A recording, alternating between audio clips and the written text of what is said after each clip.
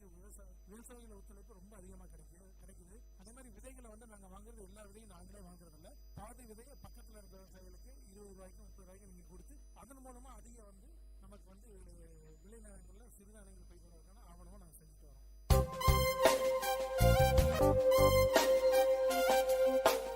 நேயர்கள் இதுவரை கேட்டது மண் வாசனை. உங்கள் விஐடி பண்பலை 90.8 வேளாண்மை, வேளாண்மை சார்ந்த தொழில்நுட்பம், பசுமை படரும் விவசாய தொழில்கள், பண்ணை முறைகள் என மானுடம் காக்கும் உழவு சார்ந்த நிகழ்ச்சி.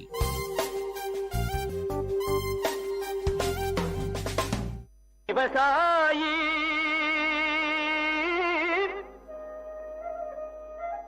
விவசாயி கடவுள் என்னும் முதலாளி கண்டெடுத்த விஐடி வேளாண் துறை மற்றும் விஐடி சமுதாய வானொலி இணைந்து வழங்கும் தினம் ஒரு வேளாண் செய்தி. வணக்கம் நேயர்களே, இது உங்கள் விஐடி பண்பலை 90.8 விஐடியின் சமுதாய வானொலி. தினம் ஒரு வேளாண் செய்தியில் நான் உங்கள் பவித்ரா, விஐடியின் வேளாண் துறை மாணவி. இன்று நாம் பயிறு வகை பயிரில் ஒருங்கிணைந்த பயிர் பாதுகாப்பு முறைகளான உழவியல் மற்றும் கைவினை முறைகளை பற்றி காணலாம். வேலூர் மாவட்டத்தில் நெல் தரிசில் உளுந்து மற்றும் பச்சை பயிறு அதிகமாக பரப்பளவில் சாகுபடி செய்ய திட்டமிடப்பட்டுள்ளது. எனவே மேற்கூறிய பயிர்களான உளுந்து மற்றும் பச்சை பயிரில் ஏற்படும் நோய் மற்றும் பூச்சி தாக்குதலை கட்டுப்படுத்த சரியான முறைகளை கையாள வேண்டும். உழவியல் முறைகளான கோடை உழவு செய்தல் மற்றும் வயல் வரப்பு ஓரங்களை சுத்தமாக வைத்திருத்தல் வேண்டும். பூச்சி மற்றும் நோய் எதிர்ப்பு திறன் கொண்ட ரகங்களை பயன்படுத்த வேண்டும். விதைக்கும் முன் விதை நேர்த்தி செய்து விதைக்க வேண்டும். மேலும் கைவினை முறைகளான விளக்கு பொறி அமைத்தல், 1 ஹெக்டருக்கு 2 என்ற எண்ணிக்கை மற்றும் இனக்கவர்ச்சி பொறி அமைத்தல் 1 ஹெக்டருக்கு 12 என்ற எண்ணிக்கை அமைத்தல் நன்று. முட்டை குவியல், புழு மற்றும் பூச்சி நோய் தாக்கிய பகுதிகளை சேகரித்து அழித்தல், வேப்பங்கொட்டை கரைசல் அல்லது வேப்ப எண்ணெய் தெளித்தல் தாக்குதலின் தீவிரத்தை குறைக்கும். மேற்கூறிய செய்தி உங்களுக்கு பயனுள்ளதாக இருக்கும் என்று நம்புகிறோம். மீண்டும் தினமொரு வேளாண் செய்தியில் நாளை சந்திப்போம். நான் உங்கள் பவித்ரா, விஐடியின் வேளாண் துறை மாணவி. இது உங்கள் விஐடி பண்பலை 90.8 விஐடியின் சமுதாய வானொலி. விவசாயி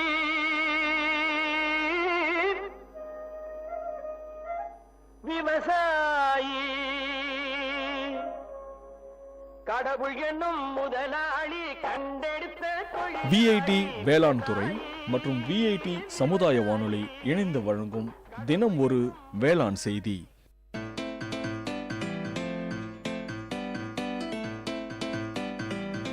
செவிச்செல்வம், விஐடி பண்பலையின் அறிவு களஞ்சியம்.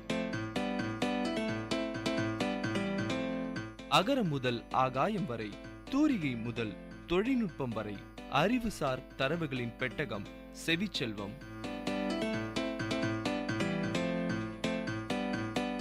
இது விஐடி பண்பலை 90.8 செவிச்செல்வம் நிகழ்ச்சியில் அருகம்புல் பற்றிய அறிவு சார்ந்த தொகுப்புகளோடு உங்கள் அரிதா.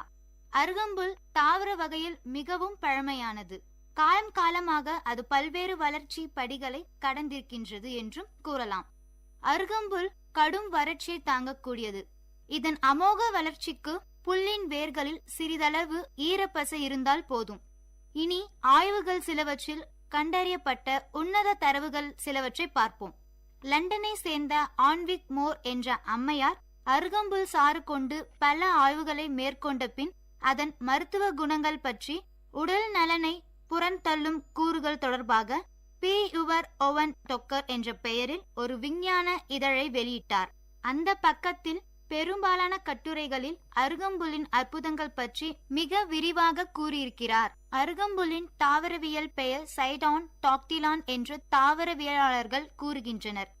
அமெரிக்கர்கள் இதனை பெட்ராமுல் என்றும் கூறுகின்றனர். அருகம்புல்லின் பல மருத்துவ பண்புகளும் குணமாக்கும் கூறுகளும் உள்ளது என அமெரிக்கர்களின் ஆய்வுகளில் நிரூபித்துள்ளனர் என்றும் அறிய முடிகிறது. நாம் உண்ணும் பெரும்பாலான உணவுகள் அமிலத்தன்மை உடையவையாகும். இவை உடல் நலத்தை கெடுக்கின்றன. அதேவேளை அருகம்புல் சாறு காரத்தன்மை உடையது. இது எமது ஆரோக்கியத்திற்கு உகந்ததாகும் என்று நீங்கள் நினைத்தால் இன்றைய காலகட்டத்தில் அருகம்புல் சாற்றை குடிக்க விரும்புவோர் ஆயுர்வேத மருத்துவரை அணுகி அவரது அறிவு தளலின்படி அருந்தலாம். புராணங்களில் அருகம்புல் கணபதிக்கு பிடித்தமான புல் என்று கூறப்பட்டுள்ளது. இல்லங்கள் தோறும் நடைபெறுகின்ற ஆன்மீக சடங்கின் போது அருகம்புல் முக்கிய இடம் வகிக்கின்றது. இன்றைய காலகட்டத்தில் அறிவியல் அறிஞர்கள் அருகம்புல்லின் மீது வெறும் காலுடன் நடந்து சென்றால் உடல் நலம் பெற முடியும் என்று கண்டறிந்துள்ளனர். எனவே அப்படி நடப்பவர்களின் காலுக்கும் நுரையீரல்கள் ஆரோக்கியத்துடன் இருப்பதற்கும் நேரடி தொடர்பு உள்ளது என்கின்றனர். அருகம்புல் மீது வெறுங்காலுடன் மெதுவாக நடந்தால் நோய் எதிர்ப்பு சக்தி தன்னிச்சையாகவே அதிகரித்துவிடும் என்று கூறுகின்றனர். அருகம்புல்லின் கணுக்களை நீக்கிவிட்டு 10 கிராம் அளவு எடுத்து அதனுடன் வெண்மிளகு 10 சேர்த்து 4 டம்ளர் நீர் விட்டு காய்ச்சி பாதியாக வற்றியதும் அதில் சிறிதளவு பசு வெண்ணெய் சேர்த்து குடித்து வர மருந்துகளை உட்கொள்வதால் ஏற்படும் வெப்பம், நீர்க்கடுப்பு, மூலக்கடுப்பு, வெள்ளைப்படுதல் போன்றவை குணமாகும். தீராத வயிற்று வலிக்கு அருகம்புல்லுடன் வேப்பிலை சம அளவு எடுத்து நீர்விட்டு காய்ச்சி வடிகட்டி 100 மில்லி அளவு குடித்து வர குணமாகும். மருந்தின் நச்சு விலக அருகம்புல்லுடன் மாதுளை இலையை சேர்த்து கஷாயமாக்கி காலை மாலை 2 வேளையும் 100 மில்லி அளவு குடித்து வர இரத்தப்போக்கு கட்டுப்படும். அருகம்புல்லால் ஆகாததே எதுவும் இல்லை என்று ஒரு பழமொழி உண்டு. அந்த பழமொழியின் கூற்றுப்படி அருகம்புல்லினால் ஆவது என்ன தெரியுமா?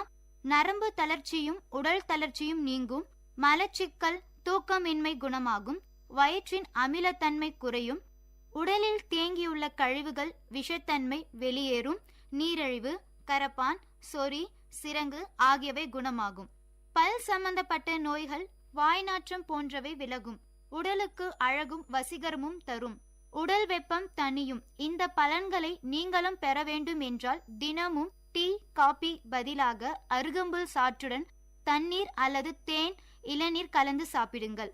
ஒரே ஒரு விதிமுறைதான் உள்ளது. தினமும் காலையில் வெறும் வயிற்றில் தான் இதை குடிக்க வேண்டும். அப்போதுதான் பலன் உண்டாகும். இதுவரை நீங்கள் கேட்டது செவிச்செல்வம் நிகழ்ச்சியில் அருகம்புல்லை பற்றிய அறிவு சார்ந்த தரவுகளை வழங்கியவர் உங்கள் Haritha.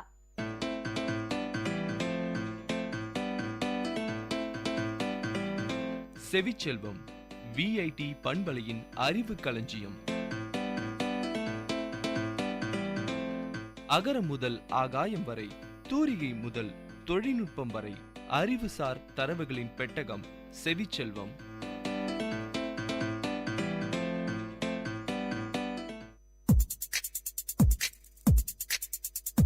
Ladies and gentlemen, guys and girls, this is Data Chunks on Vit Community Radio 90.8 FM. This program features chunks of informative data on various fields, be it computers, environment, technology, physics, or any field. Data Chunks has it all. Hello VIT, I'm Sudeep from MTech ST and I'm here on Data Chunks to give you some information on Foley. What is Foley? A Foley artist recreates sound effects for films, televisions, and radio productions on a Foley stage in a post-production sound studio. Using many different kinds of shoes and lot of props, car fenders, plate, glasses, chairs, and just about anything found at the side of the road, the Foley artist can replace original sound completely or augment existing sounds to create a richer, smoother track. Almost every motion picture and television show you have ever seen and heard contains a Foley track. But don't they record the sound when they film? Yes, but there are many reasons why Foley is an intricate part of a soundtrack. On a film set, nothing is real. The sword is made of plastic. The marble floor is painted plywood. Foley replaces or enhances that live sound. The result is a sword that rings like a metal and floor that echoes like a marble. During filming, the location sound recorders tries to capture only the dialogue. Microphones are keenly positioned on the set to record even the actor's slightest whisper without the background noises from the camera and the crew. Foley helps to add back a controlled background layer of sound to produce a richer and realistic track. In addition, Despite a location recordist's best effort, the modern world has a tendency to be loud. Planes, trains, and automobiles are all around us, and you can't stop the world just because you're making a movie. Noises on the location often mask the dialogue, which must be replaced in a recording studio later. An actor may have to replace an entire scene or just one word. This process is called as looping or ADR, that is, automated dialogue replacement. The dialogue editor then confirms the production audio, that is the live sound, and the ADR into a complete track. However, the ADR segment are clean and free of noises. It doesn't feel natural when combined with the production sound, and the footsteps are missing, as well as any other action on the screen. Foley fills in the gap between the live recording and the studio ADR, smoothing out the sound and creating new sounds where they are missing. The process of filming also creates dips in the sound, since each scene is filmed from different angles over several takes for best look and performance. Once cut together, the picture flows from shot to shot in a fluid motion, but the sound can become choppy and overlap. Once again, Foley provides a foundation that bridges these gaps. And most productions are sold all around the world and translated in many languages. When skilled actors replace the English with another language in ADR, a Foley track is also required to replace the footstep and effects that are missing. So let's see what Foley isn't. Foley does not cover sounds like car engines, explosions, and other mechanical stuff. Driving a car around in the studio or blowing up a building is usually not possible, although we have tried. We don't do birds, laser blasts, dog barks, or rainstorms either. There are the domains of the sound effects editor, who draws upon sampled sound effects library and computer technology. Everything from helicopters to the thunders that can be layered and mixed into an SFX track. Where a sound editor can do very precise and repeatable effects, they have a harder time when it comes to the footstep, for example. Since every step is different and unique, the pace changes and the mood of the step is always different. With a good pair of shoes and years of practice, a Foley artist can perform and actors walk perfectly on the first take while making it sound exactly natural. In fact, one of the greatest ironies of Foley is that if you can tell it's Foley, then it isn't very good. So let's have a simple example to be in brief what Foley is. Let's say in a scene, the actor grabs his gun, walks to his motorcycle, starts it up, and drives away. A Foley artist would recreate the sound of a leather jacket and jeans as the actor walks, footsteps, that is heavy cowboy boots, the gun pickup and handling, handlebar grab, and the bike moves, and maybe some key sounds as he puts them in the lock.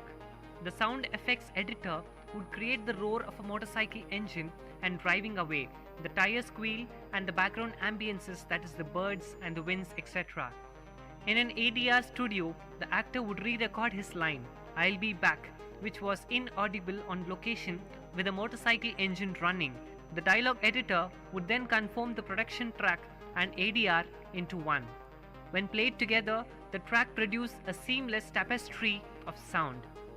You've heard about Foley at Data Chunks with me, Sudeep. Ladies and gentlemen, guys and girls, this is Data Chunks on Vit Community Radio 90.8 FM. See you next time with another interesting, informative chunk of data on Data Chunks.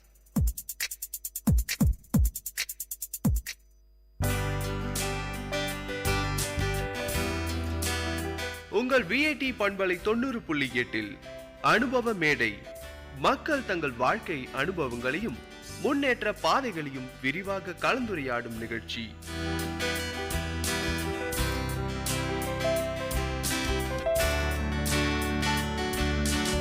வணக்கம் நேயர்களே, நீங்கள் கேட்டுக்கொண்டிருப்பது VIT பண்பலை 90.8 VIT பல்கலைக்கழகத்தின் சமுதாய வானொலி. இந்த நிகழ்ச்சி அனுபவ மேடை. அனுபவ மேடை நிகழ்ச்சியில் வாரம் வாரம் சமுதாய மக்கள் அவங்களுடைய வாழ்க்கை அனுபவங்களை நம்ம கிட்ட பகிர்ந்துக்கிறாங்க. அந்த வகையில் இன்னைக்கு நம்ம கூட, வணக்கம் சார், உங்களை அறிமுகப்படுத்திக்கோங்க. வணக்கம் சார், என்னுடைய பேர் வெங்கடேசன் சார். நான் ஒரு டிவி எலக்ட்ரானிக் சர்வீஸ் சென்டர் வச்சு நடத்திட்டு இருக்கேன் சார். ஓடப்பிள்ளையர் கோயில் பக்கத்தில், விஜய் சேல்ஸ் கார்பரேஷன் பக்கத்தில் நமது எலக்ட்ரானிக் சர்வீஸ் சென்டர் ராதிக் எலக்ட்ரானிக்ஸ் நேமில் கடந்த 15 வருஷமாக பண்ணிகிட்டு இருக்கேன் சார். சார், உங்களுடைய கல்வி தகுதியை கொஞ்சம் பகிர்ந்துக்கோங்க. நான் டிப்ளமோ இன் எலக்ட்ரிக்கல் எலக்ட்ரானிக்ஸ் முடிச்சிருக்கேன் சார். 1996 முடிச்சிருக்கேன், குடியத்தம் ராஜகோபால் பாலிடெக்னிக். உங்கள் ஃபேமிலியில் மொத்தம் எத்தனை பேர் சார்? எனக்கு ஒரு மனைவி, 2 அருமையான குழந்தைங்கள் இருக்காங்க சார். பையன் பேர் இமானுவேல், 5th படிக்கிறாங்க. 2வது ஏஞ்சல்ட்டு 2.5 years ஆகுது.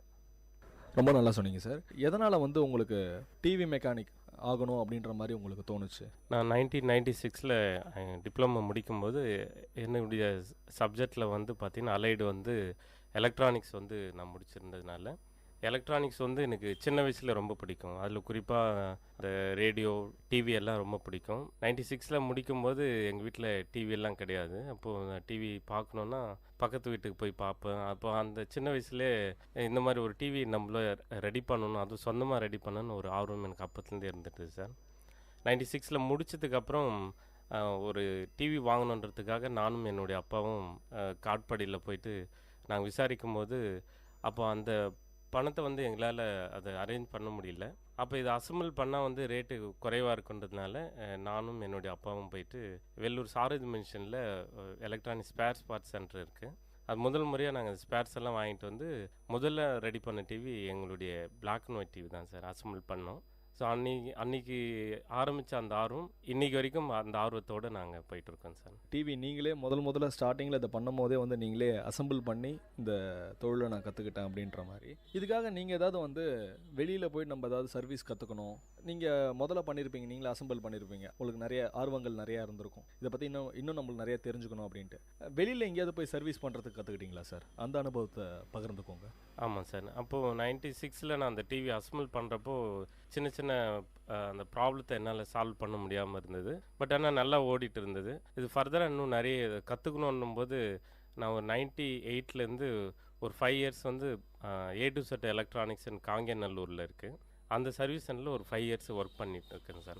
ஒர்க் பண்ணிவிட்டு 2002 நான் ஓனாக சர்வீஸ் சென்டர் ஸ்டார்ட் பண்ணேன் சார். ஆர்வமான ஒரு முயற்சினால தான் வந்து இந்த டிவி மெக்கானிக்கை நீங்கள் கற்றுக்கிட்டீங்க. இப்போ நீங்கள் முதல்ல நீங்கள் சொன்னீங்க A to Z TV mechanic centre, அந்த இடத்துல தான் நான் கற்றுக்கிட்டேன் அப்படின்ட்டு. நீங்கள் ஃபஸ்ட் நாள் போகும்போது உங்களுக்கு எந்த மாதிரியான வேலைகள்லாம் தந்தாங்க? உங்களுக்கு அதெல்லாம் பார்க்கும் போதே ரொம்ப ஒரு எக்ஸைட்டிங்காக இருந்துச்சுங்களா? அந்த டிவி நம்ம ரெடி பண்ண கற்றுக்க போகிறோம் அப்படின்ற மாதிரி. ஆமாம் சார். நான் முதல்ல அந்த வேலைக்கு போகும்போது எனக்கு அப்போது டெய்லி வேஜஸ் முறையில் கொடுத்தாங்க. வீக்லி வந்து 200 எனக்கு அந்த 98 நான் பண்ணும்போது 200. அப்போ பார்த்தீங்கன்னா எனக்கு சின்ன சின்ன வேலைகள் தான். ஆல்ரெடி நான் டிப்ளமோ முடிச்சிருந்தாலும் எனக்கு அங்கே பேசிக்காக பார்க்கும்போது சின்ன சின்ன வேலைகள் நான் ஸ்டார்ட் பண்ணேன். பட் சேலரி கம்மியாக இருக்குதுன்றதுனாலையும் வேலையை வந்து நம்ம செய்யணுன்றதுனாலும் நான் ஃபீல் பண்ணல.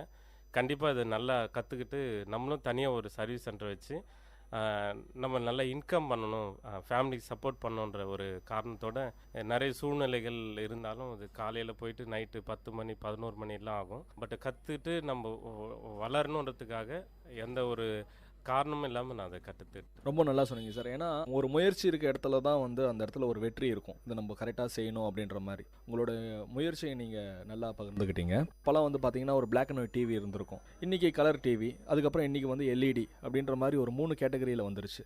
இப்போ நீங்கள் ஃபஸ்ட்டு கற்றுக்கிட்ட பிளாக் அண்ட் ஒயிட்டுக்கும் அதுக்கப்புறம் 2வது ஜென்ரேஷன் ஒரு நார்மலான ஒரு CRT மானிட்டருக்கும் இன்றைக்கி LED அந்த லெவலுக்கு வந்துருச்சு. இதுக்கு எல்லாம் எப்படி சார் நீங்கள் ஒரு வித்தியாசப்படுத்தி பார்க்குறீங்க? நார்மலாக பிளாக் அண்ட் ஒயிட் டிவியில் இருந்து இப்போது LED வரைக்கும் அப்டேட் ஆகிட்டுருக்கு. பட் அந்த ஓவரால் நம்ம பார்க்கும்போது பார்த்திங்கன்னா ஒருவேளை அந்த டிசைனு அது எல்லாமே மாறிக்கலாம். பட் ஃபஸ்ட்டில் இருந்த அந்த இது வந்து என்னால் ஃபீல் பண்ண முடியுது சார். இப்போ பார்த்திங்கன்னா நிறைய மாடல்ஸ் இருக்கலாம், பட் நிறைய குவாலிட்டியாக பண்ணியிருக்கலாம். ஃபஸ்ட்டில் இருந்த அந்த இது வந்து இப்போது வர டிவிகளில் எதிர்பார்க்க முடியல சார். என்ன சொல்ல, ஆடியோ சிஸ்டம் எல்லாமே மாறி இருக்குது, டிஸ்பிளே எல்லாமே மாறி இருக்குது.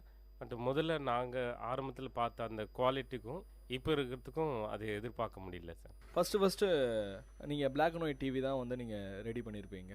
நீங்கள் ரெடி பண்ணும்போது இந்த பிளாக் அண்ட் ஒயிட் டிவி உங்களுக்கு ஞாபகம் இருக்குதுங்களா? என்ன டிவி நீங்கள் ரெடி பண்ணீங்க அப்படின்ற மாதிரி? பிளாக் அண்ட் ஒயிட் டிவி அது அசம்பிள் டிவி. அது ரெட் கலர் கேபினெட் போட்டது, 2 பக்கம் சவுண்டு ஹார்ன் அப்படின்ற டிஸ்பிளே மட்டும்தான் இருக்கும். நானும் வாலண்டியாக BPL, ஏன்னா அது நான் முதல்ல டிவி வாங்கணும் போது BPL டிவி தான் அப்போ ஃபேமஸாக இருந்தது. அந்த BPL அந்த நேமுக்காகவே BPLன்ற ஒரு ஸ்டிக்கரை வாங்கி அந்த டிவிக்கு முன்னாடி ஒட்டி வச்சது இன்றைக்கி வரைக்கும் ஞாபகம். டிவி சர்வீஸ் பண்ணுறதா வந்து சொல்லியிருக்கீங்க. டிவி மட்டும் சர்வீஸ் பண்ணுறீங்களா, இல்லை அது கூட சேர்ந்து இதெல்லாம் கூட இருக்கலாம் அப்படின்ற மாதிரி நீங்கள் என்னென்னலாம் சர்வீஸ் பண்ணுறீங்க? நான் முதல்ல பிளாக் அண்ட் ஒயிட் டிவியில் ஆரம்பிச்சேன் சார். அதுக்கப்புறம் பார்த்தீங்கன்னா இப்போது TV, DVD player, home theatre plus இப்போ கம்ப்யூட்டரும் சேர்த்து பார்த்துட்டு. கம்ப்யூட்டர் லெவலுக்கு வரையும் நீங்கள் வந்து சர்வீஸ் பண்ணிட்டு தான் இருக்கிறீங்க. டிவி நீங்கள் சொன்னீங்க சார், சின்ன வயசுலேருந்து நான் கற்றுக்கிட்டேன், எனக்கு ஒரு ஆர்வம் அப்படின்ட்டு. எதனால் உங்களுக்கு வந்து கம்ப்யூட்டரும் நம்ம சேர்த்து சர்வீஸ் பண்ணணுன்ற மாதிரி உங்களுக்கு தோணுச்சு? காலப்போக்கில் மக்கள் வந்து ஒவ்வொரு அப்டேட் ஆகிட்டே இருக்காங்க. ஒரு பீரியடில் பிளாக் அண்ட் ஒயிட் டிவி இருந்தது, அதுக்கப்புறம் கலர் டிவி ஆச்சு, அதுக்கப்புறம் ஸ்லிம் டிவி ஆச்சு, இப்போ எல்இடி டிவி ஆச்சு. இப்போ கம்ப்யூட்டர்ன்றது சராசரியாக எல்லாருக்குமே, படிக்கிற குழந்தைங்கள்லேருந்து எல்லாருக்குமே தேவைப்படுற ஒரு விஷயமா மாறிட்டு இருக்கு. அப்போ அந்த ஃபீல்டும் நம்ம கற்றுக்கணுன்றதுனால அதையும் சேர்த்து நான் கற்றுக்கிட்டேன் சார். இப்போது கம்ப்யூட்டரில் நீங்கள் ஃபஸ்ட்டு ஸ்டார்டிங்கில் நீங்கள் தெரிஞ்சுக்கிட்ட விஷயங்கள் என்ன? எப்படி நீங்கள் கம்ப்யூட்டரில் கூட நம்ம இதெல்லாம் ரிப்பேர் பண்ணலாம் அப்படின்ற மாதிரி நீங்கள் எப்படி உங்களை அப்டேட் பண்ணிக்கிறீங்க?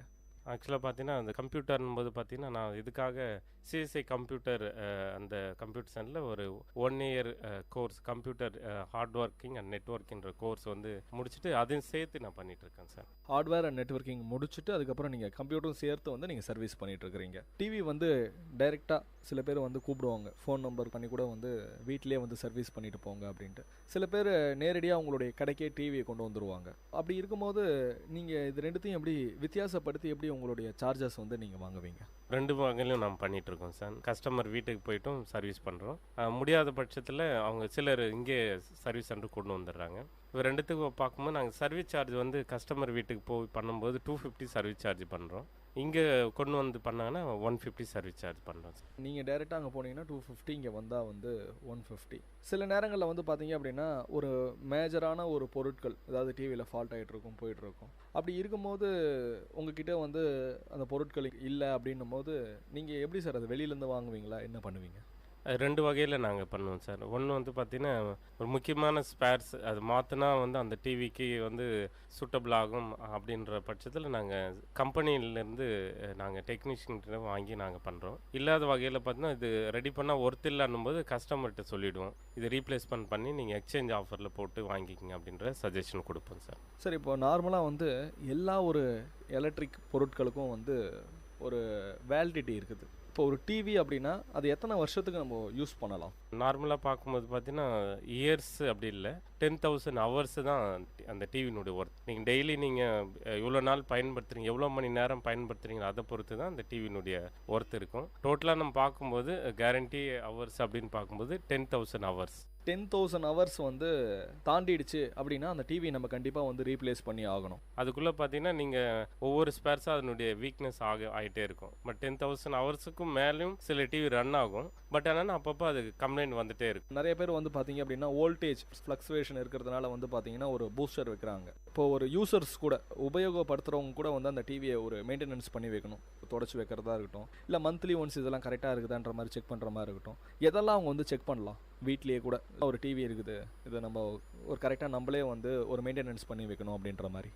நீங்கள் 2 வகையில் மெயின்டெனன்ஸ் இருக்குது சார். ஒன்று வந்து அவுட்டரில் மெயின்டெனன்ஸ் ஒன்று இருக்குது, இன்னொன்று இன்டீரியரில் இருக்குது. பட் அவுட்டரில் பார்க்கும்போது நம்ம மெயினாக பண்ண வேண்டியது பார்த்திங்கன்னா, ஸ்டெபிளைசர் வந்து ரொம்ப ரொம்ப இம்பார்ட்டன்ட் எலக்ட்ரானிக்ஸ் கூட்ஸ் பொறுத்த வரைக்கும். ஏன்னா இன்றைக்கி வோல்டேஜ் ஃப்ளக்சுவேஷன் வரும்போது உள்ளே இருக்கிற அந்த ஸ்பேர்ஸ் எல்லாம் சீக்கிரமாக அடி வாங்கும். இப்போ கான்ஸ்டண்ட்டாக ஒரு வோல்டேஜ் இருக்கும்போது அந்த டிவி அவ்வளோ சீக்கிரம் அடி வாங்காது. அதுக்கு எக்ஸ்டர்னலாக நம்ம ஒரு ஸ்டெபிளைசர் கனெக்ட் பண்ணி அது மூலிமா யூஸ் பண்ணும்போது கண்டிப்பாக இன்னும் நிறைய நாட்கள் அந்த டிவியும் மற்ற எலக்ட்ரானிக்ஸ் கூட்ஸும் ஒர்க் பண்ணிகிட்ருக்கோம். அதர்வைஸ் பார்க்கும்போது நம்ம அப்பப்போ நம்ம டிவியை தொடச்சி வைக்கலாம். சம்மர் டேஸில் வந்து மேக்ஸிமம் பார்த்தீங்கன்னா கூல் பிளேஸாக இருந்துச்சுன்னா பெட்டராக இருக்கும். ஏன்னா இப்போ இருக்கிற சம்மரில் டிவி ஓடும்போது ஆல்ரெடி ஹீட்டாக இருக்கும். பட் வெளியில் இன்னும் எக்ஸ்டர்னலாக ஹாட்டாக அதிகமாகும்போது சீக்கிரமாக அந்த ஐசியோ அதுக்கு உண்டான கண்டன்சர் சீக்கிரமாக டேமேஜ் ஆகும். அப்போ அந்த நேரத்தில் வந்து மேலே இருக்கிற அந்த கவர் வந்து மேலே அந்த டிவிக்கு மேலே எந்த துணியோ இல்லை கிளாத் எதுவும் போடாமல் வச்சுருந்தீங்கன்னா ஏர் சர்க்குலேஷன் நல்லாயிருக்கும்.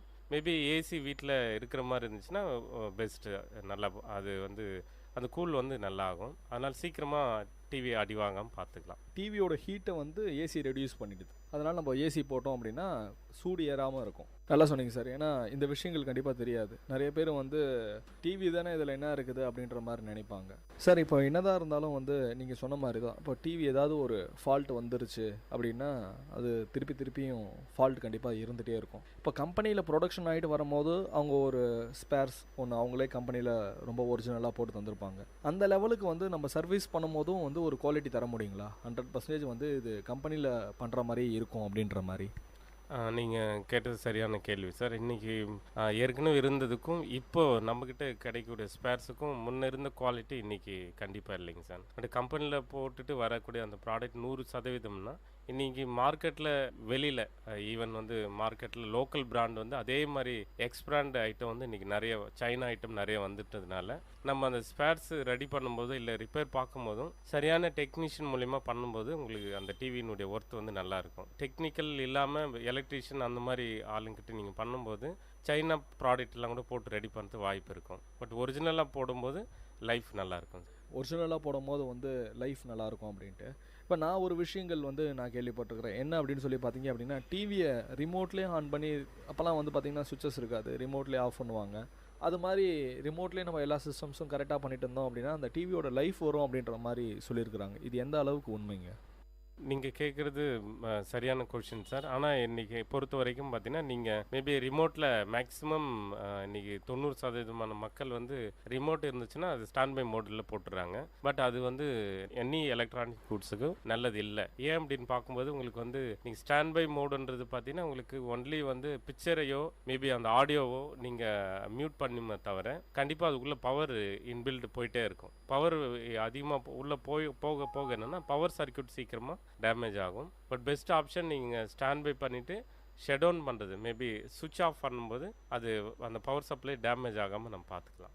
அதாவது நீங்கள் சொல்கிறது வந்து நம்ம ரிமோட்டில் சுவிட்ச் ஆஃப் பண்ணிவிட்டு எலக்ட்ரிக்கல் சுவிட்ச்லேயும் வந்து சுவிட்ச் ஆஃப் பண்ணி விடணும். எனக்கு ஒரு டவுட் இருக்குது. என்ன அப்படின்னு சொல்லி பார்த்தீங்கன்னா, இப்போ மழை வரும்போது சில நேரங்களில் இடி இடிக்கும் போதெல்லாம் கூட டிவி சுவிட்ச் போய் ஆஃப் பண்ணுவாங்க. எப்படி வந்து அந்த இடி வந்து அந்த டிவியை தாக்குது? நல்ல கொஷின் கேட்டிங்க சார். ஆக்சுவலாக பார்த்தீங்கன்னா இன்றைக்கி 2 வகையான விஷயங்கள் நம்ம கவனிக்க வேண்டியது இருக்குது. ஒன்று பார்த்தீங்கன்னா உங்களுக்கு வந்து பவர் அதிகமாகும்போது இபி பவர் அதிகமாகும்போது அந்த சைட்லேயும் நமக்கு ப்ராப்ளம் வரதுக்கு வாய்ப்புகள் இருக்குது. இன்னொரு சைடு பார்க்கும்போது மேபி லைட்னிங் அந்த மாதிரி நேரத்தில் அந்த கேபிள் வழியாக வந்து லைட்னிங் வரத்துக்கும் வாய்ப்பு இருக்குது. இப்போ 2 சைடும் நம்ம ப்ரொடெக்ட் பண்ணணும் அப்படின்னு பார்க்கும்போது நீங்கள் வந்து மேபி வோல்டேஜ் ஃப்ளக்சுவேஷன் வரும்போது மெயின் சுவிட்ச் ஆஃப் பண்ணிடணும். மழை காலங்களில் மேபி லைட்னிங் இடி மின்னல் அந்த மாதிரி இருக்கும்போது கம்பல்சரி அந்த கேபிள் ஒயர் வந்து டிஸ்கனெக்ட் பண்ணும்போது டிவிக்கு வந்து வேண்டிய பாதுகாப்பு கொடுக்கும் சார். சார், இன்றைக்கி நிறையா பேர் வீட்டில் வந்து யூபிஎஸ் இருக்குது. யூபிஎஸ்சில் கூட வந்து டிவி ரன் பண்ணிகிட்ருக்குறாங்க. நார்மல் கரண்ட்லேயும் இந்த யூபிஎஸ் கரண்ட்லேயும் டிவி ரன் பண்ணுறதுனால அதில் ஏதாவது பிரச்சனைகள் ஏதாவது வருங்களா? இல்லை சார், ரெண்டுத்துக்கும் நீங்கள் அந்த யூஸ் பண்ணுற அந்த யூபிஎஸ் பொறுத்து பிராண்டு பொறுத்து நல்ல பிராண்டடாக இருந்துச்சுன்னா அந்த வோல்டேஜ் வந்து கான்ஸ்டண்ட்டாக யூபிஎஸ்ல நமக்கு கிடைக்கும். பட் லோக்கல் பிராண்டில் வந்து அந்த கான்ஸ்டன்ட் வோல்டேஜ் நமக்கு கிடைக்குமான்றது நம்மளால் சொல்ல முடியாது. பட் ஜென்ரலாக பார்க்கும்போது யூபிஎஸ் வந்து நல்ல பிராண்டடாக யூஸ் பண்ணலாம். அதுக்கும் நம்ம இதுக்கும் ஒன்றும் பிரச்சனை இல்லை சார், யூஸ் பண்ணலாம். இன்றைக்கி அட்வான்ஸ் மாடல் நிறையா வந்துடுது சார். டிவியில் நிறைய பேர் வந்து பார்த்தீங்க அப்படின்னா ஃபோனில் நம்ம யூஸ் பண்ணிகிட்டே கூட வந்து டைரெக்டாக நம்ம டிவி பார்க்கலாம், அப்படியே அதுலேயே கூட ரன் ஆகும் அப்படின்ற மாதிரி. ஸ்பேர் பார்ட்ஸ் அது மாதிரி சைட்டில் மட்டும் வந்து நீங்கள் சர்வீஸ் பண்ணுவீங்களா, இல்லை வந்து இது மாதிரி டிவி செட்டிங்ஸ் அதெல்லாம் கூட நீங்கள் போயிட்டு வெளியில் சர்வீஸ் பண்ணி தந்திருக்கீங்களா சார்? ஏன்னா ஒரு நார்மலாக வந்து ஏதோ ஸ்பேர்ஸ் தான் ப்ராப்ளம் அப்படின்ற மாதிரி கூட்டிருப்பாங்க. கடைசியில் செட்டிங்ஸில் போய் நம்ம மாற்றினா கூட சரி ஆகிற மாதிரி ஏதாவது ஒரு சர்வீஸ் நீங்கள் பண்ணியிருப்பீங்க. அது மாதிரி விஷயங்கள் ஏதாவது இருந்தால் பகிர்ந்துக்கோங்க. இருக்குது சார். இப்போது ஏற்கனவே பார்த்தீங்கன்னா ஒன்லி மேனுவலாக ஆப்ரேட் பண்ணுற மாதிரி தான் இருந்தது. பட் இன்றைக்கி அட்வான்ஸ் டெக்னாலஜி வளர பார்த்தீங்கன்னா நீங்கள் ஒரு சில பிரச்சனைகளை நீங்கள் டிவியை ஓப்பன் பண்ணாமே அது சர்வீஸ் பண்ணாமே உங்களை ஆக்சுவலாக வந்து ரிமோட் செட்டிங்கில் வந்து சாஃப்ட்வேர் லைனில் நிறைய விஷயங்கள் இன்றைக்கி அப்டேட் ஆகிருக்கு. ஸோ அது மூலிமா இப்போ இன்றைக்கி நிறைய கம்ப்ளைண்ட்டை ஈஸியாக நாங்கள் பண்ணிகிட்ருக்கோம். ரிமோட் மூலிமா நம்ம டியூனிங் பண்ணிக்கலாம், இது மாதிரி பேசிக்கான சின்ன விஷயங்கள் பண்ணிக்கலாம். இதை தவிர்த்துட்டு ரிமோட்டில் ஏதாவது ஒரு அட்வான்ஸ் ஆப்ஷன்ஸ் மாதிரி நீங்கள் இது போயிட்டு இந்த சவுண்டில் இது பண்ணால் சரியாயிடும் அப்படின்ற மாதிரி ஏதாவது ஒரு செட்டிங்ஸ் ஏதாவது நீங்கள் சொல்ல முடியுங்களா? ஆக்சுவலாக பார்த்தீங்கன்னா ஏற்கனவே இருந்த பழைய மாடல்லாம் பார்த்தீங்கன்னா இந்த பிக்சர் வந்து ஜூம் பண்ணலாம், சின்னது பண்ணலாம், பெருசு பண்ணலாம். அந்த மாதிரி பார்த்தீங்கன்னா உள்ளே அதுக்குண்டான சர்க்யூட் இருக்கும். பட் இப்போ லேட்டஸ்ட்டாக வர எல்லா டிவிகளுமே ஈவன் எல்இடி எல்சிடி எல்லாமே பார்த்தீங்கன்னா ரிமோட்லேயே பார்த்தீங்கன்னா உங்களுக்கு எந்த மாதிரி சைஸில் பிக்சர் வந்து ஸ்மால் சைஸ் பண்ணிக்கலாம், பிக் பண்ணிக்கலாம். அதை நீங்கள் டிவியை ஓப்பன் பண்ணாமே அதை பண்ணிக்கலாம் சார். அந்த மாதிரி அட்வான்ஸ் சிஸ்டம் வந்துருக்கு. காலையிலேருந்து இந்த இடத்துல கடை திறந்துட்டு சர்வீஸ் பண்ணணும் அப்படின்ற மாதிரி வெயிட் பண்ணுறீங்க. ஒரு நாளைக்கு இந்த டிவி சர்வீஸ் சென்டரில் உங்களுக்கு எவ்வளோ சார் வருமானம் வருது? இது ஃபிக்ஸட் அப்படின்னு கிடையாது. ஆவரேஜாக பார்த்தீங்கன்னா ஒரு நாளைக்கு ஒரு 200லேருந்து ஒரு 1000 ருபீஸ் வரைக்கும் கூட இன்கம் பண்ணலாம் சார்.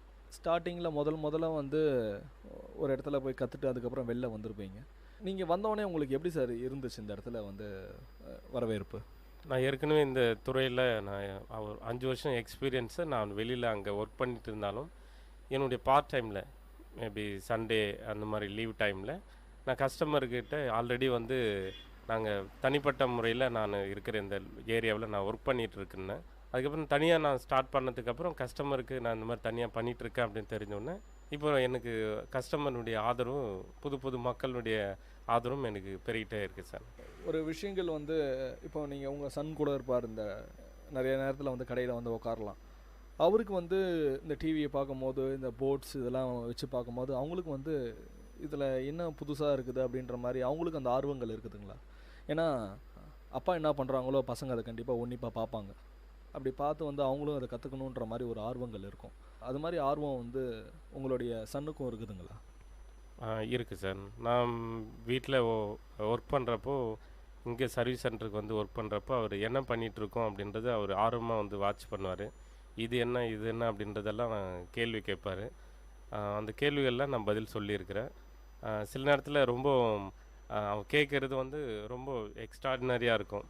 அந்த மாதிரி ரொம்ப இன்ட்ரெஸ்டிங்கான சம்ம இருக்குது. பட் அவருக்கு அந்த ஆர்வம் இருக்குது. என்னை பொறுத்த வரைக்கும் என்னுடைய சன்னை வந்து டாக்டர் அந்த மாதிரி படிக்கணும்னு ஒரு எய்ம் பண்ணிகிட்ருக்கேன் சார். கண்டிப்பாக அவங்க வந்து நீங்கள் நினச்ச துறையில் கண்டிப்பாக வந்து அவங்க படிப்பாங்க சார். எல்லாருடைய வாழ்க்கையிலையும் வந்து கண்டிப்பாக வந்து ஒரு மறக்க முடியாத சம்பவங்கள் ஏதாவது கண்டிப்பாக இருக்கும். ஒரு சுவாரஸ்யமான விஷயங்கள் ஏதாவது இருக்கும், வாழ்க்கையில் நடந்திருக்கும். ரொம்பவே இந்த டிவி எதுவுமே பண்ண முடியாதுன்னு சொல்லி நிறைய கஸ்டமர் ஏதாவது உங்ககிட்ட எடுத்துகிட்டு வந்து தந்திருக்கலாம், அதை நீங்கள் சக்ஸஸ் பண்ணியிருக்கலாம். இல்லை உங்கள் வாழ்க்கையில் நடந்த ஏதாவது ஒரு சுவாரஸ்யமான விஷயங்கள் எதுவாக இருந்தாலும் எங்கிட்ட பகிர்ந்துக்கோங்க சார். சுவாரஸ்யமான சம்பவங்கள் அப்படின்னு பார்க்கும்போது நிறைய நடந்திருக்கு சார். அதில் குறிப்பாக ஒரு சில சம்பவங்கள் அப்படின்னு பார்க்கும்போது நிறைய மக்களுக்கு வந்து இந்த சர்வீஸ் பண்ணும்போது அவங்க எதிர்பார்ப்புக்கு ஏற்ற மாதிரி நான் செஞ்சு கொடுத்துருக்குறேன். நிறைய பேர் என்னை வந்து அப்ரிஷியேட் பண்ணியிருக்காங்க. நிறைய பேர் வந்து இந்த டிவி கொண்டு வந்துட்டு நான் இல்லாத பட்சத்தில் அதை ஃபீல் பண்ணியிருக்காங்க. அது மட்டும் இல்லாமல் நீங்கள் தான் வந்து இந்த சர்வீஸ் பண்ணணுன்றதுக்காக நிறைய கஸ்டமர் 1 வாரம் 10 நாள் வெயிட் பண்ணி அதை செஞ்சிட்ருக்கிற கஸ்டமரும் இன்றைக்கி நிறைய மக்கள் இருந்துகிட்டு இருக்காங்க. அது உண்மையாகவே எனக்கு ஒரு மறக்க முடியாத சம்பவங்களில் நான் உண்மையாக பெருமிதப்படுறேன். ஏன்னா மக்களுடைய தேவைகளை நம்ம சரியாக பூர்த்தி பண்ணுறோன்ற ஒரு ஆர்வமும் எனக்கு அந்த எண்ணமும் இருந்துகிட்ருக்கு. தொடர்ந்து அதை பண்ணிகிட்ருக்கேன். கண்டிப்பாக சார். ஏன்னா அவங்களுடைய முகத்திலேயே கண்டிப்பாக அந்த விஷயங்கள் தெரியும். இப்போ ஒரு பொருள் சர்வீஸ் பண்ணி எடுத்துகிட்டு வராங்க அப்படின்னா பணம் காசு நம்ம வாங்குறது ஒரு ரெண்டாவது ஒரு விஷயமா இருந்தால் கூட நம்ம நல்லா சர்வீஸ் பண்ணி தந்திருக்கிறோமா அப்படின்றத அவங்களுடைய முகத்திலேயே நீங்கள் அதை பார்த்து கண்டுபிடிச்சிருவீங்களா? கண்டிப்பாக சார். ஏன்னா அங்கே பேசும்போதும் அவங்கக்கிட்ட பழகும்போதும் நான் வெறும் டிவின்றது ஒரு கஸ்டமரை ஹேண்டில் பண்ணாமல் எந்த ஒரு கஸ்டமர் டிவியை கொண்டு வந்தாலும் அவங்க எந்த மாதிரி பேக்ரவுண்டில் இருந்தாலும் எந்த மாதிரி சூழ்நிலைகள் வந்தாலும் அது என்னுடைய டிவி, இது என் வீட்டில் நான் எப்படி யூஸ் பண்ணால் எப்படி இருக்கும், அந்த கிளாரிட்டி எப்படி இருக்கும் அப்படின்றத நான் எனக்கு என் வீட்டுக்கு எப்படி சர்வீஸ் பண்ணணும் அதே மாதிரி தான் கஸ்டமருக்கும் செஞ்சு கொடுக்குறதுனால மக்கள் வந்து மன நிறைவோடு அங்கே டிவி கொண்டு போகும்போது நான் அந்த ஃபேஸில் நான் பார்த்துருக்கேன், அதை ஃபீல் பண்ணியிருக்கேன் சார். ரொம்ப நல்லா சொன்னீங்க சார். இப்போ உங்களை பொறுத்த வரையும் ஒரு பிஸ்னஸ் எனக்கு கிட்டத்தட்ட வந்து 15 இயர்ஸ் ஒரு பிஸ்னஸை நீங்கள் ரன் பண்ணிகிட்ருக்கிறீங்க. ஒரு பிஸ்னஸில் சக்ஸஸ் நம்ம வந்து வெற்றி அடைஞ்சிட்டோம் அப்படின்ற ஒரு விஷயத்த நீங்கள் எதை வச்சு சார் நீங்கள் சொல்கிறீங்க நம்ம வெற்றி அடைஞ்சிட்டோம் நம்ம பிஸ்னஸில் அப்படின்ற மாதிரி? வெற்றின்னும் போது பார்த்தீங்கன்னா அந்த ப்ராசஸில் தான் நான் போயிட்டுருக்கேன். மக்களுடைய என்கிட்ட வந்து பழகிற விதம், மறுபடியும் இந்த ரெகுலர் கஸ்டமர் அப்படின்றத பொறுத்து நான் அதை ஃபீல் பண்ணுறேன். மோர் தென் நான் ஸ்டார்ட் பண்ணுறப்போ என்னுடைய வீட்டிலேருந்து தான் நான் அதை ஆரம்பித்தேன். நான் எப்போ ஒரே ஒரு கஸ்டமரு எங்கள் வீட்டு டிவி மட்டும்தான். நீ மோர் தென் அப்படின்னு பார்க்கும்போது ஒரு 1000-2000 கஸ்டமர் வந்து எனக்கு இருந்துகிட்ருக்காங்க. இங்கே சுற்றி இருக்கிற கிராமங்களிலிருந்தும் ஈவன் காந்தி நகர், வெள்ளூர், காட்பாடி, எல்ஜுபுதூர், ஜாப்ராப்பேட்டை, வடுகன்குட்டை, ஈவன் கல்புதூர், சிங்காரெட்டியூர், வண்டரந்தாங்கல், இந்த மாதிரியான சுற்றி இருக்கிற நிறைய வில்லேஜஸ்க்கு வந்து நான் போய் சர்வீஸ் பண்ணியிருக்கிறேன். நிறைய மக்கள் இங்கே டிவி அவ்வளோ தூரத்தில் இருந்தாலும் கம்ப்ளைண்ட் அதிகமாக இருக்கணும் போது அவங்க கொண்டு வந்திருக்கிறத நான் பார்த்துருக்கேன். ஸோ அது என்னுடைய ஒரு வெற்றியாக நினைக்கிறேன். ரொம்ப நல்லா சொன்னீங்க சார். இப்போது இதை தவிர்த்து நம்ம ஃப்யூச்சரில் இதெல்லாம் கூட வந்து நம்ம கற்றுக்கணும். உங்களுடைய ஃப்யூச்சர் பிளான் என்ன? இப்போ இன்னும் வந்து நம்ம இதை டெவலப் பண்ணிக்கணும், இல்லை இன்னமும் இந்த சர்வீஸில் இதோட சேர்த்து வந்து எலக்ட்ரானிக் ஐட்டம்ஸ்லாம் நம்ம சர்வீஸ் பண்ண கற்றுக்கலாமே அப்படின்ற மாதிரி உங்களுடைய ஃபீல்டை இன்னும் நீங்கள் எப்படி அப்டேட் பண்ணிக்க போகிறீங்க? கண்டிப்பாக சார். இப்போ அதுக்குண்டான நான் ஒவ்வொரு நாளும் பார்த்திங்கன்னா நிறைய யூடியூப்பில் நிறைய விஷயங்கள் நான் லேர்ன் பண்ணிகிட்ருக்கேன். அது தவிர ஆல்ரெடி வந்து சீனியராக இருக்கக்கூடிய நிறைய டெக்னீஷியன்கிட்ட நான் அதை சில சந்தேகங்கள் வரும்போது அப்டேட் அது மூலிமா தெரிஞ்சிட்ருக்கேன். என்னுடைய இப்போது இருக்கிற சர்வீஸ் சென்டர் வந்து இன் ஃப்யூச்சரில் வந்து அது சேல்ஸ் அண்ட் சர்வீஸ் சென்டராகவும் மாற்றுறதுக்கு உண்டான ஒர்க்கு நான் பண்ணிகிட்ருக்கேன். இப்போது ஏசி இல்லாமல் இருக்குது நம்ம சர்வீஸ் சென்டரில். அது இன்னும் சில நாட்களில் ஏசியை கொண்டு வரணும். நம்ம மக்கள் வந்து இன்னும் நிறைய வந்தவங்க இன்னும் சந்தோஷத்தோடு போகணும். அதுக்குண்டான ப்ராசஸை நான் பண்ணிகிட்ருக்கேன் சார். கண்டிப்பாக சார். ஏன்னா எந்த இடத்துல ஒரு முயற்சி இருக்குதோ அந்த இடத்துல கண்டிப்பாக ஒரு வெற்றி இருக்கும். நீங்கள் சொன்னீங்க முதல்ல ஆரம்பிக்கும் போது ஒரு கஸ்டமர் வச்சு ஆரம்பித்து இன்றைக்கி வந்து கிட்டத்தட்ட ஒரு 2000 கஸ்டமர் சாட்டிஸ்ஃபேக்ஷனோடு நான் வந்து சர்வீஸ் பண்ணிகிட்ருக்கிறேன் அப்படின்ட்டு. கண்டிப்பாக உங்களுடைய வாழ்க்கையிலையும் கண்டிப்பாக தொழிலையும் நீங்கள் கண்டிப்பாக வெற்றி பெறுவீங்க அப்படின்றது விஐடி கம்யூனிட்டி ரேடியோ சார்பாக நன்றியும் தெரிவிச்சுக்கிறோம் சார். நன்றி சார். இன்றைக்கி அனுபவ மேடை நிகழ்ச்சியில் திரு வெங்கடேசன் அவர்கள் டிவி மெக்கானிக் நம்மக்கிட்ட நிறையா விஷயங்கள் பகிர்ந்துக்கிட்டாங்க. சுவாரஸ்யமான விஷயங்கள் கூட நிறைய விஷயங்கள் சொன்னாங்க. மீண்டும் ஒரு அனுபவ மேடை நிகழ்ச்சியில் உங்களை சந்திக்கும் வரை உங்களிடமிருந்து விடைபெறுவது நான் சரவண கார்த்திக். நீங்கள் கேட்டுக்கொண்டிருப்பது விஐடி பண்பலை 90.8 விஐடி பல்கலைக்கழகத்தின் சமுதாய வானொலி.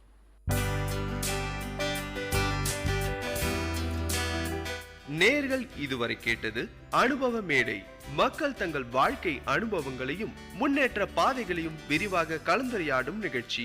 உங்கள் விஐடி பண்பலை 90.8 விஐடி பல்கலைக்கழகத்தின் சமுதாய வானொலி.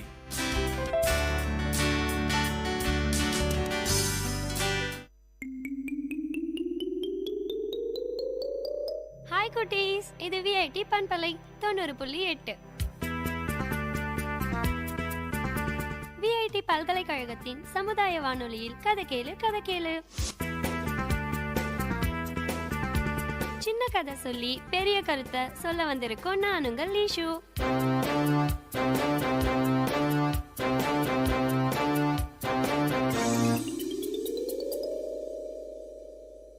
ஒரு இடத்துல 2 கண்ணும் தெரியாத ஒரு சின்ன பையன் இருந்தான். அவனுக்கு அப்பா அம்மான்னு யாரும் இல்ல. அதனால அந்த சின்ன பையன் சாப்பாட்டுக்காக ஒரு கோவில் வெளியே பிச்சை எடுத்துட்டு இருந்தான். அவனுக்கு பக்கத்துல இருந்த பலகையில எனக்கு 2 கண்ணும் தெரியாது, தயவு செஞ்சு தர்மம் பண்ணுங்கன்னு எழுதி வச்சிருந்தான். அந்த வழியில போறவங்க வரவங்க எல்லாம் அத பார்த்துட்டு மட்டும்தான் போனாங்க. ஆனா யாரும் தர்மம் செய்யல. அந்த வழியா போன ஒருத்தர் மட்டும் தன்னோட பர்ஸை எடுத்து அதுல இருந்த பணத்தை அவன் தட்டுல போட்டுட்டு, அது மட்டும் இல்லாம அந்த சின்ன பையன் வச்சிருந்த பலகைக்கு பின்பக்கமா ஒரு வாசகத்தை எழுதி எல்லாரும் பாக்குற மாதிரி வச்சாரு. கொஞ்ச நேரத்திலேயே அத படிச்ச எல்லாரும் அவன் தட்டுல சில்லறைய போட ஆரம்பிச்சாங்க. சாயங்காலம் ஆனதும் அந்த பலகையில எழுதி வச்சவர் வந்து பார்த்தாரு. அந்த சின்ன பையன் கேட்டான், ஐயா, அந்த பலகையில என்ன எழுதி வச்சீங்க? நீங்க எழுதி வச்சதும் எல்லாரும் எனக்கு தர்மம் பண்ணாங்க, அப்படி என்னதான் எழுதுனீங்கன்னு கேட்டான். அவர் சொன்னாரு, நீ என்ன எழுதுனியோ அதேதான் வேற விதத்துல நான் எழுதி வச்சேன்னு சொன்னாரு. ஐயா, கொஞ்சம் எனக்கு படிச்சு காட்டுங்கன்னு அந்த சின்ன பையன் கேட்டான். அதுக்கு அவரு, இன்றைய பொழுது நன்றாக விடிந்துள்ளது, ஆனா என்னாலதான் அந்த அற்புதத்தை பார்க்க முடியலன்னு தான் எழுதியதா அந்த சின்ன பையனுக்கிட்ட படிச்சு காட்டினாரு. இத பார்த்த எல்லாரும், உனக்கு கண் தெரியாதுன்றத விட நல்ல வேளை நமக்கு கண் இருக்கு, நம்மளால எல்லாத்தையும் கண்டு ரசிக்க முடியுதுன்னு நினைச்சு உனக்கு தர்மம் செஞ்சுட்டு போனாங்கன்னு சொன்னாரு. இதுல அற்புதமானது எதுனா, ஒருத்தன் மனசை விட்டு சிரிக்கிறது. அவன் சிரிப்புக்கு காரணம் நாம தானா, அது அதை விட அற்புதமானது.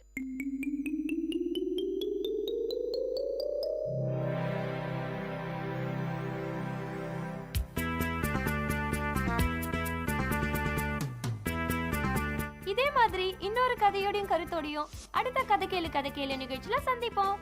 அது வரைக்கும் உங்களிடமிருந்து விடை பெறுவது உங்கள் லீஷு. பாய் குட்டீஸ்.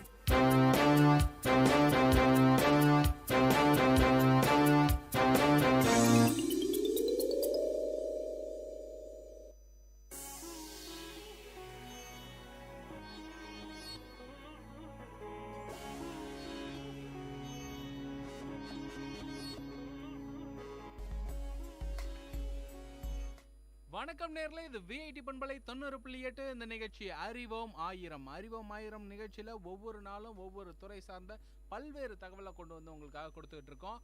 அந்த வகையில இன்னைக்கு உங்கள் அன்பு தோழன் கேபி ஆனந்த் நான் வந்திருக்கேன். என்னோட வந்திருக்கிறாங்க சுரேஷ் போஸ், ரஞ்சித் குமார், நித்யராஜ்.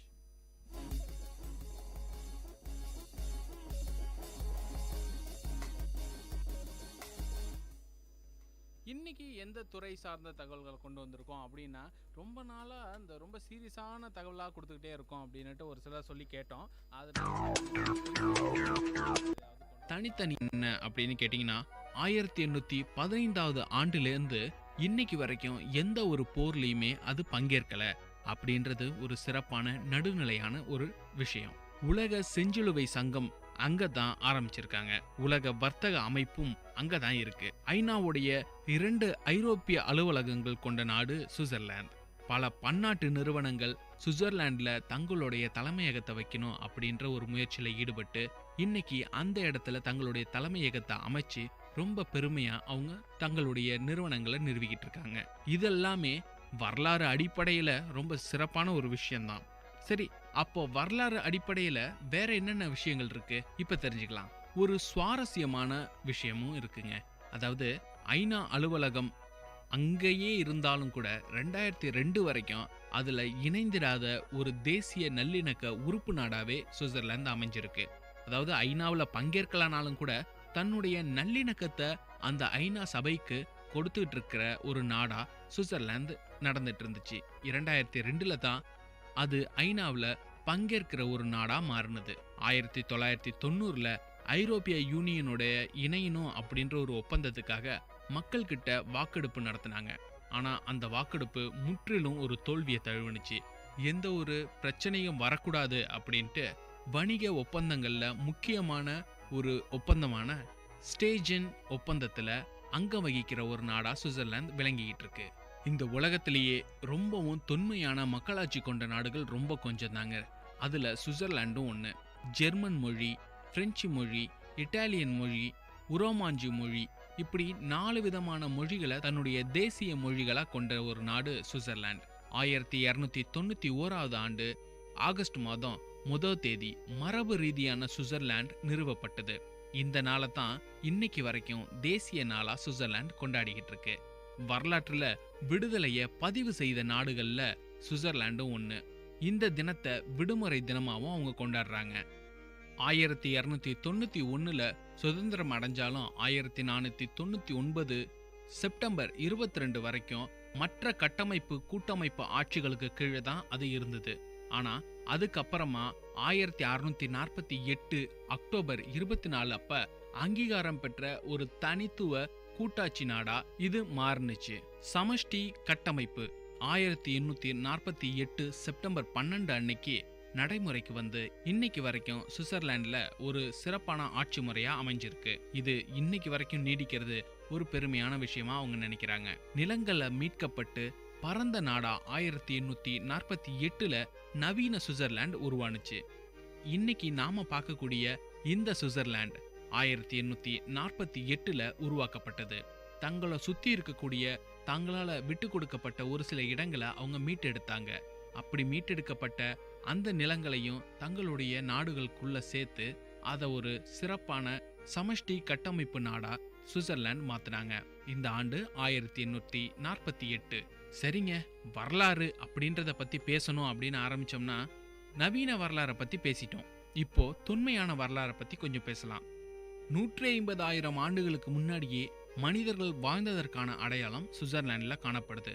அது மட்டும் இல்லாம கிமு 5300 விவசாய குடியிருப்புகள் கட்டி மக்கள் அங்க வாழ்ந்திருக்காங்க அப்படின்றதுக்கான ஆதாரங்களும் அங்கு கிடைக்கப்படுது. தொன்மையான வரலாறுன்னு அப்படி ஆரம்பிச்ச இந்த சுவிட்சர்லாந்துடைய வரலாறு ரோம பேரரசுக்கு கீழே இருந்த ஆட்சி முறை, அல்மானியர்களுடைய ஆட்சி, பழைய சுவிட்சர்லாந்துடைய கூட்டமைப்பு ஆட்சி, நெப்போலியனுடைய காலகட்டத்துல இந்த சுவிட்சர்லாந்து அவருக்கு கீழே இருந்த ஒரு நிலை, கூட்டாட்சி மாகாண அமைப்பு, 1ஆம் உலகப்போர் நடந்த காலத்துல லெனினுக்கு பாதுகாப்பு தந்த ஒரு புகலிடமா இருந்த சுவிட்சர்லாந்து நடுநிலைமையில ஒரு சின்ன பிரச்சனைகளை ஏற்படுத்தின ஒரு காலம், 2ஆம் உலகப்போர்ல ஜெர்மனி குறி வச்ச ஒரு நாடு ஆனாலும் அது தாக்கப்படல அப்படின்ற ஒரு நிலை, இது மாதிரி பல நிலைகள்ல இந்த சுவிட்சர்லாந்துடைய வரலாறு சொல்லப்படுது. சுவிட்சர்லாந்துடைய பழைய ஆட்சி முறையில கூட்டாட்சி மட்டத்துல 3 பிரதான ஆட்சி ஆணையங்கள் அமைக்கப்பட்டது. இப்படி அமைக்கப்பட்ட அந்த ஆணையங்களுக்கு அடுத்து நாடாளுமன்றத்துல 2 அவைகள் இருந்தது. இந்த 2 அவைகளை தாண்டி கூட்டமைப்பு ஆட்சி குழுக்கள் இருந்தது. இந்த குழுக்களையும் அடுத்து கூட்டமைப்பு நீதிமன்றங்கள் அப்படின்ற ஒரு கூட்டாட்சி தத்துவத்தோடைய மொத்த வடிவமா சுவிட்சர்லாந்துடைய இந்த கூட்டாட்சி தத்துவம் அமைஞ்சிருக்குன்னு சொல்லணும். இப்படிப்பட்ட கூட்டாட்சி தத்துவத்துக்கு கீழே பொது வாக்கெடுப்பு முறை அப்படின்னு சொல்லக்கூடிய ஒரு சிறப்பான விஷயமும் அங்க இருக்குங்க. அதாவது பொது வாக்கெடுப்பு மூலமா சட்ட திருத்தங்களையுமே கொண்டு வரக்கூடிய ஒரு அதிகாரம் பெற்ற ஒரு நாடா சுவிட்சர்லாந்து இருக்கு. அதாவது மொத்தமா தங்களுடைய சட்டங்களை தாங்களே வரையறுத்துக்கலாம் அப்படின்ற ஒரு நிலையில சுவிட்சர்லாந்து மக்கள் வாழ்ந்துகிட்டு இருக்காங்க. இதுக்கு ஒரு சில வரைவுகள் இருக்கு. அந்த வரைவுகளை பத்தி பின்னாடி நம்ம தெரிஞ்சுக்கலாம். அது மட்டும் இல்லாம அங்க இருக்கக்கூடிய ஆட்சிகள், பதவிகள் எல்லாமே சுழற்சி முறையில தான் இயங்கிட்டு இருக்கு. கூட்டமைப்புடைய தலைவர் பதவியும் கூட 2 ஆண்டுகள் சுழற்சி முறையில மாற்றம் பெற்றே வருகிறது. 1959 முதல் 2002 வரை 4 முக்கிய கட்சிகள் மட்டுமே இந்த ஆட்சியில கூட்டமைப்புல இருந்துகிட்டு இருக்காங்க.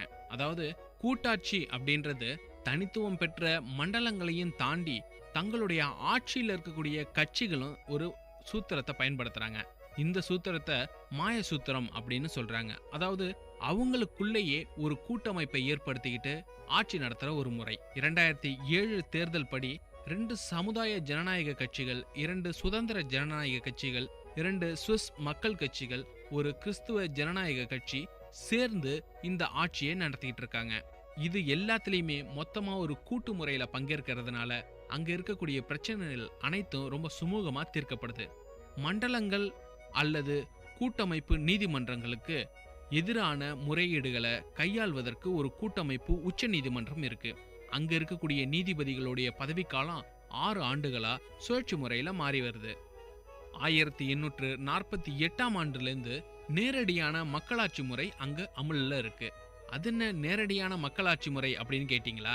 அதாவது இந்த மண்டலங்களை தாண்டின கூட்டாட்சி முறை தத்துவத்துல மக்கள் தங்களுடைய உரிமைகளை தாங்களே கேட்டு பெற்றிருக்கிறதுக்கான ஒரு வாய்ப்பை நேரடி மக்களாட்சி முறை கொடுக்குது. அதுதாங்க பொது வாக்கெடுப்பு முறை. இந்த பொது வாக்கெடுப்பு முறையை பத்தி விரிவா பேசலாம்னு சொல்லியிருந்தேன்ல, இப்ப சொல்றேன் கேட்டுக்கலாம். அதாவது பொது வாக்கெடுப்பு அப்படின்னா உரிமைகள் அதிலிருந்து உருவாக்கப்படக்கூடிய அரசியல் அமைப்பு தொடக்க திட்டம் சமர்ப்பித்தல். இது என்ன அப்படின்னு கேட்டீங்கன்னா ரொம்ப பெரிய விஷயம் கிடையாதுங்க. நமக்கு என்ன சட்டம் வேணும் அப்படின்றத நம்மளுடைய உரிமையின் அடிப்படையில நாமளே புரிஞ்சுக்கிட்டு அதுக்கான ஓட்டுகளை நாமளே செஞ்சு அதுல இருந்து ஒரு சட்டத்தை வரையறுக்கிறது தான். இதோடைய முடிவுகள் தோற்கடிக்கப்படலாம். அப்படி தோற்கடிக்கப்பட்டுச்சுன்னா திரும்பவும் அது மேல இன்னொரு வாக்கெடுப்பு நடத்துறதுக்கான வாய்ப்புகளும் இருக்கு. ஒரு குழு அறிவிக்கிற ஒரு பொது வாக்கெடுப்புல 100 நாட்களுக்குள்ள 50,000 கையொப்பங்கள் இருக்கணும்.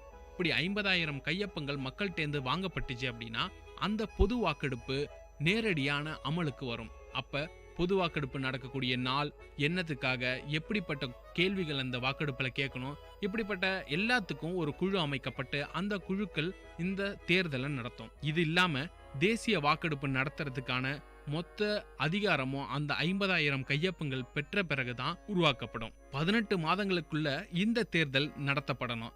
முன்மொழியப்பட்ட சட்ட திருத்தமும் முழுமையா நிறைவேற்றப்படணும். இதுக்கு தேவையான வாக்குகள் பாத்தீங்கன்னா 1,00,000 வாக்குகள். திருத்தத்துல மேலும் திருத்தங்கள் செய்யறதுக்கும் இதுல வாய்ப்புகள் இருக்கு. தேசிய மற்றும் மண்டல நிலைகள்ல முன்மொழியப்பட்ட ஒரு சில வாக்கெடுப்புகள் அதிகமா இருந்துச்சுன்னா அத இரட்டை பெரும்பான்மை அப்படின்னு சொல்றாங்க. மண்டல முன்னுரிமை வாக்குகளுக்கு கட்டாய சீர்திருத்தம் அவசியமா இருக்குது. சுவிட்சர்லாண்டுடைய வரலாற்றிலையும் ஆட்சியிலையும் எப்படி ஒரு சிறப்பான நிலை இருக்குன்றத நம்ம தெரிஞ்சுக்கிட்டோம். இப்போ அடுத்து சுவிட்சர்லாந்துல இருக்கக்கூடிய மற்ற விஷயங்களை பத்தி தெரிஞ்சுக்கலாம். அதுக்கு முன்னாடி விஐடி பண்பலை 90.8 திரைக்கடலோடி நிகழ்ச்சியில ஒரு சிறிய இடைவேளைக்கு பிறகு சந்திக்கலாம்.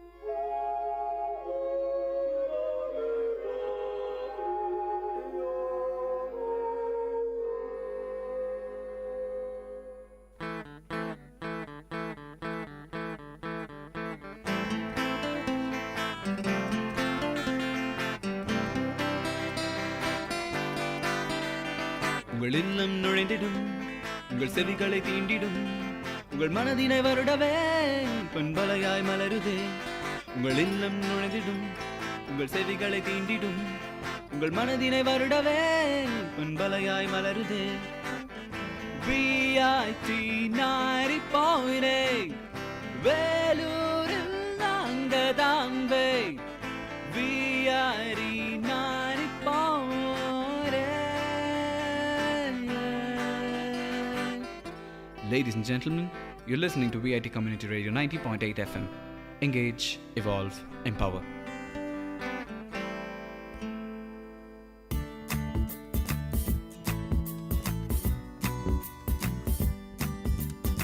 இன்னைக்கு என்னோட பிறந்த நாள். உங்களுக்கெல்லாம் ஒரு இனிப்பான கதையை சொல்லி கொண்டாடலான்னு இருக்கேன். பல வருஷங்களுக்கு முன்னாடி ஒரு மழை காலத்துல ஒரு அம்மா தன்னோட குழந்தைய பெத்தெடுத்தாங்க. அந்த குழந்தை ரொம்ப அழகா இருந்தது. அந்த அம்மா மயக்கத்துல இருந்தப்போ டாக்டர் அவங்களுக்கு ரத்தம் கிடைக்கலனா இறந்துடுவாங்கன்னு சொல்லிட்டாங்க. அந்த குழந்தையோட அப்பா எங்கெங்கேயோ தேடி பார்த்தாரு, ரத்தம் கிடைக்கல. அவர் திரும்ப ஆஸ்பத்திரிக்கு வரத்துக்குள்ள யாருன்னே தெரியாத ஒருத்தர் அந்த அம்மாவுக்கு ரத்தம் கொடுத்திருந்தாரு. அவங்க உயிரை காப்பாத்தி இருந்தாரு.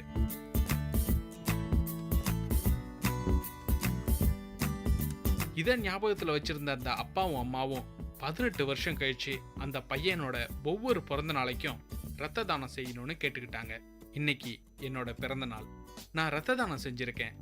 உங்களுக்கு இனிப்பான கதை ஒன்று சொல்லியிருக்கேன். நீங்களும் இது மாதிரி ஒரு சந்தோஷமான கதையை சொல்லுங்க. ரத்த தானம் செய்யுங்க, உயிர்களை காப்பாத்துங்க.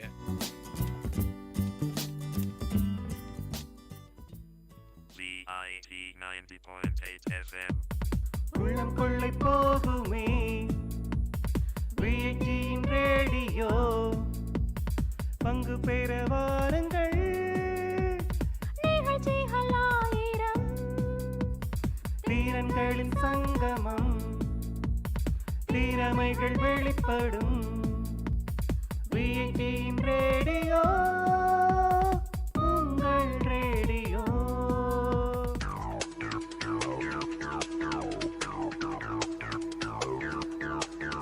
நேர்களை இது விஐடி பண்பலை 90.8. இந்த நிகழ்ச்சி திரைக்கடலோடி கண்டங்களை இணைக்கும் ஒரு புரிதல் தொடர்.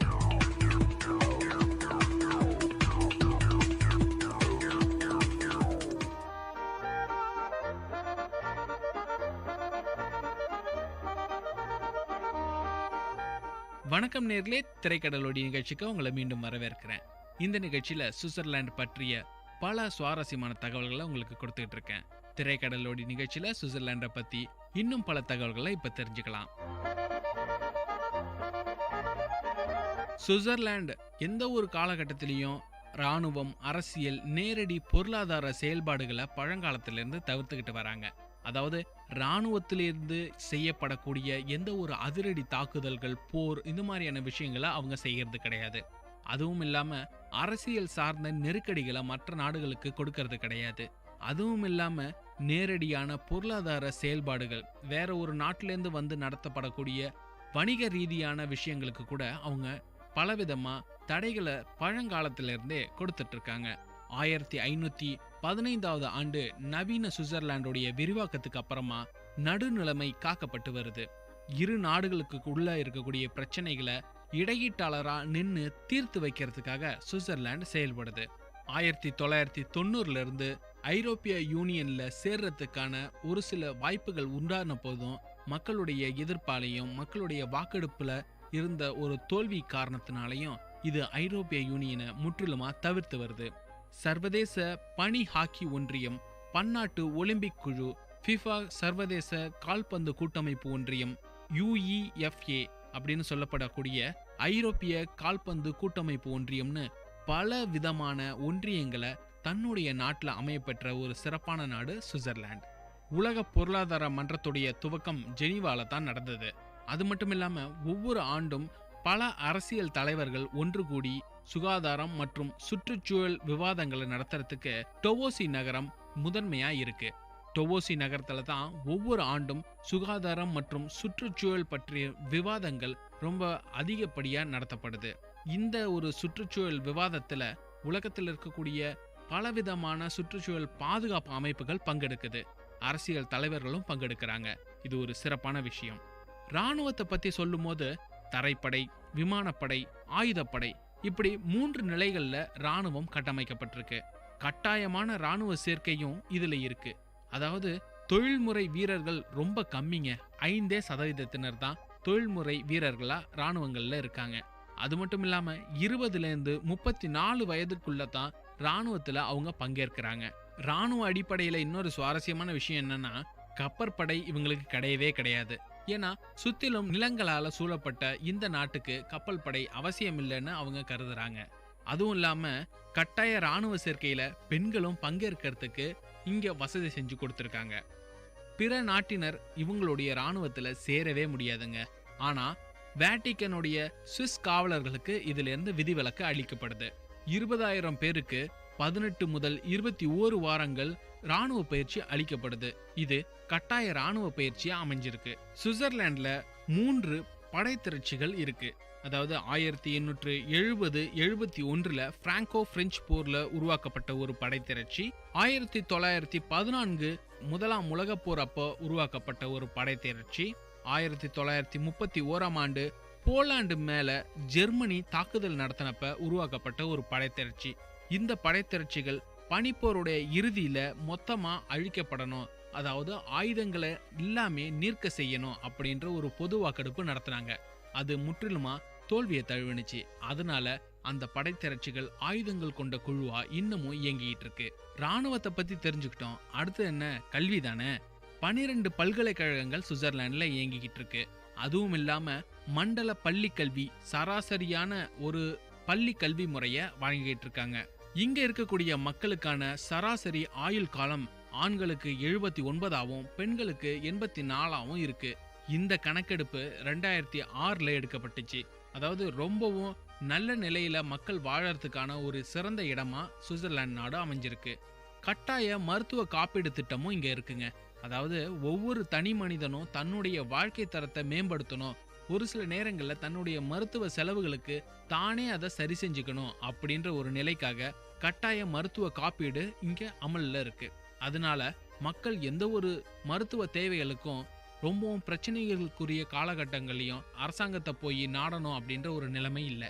அர்பனைசேஷன் அப்படின்னு சொல்லப்படக்கூடிய நகரமயமாக்கல் இந்த சுவிட்சர்லாந்துல ரொம்பவும் சிறப்பான ஒரு விஷயத்த செஞ்சுட்டு இருக்கு. அதாவது தன்னுடைய மக்கள் தொகையில 2 முதல் 4 பங்கு மக்கள் தொகையினர் நகர பகுதிகளில் தான் வசிக்கிறாங்க. 70 ஆண்டுகளுக்குள்ள பீடபூமியா இருந்த இந்த நிலங்கள், மலைகள், நிலங்களை தாண்டின ஒரு சில இடங்கள், இது எல்லாமே நகரங்களா மாற்றப்பட்டிருக்கு. இந்த நகரமயமாக்கல் சுவிட்சர்லாந்துல ஒரு வரப்பிரசாதம் அப்படின்னு சொன்னாலும் கூட ஒரு சில நிலைகள்ல இது பிரச்சனை தரக்கூடிய விஷயங்களா இருக்கு. அதாவது 4.2% தான் அவங்களுடைய நீர்ப்பரப்பு அந்த நாடு முழுக்க இருக்குன்னு ஏற்கனவே சொல்லியிருந்தோம்.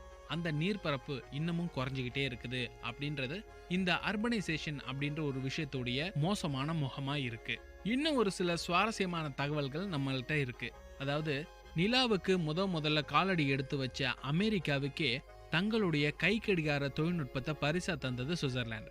அப்பல்லோ மிஷன்ஸ் அப்படின்னு சொல்லப்படக்கூடிய பலவிதமான விண்வெளி பயணங்கள்ல தங்களுடைய விண்வெளி வீரர்கள் கையில கட்டுறதுக்கு ஸ்பீட் மாஸ்டர் அப்படின்னு சொல்லக்கூடிய ஒரு வாட்சை வடிவமைச்சு தந்தது சுவிட்சர்லாந்து. இது அமெரிக்காவுக்கு மட்டும் பொருந்தாதுங்க, USSRக்கும் பொருந்தும். அதாவது விண்வெளி பயணங்கள் அப்படின்னு முடிவு செஞ்சாலே அப்ப தங்களுடைய கைகளில் கட்டுறதுக்கு ஸ்பீட் மாஸ்டர் வாட்சை தான் எல்லாருமே தேடுவாங்க. எல்லா ஆஸ்ட்ரோநாட்ஸும் ஸ்பீட் மாஸ்டர் வாட்சை கட்டிக்கிட்டு தான் போயிருக்காங்க. அப்படிப்பட்ட ஸ்பீட் மாஸ்டர் வாட்சை உருவாக்குனது சுவிட்சர்லாந்து. உலக அளவுல 50% கை கடிகார உற்பத்தியை சுவிட்சர்லாந்து கை கொண்டிருக்கு. தேசிய மதம் அப்படின்ற ஒண்ணு சுவிட்சர்லாந்துல கிடையவே கிடையாது. 2005 கணக்கெடுப்பு படி 48 பேரு இறை நம்பிக்கை கொண்டவர்களாகவும் 39 பேரு மெய்ப்பொருள் வாழ்வு சக்தியை கொள்கையா கொண்டவங்களாகவும் 9% இறை மறுப்பாளர்களாகவும் 4% அரிய ஒண்ணாவாதிகள், அதாவது தான் என்ன பண்றோம் அப்படின்றதே தெரியாத ஒரு நிலையில இருக்கிறதாவும் சொல்லப்படுது. 1980 சமயம் சார்ந்த அரசு பொது வாக்கெடுப்புல முற்றிலுமா தோல்வி அடைஞ்சது. பிரெஞ்சு நாட்டு மக்களுடைய கலாச்சாரத்தை தங்களுடைய செயல்பாடுகள்ல பலவிதமா சுவிட்சர்லாந்து மக்கள் வெளிப்படுத்துறாங்க. அதுவும் இல்லாம தங்களுடைய மக்கள் மனித நேயத்தின் அடிப்படையில செயல்படுறாங்க அப்படின்னு சொல்லிக்கிறது சுவிட்சர்லாந்து மக்களுக்கு ரொம்ப பெருமையான ஒரு விஷயமா இருக்கு. இலக்கியம், உணவு, விளையாட்டுன்னு பல நம்பிக்கை மிகுந்த நாடாக இந்த சுவிட்சர்லாந்து விளங்கிக்கிட்டு இருக்கு. இந்த சுவிட்சர்லாண்டை பத்தின பல தகவல்களை இன்னைக்கு நீங்க தெரிஞ்சுக்கிட்டீங்க. இது மாதிரி இன்னும் ஒரு சிறந்த நாடோடைய சிறப்பான தகவல்களோட உங்களை வந்து சந்திக்கிறேன். இது VIT பண்பலை 90.8 திரைக்கடலோடி நிகழ்ச்சியில உங்க KP ஆனந்த் விடைபெறுகிறேன். நன்றி, வணக்கம்.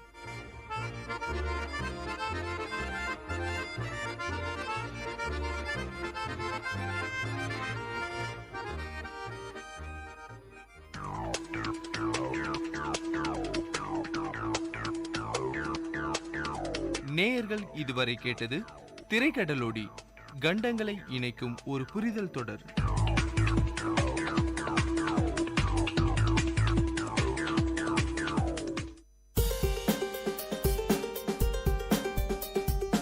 வல்லுனர் பார்வை.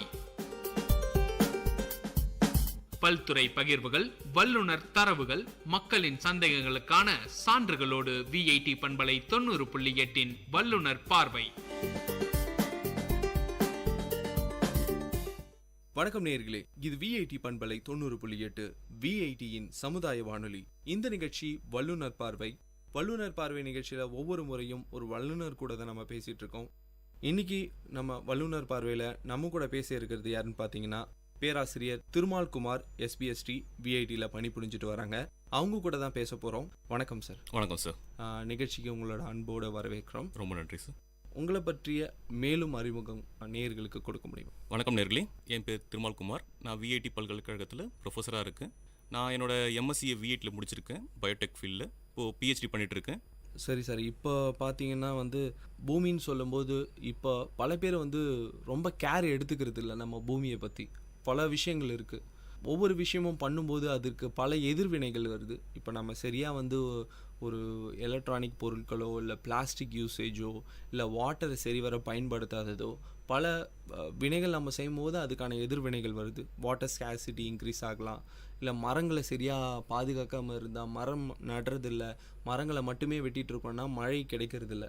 ஸோ அதனால் வெப்பமாகுது. ரொம்ப பல விஷயங்களால் நம்ம இன்றைக்கி கொஞ்சம் சஃபர் ஆகிட்டு தான் இருக்கோம். இதுக்கான சொல்யூஷன் பார்த்திங்கன்னா நம்மக்கிட்ட இருந்து தான் ஸ்டார்ட் ஆகுது. ஒரு அவேர்னஸ் வேணும்னு சொல்லிட்டு இப்போ இருக்கிற சுச்சுவேஷனில் வாட்டர் ஸ்கேர்சிட்டின்றது ஒரு பெரிய ஒரு பூதாகாரமான ஒரு விஷயமா இருக்குது. ஸோ அதை பற்றி உங்களோட கருத்து? இன்றைக்கி நீங்கள் சொன்ன எல்லா பிரச்சனைக்குமே ஒரு முக்கிய பிரச்சனையாக இருக்கிறது பார்த்திங்கன்னா மக்களிட இயலாமை, அதாவது நெக்லிஜென்ஸ் சொல்கிற மாதிரி. இப்போ நம்ம பூமியை தாயாக மதிக்கணும். ஃபஸ்ட்டு பூமி நம்மளுக்கு தினம் தினம் நம்மளுக்கு காலையில் எழுந்திலிருந்து நைட்டு தூங்குற வரைக்கும் தேவையான ஒவ்வொரு பொருளையும் நம்மளுக்கு கொடுக்குது. அது நம்மளுக்கு கண்ணுக்கு தெரிஞ்ச பொருளாகவும் இருக்கலாம், கண்ணுக்கு தெரியாத பொருளாகவும் இருக்கலாம். நம்ம உயிர் வாழ தேவையான இந்த பூமிக்கு எல்லாமே கொடுத்துருக்கு. அது ஃபஸ்ட்டு நம்ம மதிக்க கற்றுக்கணும். அதை நம்ம மதித்தோன்னா உலகம், அந்த பூமி நம்மளுக்கு திருப்பி மதிக்கும், நம்மளுக்கு தேவையானது கொடுக்கும். இப்போ நம்ம ஃபஸ்ட்டு நம்ம எல்லாருமே பேசக்கூடிய ஒரு இன்றைக்கி முக்கியமாக இருக்க ஒரு ஹாட் டாபிக் அப்படின்னு சொல்கிற பார்த்தீங்கன்னா தண்ணி பிரச்சனை. இப்போ பார்த்தீங்கன்னா ஒரு ஸ்டேட்டுக்கும் தண்ணி பிரச்சனை, ஒரு நாட்டுக்கும் தண்ணி பிரச்சனை. அதாவது இப்போது தெருவடி குழா சண்டை அப்படின்றதே ஒரு கொலைக்கல் இருக்குது. ஏன்னா அங்கே தெருவுலேருந்து ஒரு நாடுலேருந்து எல்லாத்துலேயுமே ஒரு முக்கிய பிரச்சனையாக இருக்குது தண்ணி. அந்த பிரச்சனைக்கெல்லாம் என்ன தான் ஒரு காரணம் அப்படின்னு பார்த்தோம்னா மக்களோட நெக்லிஜென்ஸ், அவங்களுக்கு ஒரு அறியாமை. எல்லாருமே சின்ன வயசில் படிச்சிருப்போம். இப்போது வாட்டர்னால் என்ன பண்ணணும்னா ஒரு ரீயூஸ், ரீசைக்கிள், அப்புறம் ரெடியூஸ் அப்படின்ட்டு ஒரு 3 R பேசியிருப்போம். பட் இதுக்கு மேலே ஒரு R இருக்குது. அது ரெஸ்பான்சிபிலிட்டி. ஒவ்வொரு தனி மனிதனும் தண்ணியை எப்படி சேமிக்கணும். நம்ம 1000 பேர் நம்ம குறை சொல்ல முடியும், அவனால் தான் எனக்கு தண்ணி இல்லை, இவனால் தான் தண்ணி இல்லை அப்படின்னு சொல்லிட்டு. பட் ஒரு இண்டிவிஜுவலாக நான் என்ன பண்ணுறேன், இந்த பூமி மாதா எனக்கு கொடுக்குற தண்ணியை நான் ஒழுங்காக வச்சுக்கிறேன்னா அப்படின்றது. அதேமாதிரி தண்ணியை பற்றி சொல்லணும்னா இப்போ நான் உங்களை ஒரு கேள்வி கேட்குற வச்சுக்கோங்களேன். உங்களுக்கு கண்டு தெரியாத எல்லா இடத்துலையும் இருக்க ஒரு பொருளை சொல்லுங்கள் அப்படின்னும் போது நிறைய பேர் சொல்கிற ஒரு விஷயம் காற்று. ஆனால் காற்றுக்கு அடுத்தபடியாக எல்லா இடத்துலையும் இருக்கிற ஒரு பொருள் தண்ணி. அதாவது எப்படின்றீங்கன்னா, இப்போ நம்ம உட்காந்துட்ருக்கோம் இங்கே, என்கிட்ட இப்போது இந்த நிமிஷத்தில் ஒரு 20,000 லிட்டர் தண்ணி இருக்குது. 1 லிட்டர் 2 லிட்டர் கிடையாது, 20,000 லிட்டர் தண்ணி இருக்குது. அதாவது இது எப்படின்னு பார்த்தீங்கன்னா, இப்போ நான் போட்டிருக்க ஷர்ட், இந்த ஷர்ட் பருத்தியில் செஞ்சுருக்கு. ஸோ இந்த பருத்தியை விளைவிக்கிறது, அது வளர்க்குறது, அதை டிரான்ஸ்போர்ட் பண்ணுறது ஒரு இடத்துல, அப்புறம் அது டை போடுறது, ஃபேப்ரிகேட் பண்ணுறது, இந்த மாதிரி எல்லா இடத்துலையும் தண்ணி தேவைப்படுது. இப்போ ஒரு ஜீன்ஸ் பேண்ட் பார்த்தோன்னா அதுக்கு தேவையான மூலப்பொருட்கள், அதுக்கு செய்யக்கூடிய எல்லா இடத்துலையும் பல ஆயிரம் லிட்டர் ஆஃப் தண்ணி ஒவ்வொரு நாளைக்கும் யூஸ் பண்ணுறாங்க. அதுக்கு என்ன ஒரு பேசிக்காக சொல்கிறேன் அப்படின்னா, ஒவ்வொருத்தரும் ரெஸ்பான்சிபிலிட்டியாக இருக்கணும். இப்போ எனக்கு ஒரு ஷர்ட்டு செய்கிறதுக்கு ஒரு 2000 லிட்டர் தண்ணி தேவைப்படுதுன்னா, இப்போ 2வது ஷர்ட் நான் வாங்குறேன் அப்படின்னும் போது நான் யோசிக்கணும், நான் வாங்க போகிறது வெறும் ஒரு காசு கொடுத்து ஒரு பொருளாக வாங்கலை, நான் ஒரு 2000 லிட்டர் தண்ணியை வாங்குறேன். ஸோ அந்த நான் பண்ணும்போது எனக்கு அந்த ஷர்ட்டு தேவையா, எனக்கு இருக்க இந்த ஷர்ட்டு போதுமா, அடுத்த ஷர்ட்டு தேவையா. இப்போ ஷூஸ்லாம் பார்த்தீங்கன்னா கூட லெதரில் பண்ணுறது. இப்போ லெதர்னு சொல்லும் போது அது ஒரு உயிரை கொன்று அதோட தோல்லேருந்து எடுக்கிறது. ஸோ இப்போ அந்த உயிரை பார்க்கும்போது அந்த குட்டியாக இருந்து அது வளர்ந்து அது இறந்து அதோட தோலை எடுத்து அதை நம்ம வேறு ஃபார்ம்லேருந்து ஒரு லெதர் கொண்டு வரும். அதாவது இந்த ஒரு 2 வருஷம் குறைஞ்சது ஒரு உயிரினத்தோட 2 வருஷம் லைஃப்பில் அது எவ்வளோ தண்ணி கன்சியூம் பண்ணியிருக்கோம். அதேமாதிரி இண்டஸ்ட்ரியில் எவ்வளோ கன்சியூம் பண்ணிருப்பாங்க.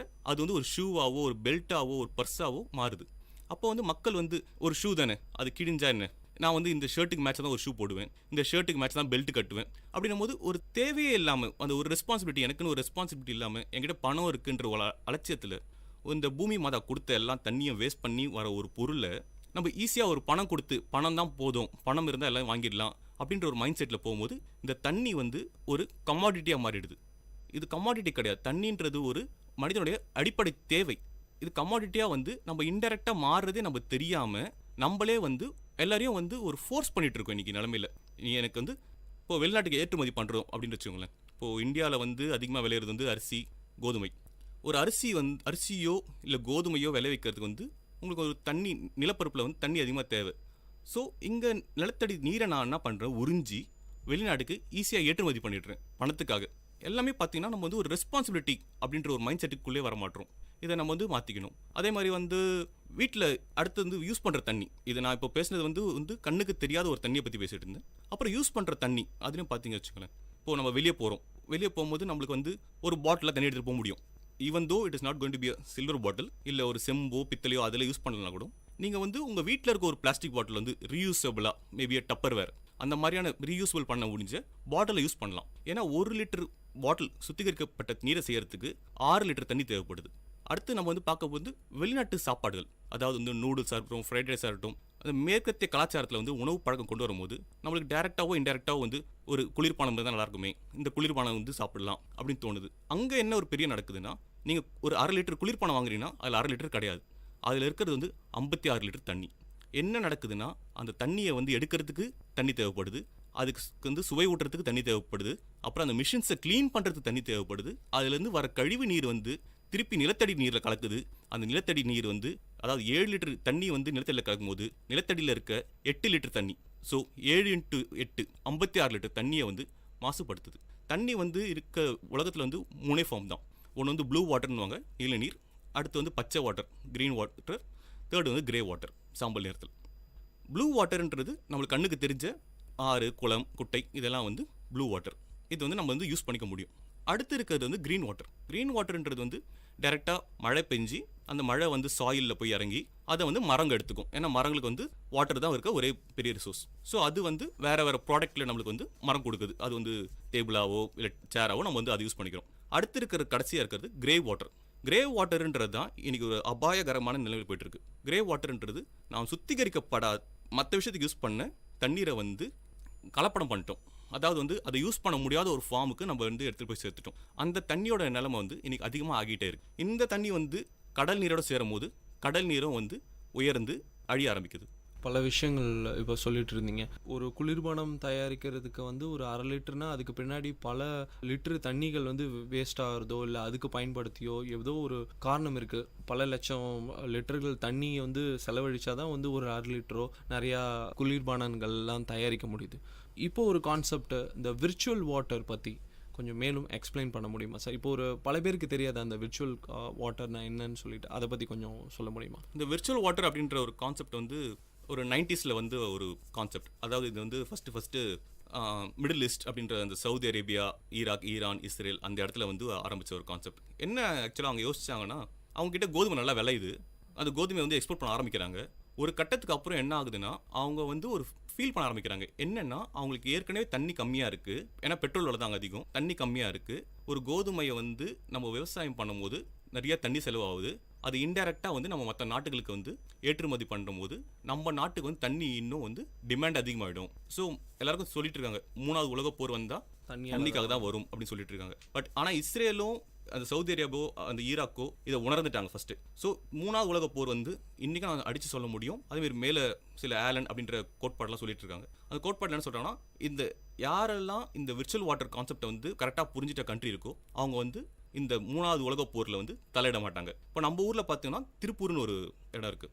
அந்த இடத்துல வந்து இன்றைக்கும் நம்ம வந்து காட்டன் அப்படின்றத வந்து பனியனாவோ செஞ்சு வெளிநாட்டுக்கு வித்துட்டு இருக்கோம், அதிகமாக லாபத்தை ஈட்டிருக்கோம்னு சொல்லிட்டு நம்ம அரசாங்கம் சொல்லிட்டு நம்ம பெருமையாக இருக்கும். பட் என்ன ஒரு இதில் ஒரு பிளாக் ட்ரூத் அப்படின்னு சொல்லும் போது, ஒவ்வொரு காட்டன் விளையும் போது அதிகப்படியான தண்ணி தேவை.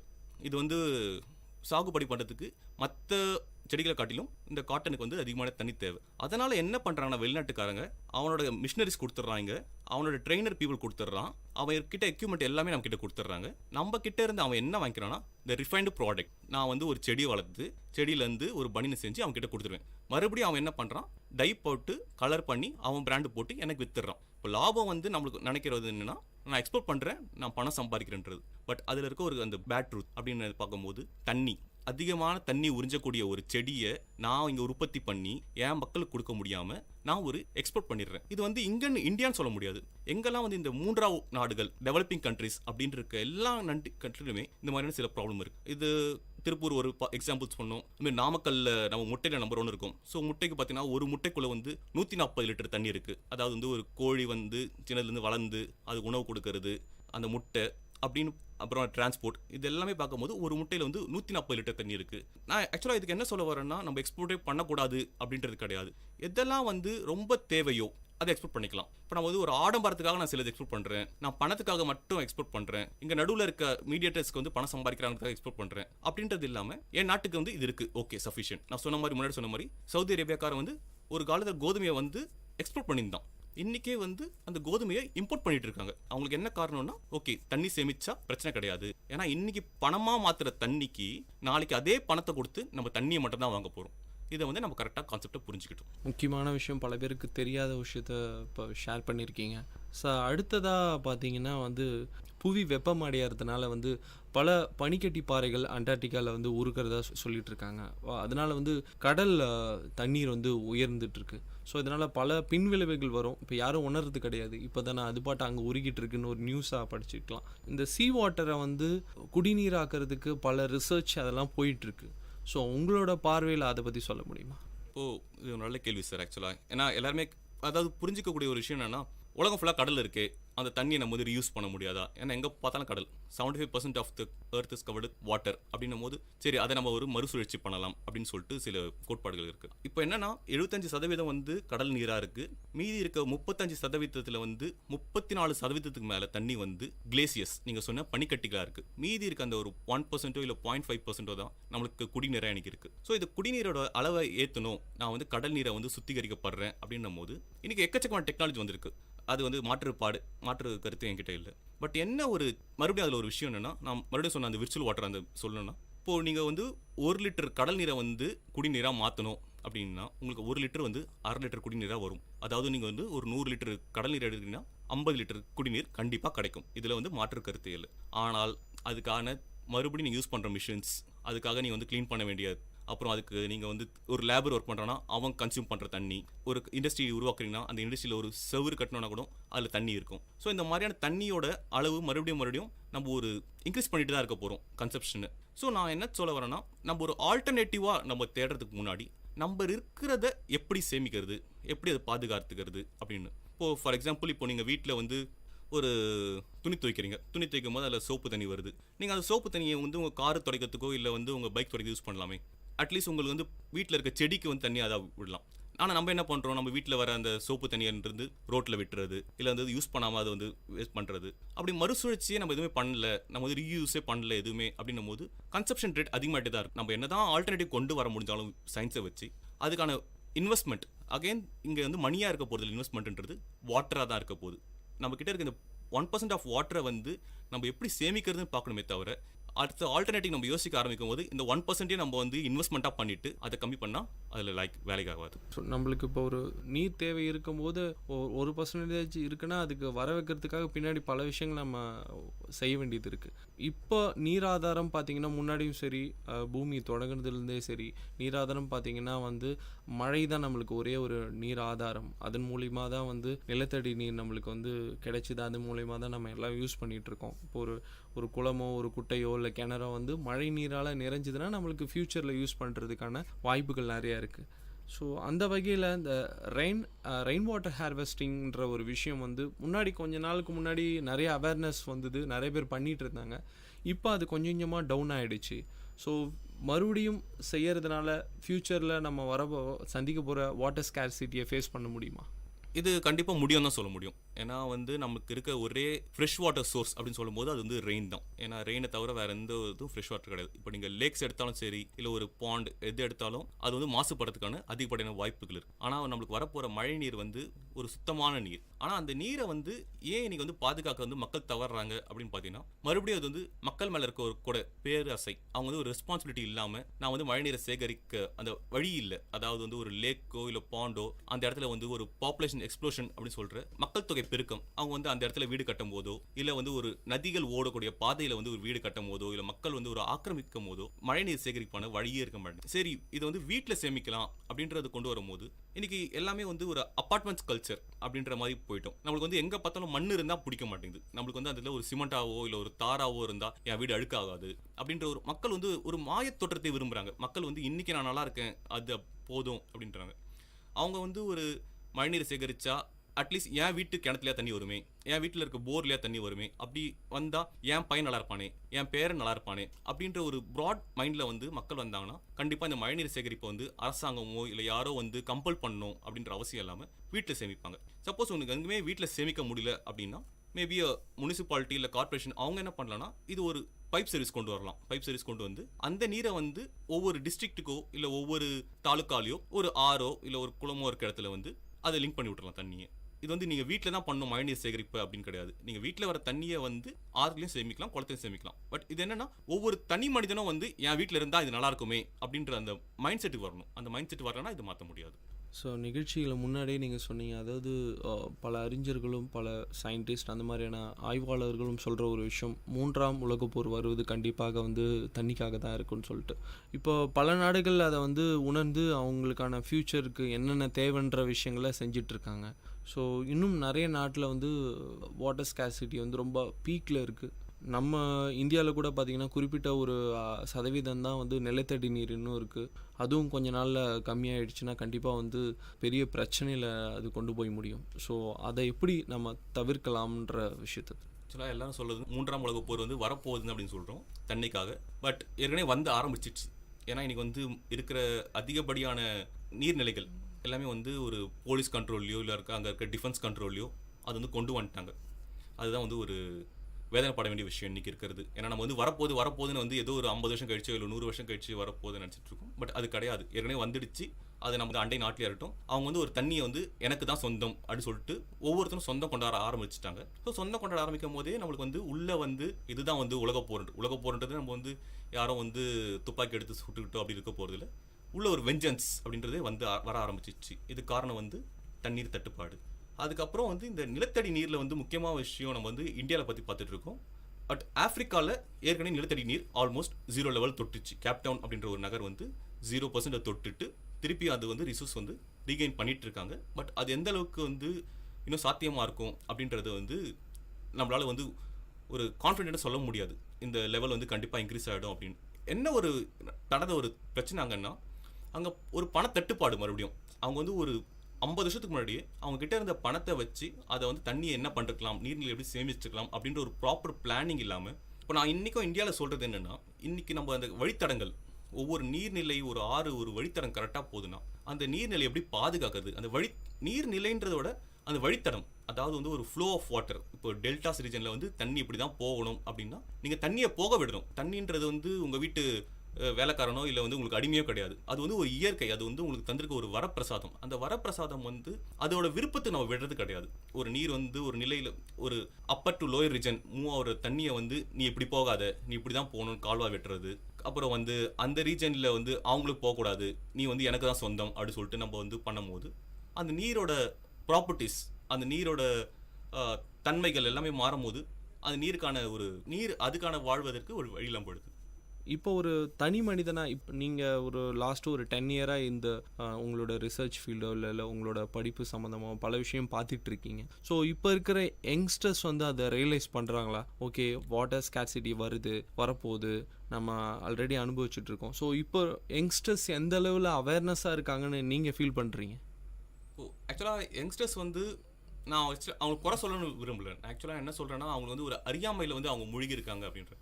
இன்றைக்கி எல்லாருக்கிட்டையுமே நம்மக்கிட்ட இருக்க ஒரு ஸ்மார்ட் ஃபோன்ஸ், ஒரு கம்ப்யூட்டர், லேப்டாப், இது எல்லாமே அவங்க யூஸ் பண்ணும்போது அவங்க என்ன நினைக்கிறாங்கன்னா அது வந்து ஒரு பெருமை நினைக்கிறாங்க. பட் என்னென்னா ஒரு ஸ்மார்ட் ஃபோனுக்குள்ள வந்து ஒரு 10,000 லிட்டர் தண்ணி இருக்குது. அவங்க வந்து என்ன நினைக்கிறாங்கன்னா ஒரு ஸ்மார்ட் ஃபோன் வந்து 5,000 ரூபா நினைக்கிறாங்க. அது 5,000 ரூபா கிடையாது, அதுக்குள்ளே ஒரு 10,000 லிட்டர் தண்ணி இருக்குது அப்படின்றத உணர்றது கிடையாது. அதேமாதிரி வந்து ஒரு ஃபேன்சி மாட், அதாவது வந்து நான் வெளியே போனால் தண்ணி எடுத்துன்னு போனால் எனக்கு ஒரு அசிங்கம், அது வந்து கையில் தூக்கின்னு போனால் எனக்கு வந்து ஒரு கௌரவ குறைச்சலாக இருக்குது, நாங்கள் போனால் வாங்கிக்கலாம் அதேமாதிரி வந்து நான் வெளியே போனால் வந்து ஒரு குளிர்பானம் தான் குடிப்பேன், நான் வந்து இளநீரோ இல்லை பதநீரோ இல்லை நுங்கோ அது சாப்பிட்டா வந்து எனக்கு வந்து கௌரவ குறைச்சலாக இருக்குது அப்படின்ற இது ஒரு மாயத்தோற்றம். நான் இது மறுபடியும் சொல்கிறேன், உங்களுக்கு வந்து ஒரு குளிர்பானம்ன்றது வந்து உங்கள் நாக்கை மட்டும்தான் குளிர் ஊட்டும் தவிர உங்கள் உடலை குளிர ஊட்டாது என்றைக்குமே. உங்களுக்கு வந்து இளநீரோ ஒரு பதநீரோ நுங்கோ இந்த மாதிரியான நம்மளோட இயற்கை உணவுகள் அது சாப்பிடும் போது உங்களுக்கு உடம்பும் வந்து குளிராகும். உங்களுக்கு வந்து நீங்கள் ஒரு சொசைட்டிக்கு நல்லது பண்ணுறீங்க. அதாவது வந்து நான் சொன்ன மாதிரி அந்த குளிர்பானத்தினால 56 லிட்டர் தண்ணியை நான் வேஸ்ட் பண்ணுறதை விட இளநீர் வந்து எதுவும் பண்ண போகிறது இல்லை. இது வந்து தேங்கான்றது வந்து தான் உண்ட நீரை தலையாலே தான் தருதலான் அப்படின்ற ஒரு இதுதான் தென்னை மரம். ஸோ அதை நம்ம யூஸ் பண்ணலாம். அதேமாரி நான் முக்கியமாக சொல்ல மறந்த ஒரு விஷயம் வந்து நம்ம அரிசியை பற்றி பார்க்கும்போது நம்ம என்ன நினச்சிட்டு இருக்கோம்னா அரிசி தான் நம்மளோட ஸ்டேபிள் ஃபுட் அப்படின்னு சொல்கிற உணவு பழக்கம் அப்படின்னு சொல்கிறோம். ஆனால் அது கிடையாது. ஒரு 300 வருஷம் ஒரு 200 வருஷத்துக்கு முன்னாடி போனோம்னா நம்மளோட உணவு வகையில் வந்து வரகு சாமை அப்படின்ற சில சிறுதானியங்களாக இருந்தது. இதெல்லாம் நம்ம வந்து அதிகமாக பயன்படுத்தும் போது அதுக்கான செலவிடப்படும் தண்ணீர் அளவு அதை விவசாயம் பண்ணணும் அப்படின்னா அது ரொம்ப கம்மி. ஆனால் அரிசியை வந்து நம்ம விவசாயம் பண்ணும்போது தண்ணி அதிகமாக செலவு பண்ணி நம்ம என்ன பண்ணுறோம்னா இன்டைரக்டாக or directly we are exporting to other countries. அதாவது வந்து ஒரு வெளிநாட்டுக்காரன் வந்து நம்ம மைண்டில் ஒரு மாய ஒலையை உருவாக்குறோம். அதாவது என்னென்னா அரிசி சாப்பிட்டா தான் உணர்வு, அரிசி தான் உனக்கு வந்து எனர்ஜி தரும், அரிசின்றது வெறும் ஒரு குளுக்கோஸ், ஒரு கார்போஹைட்ரேட் ஃபுட். அதை தாண்டி நம்மளுக்கு தேவை ப்ரோட்டீன்ஸ் இருக்குது, விட்டமின்ஸ் இருக்குது, அது எதுவுமே நம்மளுக்கு வந்து தேவையில்லை அப்படின்ற மாதிரி ஒரு மாய வேலை கொண்டு வந்து நம்மளை கல்டிவேட் பண்ண வச்சு, அதாவது கல்டிவேட் பண்ணுறது காரணம் என்ன, நம்ம கிட்ட தண்ணி வந்து அபண்டண்டாக இருக்குது, நம்மளுக்கு அதிக அளவில் தண்ணி இருக்குது. ஸோ நம்ம என்ன பண்ணுறோம், அதை கல்டிவேட் பண்ணி நம்மளும் சாப்பிட்றோம், அவனுக்கு எக்ஸ்போர்ட் பண்ணுறோம். பட் அதை மீறி நீங்கள் வந்து சிறுதானிய உணவுகளை வந்து விவசாயம் பண்ண முடியும் அப்படின்னு கொண்டு வந்தீங்கன்னா அதுக்கு ஏற்படும் தண்ணியோட அளவும் கம்மி. It is highly proteinous. இன்னைக்கு வந்து இந்தியாவில் பார்த்தீங்கன்னா ஒரு டயபெட்டிஸ் லெவல், சர்க்கரை நீரல் அப்படின்ற சர்க்கரை நோயில் இருக்கும் அனைவருக்கும் வந்து நிறைய கஷ்டப்படுறதுக்கு காரணம் வந்து உங்களோட அரிசி உணவு. இந்த அரிசி உணவுக்கு நான் தண்ணியும் அதிகமாக செலவு பண்ணி வெளிநாட்டுக்கு ஏற்றுமதியும் பண்ணி எனக்கு ஒரு வியாதியும் வச்சுக்கிறேன். அதை விட்டுட்டு நீங்கள் ஒரு மாற்று உணவு முறை அப்படின்றது போகும்போது நீங்கள் தண்ணியும் சேமிக்க முடியும், உங்கள் உடல் ஆரோக்கியத்தையும் சேமிக்க முடியும். ஆனால் இளைஞர்களுக்கு மத்தியில் வந்து இது நீங்கள் எப்படி கொண்டு போகிறோம் அப்படின்றது வந்து இன்றைக்கும் ஒரு கேள்விக்குறியாக தான் இருக்குது. அதுதான் சார், நீங்கள் நிகழ்ச்சியின் தொடக்கத்தில் சொன்னீங்க நீங்கள் வந்து லண்டன் ராயல் சொசைட்டியில் ஒரு மெம்பராக இருக்கிறதா சொல்லியிருக்கீங்க. ஸோ அதை பற்றி கொஞ்சம் எக்ஸ்பிளைன் பண்ண முடியுமா? ஆக்சுவலாக இது வந்து ராயல் சொசைட்டி ஆஃப் பயாலஜி அப்படின்ற வந்து ஒரு இயக்கம் பேர். இது ஒரு ஆர்கனைசேஷன், சொசைட்டின்னு சொல்லுவாங்க. இது வந்து ஒன்லி ஃபார் பயாலஜிஸ்ட். ராயல் சொசைட்டின்றது வந்து ஒரு 1700ஸ்லேயே வந்து லண்டனில் ஆரம்பிக்கப்பட்ட ஒரு பெரிய சொசைட்டி. இப்போ நம்ம சார்லஸ் டார்வின் கேள்விப்பட்டிருப்பீங்க, எவல்யூஷன் பரிமாணம் வளர்த்தவர். அவர்லேருந்து எல்லாமே அங்கே ஒரு மெம்பராக இருந்தவங்க. அங்கேருந்து அவங்க தான் வந்து ஒரு நோபல் லாரெட்ஸ் அப்படின்றவங்களை வந்து நாமினேட் பண்ணக்கூடிய அளவுக்கு வல்லுநர்கள் அங்கே இருக்காங்க. அந்த இடத்துல வந்து என்னையும் ஒரு மெம்பராக ஒரு உறுப்பினராக வந்து சேர்த்துருக்கிறதுக்கு வந்து நான் வந்து அவங்களுக்கு நன்றி சொல்ல கடமைப்பட்டிருக்கேன். அதேமாதிரி விஐடியிலேருந்து எனக்கு வந்து இந்த மாதிரி வந்து போக வழி வகுத்த வேந்தர் ஐயாவிலேருந்து என் ஆசிரியர் எல்லாருக்கும் வந்து நான் ரொம்ப நன்றி கடன் தெரிவிச்சுக்கிறேன். சரி சார், இப்போ பார்த்தீங்கன்னா வந்து ஒவ்வொரு வருடமும் பூமி நாள் கொண்டாடிட்டு இருக்கோம். ஏதாவது ஒரு அவேர்னஸ், ஒரு கருப்பொருள் இருக்கும் ஒவ்வொரு வருஷமும். இந்த வருஷம் ஒரு கருப்பொருள் இருக்குது, அதாவது பிளாஸ்டிக்கை வந்து யூசேஜை கம்மி என் பண்ணணும்னு சொல்லிட்டு. உங்களோட ஃபைனல் கருத்தாக மக்களுக்கு என்ன சொல்ல வரீங்க? எந்த மாதிரியான விஷயம், ஒரு பிளாஸ்டிக்கை தடை பண்ணுறதோ இல்லை பிளாஸ்டிக் யூசேஜ் ரீயூசபிள் பண்ணுற விஷயங்களாக இருக்கட்டும், மரம் நடுறதா இருக்கட்டும், இல்லை வந்து தண்ணீரை எப்படி சரியான வகையில் வந்து அதை ஸ்பெண்ட் பண்ணுறது, ஸோ எல்லா வகையிலும் ஏதோ ஒரு வகையில் வந்து நம்ம பூமியை காப்பாற்ற முடியும். நீங்கள் பிகினிங்கில் சொன்ன மாதிரி நம்ம அது எடுத்துக்கிட்டோம்னா கரெக்டான இதை மறுபடியும் நம்ம திருப்பி கொடுக்கும்போது வந்து அந்த பூமி வந்து நம்மளை நல்லா வச்சுருக்கோம். ஸோ உங்களோட ஃபைனலாக நேயர்களுக்கு நீங்கள் என்ன சொல்ல வரீங்க? இயற்கை சார்ந்த விஷயங்களோடு நம்ம வாழ்ந்தால் நல்லாயிருக்கும். ஸோ என்ன கருத்தை நீங்கள் பகிர்ந்துக்க விரும்புகிறீங்க நேயர்கள்? அதாவது வந்து பூமியை நம்ம காப்பாற்றணும் அப்படின்னு சொல்கிறதே வந்து ஒரு கேலிக்கான விஷயம். நம்ம வந்து பூமியை காப்பாற்றி தான் பூமி வந்து வாழப்போகுதுன்னு கிடையாது. நம்ம அல்டிமேட்டாக இங்கே என்ன போராடிட்டு இருக்கோம் அப்படின்னா நம்ம காப்பாற்றிக்கிறது, நம்மளோட தலைமுறையை காப்பாற்றுறதுக்கு மனித இனம் அப்படின்ற ஒன்று வந்து அட்லீஸ்ட் அடுத்த ஒரு 1000-2000 வருஷங்கள் தாண்டி வாழணும் அப்படின்றதுக்கு வந்து நம்ம இன்னைக்கு போராடிட்டு இருக்கோம். பட் போராடுற அதே காலத்தில் வந்து நம்ம வந்து புரிஞ்சுக்கணும், நம்ம வந்து பணம் இருந்தால் மட்டும்தான் வாழ்க்கையில் வர முடியும், இல்லை வந்து நம்ம முன்னேற முடியும் அப்படின்றது கிடையாது. நம்ம வந்து பூமியை முன்னேற்றத்தை பற்றி தான் பார்க்கணும். ஏன்னா இது வந்து ஒரு சொசைட்டி. நம்ம இப்போ வந்து சொசைட்டின்ற போது என்னென்னா ஒரு கம்யூனிட்டியாக இருக்கும் போது எல்லாமே ஒருங்கிணைந்தவர்கள். இப்போ வந்து ஒரு பட்டாம்பூச்சியோட நிறம் மாறத்துக்குமே சுனாமி வரத்துக்கு கூட சம்மந்தம் இருக்குது. அதுதான் கேஎஸ் தியரியில் சொல்கிறாங்க.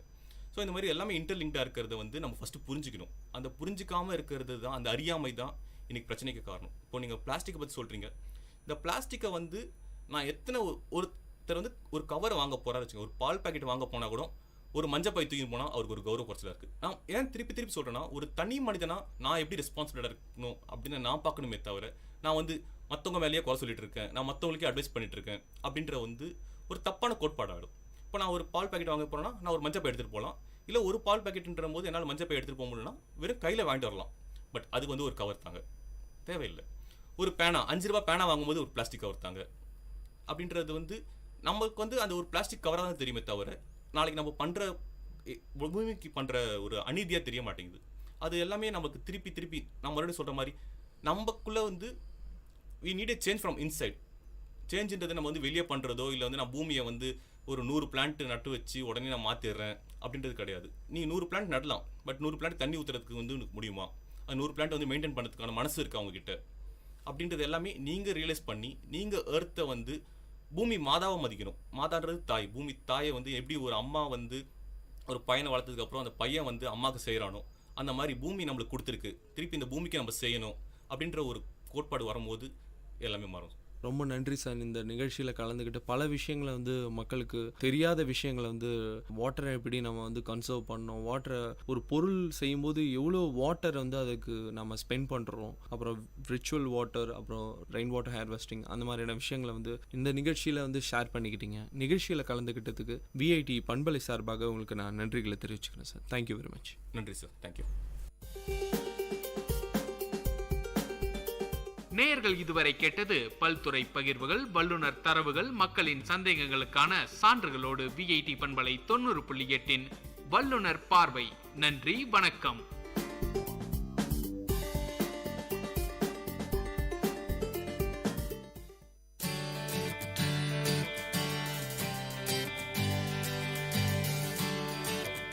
It's 8:30 in the morning. The scene is father, Mr. Joshi, and mother, Mrs. Joshi, waiting at the dining table for their children, Rohan and Sonam.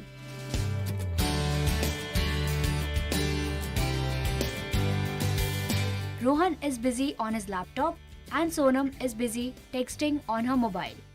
Sonam, Rohan, beta, we are waiting for you. Coming, Dad. Just a second, Dad. Sonam studies in 11th standard and she's new to Facebook and has instantly became addicted to it. Rohan is a college boy and he is into ethical hacking, but his parents are unaware of it. Sonam and Rohan arrive at the dining table.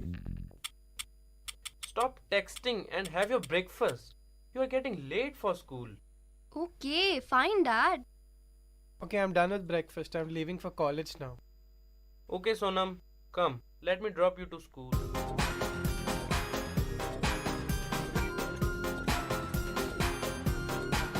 At school, Priya is Sonam's friend who lives in hostel and was equally addicted to Facebook. Hi, Priya. Did you see my latest profile pic?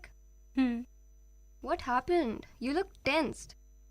A week before, I accepted a friend request from a random guy. He looked quite good.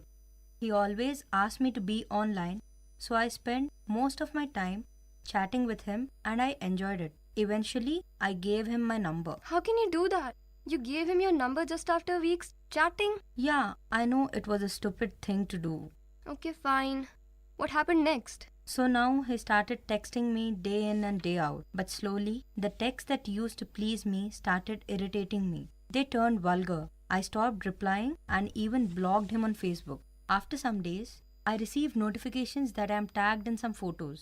And when I opened those, I saw that those were some morphed pics of me. I am really shocked.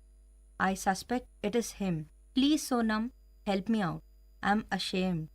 I can't even tell my parents about it. Damn you, you idiot. Why do you always get into trouble? Okay, fine. My brother knows a lot about these things.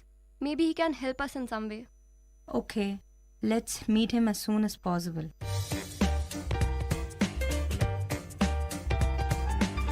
Meanwhile, in Mr. Joshi's office,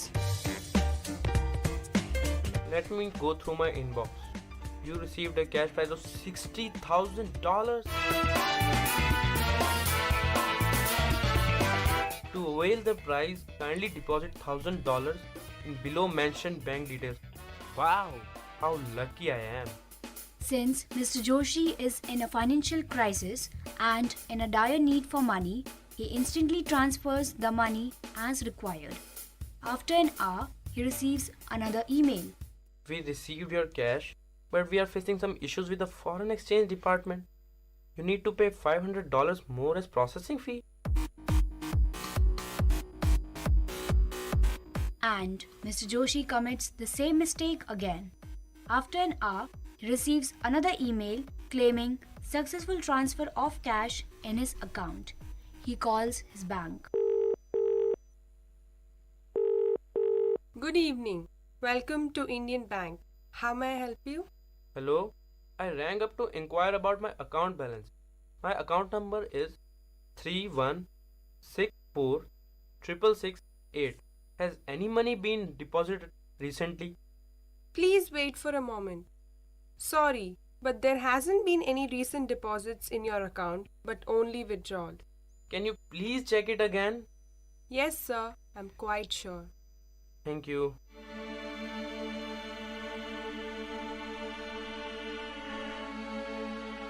How is this possible? I've been duped.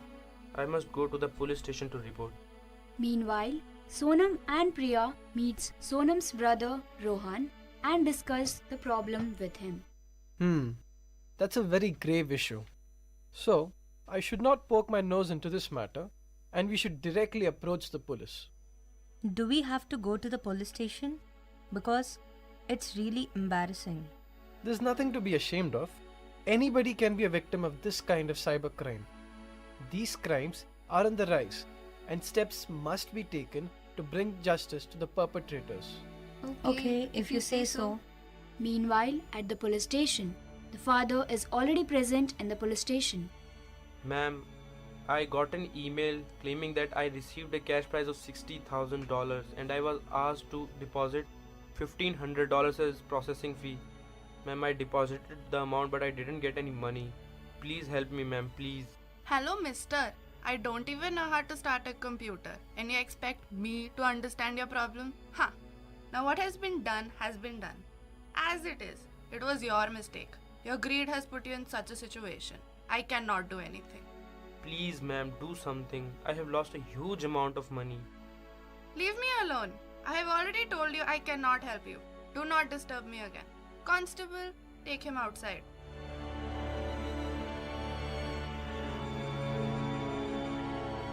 Mr. Joshi is very disheartened at the kind of treatment at the hands of the police. But to this surprise, he sees Rohan, Sonam and Priya entering the police station. Rohan and Mr. Joshi exchange their stories. What were you thinking? You should have at least asked me before doing any such thing. This is a kind of online fraud and the victims are usually duped heavily. It is very difficult to trace back the perpetrators. Now, the three of them go to the police officer with their woes and they get a similar reply as Mr. Joshi. Lack of awareness among people has led to the increase in these crimes. It is also unfortunate that our cyberspace is vulnerable, but our government is taking steps to make the internet a safer place. Special cyber cells are being set up at major police stations and the framework is being expanded. Pooja Agrawal as narrator, Pritesh Sood as Mr. Joshi, Rishi Soni as Rohan, Sirat Chima as police officer, Harita as banker, Vatsala Daur as Sonam and Sneha Gantasala as Priya.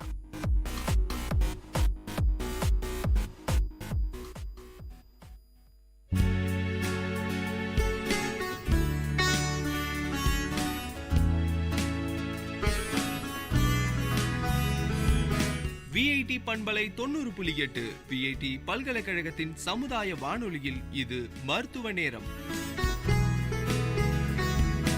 பல்வேறு மருத்துவ துறைகளிலிருந்து தேர்ச்சி பெற்ற மருத்துவர்களுடன் கலந்துரையாடும் நேரம் இது.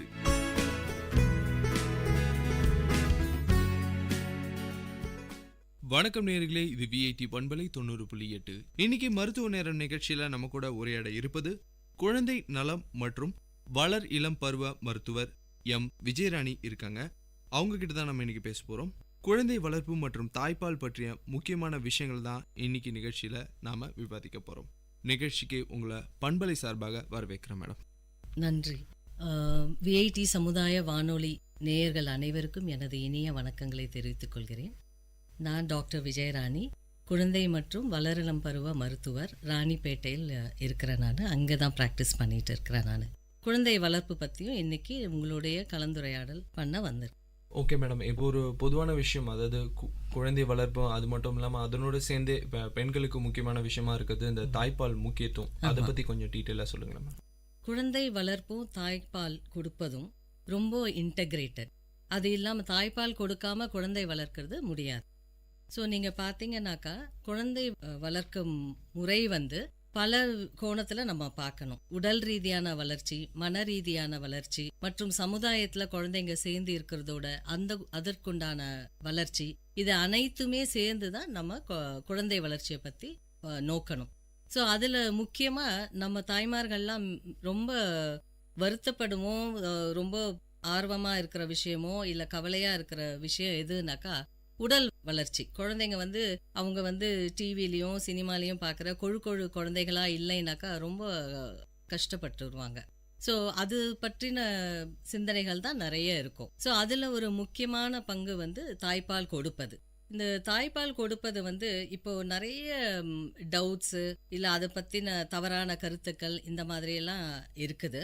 So அதில் முக்கியமாக நம்ம பார்த்தோம்னா நம்ம மனித இனம் பாலூட்டி இனத்தை சேர்ந்தது. அதில் தாய்ப்பால் கொடுப்பது இயற்கைன்னு ஃபர்ஸ்ட் நம்ம தாய்மார்கள் உணரணும், முக்கியமாக பெண்மணிகள் உணரணும் அது.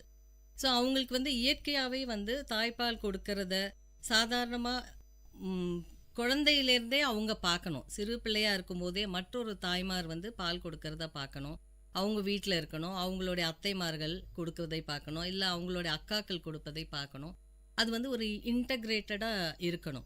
ஸோ அவங்களுக்கு அந்த என்ன தோணும்னா அது ஒரு இயற்கையானது. எப்படி பூனை குட்டி போட்டவுடன், மாடு கன்று குட்டி போட்டவுடன் உடனே போய் தாவி போய் பால் குடிக்குதோ, அது நம்ம இப்போலாம் குழந்தைங்க பார்க்காம போயிடுறாங்க இந்த மாதிரி சீனெல்லாம். ஸோ அட்லீஸ்ட் மனித இனத்தில் அவங்க தாய்ப்பால் கொடுப்பதை ஒரு இயற்கையான விஷயமா ஃபர்ஸ்ட் பார்க்கணும். அடுத்தது தாய்ப்பால் மிக மிக முக்கியமானது. அது குழந்தை பிறந்தவுடன் குழந்தைக்கு தேவையான கரெக்டான அளவில், சரியான அளவில் அவங்களுக்கு உணவு போய் சேரணும். அதில் புரதச்சத்து, மாவு சத்து, கொழுப்பு சத்து மற்றும் வைட்டமின் சத்து எல்லாமே கலந்து கரெக்டான அளவில் போய், சரியான அளவில் போய் அந்த குழந்தைங்களுக்கு ஏற்ற மாதிரி இயற்கையிலே தயாராகுது. அது தாய் கருவிட்டு இருக்கும் போதே அவங்களுக்கு சில ஹார்மோன்ஸ் எல்லாம் சுரக்கிறதுனால முன்னாடியே குழந்தைங்களுடைய மார்பகங்களை தயார் பண்ணுது. ஸோ அந்த மேமரி கிளான்ஸ் எனப்படும் அதை பால் உற்பத்தி செய்யக்கூடிய கிளான்ஸ் எல்லாம் சரியாக தயாராகி குழந்தை பிறந்தவுடன் ஆக்சிடோசின் அப்படின்ற ஒரு ஹார்மோன்னால சுரக்க தயாராகுது. அதுக்கப்புறமா ஃபர்ஸ்ட் ஸ்டிமுலேஷன் என்னன்னாக்கா குழந்தை போய் பால் ஊட்டணும். அதுதான் ஃபர்ஸ்ட் ஸ்டிமுலேஷன். சரி மேம், இப்போ ஒரு ஃபாஸ்ட் ஜென்ரேஷனாக இருக்குது. இப்போ ஒவ்வொரு வீட்லேயும் முன்னாடி ஒரு பாட்டியோ இல்லை ஒரு அம்மாவோ தன் பெண் கர்ப்பமாக இருக்கான்னா அப்போவே சொல்ல ஆரம்பிச்சுறாங்க இந்த மாதிரி உணவு எடுத்துக்கும், அந்த மாதிரியான ஃபுட் எடுத்துக்கிட்டால் குழந்தைக்கு பால் கிடைக்கும்னு சொல்லிட்டு. இப்போ எப்படி இருக்குது மேம்? இப்போ இருக்கிற ஜென்ரேஷனுக்கு எப்படி இந்த அவேர்னஸ் இருக்கா தாய்ப்பால் பற்றிய அவேர்னஸ்? அதாவது இப்போ அவேர்னஸ் ஒரு பக்கம் குறைந்து இருக்கலாம். கூடவே சமுதாய பிரச்சனை. இப்போ முந்தையெல்லாம் பார்த்தீங்கன்னா கூட்டு குடும்பமாக இருப்போம்.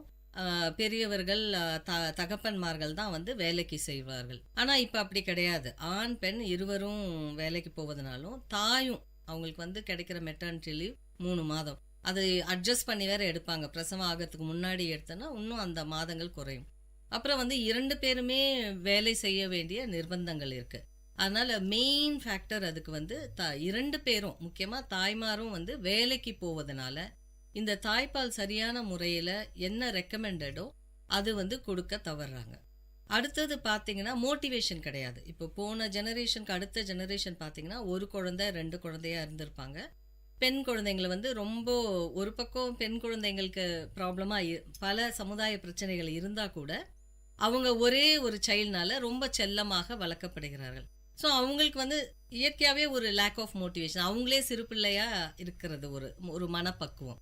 அப்புறம் வந்து தாய்ப்பால் கொடுப்பதை பற்றி தவறான கருத்துக்கள், அழகு போயிடும், அதுக்கப்புறமா வேற பிரச்சனைகள் வரும், இந்த மாதிரி பல தவறான கருத்துக்கள் இருக்குது. ஸோ காஸ்மெட்டிக் ப்ராப்ளம்ஸ் இருக்கும். அப்படின்றதுனால தாய்ப்பால் கொடுக்காம போகலாம். அதுவும் இல்லாமல் மெடிக்கல் ரீதியாக பார்த்தீங்கன்னா ஒரு கண்டிஷன் பிரைமரி லாக்டேஷன் ஃபெயிலியர் இயற்கையாகவே வந்து ரொம்ப ரொம்ப ரேர் இது. அது மாதிரி சில பேருக்கு தாய்ப்பால் கொடுக்காம வராமல் போகலாம். ஸோ இந்த மாதிரியான ஒரு சூழ்நிலை எடுத்திங்கன்னா நம்ம என்ன பண்ணணும்னா அவங்களுக்கு அந்த பெண்மணிகளுக்கு வந்து நான் முதலே சொன்னேன், அவன் நிறைய பார்க்கணும், மற்றவர்கள் வந்து தாய்ப்பால் கொடுப்பதை நிறைய பார்க்கணும். இப்போ வந்து இந்திய குழந்தை நல சங்கம் என்ன பண்ணுதுன்னா அவங்கள வந்து அடோலசன் வளரிளம் பருவத்தில் இருக்கும்போதே 10 to 18 வயசு வரைக்கும் இருக்கிற குழந்தைங்கள வந்து வளரிளம் பருவ குழந்தைகள் சொல்கிறோம், இல்லை அடோலசன்ஸ்ன்னு சொல்கிறோம். ஸோ அந்த ஏஜ் குரூப்லேயே வந்து நம்ம வந்து இதோட முக்கியத்துவம் எடுத்து சொல்லணும். அப்படி சொன்னீங்கன்னா நிறைய அவேர்னஸ் வரும்.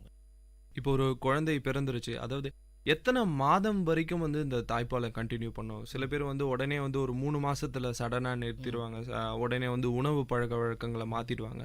குழந்தை பிறந்த உடனே எத்தனை மாதம் வரைக்கும் தாய்ப்பால் வந்து கண்டிப்பாக கொடுத்தாகணும்னு இருக்கா மேம்?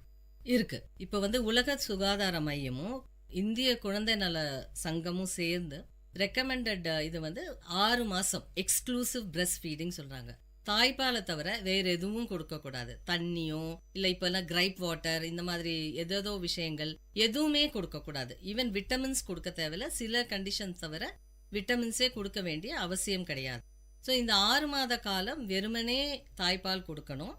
6 மாதத்துக்கு அப்புறம் வந்து இணை உணவை சேர்க்க ஆரம்பிக்கணும். லைக் ராகி கஞ்சி, ஃப்ரூட் ஜூஸ் இந்த மாதிரி கொஞ்சம் கொஞ்சமாக சேர்த்து அந்த 1 வயது வரும்போது அடல்ட் ஃபுட்டோட அதே போல் அளவு மட்டும்தான் கம்மி. ஆனால் ஒரு அடல்ட் என்ன சாப்பிட்றாங்களோ அந்த உணவெல்லாம் சாப்பிட்றதுக்கு தயார் பண்ணணும். கூடவே தாய்ப்பாலும் கொடுக்கணும். ஸோ இணை உணவோடு சேர்ந்து தாய்ப்பாலும் 2 வயது வரைக்கும் கொடுக்கலாம்.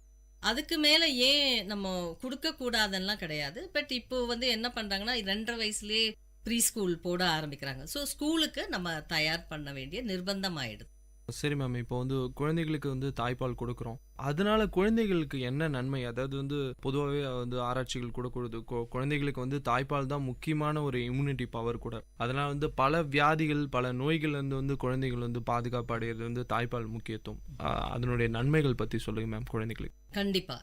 இப்போ இந்த தாய்ப்பாலை எடுத்துக்கிட்டிங்கன்னா அபாரமான நன்மைகள் உண்டு. அது தாய்ப்பால் வந்து இயற்கையாகவே வந்து மனித இனம் காக்க வந்த ஒரு உணவு அது. ஸோ நீங்கள் ஃபஸ்ட்டு அந்த பிறந்த உடனே 1/2 மணி நேரத்தில் ஒரு நார்மல் டெலிவரினா 1/2 மணி நேரத்தில் கொடுக்க ஆரம்பிக்கலாம். அந்த முதல் வாரம் வரும் பாலுக்கு பேர் வந்து சீம்பால் அப்படின்னு சொல்லுவோம், கொலஸ்ட்ரம் சொல்லுவோம். அது தமிழில் வந்து சீம்பால் சொல்லுவாங்க. அதில் வந்து ஃபுல்லி பேக் ஆன்டிபாடிஸ், குழந்தைக்கு வந்து நோய் எதிர்ப்பு சக்தி உள்ள எல்லா ஆன்டிபாடிஸும் சேர்ந்து இருக்கும். கூடவே வந்து அந்த பிறந்தவுடன் குழந்தைக்கு எந்த அளவுல உணவு தேவையோ, என்ன மாதிரி உணவு தேவையோ அது அழகா அந்த 1 வாரத்துல குழந்தைக்கு கிடைக்குது.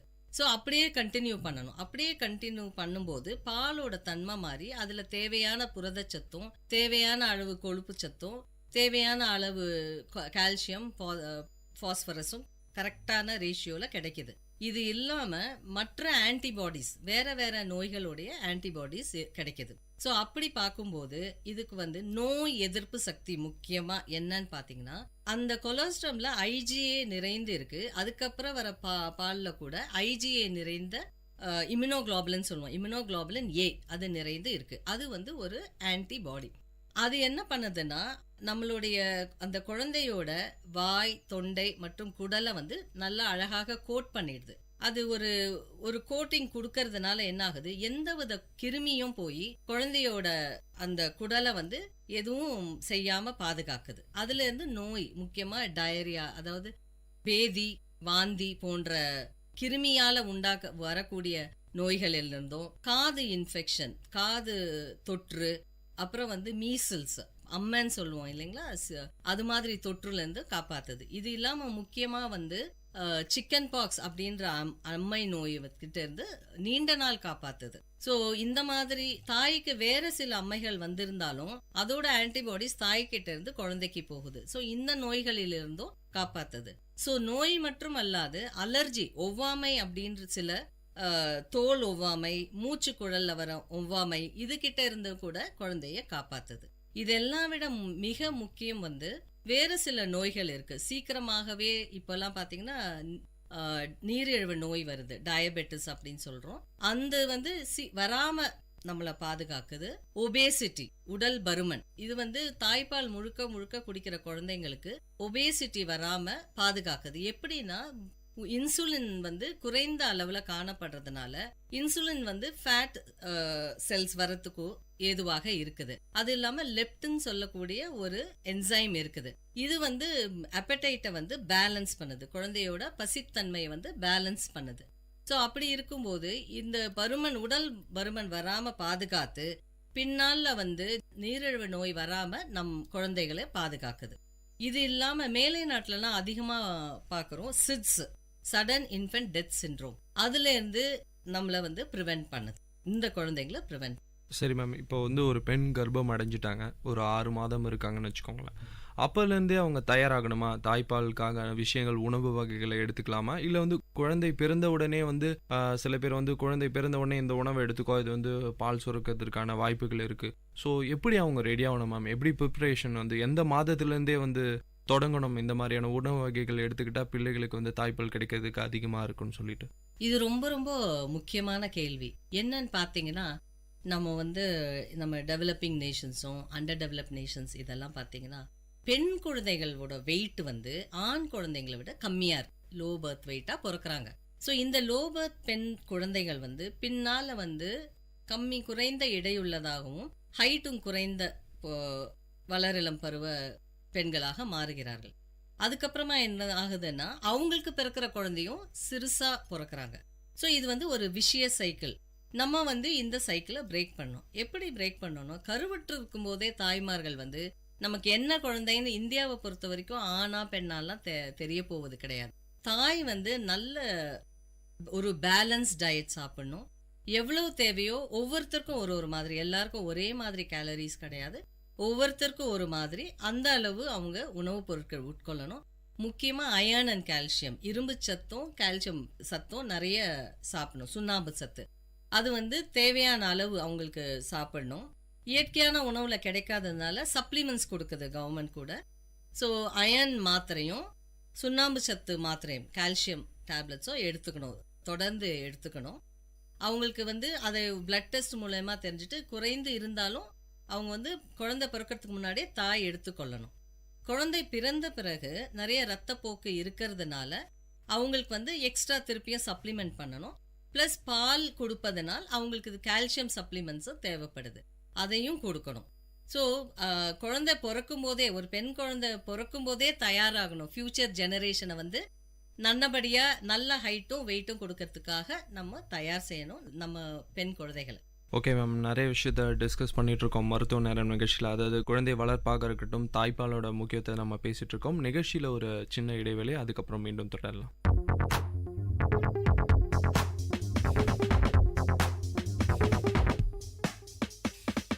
விஐடி வானொலி உங்களின் செவிகளில் தேனை பாய்ச்சிடுதே. மனதின் கவலைகள் மறந்து போயிடும், மாயம் செய்திடுவே. இது காற்றின் அலை, பொங்கும் பாட்டின் அலை, நம் வீட்டோடும் நாட்டோடும் நடமாடி சுவை சேர்க்கும். விஐடி வானொலி உங்களின் செவிகளில் தேனை பாய்ச்சிடுதே. நேர்களே, இது விஐடி பண்பலை 90.8 விஐடி பல்கலைக்கழகத்தின் சமுதாய வானொலி. இன்னைக்கு மருத்துவ நேரம் நிகழ்ச்சியில் குழந்தை வளர்ப்பு மற்றும் தாய்ப்பாலுடைய அவசியத்தை தான் நம்ம இன்னைக்கு டிஸ்கஸ் பண்ணிட்டு இருக்கோம். நம்ம கூட விஜயராணி மேடம் பேசிட்டு இருக்காங்க, அவங்க கூட தான் நம்ம டிஸ்கஸ் பண்ணிட்டு இருக்கோம். மேடம், இப்போ வந்து பார்த்தீங்கன்னா நிறையா பெண்மணிகளுக்கு வந்து தாய்ப்பால் சுரக்கிறது இல்லை. என்ன ரீசன்? அது வந்து ரொம்ப ஆரோக்கியமாக இருக்காங்க, அவங்க தாய்ப்பால் கொடுக்கணும்னு ரொம்ப விருப்பப்படுறாங்க, பட் அவங்களுக்கு வந்து இந்த தாய்ப்பால் சுரப்பதில் கொஞ்சம் பிரச்சனை இருக்குது. இப்போ என்ன அதுக்கான அட்வான்ஸ் சொல்யூஷன்ஸ் ஏதாவது வந்திருக்கா? அட்வான்ஸ் சொல்யூஷன்ஸ் கிடையாது. பொதுவாக பார்த்தீங்கன்னா தாய்ப்பால் சரியாக சுரக்காததுக்கு முக்கியமான காரணம் ஆக்சிடோசன். இன்னொன்று வந்து இது ஆக்சிடோசன் வந்து பிட்யூட்ரி கிளாண்ட்லேருந்து வர்றதுனால யூஸ்வலாக வந்து அவங்க ரொம்ப மோட்டிவேட்டடாக இருக்கணும். ஃபஸ்ட்டு நம்ம வந்து தாய்ப்பால் இல்லை, தாய்ப்பால் கிடையாது, வராது, அந்த மாதிரி அவங்க நம்பக்கூடாது. இன்னொன்று வந்து ஸ்டிமுலேஷன். குழந்தைங்க ஃபீட் பண்ண ஃபஸ்ட்டு ஃபியூ டேஸ் வந்து செக்ரீஷன் அவ்வளோவா இருக்காது. ஸோ குழந்தைய ஃபீட் பண்ண அது ஒரு ரிஃப்ளெக்ஸ் ஆக்ஷன் மூலிமா நிறைய ஆக்சிடோசன்ஸ் வந்து நிறைய பால் வரத்துக்கு வாய்ப்பு இருக்கிறது, கண்டிப்பாக இருக்கும். ஸோ கூடவே வந்து கூட இருக்கிறவங்கெல்லாம் வந்து அவங்கள வந்து மோட்டிவேட் பண்ணணும். ஏன்னா அவங்க சீனியர்ஸ், அவங்களுக்கு ஏற்கனவே அனுபவம் இருக்கிறதுனால மதர் வந்து எப்பவுமே பாசிட்டிவாக வரும், ஒன்றும் பயப்படாத அப்படின்னு சொல்லி பண்ணணும். ப்ளஸ் நல்ல ஒரு பேலன்ஸ் டயட் இப்படி இருந்ததுன்னா தாய்ப்பால் கண்டிப்பாக வரும். இது இல்லாமல் இயற்கையான உணவுகள்லாம் சில இது இருக்குது, அதெல்லாம் கொடுத்தா தாய்ப்பால் நல்லாவே வரும். அதில் வந்து முக்கியமாக பூண்டு, கீரை, இது நான்வெஜ் சாப்பிட்றவங்களா இருந்தாக்கா மீன் வகைகள் இதெல்லாம் கொடுக்கலாம். இதையும் இல்லாமல் அவங்களுக்கு தாய்ப்பால் சரியாக வரலைன்னா அவங்கள மருத்துவரை அணுகி அவங்களோட ப்ராப்ளம் என்னன்னு பார்க்கலாம். மார்பகத்திலேயே ப்ராப்ளம் இருக்குதா, நிப்பிள் கிராக் அந்த மாதிரிலாம் சொல்கிறாங்க, ஃப்ளாட் நிப்பிள்ஸ் அந்த மாதிரி ப்ராப்ளம்ஸ்லாம் இருக்குது. ஸோ அது பால் வரத்துக்கு உண்டான பிரச்சனைகளை உண்டு பண்ணும். அதுக்கு தீர்வு காணலாம். மற்றும் கேலக்டோகாக்ஸ், பால் வரத்துக்கு சில மெடிசின்ஸ் எல்லாம் இருக்குது, அது மாதிரி மருந்துங்களை அவங்க ப்ரிஸ்கிரைப் பண்ணுவாங்க. ஸோ பால் வராது அப்படின்றது வந்து ஒரு ரேரிட்டி தான். ஃபர்ஸ்ட் வந்து அந்த மைண்ட் செட் வந்து பால் கண்டிப்பாக நம்ம குழந்தைக்கு கொடுக்கணும், பால் வரும் அப்படின்றத நம்பணும். பெண்களுக்கு வந்து ஒரு நம்பிக்கை வேணும், அதாவது நம்மளுக்கு வந்து தாய்ப்பால் வந்து குழந்தைக்கு கொடுக்க முடியும்னு அவங்களாகவே நினைக்க ஆரம்பிக்கணும். அதுக்கப்புறம் தான் அந்த மெடிசன், ரெண்டாவது உணவு வகைகள் கூட இருக்கலாம். அடுத்ததாக பார்த்தீங்கன்னா மேம், இப்போ வந்து பெண்கள் வந்து சில பேர் வந்து 3 மாதங்கள் மட்டுமோ இல்லை ஒரு 2 மாதங்கள் மட்டுமே குழந்தைகளுக்கு வந்து பால் கொடுத்துட்றாங்க. அதனால அவங்களுக்கு எந்த மாதிரியான வியாதிகளோ வேற ஏதாவது பிரச்சனைகள் வந்து அவங்க சந்திக்க நேரிடுமா தாய்ப்பால் கொடுக்காததுனால? தாய்ப்பால் கொடுக்காததுனால லாங் டேர்ம் பிரச்சனைகள் சில ஸ்டடீஸ் மூலயமா தெரிஞ்சிருக்கும். இப்போ சுத்தமாக பாலே கொடுக்காத பெண்களில் வந்து சில விதமான கேன்சர் நோய் வரத ஸ்டடீஸ் சொல்லுது. அதில் முக்கியமாக ஒவேரியன் கேன்சரும் பிரெஸ்ட் கேன்சரும். இது ஏன்னாக்கா அந்த பால் கொடுக்குற நாட்களில் வந்து ஈஸ்ட்ரஜன் வந்து சப்ரஸ் பண்ணுது. ஸோ ஈஸ்ட்ரஜன் சப்ரஸ் பண்ணுறதுனால ஈஸ்ட்ரஜனோட எஃபெக்ட் கொஞ்ச காலம் இல்லாமல் இருக்கிறதுனால இது போன்ற கேன்சர் வராமல் தடுக்க முடியுது. ஸோ இதுதான் மெயின். குறைந்த காலம் கொடுக்கறது வந்து இன்றைய சூழ்நிலையில் வந்து அவாய்ட் பண்ண முடியாத ஒரு விஷயம். அதுக்கு வந்து இப்போல்லாம் வந்து பிரெஸ்ட் மில்க் பேங்க்ஸ் எல்லாம் இருக்குது, இல்லை வேலை செய்கிற இடத்துல க்ரஷ் ஃபெசிலிட்டி இருக்குது, இல்லைன்னா பாலை எடுத்து ஸ்டோர் பண்ணி வீட்டுக்கு வந்து கொடுக்கலாம். பிரெஸ்ட் பம்ப்ஸ் யூஸ் பண்ணி அதை வந்து 24 மணி நேரம் வந்து ரூம் டெம்பரேச்சர்லேயே அந்த பாலை வந்து ஸ்டோர் பண்ணி தாய் வீட்டுக்கு வரும்போது குழந்தைக்கு கொடுக்கலாம். ஸோ வராமல் போகிறதுல வந்து முத ஸ்டடீஸ் மூலயமா சொல்லக்கூடிய இந்த கேன்சர் வியாதியும், மற்றும் இப்போ பார்த்தீங்கன்னா தாய்க்கு வந்து ஒபேசிட்டி, லைக் பால் கொடுப்பதுனால நிறைய அட்வான்டேஜ் இருக்குது. ஸோ ஃப்யூச்சரில் வந்து ஒபேசிட்டி இருக்கிறத சொல்கிறாங்க, அதுவும் ஸ்டடீஸ் மூலயமா ப்ரூவ். அடுத்ததாக பார்த்தீங்கன்னா வந்து பிள்ளைகளுக்கு வந்து தாய்ப்பால் கொடுக்கலனா வந்து நிறையா தொற்று நோய்கள் வருவதற்கான வாய்ப்புகள் இருக்குன்னு சொல்கிறாங்க. ஒரு சர்டன் பீரியடு வந்து தாய்ப்பால் கிடைச்சிருச்சு, அதுக்கப்புறமா கிடைக்கலாம், அவங்க ஃப்யூச்சர் எப்படி இருக்கு மேம்? பிள்ளைகள் வந்து வளர்ந்த பிறகு அதனுடைய எஃபெக்ட் ஏதாவது தெரியுமா? வந்து கம்மியாக தான் வந்து தாய்ப்பால் கிடைச்சிருக்கு, வேறு வழி இல்லாமல் ஏதாவது சில காரணங்களுக்காக கிடைச்சிருக்கு. ஸோ வந்து குழந்தைகள் வந்து தொற்று நோய் அதெல்லாம் இருந்தும் சிறுவயதை தாண்டி பெரிய ஆளாகும்போது அதை அவங்களுக்கு அஃபெக்ட் பண்ணுமா? ஏதாவது வாய்ப்பு? இல்லை, அந்த மாதிரி மேஜராக சொல்ல முடியாது. இப்போ பிறந்து வளர்ற சமயத்திலேயே அடிக்கடி தொற்று வந்தாக்கா வெயிட் கெயின் இதிலெல்லாம் பிரச்சனை இருக்கலாம். முக்கியமாக வந்து பேதி போன்ற பிரச்சனைகள், ஒவ்வாமைனால வரக்கூடிய பிரச்சனைகள், வீசிங் அந்த மாதிரி வருது. அப்புறமா வந்து அடிக்கடி பேதி வாந்தி வந்தாக்கா மற்ற வைட்டமின் சத்தெல்லாம் குறைந்து கிரானிக் ப்ராப்ளம் வருது. மற்றும் வேற சில ஸ்டடீஸ், மேலை நாட்டில் பண்ண ஸ்டடீஸ்ல என்ன தெரியுது வருதுன்னா, இரிட்டபிள் பவல் சிண்ட்ரோம் சொல்றோம், IBS, இல்ல கிரான்ஸ் டிசீஸ், இது போன்ற வியாதிகள் வந்து தாய்ப்பால் அதிகம் கொடுக்காத குழந்தைகள்ல அந்த இன்சிடென்ட்ஸ் அதிகமா இருக்கிறத கண்டுபிடிச்சிருக்காங்க. அதுவும் இல்லாம தாய்ப்பால் கொடுக்காம இந்த சப்ளிமெண்ட் பண்றாங்க இல்லையா, டின் பால் மூலமா சப்ளிமெண்ட் பண்ணும்போது, பவுடர் பால், அது சப்ளிமெண்ட் பண்ணும்போது உணவு வந்து அதிக அளவுல கொடுத்து குழந்தைங்க வந்து ஒபீஸ் ஆயிடுறாங்க, உடல் பருமன் வருது. அந்த உடல் பருமன் ஆரம்ப காலத்திலே இருக்கும் போது என்ன ஆகுதுன்னா, லேட்டர் ஆன் அவங்களுக்கெல்லாம் வந்து டைப் 1 ஒரு டைப் 2 டயபெட்டிஸ் வரது கண்டுபிடிச்சிருக்காங்க. அப்புறமா வந்து ஹைப்பர் டென்ஷன், ரத்த அழுத்தம், இது போன்ற வியாதிகள் வந்து ஒரு கோரிலேட்டட் ஸ்டடீஸ் நிறைய தாய்ப்பால் கிடைக்காத குழந்தைகளுக்கும் தாய்ப்பால் குறைந்த அளவில் கொடுத்த குழந்தைங்களுக்கும் பிற்காலத்தில் வந்து நீரிழிவு நோய், ரத்த அழுத்தம் வரத்துக்கு உண்டான அபாயம் மிக அதிக அளவில் இருக்குன்னு கண்டுபிடிச்சிருக்காங்க. இது இல்லாமல் வந்து வேற முக்கியமாக நான் இப்போ இருக்கிற தாய்மார்களுக்கு என்ன சொல்லணும்னு நினைக்கிறேன்னா, இன்னும் இப்போ இருக்கிற இந்த ரீசன்ட் ஸ்டடீஸில் என்ன பார்த்துருக்காங்கன்னா, தாய்ப்பால் நல்லா கொடுத்த குழந்தைகளுக்கு வந்து ஐக்யூ வந்து ஹையராக இருக்கிறது தான் நிறைய ஸ்டடீஸ் வர ஆரம்பிக்குது. ஸோ இப்போ என்னன்னா, நம்ம நிறைய அகாடமிக்ஸ்லாம் ஃபோக்கஸ் பண்ணுறோம், அப்படி இருக்கும்போது தாய்ப்பால் மூலயமா எக்ஸ்ட்ரா ஐக்யூ உங்களுக்கு கிடைக்கும்போது அந்த அட்வான்டேஜை ஏன் விட்டுடணும்? அதனால தாய்மார்களுக்கு வந்து இதை ஒரு சொல்லி ஒரு மோட்டிவேஷனாக நம்ம பண்ணி குழந்தைய வந்து தாய்ப்பால் கொடுக்குற குழந்தைகள் வந்து அதிக அளவில் ஐக்யூ இருக்கிறத நம்ம அறிவுறுத்தணும். அது இல்லாமல் ப்ரீடம் குறைந்த மாதத்தில் பிறந்த குழந்தைங்களுக்கு வந்து தாய்ப்பால் மட்டுமே கொடுத்து இருந்தாக்கா அந்த குழந்தைங்களும் ஒரு சில ஸ்டடீஸில் வந்து அவங்களோட அறிவுத்திறன் வளர்ச்சி வந்து ரொம்ப நன்றாகவே இருக்குதுன்னு கண்டுபிடிச்சிருக்கு. சரி மேம், இப்போ வந்து பெண்கள் வந்து கர்ப்பம் அடைஞ்சிட்டாங்க, அதாவது எந்த மாதிரியான ட்ரைனிங் வந்து அவங்க எடுத்துக்கணும், எந்த மாதிரியான ப்ரிப்பரேஷன்ஸ் எடுத்துக்கணும், யாரை வந்து கன்சல்ட் பண்ணணும்? வீட்டில் வந்து ஒரு பெரியவங்க இல்லை, ஸோ லேடிஸ் யாரும் இல்லை, அதாவது குழந்தை பிறந்த உடனே வந்து தாய்ப்பால் கொடுக்க வேண்டிய விஷயமே எதுவுமே அவங்களுக்கு தெரியாது. எப்படி அவங்க வந்து யாரை அணுகணும் அந்த மாதிரி விஷயங்கள்? இப்போல்லாம் வந்து இப்போ வில்லேஜ் மாதிரி இடத்துலலாம் எடுத்துட்டிங்கன்னா கிராமத்தில் வந்து கிராம சுகாதார மையம் இருக்குது, சப் சென்டர்ஸ் எல்லாம் இருக்குது. அங்கே வந்து வில்லேஜ் ஹெல்த் நர்ஸ் இருக்காங்க. அவங்களே நிறைய இது மாதிரி ப்ரோக்ராம்ஸ் எல்லாம் கண்டக்ட் பண்ணுறாங்க. அதனால தான் இந்த விழிப்புணர்வே தாய்ப்பால் தினம் விழா, தாய்ப்பால் வார விழா அந்த மாதிரி. அப்புறம் வெல் பேபி கிளினிக்ஸ் எல்லாம் நடத்துகிறாங்க. அங்கே வந்து கொழு பேபிக்கு பரிசு கொடுப்பதும் அந்த மாதிரி. ஸோ அந்த மாதிரி நேரத்தில் அங்கே இருக்கிற மருத்துவர்களே வந்து அவேர்னஸ் கொடுக்குறாங்க. ஸோ கிராமத்தில் இருக்கிறவங்க சுகாதார மைய டாக்டர்ஸ் அணுகி அவங்க மருத்துவர்களை அணுகி அவங்க கிட்ட கேட்டுக்கலாம். இன்னும் மற்ற இடங்களில் இருக்கிறவங்க வந்து கண்டிப்பாக மருத்துவரை அணுகி இது மாதிரி எனக்கு பிரச்சனை இருக்குது, இல்லை இதை பற்றி நான் தெரிஞ்சுக்கணும் அப்படின்னு போய் அதை பற்றி தெரிஞ்சுக்கலாம். மேலும் வந்து நிறைய வெப்சைட்ஸ் எல்லாம் இருக்குது. நம்ம வந்து இன்னும் இணையதளத்தில் போய் தாய்ப்பாலோட சிறப்பு என்ன அப்படின்னு போட்டு கூகுள் பண்ணி அது போன்ற விஷயங்கள்லாம் தெரிஞ்சுக்கலாம். இப்போ இருக்கிற காலகட்டத்தில் பார்த்தீங்கன்னா மேம், பெண்கள் வந்து நிறைய பேர் வேலை செஞ்சுட்டே தான் இருக்காங்க, வேலை செஞ்சிட்ருக்காங்க. சில பேர் வந்து ஹவுஸ் ஒய்ஃபாக இருக்காங்க. ஹவுஸ் ஒய்ஃபில் இருக்கிறவங்க வந்து பிரச்சனை கிடையாது, அவங்க வந்து குழந்தைய அவங்க கூட தான் இருக்கும். சில டைம் வந்து பெண்கள் வந்து வேலைக்கு போகிறதுனால வந்து இப்போ காலையிலேயே வந்து சீக்கிரமாகவே ஒரு 2 தடவையோ, இல்லை வந்து மதியம் வந்து மறுபடியும் வந்து ஒரு தடவையோ, ஈவினிங் வந்து ஒரு தடவையோ அந்த மாதிரி கணக்கு பார்த்து கொடுத்துட்ருக்காங்க. ஒரு நாளைக்கு எத்தனை முறை வந்து குழந்தைகளுக்கு வந்து தாய்ப்பால் கொடுக்கணும்? அதாவது ஏதாவது வரைமுறை இருக்கா மேம்? அது மாதிரி ஒன்றும் கிடையாது.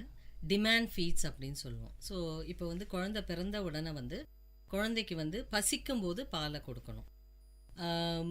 ரொம்ப இப்போ நீண்ட நேரம் ஆகுது குழந்தை தூங்கிட்டே இருக்குன்னா ஒரு 4 மணி நேரம் வரைக்கும் வெயிட் பண்ணலாம். அதுக்கு மேலே வெயிட் பண்ணாமல் குழந்தைய எழுப்பி பாலை கொடுக்கணும். ஸோ பசித்து உணவருந்தணும் குழந்தைக்கு. நேச்சுரல் இன்ஸ்டிங்க்ட்லேயே குழந்தை இது வந்து 40 வாரம் கடந்து பிறக்கிற குழந்தைக்கு சரியாக இருக்கும்.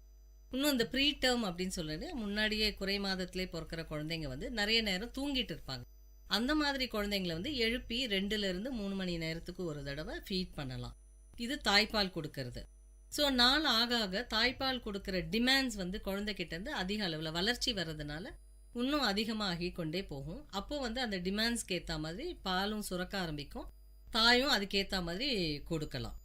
ஸோ இப்போ வேலைக்கு போகிறாங்க அப்படின்னு பார்த்தீங்கன்னாக்கா என்ன பண்ணலான்னா தாய் காலையில் எழுந்த விடணும். வேலைக்கு செல்லும் முன் ஒரு தடவை குழந்தைக்கு தாய்ப்பால் கொடுக்கலாம். போகுவதற்கு முன் தாய்ப்பாலை எடுத்து வச்சுட்டு போகலாம். பிரெஸ்ட் பம்ப்ஸ் எல்லாம் யூஸ் பண்ணி தாய்ப்பாலை எடுத்து வச்சுட்டு போகலாம். அதே மாதிரி வேலை செய்கிற இடத்துல அவங்க எடுத்து வைக்க ஆரம்பிக்கலாம்.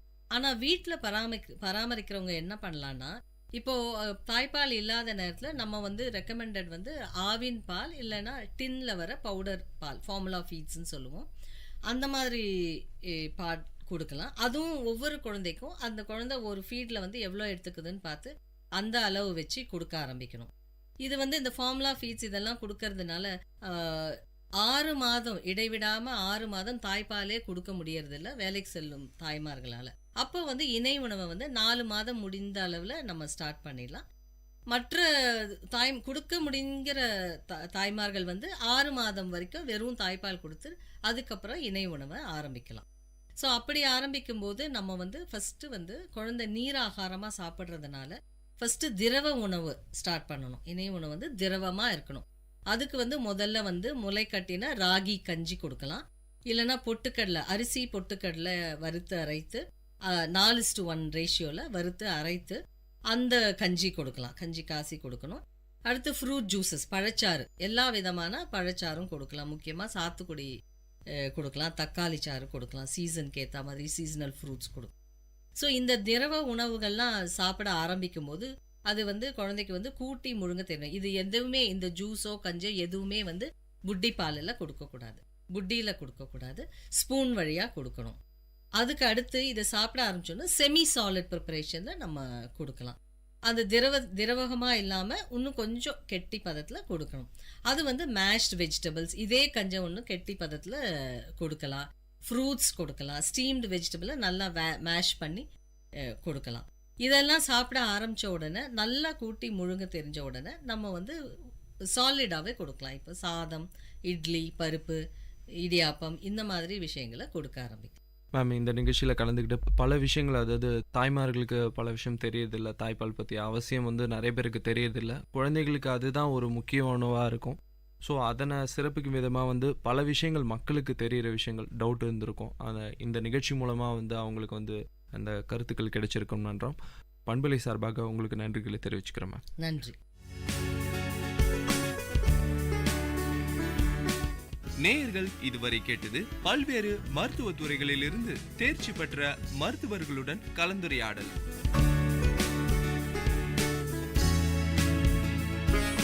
மருத்துவ நேரம் விஐடி பண்பலை 90.8. நன்றி, வணக்கம்.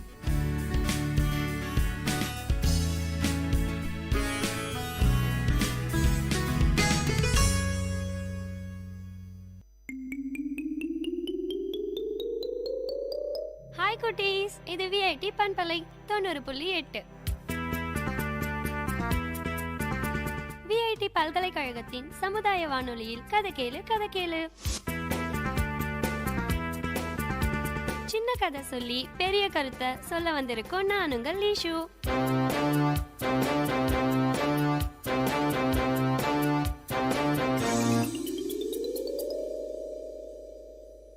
காட்டுக்குள்ள ஒரு சிங்கம், ஒரு ஓநாய், ஒரு நரி, இந்த 3 மிருகங்களும் ஃப்ரெண்டா இருந்துச்சான்.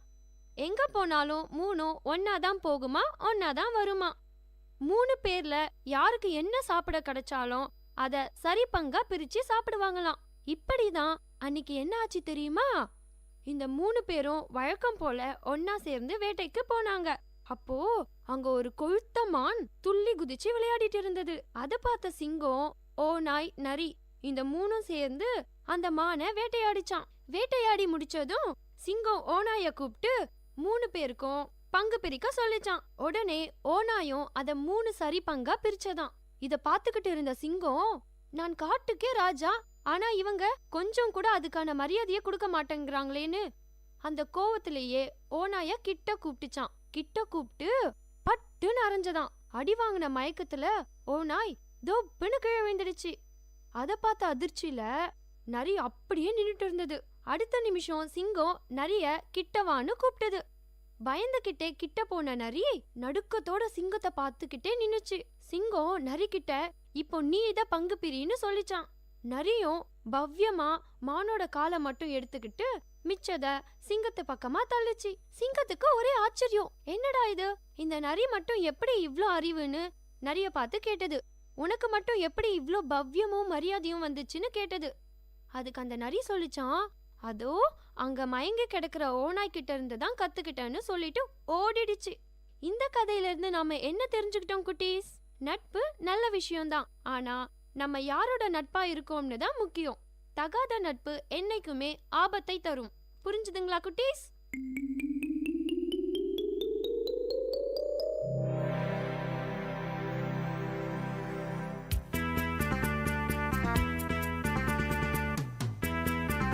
இதே மாதிரி இன்னொரு கதையோடையும் கருத்தோடையும் அடுத்த கதை கேளு நிகழ்ச்சியில சந்திப்போம். அது வரைக்கும் உங்களிடமிருந்து விடை பெறுவது உங்கள் லீஷு. பாய் குட்டீஸ்.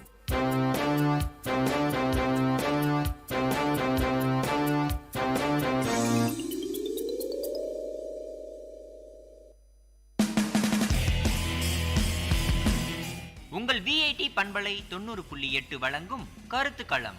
மக்கள் கருத்துக்கள் அரங்கேறும் ஒளித்தளம். உங்கள் குரல்களில் ஒருங்கிணையும் கருத்துக்களம். விஐடி பல்கலைக்கழகத்தின் சமுதாய வானொலியில். வணக்கம், இது விஐடி பண்பலை 90.8. இது உங்கள் நிகழ்ச்சி கருத்துக்களம். தொகுத்து வழங்குவது சுபஸ்ரீ. இன்றைய கருத்துக்களம் நிகழ்ச்சியில நம்ம பார்க்க போற தலைப்பு கோடைக்காலம். கோடைக்காலம்னாலே நம்ம எப்படி நம்ம பாதுகாத்துக்கலாம் அப்படின்றது தான் முதல்ல நம்மளுக்கு மைண்ட்ல வரும். எல்லா ஊரையும் கம்பேர் பண்ணா வெயிலுக்கு பேர் போன ஊரு வேலூர் தாங்க. நம்ம ஊர்ல நம்ம பாதுகாத்துக்க வேண்டியது ரொம்ப முக்கியம். இப்போ இந்த வருஷம் வெயில் வந்து சமீப காலத்துல பெஞ்ச மழைனால ரொம்ப அதிகமா இருக்கும் அப்படின்னு வானிலை அறிக்கையெல்லாம் சொல்லியிருக்காங்க. அதனால இந்த வருஷம் நம்ம வெயில்ல இருந்து நம்மள ரொம்பவே பாதுகாத்துக்க வேண்டியது முக்கியம். ஏன்னா வெயில் காலம்னு பாத்தீங்கன்னா அப்பதான் உடல் ரீதியான நிறைய பிரச்சனைகள் வீட்டுல இருக்க குழந்தைங்களா இருக்கட்டும் இல்ல பெரியவங்களா இருக்கட்டும் நிறைய வரும். ஸோ இதெல்லாம் எப்படி நம்ம கண்ட்ரோல் பண்ணலாம், எப்படி நம்ம வெயில்ல இருந்து நம்மளை பாதுகாத்துக்கலாம் அப்படின்னு மக்கள் கிட்ட கேட்டு அவங்க கருத்துக்களை பதிவு செய்யலாம். வணக்கம், உங்க பேர்? என் பேர் அக்ஷயா. என்ன பண்ணிட்டு இருக்கீங்க? நான் பிகாம் செகண்ட் இயர் படிக்கிறேன். எங்கேருந்து வரீங்க? நான் வந்து காட்பாடி, வெள்ளூர். இப்போ கோடைக்காலம் ஆரம்பிச்சிருச்சு இல்லையா? ஸோ நீங்கள் வந்து காலேஜ் ஸ்டூடெண்ட்ஸ் ட்ராவல் பண்ணும்போது உங்களை எப்படி நீங்கள் சன்ரைசஸ் கிட்ட வந்து ப்ரொடெக்ட் பண்ணிட்டீங்க? கோடைக்காலம்னாலே நமக்கு நிறைய பிரச்சனை இருக்கும். ஸ்கின் ட்ரை ஆகிடும், அதுக்கப்புறம் நிறைய ஹெல்த் இஷ்யூஸ் வரும், அடிக்கடி ஃபீவர்லாம் வரும். ஸோ அதுலேருந்துலாம் நீங்கள் எப்படி உங்களை ப்ரொடெக்ட் பண்ணிக்கிறீங்க? எப்படின்னா வந்து மாஸ்க் போடுறது கைக்கு, அண்ட் தென் காட்டன் ட்ரெஸ்லாம் நிறையா போடலாம். அப்புறம் மோஸ்ட்லி கருப்பு கலர் ட்ரெஸ் போடுறத நம்ம தவிர்க்கணும். அப்புறம் பார்த்தீங்கன்னா ஒரு நாளைக்கு 2 வாட்டி தலைக்கு குளிக்கலாம். ஸோ அது என்னன்னா உங்களுக்கு சூடு தண்ணியும். உணவு வகைகள்னு எடுத்துக்கிட்டீங்கன்னா சம்மர் சீசன்ல நீங்கள் எதெல்லாம் எடுத்துப்பீங்க? உங்கள் வீட்லையா இல்லை நீங்கள் எது மட்டும் எடுத்துப்பீங்க? உணவு வகைகள் பார்த்தீங்கன்னா கீரை எடுத்துக்கலாம். அண்ட் தென் எந்த பொருள் வந்து நீர் சத்து உள்ளதோ அதெல்லாம் எடுத்துக்கலாம். பார்த்தீங்கன்னா தர்பூசணி, அதுக்கப்புறம் இந்த கரும்பு ஜூஸ் அதெல்லாம் எடுத்துக்கிட்டிங்கன்னா உங்களுக்கு உடம்புக்கு வந்து குளிர்ச்சி தரும் அந்த வெயில் காலத்தில். இப்போ வெயில் காலம் ஆரம்பிச்சிருச்சுனாலே நம்ம வீட்டிலலாம் வந்து தண்ணி பஞ்சம் அப்படின்ற ஒரு வார்த்தை கேட்கும் இல்லையா? ஸோ அதை எப்படி நம்ம வந்து கண்ட்ரோல் பண்ணலாம்? அதை வந்து ஈஸியாக நம்ம பண்ணலாம். என்னன்னா நம்ம மோஸ்ட்லி தண்ணியை வந்து எப்பவுமே அனாவசியமாக நம்ம செலவு பண்ணிட்டு இருக்கோம். வாஷிங் மிஷின் தேவையில்லாமல் தண்ணி திருப்பி விட்டுறது, பசங்க வந்து திருப்பி விட்டு போயிடுறாங்க. ஸோ அதெல்லாம் என்ன பண்ணலாம்னா வாஷிங் மிஷின் யூஸ் பண்ணுறது தவிர்க்கலாம், கையில் துவைக்கலாம். பாத்திரம் கம்மியாக இருந்துச்சு நம்ம இது பண்ணிக்கலாம், சேவ் பண்ணிக்கலாம். அண்ட் தென் அதான் பசங்களை வந்து தேவையில்லாமல் தண்ணி திருப்பி விடுறது அந்த மாதிரி பார்த்து கொஞ்சம் இது பண்ணலாம். நம்ம சுற்றுச்சூழல் இருக்குல்ல, அதை எப்படி நம்ம வந்து வெயில் காலத்தில் பாதுகாக்கலாம்? நம்ம வந்து நிறையா மரங்களும் செடிகளும் வளர்க்கலாம். மரச்செடிக்கெல்லாம் நல்லா தண்ணி ஊற்றணும். மெயினாக அதுதான், முக்கியமே அதுதான். நிறைய தண்ணி ஊற்றணும். எனக்கு தெரிஞ்ச அதுதான். சம்மர் சீசனில் நீங்கள் வந்து சம்மர் ஆரம்பிச்சிருச்சுனாலே நான் வந்து இதை வந்து ஃபாலோ பண்ணலாம் அப்படின்னு எதையாவது பர்டிகுலராக நீங்கள் ஃபாலோ பண்ணிட்டு இருக்கீங்களா? ட்ராவல் பண்ணும்போதோ இல்லை ஃபுட் ஐட்டம்ஸ் இல்லை உங்கள் ஹெல்த் இஷ்யூக்காக? எப்படின்னா இப்போ பார்த்தீங்கன்னா சம்மரில் வந்து ஈஸியாக உங்களுக்கு சிக்கன் பாக்ஸ் வரும், அம்மா போடுன்னு சொல்லுவாங்க இல்லையா? ஸோ அது யூஸ்வலாக எல்லாருக்கும் எந்த சம்மர் சீசனில் வரும். ஸோ அது வராமல் இருக்கிறதுக்கு நம்ம முன்னெச்சரிக்கையாக வந்துட்டு இந்த ஃப்ரூட் சாப்பிடலாம், இந்த உணவு வகை சாப்பிட்டீங்கன்னா நீங்கள் ஈஸியாக அவாய்ட் பண்ணலாம். வணக்கம், உங்கள் பேர்? மஞ்சு. எங்கேருந்து வரீங்க? காட்பாடி. இப்போ நம்ம நிகழ்ச்சியோட தலைப்பு கோடைக்காலம். கோடைக்காலம்னாலே வெயிலேருந்து நம்மளை எப்படி பாதுகாத்துக்கலாம்னு எல்லாரும் பார்ப்பாங்க. நீங்கள் வந்து உங்களை எப்படி பாதுகாத்துக்கிறீங்க? வெளில வரும்போது ஃபுல் க்ளோஸ்டு க்ளோத்ஸாக நம்ம போட்டுட்டு வரலாம். அதுக்கப்புறம் பிளாக் ட்ரெஸ்ஸஸ் மோஸ்ட்டாக அவாய்ட் பண்ணுறது நல்லது. முக்கியமாக வந்து வெயில் காலத்தில் வெளில இந்த மாதிரியான டைம்ஸ் ஒரு 2 to 4 அந்த மாதிரி டைம்ஸில் தான் வெயிலோட தாக்கம் ரொம்ப அதிகமாக இருக்கும். ஸோ அந்த மாதிரி டைம்ஸில் கொஞ்சம் வெளில வராமல் இருக்கலாம். ஈவினிங் டைம்ஸில் வெளில போகலாம். மார்னிங் சன் ரொம்ப நல்லது.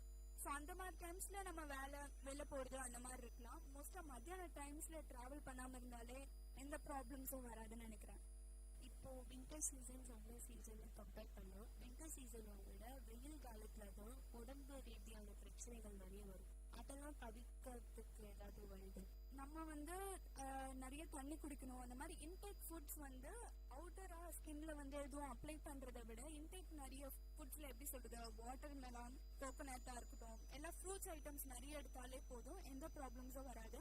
அதே சமயம் இந்த மாதிரி ஹீட் பால்ஸ் அந்த மாதிரி நிறைய கேர்ள்ஸ்க்கும் சரி பாய்ஸ்க்கும் சரி நிறைய இந்த மாதிரி பிரச்சனை வரும். எல்லாரும் டல் ஆயிடுவாங்க. எந்த ஒர்க்கையும் வந்து ஒரு எப்பவுமே செய்யற மாதிரி செய்ய முடியாது. ஒரு டல்னஸ் எப்பவுமே இருந்துகிட்டே இருக்கும். வாட்டர் நிறைய குடிக்கலாம். வாட்டர் கண்டென்ட் இருக்கிற ஃப்ரூட்ஸ் நிறைய சாப்பிடலாம்.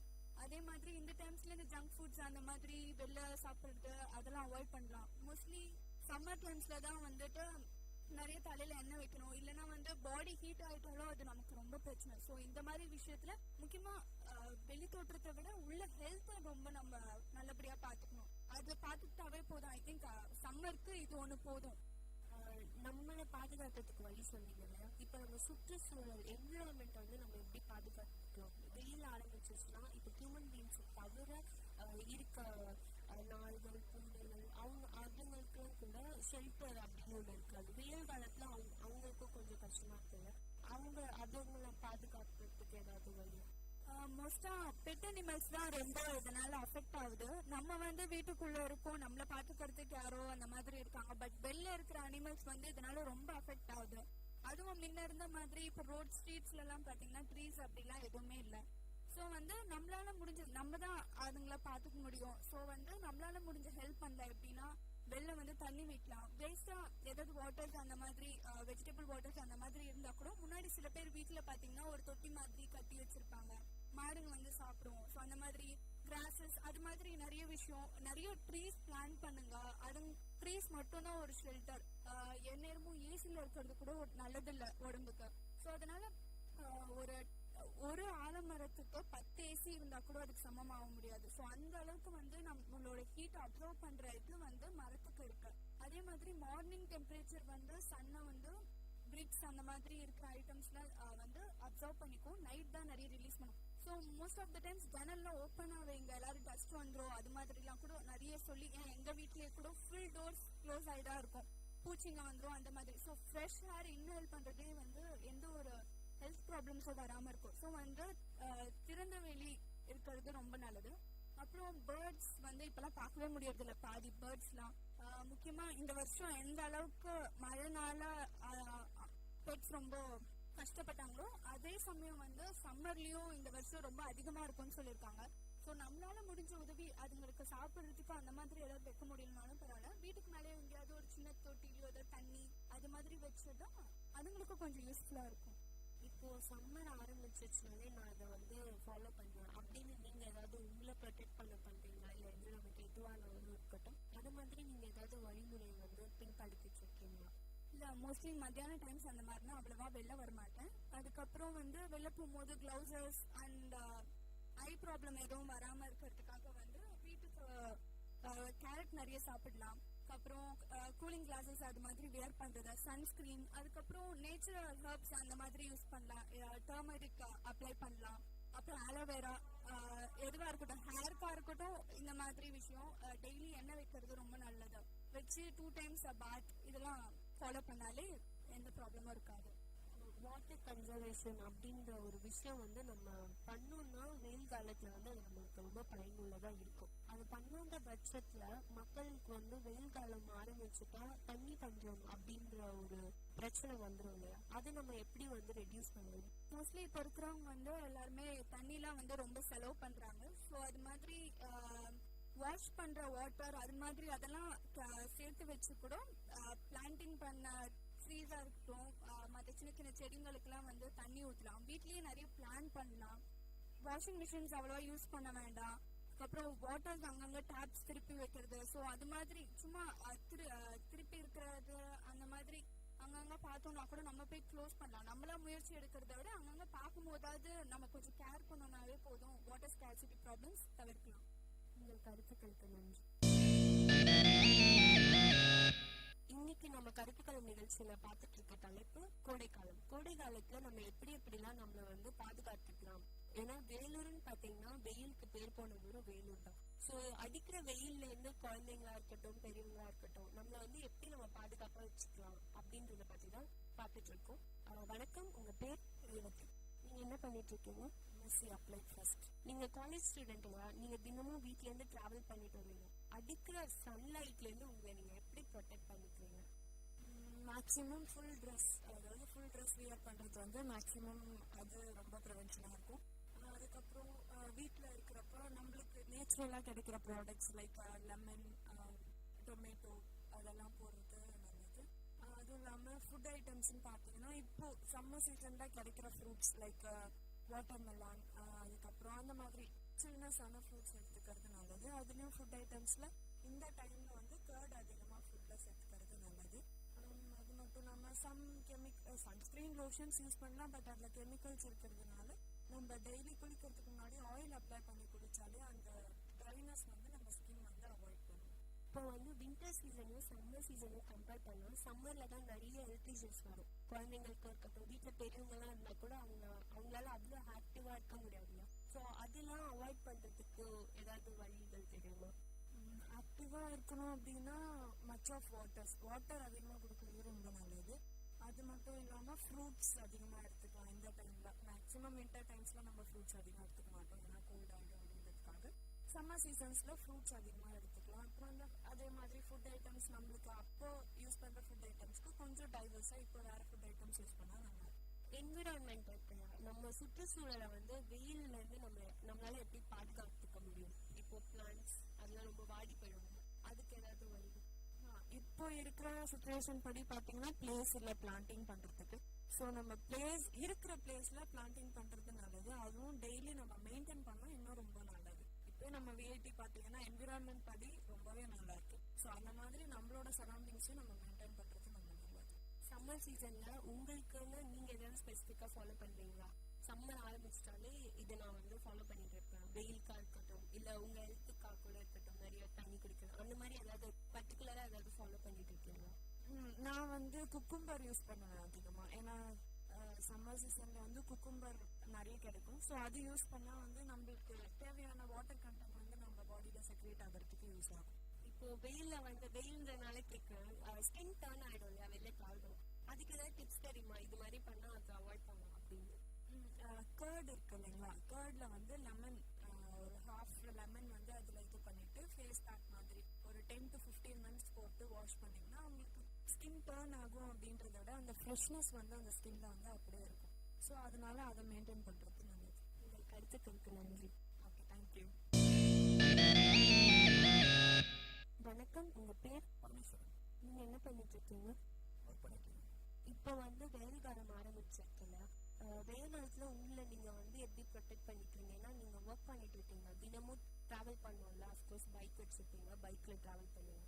ஸோ உங்களை நீங்கள் எப்படி பாதுகாத்துக்கிறீங்க வெயில் காலத்தில்? ஹாட்டான இதெல்லாம் எடுத்துக்க மாட்டேன், சில்லுன்னு இருக்கிற மாதிரி எல்லாம் ப்ரொடக்ட் பண்ணிப்பேன்.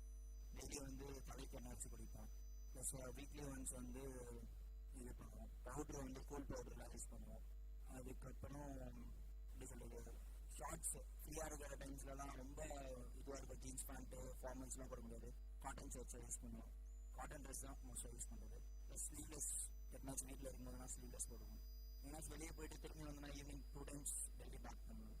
இதான் ஃப்ரெஷ் ஜூஸ் இந்த மாதிரிலாம் எடுத்துப்போம். ஐஸ்கிரீம்ஸ் சாப்பிடலாம். ஃபுட் ஐட்டம்ஸ்லாம் வந்து ஃப்ரூட்ஸு இந்த மாதிரி சலாட் அது சாப்பிடலாம்.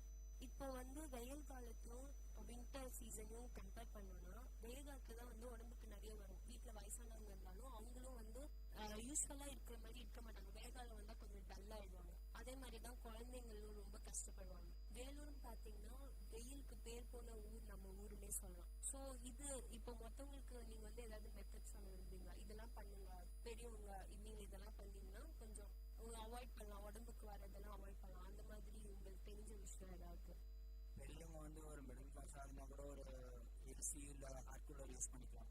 அவங்களுக்கு வந்து அப்போ வந்து கொஞ்சம் சில்னஸ் நிறைய இருக்கும். அதே மாதிரி வந்து பெரியவங்களை வந்து டெரஸில் டேங்க்கு கீழே இருக்கிற ரூமில் வந்து ஸ்டே பண்ண வச்சோம்னா வந்து அவங்களுக்கு வந்து கொஞ்சம் சில்னஸ் கிடைக்கும். என்னதான் ஹாட்டாக இருந்தாலும் சில்னஸ் கிடைக்கும். ஹீட் கடையில் உட்கார வேணாம், ஏன்னா அவங்களுக்கு உடம்புக்கு ரொம்ப பாதிக்கும். ப்ளஸ் பெரியவங்க நிறைய வீட்லேயே இருக்கிறதுனால அவங்க வந்து நிறைய அவங்க அந்த காலத்தில் யூஸ் பண்ணுற இதெல்லாம் ஜூஸு, இந்த களி கூழ் அதெல்லாம் சாப்பிடுவாங்க. பானையில் தான் தண்ணி வச்சு குடிப்பாங்க, மண் அடியில் போட்டு பானையை வச்சு தண்ணி குடிப்பாங்க. குழந்தைங்கள்லாம் வந்து வெளியே போய் விளையாடிட்டு வருவாங்க. அவங்கள வந்து நம்ம எதுவுமே கண்ட்ரோல் பண்ண முடியாது. விளையாடுறது வந்து சம்மர் சீசனில் வந்து அப்போ வந்து லீவ் டேஸாக இருக்கும். ஸோ விளையாடுவாங்க. விளையாடினா வந்து அவங்களுக்கு வந்து நிறைய அலர்ஜிஸ்லாம் வரலாம், ஸ்கின் அலர்ஜிஸ்லாம் வரலாம். அது இது பண்ணணும்னா அவங்க வீட்டுக்கு வந்தோடனே நல்லா தேய்ச்சி உடம்பு தேய்ச்சி குளிக்க வைக்கணும். சின்ன குழந்தைங்களுக்குலாம் கொஞ்சம் ஒரு டீனேஜர்ஸ்லாம் வந்து அவங்களாம் வந்து குளிச்சுக்கலாம். ஆஃபீஸ் கோயர்ஸ்க்குலாம் அவ்வளோவா இது பண்ணாது. ஏன்னா வந்து சம்மர் அவங்களுக்கு லீவுலாம் கிடையாது, டெய்லியும் இது பண்ணிட்டு இருப்பாங்க, ஒர்க் பண்ணிட்டு இருப்போம். ஸோ அதுக்கு எதுவும் இது பண்ண முடியாது. மேரேஜ் ஆன கப்புள்ஸ், மேரேஜ் அவங்கெல்லாம் வந்து ஒய்ஃப் வீட்டில் இருந்தாங்கன்னா அவங்க நல்லா ஒரு ஜூஸ் எதனா வச்சு இது பண்ணி கொடுக்கலாம். வாட்டர்மெலன் ஜூஸ், சாத்துக்குடி ஜூஸ் இந்த மாதிரிலாம் போட்டு கொடுக்கலாம். ஹஸ்பண்ட்ஸ்லாம் வந்து அதை வந்து ப்ரிஃபர் பண்ணி எதுவும் இது பண்ணாமல் சாப்பிடணும். சலட்ஸ் இந்த இதெல்லாம் கீரைக்காய், கேரட்டு இந்த மாதிரிலாம் கட் பண்ணி கொஞ்சம் இது பண்ணி உப்பு போட்டு சாப்பிட்டா இதுவாக இருக்கும்.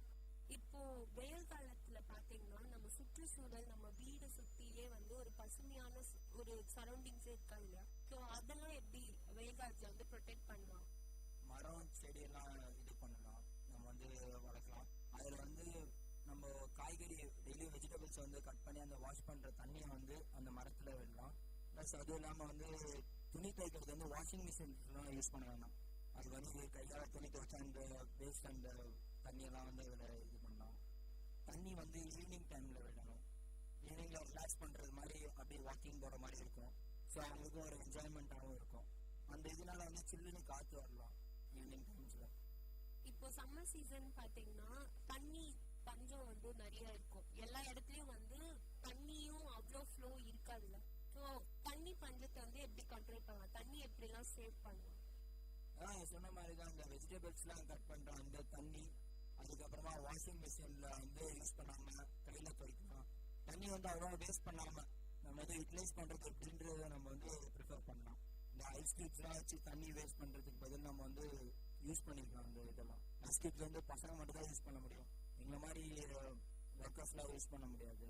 அது இல்லாமல் உமன்ஸ்லாம் வந்து இது பண்ணலாம், கொஞ்சம் அவாய்ட் பண்ணலாம் எல்லா வேஸ்ட் வாட்டர்ஸ்லாம்.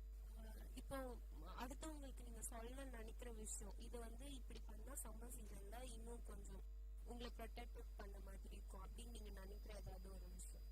ஸ்டார்டிங் தான் மார்னிங்ல வந்து மார்னிங்ல ஈவினிங்லேயே பாத் பண்ணணும்.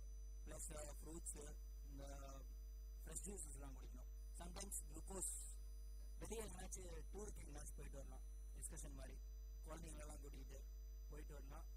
அதுக்கப்புறம் வந்து இது சலாட் சாப்பிடணும். ஈவினிங் டைம்ஸில் வந்து சலாட் சாப்பிடணும். காட்டன் ஷர்ட்ஸ் யூஸ் பண்ணணும். லேடிஸ்க்கெல்லாம் கேர்ள்ஸ்க்கெலாம் வந்து எப்படின்னா வெளியே போயிட்டு வந்தாங்கன்னா அவங்க வந்து கண்ணெல்லாம் ரொம்ப ஹீட் ஆகிடும். ஸோ அவங்க வந்து இது யூஸ் பண்ணலாம், சன்கிளாசஸ் ஆர் வீட்டுக்கு வந்தோடனே ஒரு பவுலில் தண்ணி வச்சு வாஷ் பண்ணிக்கலாம், சில்னஸ் ஆகும். கீரைக்காய் வந்து வைக்கலாம் கண்ணில், மென்னும் உமனும். வெளியே போகும்போது வந்து கண்ணில் வந்து இந்த காஜல் சொல்லுவீங்க இல்லையா, லேடிஸில் யூஸ் பண்ணுறது, அந்த இதை யூஸ் பண்ணலாம் லேடிஸ் கேர்ள்ஸ்க்குலாம். அவ்வளோதான். இது உங்கள் கருத்துக்கு நன்றி. வணக்கம், உங்க பேர்? நீங்க என்ன பண்ணிட்டு இருக்கீங்க? இப்போ வெயில் காலம் ஆரம்பிச்சிருச்சுல, ஸோ அப்போ வெயில்ல இருந்து நம்மளை எப்படி நம்மளாம் ப்ரொடெக்ட் பண்ணிக்கலாம்? ஏன்னா நீங்க காலேஜ் ஸ்டூடெண்ட் ட்ராவல்லாம் பண்ணுவீங்கல்ல, எப்படி உங்களை நீங்க ப்ரொடெக்ட் பண்ணிக்கிறீங்க? எப்படி ப்ரொடெக்ட் பண்ணுறதுன்னா நம்ம வெயிலில் ஏன்னா எப்பவுமே சம்மர் சீசன் வந்து இப்போ வந்து ரொம்ப வெயில் இருக்கும். அதே இந்த வருஷம் பார்த்தீங்கன்னா மழைக்கட்டு நீர் வந்து வெயில் இருக்கும் சொல்கிறாங்க. ஸோ மெஜாரிட்டி அவ்வளோ இந்த வெளியில் போய் அவாய்ட் பண்ணுறது நான் நினைக்கிறேன். அப்படியே வெளில போகிறதால ஒரு மார்னிங் டைம் ஒரு ஈவினிங் டைம் அப்படி போயிட்டு ஒரு பெஸ்ட்டாக இருக்குது. இப்போ சம்மர் சீசனையும் வின்டர் சீசனையும் கம்பேர் பண்ணால் குழந்தைங்களா இருக்கட்டும் பெரியவங்களா இருக்கட்டும் சம்மர் சீசனில் தான் நிறைய ஹெல்த் இஷ்யூஸ் வரும். அதெல்லாம் எப்படி அவாய்ட் பண்ணலாம்? இல்லை சம்மர் சீசன்னால கொஞ்சம் எல்லாருக்கும் ஒரு சிண்ட்ரோம் இருக்குது, சீசன் ஆன்சைட்டி சிண்ட்ரோம், சேடுன்னு. ஸோ சில பேருக்கு வந்து வின்டர் சீசனில் கொஞ்சம் டல்லாக ஃபீல் பண்ணுவாங்க, சில பேருக்கு வெயில் அடிக்கும்போது டல்லாக ஃபீல் பண்ணுவாங்க. ஸோ நல்லா ஃபீல் பண்ணுவாங்க. அதுவும் நீங்கள் சாப்பிட்ற உணவு எடுத்துக்கிங்கன்னா நீராதாரம், அதாவது வாட்டர் நிறைய இருக்கிற மாதிரி, அந்த மாதிரி இருக்கிற வாட்டர் மெலன் அந்த மாதிரி தண்ணி நிறைய இருக்கிற மாதிரி எப்படி எடுத்துக்கலாம். அதுவும் கோல்ட் ஐட்டம்ஸ் எடுத்துக்கலாம், கூல் ஃபுட்ஸ் அது எடுத்துக்கலாம், ஜூஸ் எடுத்துக்கலாம் அந்த மாதிரி. ஸோ வெறும் லிக்விட் ஃபுட் எல்லாம் எடுத்துட்டு அது ரொம்ப நல்லது. இப்போ நம்ம சுற்றுச்சூழல் இருக்கோம்ல, வெயில் காலம் ஆரம்பிச்சுட்டா மரம் செடி எல்லாமே வாடிடும். அதெல்லாம் எப்படி பாதுகாக்கலாம்? அப்புறம் ஹியூமன் பீயிங்ஸ் இல்லாம நாய் பூனை அதெல்லாம் இருக்கும், அவங்களுக்குலாம் கூட வெயில் தாங்க முடியாது, வாயிலா ஜீவன்கள், அவங்களுக்கு அதெல்லாம் எப்படி ப்ரொடெக்ட் பண்ணலாம்? இல்லை இப்போ வந்து மரம் வாடுறது இல்லை, எங்கேயுமே மரமே இல்லை பாருங்க. சொல்ல போனால் என்ன தான் பில்டிங்ஸ் எல்லாம் தான் இருக்குது. ஸோ மரத்தை இருக்கிற மாதிரி ஒழுங்காக பிளேஸ் வாட்டரிங் பண்ணல, அதுவே பெஸ்ட். அது பெட் அனிமல்ஸ் பார்த்தீங்கன்னா பெட் அனிமல்ஸ் அவ்வளோ வாக் எப்படி மார்னிங் வாக் கூட்டு போவாங்க, இல்லாட்டி ஈவினிங் ஒரு வாக் கூட்டு போவாங்க, அவ்வளோதான். ஸோ அதுக்கேற்ற மாதிரி அவங்க பெட்டை அந்த டாக்டர் கிட்ட கூட்டு போய் காமிக்கலாம். நம்மளுக்கு எனக்கு அவங்க தெரியும். நீங்க சம்மர் சீசன்ல உங்களை ஏதாவது தனியா ஏதாவது ஒரு வழி வந்து சம்மர் ஆரம்பிச்சிச்சுனாலே நான் இதை வந்து ப்ராப்பரா ஃபாலோ பண்ணேன் அந்த மாதிரி ஏதாவது ஸ்டெப் எடுத்துட்டு இருக்கீங்களா? இல்லை அந்த மாதிரிலாம் இல்லை, எப்பவுமே ஒரே மாதிரி இருக்கும், அவ்வளோதான். இதுல என்ன இருக்கு, சம்மர் ஒரு மாதிரி வின்டர் ஒரு மாதிரி, அந்த மாதிரிலாம் தெரியல. வணக்கம், உங்க பேர்? தீக்ஷிதா. நீங்க என்ன பண்ணிட்டு இருக்கீங்க? BCom second year. இப்போ வந்து வெயில் காலம் வருது இல்லையா, ஸோ உங்களை நீங்க எப்படி வெயில் காலத்துலேருந்து ப்ரொடெக்ட் பண்ணிக்கிறீங்க? ஃபர்ஸ்ட்டு நம்ம நல்லா ஃப்ரூட்ஸ் எல்லாம் சாப்பிடணும். நல்லா ட்ரிங்க்ஸ் எல்லாம் குடிக்கணும். அண்ட் லெமன் ஜூஸ் அப்படியெல்லாம் நல்லா சாப்பிடணும். ஹீட் ஐட்டம்ஸ் அதெல்லாம் நல்லா சாப்பிடக்கூடாது. பிக்கல்ஸ் எல்லாம் அவாய்ட் பண்ணணும் இந்த டைமில். அப்புறம் கர்டு, பட்டர் மில்க் அதெல்லாம் நல்லா குடிக்கணும். நீங்கள் காலேஜ் ஸ்டூடெண்ட் இல்லையா? ஸோ நீங்கள் வந்து தினமும் வீட்டில் இருக்க முடியாது, வெளிலலாம் ட்ராவல் பண்ணுவீங்க இல்லையா? அப்படி ட்ராவல் பண்ணும்போது உங்களை நீங்கள் எப்படி வந்து சன்லைட்லேருந்து ப்ரொடெக்ட் பண்ணிக்கிறீங்க? நம்ம லாங் ஸ்லீவ்ஸ் போடணும், ஷார்ட் ஸ்லீவ்ஸ் எல்லாம் அவாய்ட் பண்ணணும்.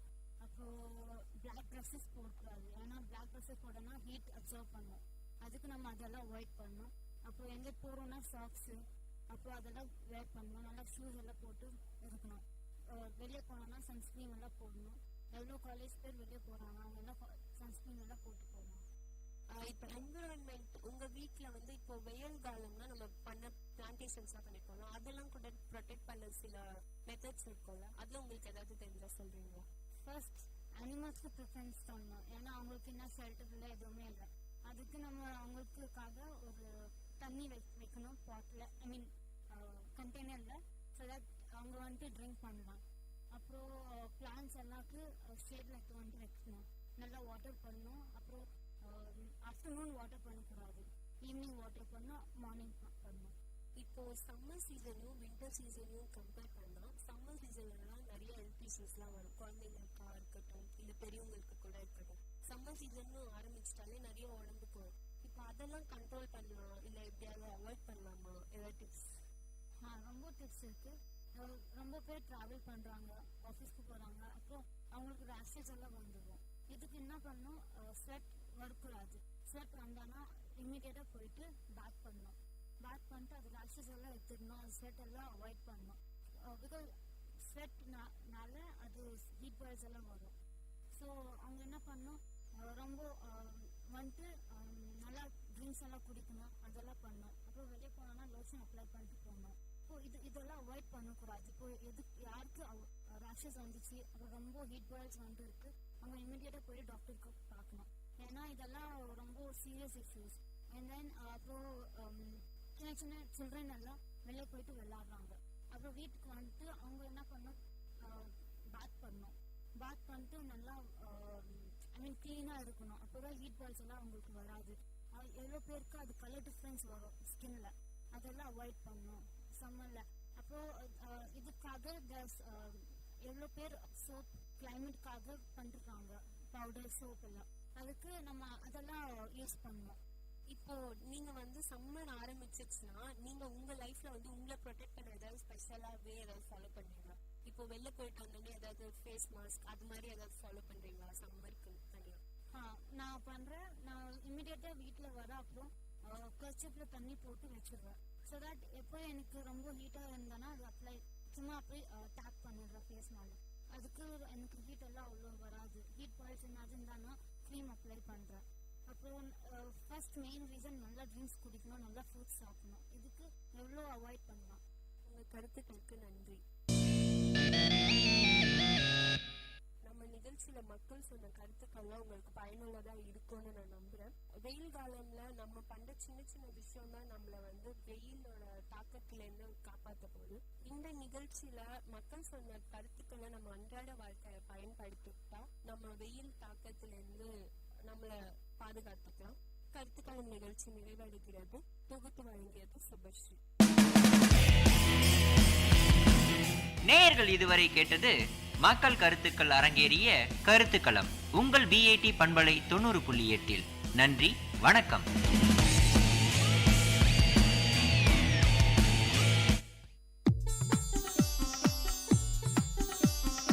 தமிழ்ச்சுடர் வாழ்வும் இலக்கியமும் சங்கமிக்கும் ஒளி ஓவியம் உங்கள் VIT பண்பலை 90.8.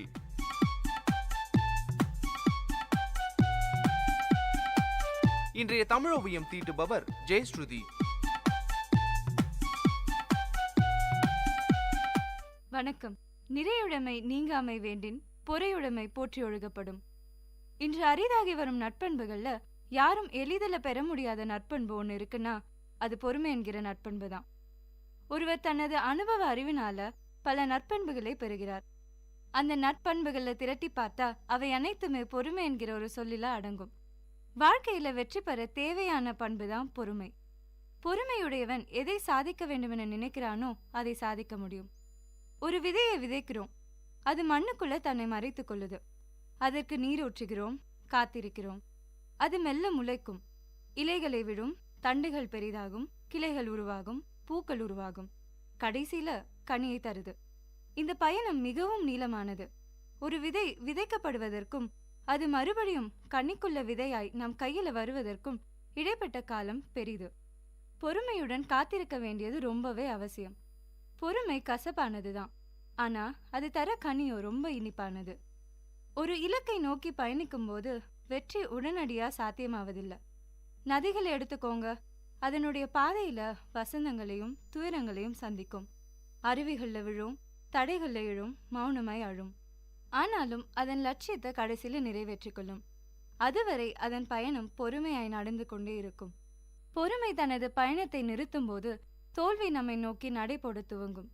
அதற்கு உதாரணமாக சீனாவில் மூங்கில் மரத்தை சொல்லுவாங்க. சீனர்கள் மூங்கிலை பயிரிட்டு தண்ணீர் ஊத்துவாங்க. பருவங்கள் போகும், ஆனா மரக்கன்று வளரவே வளராது. 1 இன்ச் அளவு கூட வளர மாட்டேன்னு அடம் பிடித்து அப்படியே நிற்கும். முழுசாய் 4 வருடங்கள் அம்மரக்கன்று அப்படியே இருக்கும். மரத்துக்கு தண்ணீர் ஊற்றுபவரும் பொறுமையுடன் அதை பராமரிக்கணும். ஆனா அடுத்த பருவத்துல எல்லோரும் வியக்கும் வண்ணம் அந்த மூங்கில் வளர துவங்கும். அதுவும் எப்படி? சடசடன்னு வளர்ந்துரும். ஒரே ஆண்டுல அது எட்டி பிடிக்கும் உயரம் எவ்வளவு தெரியுமா? 80 அடிகள். 4 ஆண்டு காலமாக அமைதியா இருந்த செடி எப்படி 5வது ஆண்டுல மட்டும் விஸ்வரூப வளர்ச்சி எட்டுது? ஆராய்ந்து பார்த்த ஆச்சரியம் தரும் ஒரு ரகசியம் இதுல இருப்பதை புரிந்து கொள்ளலாம். இயற்கையின் அற்புதம் என்றோ கடவுளின் படைப்பு என்றோ நீங்க பெயரிட்டுக் கொள்ளுங்க. முதல் 4 ஆண்டுகள் அந்த மூங்கில் வேர்கள் பூமியில் நன்றாக இறங்கி மிக சிறந்த பிடிமானத்தை உருவாக்கி கொள்ளுது. 5வது ஆண்டுல நான் 80 அடி உயரமா வளரப் போகிறேன், என்னை தாங்கி பிடிக்கும் வல்லமை என் வேர்களுக்கு தேவை, முழு மூச்சாய் நான் என்னை தயார்படுத்திக் கொள்றேன்னு 5வது ஆண்டுல அது நல்ல வளர்ச்சியை அடையும். அப்போது அது தடுமாறுவதும் இல்லை, தடம் புரள்வதும் இல்லை. பொறுமை உயரமான வெற்றிகளை உருவாக்குகிறது. அவசரப்பட்டு முளைத்து சடசடன்னு வளர்ந்து விழுந்திராம அடித்தளத்தை வலுவாக்கிக் கொள்ள பொறுமை நம்மை தூண்டுகிறது. தண்ணீரின் ஆழம் தெரியாம குதிப்பதோ மலையின் ஆழம் தெரியாமல் ஏறுறது எல்லாமே ஆபத்துல தான் முடியும். பொறுமைங்கிறது அனுபவத்தின் வெளிப்பாடுதான். அதுவே வாழ்வோட அலைகளை எதிர்கொள்ளும் துடுப்பாய் பயன் தரும். ஒரு செயலை எடுத்து பாதியிலே பொறுமையை கழற்றி விட்டு விடுபவர்கள் வெற்றியோட பதக்கங்களை அணிவதற்கு வாய்ப்பே இல்லை. அவசரம் நமக்கு சிப்பிகளை தரும், ஆனா பொறுமையை முத்துகளை தர முடியும். அப்படிதாங்க பொறுமை இழந்த ஒரு இளைஞர் வாழ்க்கையில நல்லா சம்பாதிக்கணும்னு ஆசைப்பட்டாரு. சிறிதளவுல ஒரு துணி கடை ஆரம்பிச்சாரு. நல்லா தான் போயிட்டு இருந்தது, லாபமும் ஒரு அளவுக்கு கிடைச்சது. அவர் என்ன பண்ணிருக்கணும்? அந்த தொழில வளர்ந்து ஒரு நிலையான இடத்தை பிடிக்க முயற்சி செய்திருக்கணும். அதை விட்டுட்டு பொறுமையை இழந்து ஆத்திரப்பட்டு இன்னும் லாபம் வேணும்னு வேற ஒரு தொழில ஆரம்பிச்சாரு. ஆனா அவரு நினைச்ச மாதிரி நடக்கல. நிறைய லாபத்துக்கு ஆசைப்பட்டு பொறுமை இழந்து இருந்ததையும் இழந்தாரு. ஆனா பொறுமையா இருந்திருந்தா, கடின உழைப்போடும் பொறுமையோடும் முதலில் ஈடுபட்ட தொழிலையே இருந்திருந்தா வாழ்க்கையில முன்னேறி இருக்கலாம். அதனால நேரமும் பொறுமையும் போராளிகளின் பலம். ஒருவனுடைய திறமைகளை வெற்றிகளை உருமாற்றி தருவது பொறுமையே. பொறுமையே அனுபவத்தின் வெளிப்பாடு. அதே வள்ளுவர் நிறையுடைமை நீங்காமை வேண்டின் பொறையுடைமை போற்றி ஒழுகப்படும் என்று கூறுகிறார். நிறையுடைமை அதாவது வாழ்க்கையில் மன நிறைவுடன் சான்றாண்மையுடன் வாழ வேண்டுமென்றால் பொறுமையோடு இருக்க வேண்டும். அதுவே பிறரால் போற்றி ஒழுகப்படும். சிந்தியுங்கள், செயல்படுங்கள். நன்றி.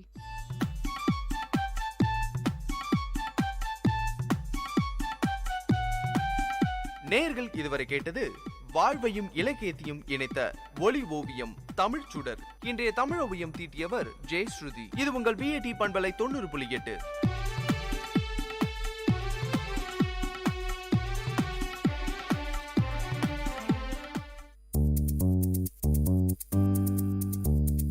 நேர்கள் இனி கேட்கலாம் உங்கள் விஐடி பண்பலை 90.8 காட்பாடி அரசினர் பெண்கள் மேல்நிலைப் பள்ளி மாணவிகள் வழங்கும் பள்ளிக்கூடம்.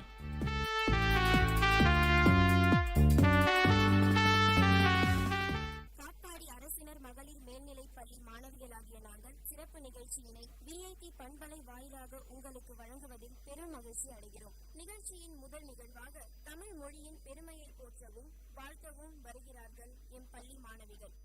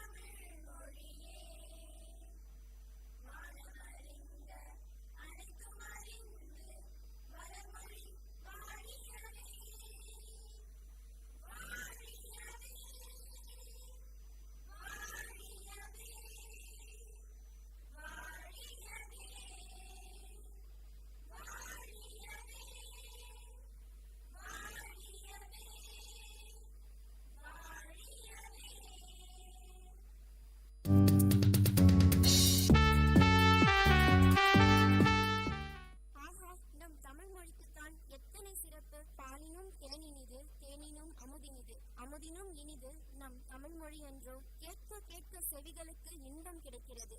குழந்தை பருவம் அத்துணை இனிமையானது. குழந்தைகளாகிய நாம் எப்படி இருக்க வேண்டும் தெரியுமா? என் பெயர் நந்தினி. காட்பாடியம் அரசு மகளிர் மேல்நிலைப் பள்ளியில் 9ஆம் வகுப்பு படிக்கின்றேன். கவிதை வாசிக்க வந்துள்ளேன். நல்ல பிள்ளை என்ற பெயர் நிலைத்திட வேண்டும். நல்லொழுக்கம் தன்னையே கடைபிடித்தல் வேண்டும். இளமையிலே கல்விதனை கற்றிடல் வேண்டும். இன்முகத்துடனே பழக அறிந்திடல் வேண்டும். தெளிவுடனே ஏடுகளை படித்திடல் வேண்டும். தேர்ந்த கல்வி கொள்ள நாளும் விரும்பிட வேண்டும். வைகரையில் துயிலெழுந்து படித்திட வேண்டும். மெய் வளர விளையாடி தீர்த்திட வேண்டும். இனிய சொல்லை மட்டும் நான் இயம்பிட வேண்டும். இயன்றவரை அடுத்தவர்க்கு உதவிட வேண்டும். தாய் தந்தையே நம் தெய்வம் என உணர்ந்திடல் வேண்டும். தாய் நாட்டின் சிறப்புதனை போற்றிட வேண்டும். அறிவு தந்த ஆசானை வணங்கிடல் வேண்டும். அன்பினாலே உலகன் தன்னை ஆளவும் வேண்டும். நமது நாட்டை என்றும் நாம் போற்றிட வேண்டும். நன்மையான செயல்கள் மட்டும் செய்திடல் வேண்டும். கடமையை தவறாமல் செய்திடல் வேண்டும். காரியத்தில் என்றும் உறுதி வேண்டும். கனிவு கொண்ட நெஞ்சம் இருந்திட வேண்டும். கருணை ஒளி கண்களில் திகழ்ந்திட வேண்டும். ஒற்றுமை பயிரை வளர்த்திட வேண்டும். ஒப்புயர்வற்றவர்களையே என்றும் சார்ந்திடல் வேண்டும். ஆஹா, அருமையான கவிதை. இவர் இப்போது கூறியது போன்று நாம் கடைபிடித்து வாழ்க்கையில் முன்னேற இன்று முதல் உறுதி கொள்வோம்.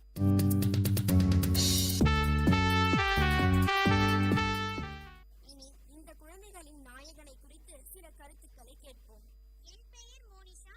நான் காட்பாடி அரசினர் மகளிர் மேல்நிலைப் பள்ளியில் 8ஆம் வகுப்பு படிக்கிறேன். நான் குழந்தைகளின் நாயகன் நேரு அவர்களை பற்றி சில கருத்துக்களை கூற விழைகிறேன். அரிது மானிடராய் பிறத்தல் அரிது என்றார் ஔவையார். மானிடராய் பிறந்தாலும் சிறப்புற வாழ்தல் அதினும் அரிது. ஆம்,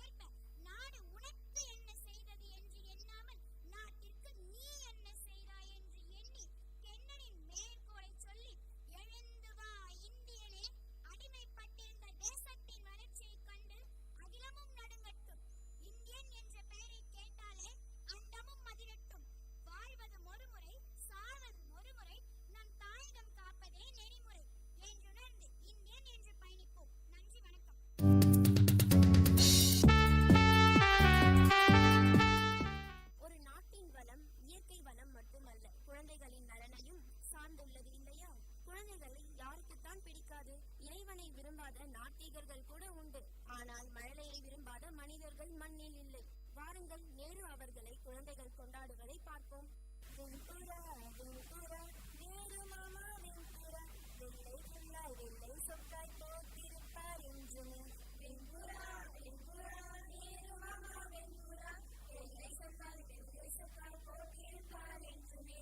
அழகு மலர் ரோஜாவை தான் சட்டையில் அணிந்து மகிழ்ந்தவர், அடிமை தரையை அகற்றிடவே அல்லும் பகலும் உழைத்தவர். அழகு மலர் ரோஜாவை தான் சட்டையில் அணிந்து மகிழ்ந்தவர், அடிமை தரையை அகற்றிடவே அல்லும் பகலும் உழைத்தவர். நவம்பர் மாதம் 14 நாளில் பாரத மண்ணில் உதித்தவர், பண்பும் பணிவும் ஒரு சேர பாரில் என்றும் நிலைத்தவர். நவம்பர் மாதம் 14 நாளில் பாரத மண்ணில் உதித்தவர், பண்பும் பணிவும் ஒரு சேர பாரில் என்றும் நிலைத்தவர். தேசத்தந்தை காந்தி மகான் தேடிக் கண்ட ஒரு தலைவர், பாசத்துடனே குழந்தைகளை காக்கும் நல்ல மனிதர். தேசத்தந்தை காந்தி மகான் தேடிக் கண்ட ஒரு தலைவர், பாசத்துடனே குழந்தைகளை காக்கும் நல்ல மனிதர். நமது மண்ணை காப்பாற்ற வீறு கொண்டே எழுதிட்டார், காந்தி தாத்தா கூட நின்று சுதந்திரத்தை வாங்கிட்டார். நமது மண்ணை காப்பாற்ற வீறு கொண்டே எழுதிட்டார், காந்தி தாத்தா கூட நின்று சுதந்திரத்தை வாங்கிட்டார். உலக மக்கள் அனைவருக்கும் பிடித்த நல்ல தலைவரம், குழந்தைகளை பார்த்துவிட்டால் இனிக்க இனிக்க பேசுவார். உலக மக்கள் அனைவருக்கும் பிடித்த நல்ல தலைவரம், குழந்தைகளை பார்த்துவிட்டால் இனிக்க இனிக்க பேசுவார். சொத்து சுகம் வைத்திருந்தும் தேசம் காக்க வந்துவிட்டார், தனது சொத்தை தேசத்திற்கே வாரித்தானே தந்துவிட்டார். சொத்து சுகம் வைத்திருந்தும் தேசம் காக்க வந்துவிட்டார், தனது சொத்தை தேசத்திற்கே வாரித்தானே தந்துவிட்டார். குழந்தைகளே குழந்தைகளே நேரு புகழ் பாடுங்கள், அவரது இனிய பிறந்த நாளை அழகாய் கொண்டாடுங்கள். குழந்தைகளே குழந்தைகளே நேரு புகழ் பாடுங்கள், அவரது இனிய பிறந்த நாளை அழகாய் கொண்டாடுங்கள்.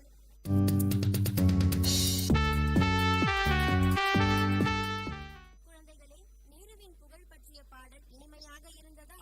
ஆசியாவின் ஜோதி, ரோஜாவின் ராஜா, சமாதான வெண்புறா, நவீன இந்தியாவின் சிற்பி, சாச்சா நேரு என்று எத்தனை பெயர் நம் நேருவுக்கு. பண்டித ஜவஹர்லால் நேரு அவர்கள் இந்தியாவின் எதிர்கால தூண்கள் குழந்தைகள் தான் என்று கூறுகிறார். அவர் குழந்தைகளுக்கு கூறிய அறிவுரைகளை கேட்போம். வணக்கம், என் பெயர் கமலி. நான் காட்பாடி அரசினர் மகளிர் மேல்நிலை பள்ளியிலிருந்து வருகிறேன். நேரு குழந்தைகளுக்கு கூறிய அறிவுரை என்ன தெரியுமா? இதோ கூறுகிறேன். ஒரு குழந்தை நேருவின் சட்டையில் ரோஜாவை அணிவித்ததிலிருந்து எப்போதுமே தனது மேல் அங்கியில் ரோஜா அணிவரை வழக்கமாக கொண்டார் ரோஜாவின் ராஜா. அவரது பிறந்த நாளான நவம்பர் 14ஆம் தேதி குழந்தைகள் தினமாக சிறப்பிக்கப்படுகிறது. குழந்தைகள் பூந்தோட்டத்தில் உள்ள மொட்டுக்கள் என்று அவர் வர்ணித்தார். நாட்டின் எதிர்காலம் குழந்தைகள் கையில் தான் இருக்கிறது என்று அவர் அடிக்கடி கூறுவார். குழந்தைகளுக்கு பாதுகாப்பான அன்பான சூழ்நிலை அமைய வேண்டும் என்று விரும்பினார். குழந்தைகள் அவரை நேரு மாமா என்று அன்புடன் அழைத்தனர். குழந்தைகளிடம் ஆண் மற்றும் பெண் என்ற பேதம் பார்க்க கூடாது என்று கூறினார்.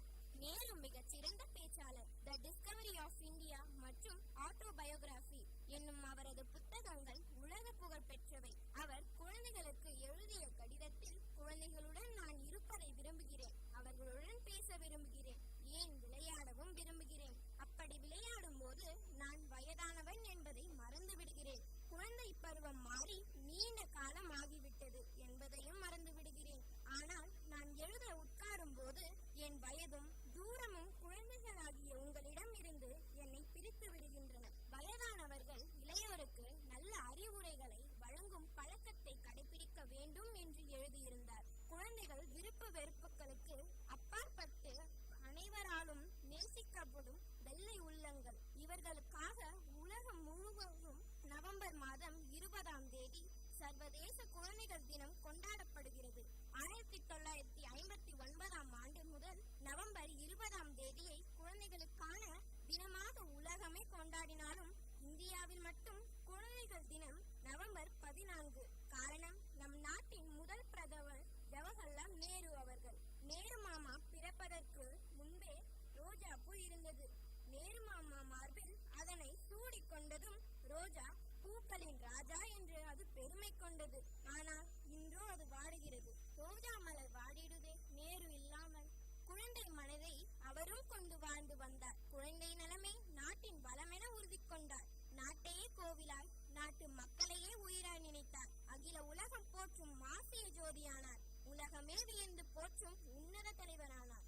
நவீன இந்தியாவின் சிற்பியாய் பண்டித ஜவஹர்லால் நேரு அவர்களை போற்றுவோம். அவர் விருப்பத்தை நிறைவேற்றுவோம்.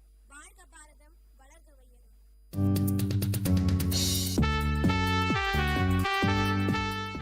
குழந்தைகளே, உங்களுக்கு இன்னொரு செய்தியை கூறுகிறேன். சர்க்கரைன்னா பொதுவா இனிப்பு, ஆனா அதுதான் கசப்பா மாறிடுச்சு. அளவுக்கு மிஞ்சினால் அமுதமும் நஞ்சு என்பது போலத்தான் ஆகிவிட்டது நம்முடைய இன்றைய உணவு பழக்கம். சிறியவர் முதல் பெரியவர் வரை வயது வித்தியாசமின்றி இந்த நோய் ஏற்படுகிறது. குழந்தைகளாகிய நாம் இன்றைய தினத்தில் நாட்டு மக்களுக்கு ஏதேனும் நன்மை செய்ய வேண்டும். சர்க்கரை வியாதியை குறித்து ஒரு விழிப்புணர்வை மக்களிடம் ஏற்படுத்த வில்லுப்பாட்டு இசைக்க வருகிறார்கள் எங்கள் பள்ளி மாணவிகள். இந்த வில்லுப்பாட்டு நமக்கெல்லாம் ஒரு பெரிய படிப்பினையே தருகிறது.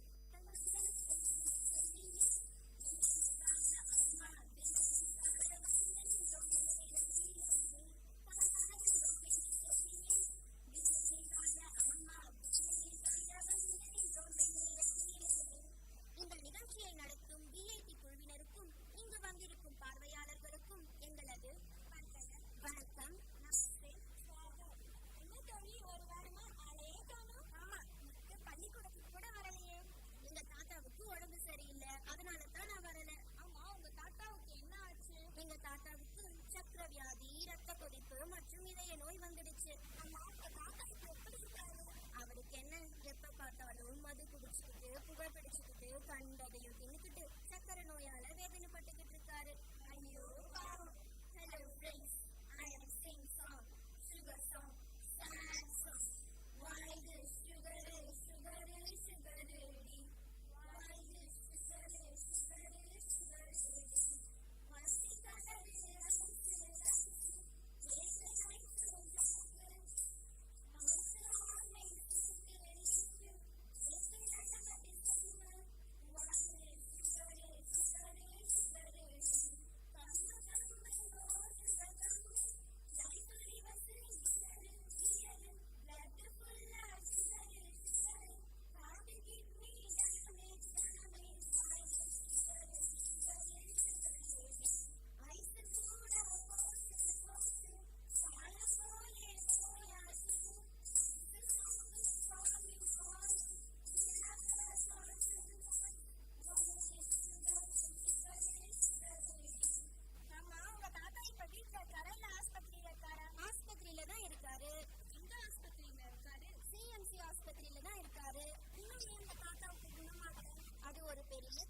ஒவ்வொன்னா சொன்னா நீ சோர்ந்தே போயிடுவ. சரி, ஆர்வத்தோட கேட்கறதுனால நானும் எனக்கு தெரிஞ்ச அளவுக்கு சக்கரை நோயை பத்தி சொல்றேன்.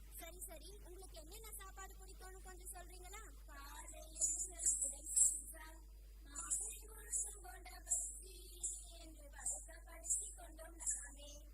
எனக்கு பிடிச்ச பீட்சா, போண்டா, பஜ்ஜி எல்லாம் இந்த பாட்டுல வருது. ஆமா, நல்லா பிடிச்சதுக்கோ உனக்கு. இப்படிதான் தொலைக்காட்சியும் கணினியும் பார்க்க வைத்து இளம் வயது மாணவர்களுக்கு கூட சிப்ஸையும் நொறுக்கு தீனியும் கொடுத்து உட்கார்ந்த இடத்திலேயே உட்கார்ந்து கொண்டிருந்தால் உடற்பருமனினை சக்கர வியாதி என எல்லா வியாதியும் வரும். ஆமா, எல்லா வியாதியும் வரும். என்னம்மா இப்படி சாப்பிட்டீங்களேம்மா, என்னம்மா இப்படி சாப்பிட்டீங்களேம்மா, இதைய தினமும் சேர்த்துக்கோங்கம்மா, சிறுதானியத்தை நீங்க மறந்துட்டீங்களேம்மா, இவங்க உணவா சாப்பிடுறீங்களேம்மா, உணவை மருந்தா மாத்திடுங்கம்மா, என்னம்மா உங்களுக்கு புரிஞ்சதாம்மா, என்னம்மா இப்படி சாப்பிடுறீங்களேம்மா. சிப்ஸையும் திருப்பி திருப்பி கொதிக்கிற எண்ணெயில போடுறாங்க. அதனால அது நம்ம உடம்புக்கு கெடுதலை விளைவிக்குது. சக்கரை நோய் வரும்னு சொல்றியே, சக்கரை சாப்பிட்டாதான் சக்கரை நோய் வருமா? நான் கூட எங்க அம்மாக்கு தெரியாம சக்கரையே திருடி தின்னுவேன். எனக்கு கூட பால்கோவானா ரொம்ப பிடிக்கும். எனக்கு ஜாங்கிரினா ரொம்ப பிடிக்கும். எனக்கு பூந்தினா ரொம்ப பிடிக்கும். சக்கரை சாப்பிட்டா மட்டும் சக்கரை நோய் வரதில்ல. அளவுக்கு அதிகமா சாப்பிட்டாலும், மது குடிச்சாலும், புகை பிடிச்சாலும், கண்டதையும் தின்னாலும் சக்கரை வியாதி வரும். சில பேருக்கு கால் அடிபட்டா காலே எடுக்கணும்னு சொல்றாங்களே.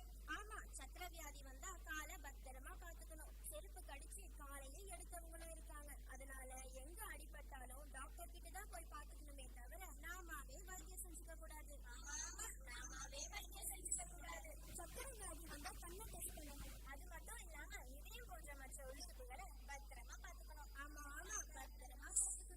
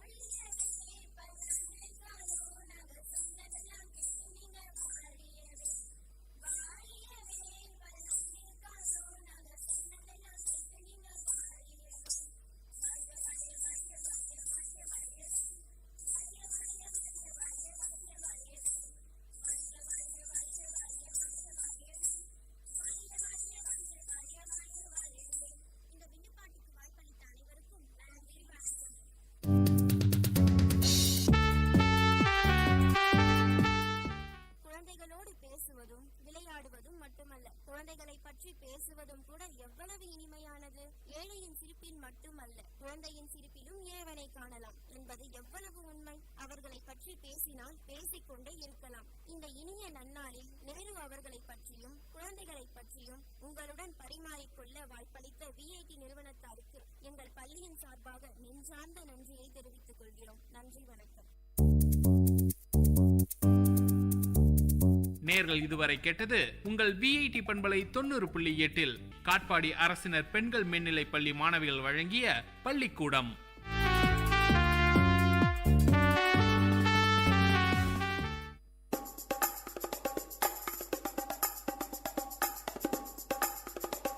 காரசாரம் விஐடி பண்பலையின் விவாத மேடை. ஆரோக்கியமான வாதங்களுடன், அன்றாட நிகழ்வுகளின் தரவுகளுடன், மக்களின் குரல்கள் ஒன்றிணையும் கருத்துக்களம்.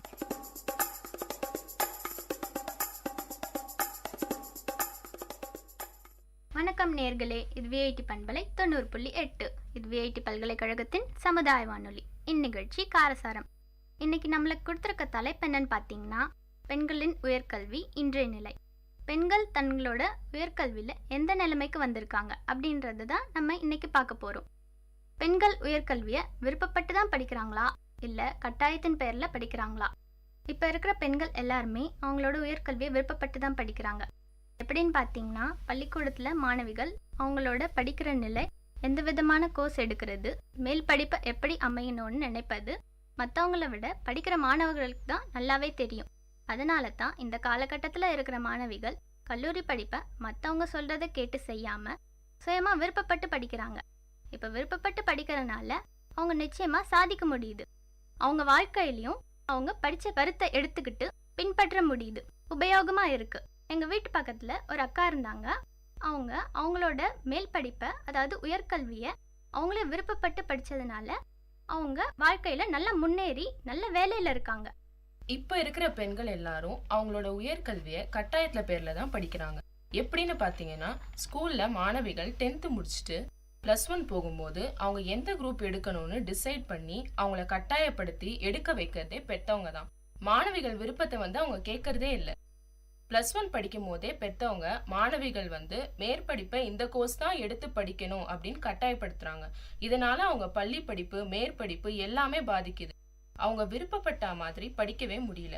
மாணவிகளுக்கு அவங்க படிக்கிற நிலை வைத்து அவங்க எண்ணங்கள் போல மேற்படிப்பு விருப்பப்பட்டு படித்து கொள்ளலாம் அப்படின்னு அவங்க நினைச்சா கூட பெற்றவங்க கட்டாயப்படுத்தி தான் மாணவர்களை படிக்க வைக்கிறாங்க. மேற்படிப்பு பத்தி தெரிஞ்சா கூட அவங்களால அவங்க விருப்பப்பட்ட மாதிரி படிக்க முடியல. கட்டாயப்படுத்தி படிக்கிறதுனால அவங்க வாழ்க்கையே பாதிக்குது. இப்போ இருக்க பெண்கள் எல்லாருமே அவங்களோட உயர்கல்வியை ஆர்வமாக தான் படிக்கிறாங்க. பெண்கள் எல்லாருமே பள்ளிக்கூடம் +2 முடிக்கும் போதே என்ன பண்ணணும் அப்படின்ற ஐடியா அவங்களுக்கு கொஞ்சமாச்சும் கிடைச்சிடும். எப்படின்னு பார்த்தீங்கன்னா, பள்ளிக்கூடத்தில் என்ன குரூப் எடுத்து படித்தாங்களோ அதுக்கு தொடக்கமாகவும் இல்லை அதுக்கு சம்மந்தமாகவும் தான் அவங்க கல்லூரி படிப்பை படிக்கணும் அப்படின்னு நினைப்பாங்க. பள்ளிக்கூடத்தில் படிக்கும்போது +1 குரூப்பில் கம்ப்யூட்டர் சயின்ஸ் எடுத்தாங்க அப்படின்னா அதுக்கு சம்மந்தமான என்ஜினியரிங்கில் சிஎஸ்சி, சிவில் இந்த மாதிரி எடுப்பாங்க. அப்படி இல்லைன்னா டிகிரியில் பிசிஏ, பிஎஸ்சி இதில் ஏதாவது எடுத்து விருப்பப்பட்டு படிப்பாங்க. இதனால படிப்புல ஆர்வமும் கவனமும் செலுத்த முடியும். மேலும் இந்த படிப்பு அவங்களுக்கு ஒரு புது அனுபவமாகவும் இருக்கும். இதனால பெண்களோட வாழ்க்கை அவங்களோட விருப்பம் போலவே அமையும். இன்னும் படிச்ச அப்புறம் கூட அந்த படிப்பை ரிசர்ச் கூட பண்ணலாம். இதனால படிப்பு மேல இருக்கிற ஆர்வம் அதிகமாகும். பெண்கள் அவங்களோட படிப்பை கடமைக்குன்னு படிக்காம முழு மனசோடு தான் படிக்கிறாங்க. கல்லூரி படிப்பை ஸ்கூல்ல என்ன படிச்சாங்களோ அதுக்கு சம்பந்தமே இல்லாம வேற ஒரு கோர்ஸை கடமைக்கேன்னு கட்டாயத்தின் பேர்ல தான் எடுத்து படிக்கிறாங்க. ஸ்கூல் படிப்பை முடிச்சுட்டு கல்லூரி படிப்பை தேர்ந்தெடுக்கிறதுக்கு முன்னாடி அக்கம் பக்கம்லாம் விசாரிக்கிறாங்க. என்ன கோர்ஸ் எடுக்கிறதுன்னு மனக்குழப்பத்துல இருப்பாங்க. செல்ஃபா டிசைட் பண்ண கஷ்டமா நினைப்பாங்க. ஏன்னா ஒவ்வொருத்தர் ஒவ்வொரு கருத்தை சொல்லுவாங்க. அப்படி மனக்குழப்பமா இருக்கிற சூழ்நிலையில பெத்தவங்க ஒரு கோர்ஸ் எடுக்கணும்னு கட்டாயப்படுத்தி சொல்லுவாங்க. அவங்களும் வேற வழியே இல்லாம அந்த கோர்ஸை தான் எடுத்து படிச்சாகணும் அப்படின்னு கடமைக்குன்னு படிப்பாங்க. ஏதோ ஒன்னு டிகிரிக்காக படிக்கணும் அப்படின்னு தான் இப்ப இருக்கிற இளைஞர்கள் படிக்கிறாங்க. படிப்புல விருப்பமே கிடையாது. வீட்டுல கட்டாயப்படுத்துறதுனாலதான் சும்மா ஒரு பேருக்கு நாங்களும் படிக்கிறோம் அப்படின்னு படிக்கிறாங்க. மேற்படிப்புனா புரிஞ்சுக்கிட்டு ஆர்வமா படிக்கணும். ஏன்னா படிப்பை பிரீஃபா படிக்க போறாங்க. காலேஜ்ல நிறைய விஷயம் தெரிஞ்சுக்க போறாங்க. கடமைக்கேன்னு படிக்கிறதுனால அவங்க வாழ்க்கையே அவங்க நினைச்ச மாதிரி இருக்காது. வாழ்க்கையில கூட அவங்க நினைச்சதை சாதிக்க முடியாது. வருத்தம் தான் நிறைய இருக்கும். இந்த காலகட்டத்தில் இருக்கிற பெண்கள் எல்லாருமே உயர்கல்வியை பற்றி தெளிவாக தான் இருக்காங்க. மற்றவங்க சொல்லித்தான் கேட்கணும் செய்யணும் அப்படின்ற அவசியம் அவங்களுக்கு இல்லை. அவங்களே சுயமாக முடிவு எடுக்கிற அளவுக்கு அவங்களுக்கு மெச்சூரிட்டி இருக்குது. டெக்னாலஜிலாம் நிறையா வளர்ச்சி அடைஞ்சிருக்கு. உயர்கல்வி பற்றி நிறையா விஷயங்கள் மாணவர்களுக்கே தெரியும். இன்னும் சில விஷயங்கள் தெரிஞ்சுக்க மீடியா இருக்குது. இதனால் என்ன சம்பந்தமான உயர்கல்வியை நோக்கி நம்ம வாழ்க்கையில் பயணிக்கணுங்கிறதுல அவங்களுக்கு மனக்குழப்பம் இருக்காது.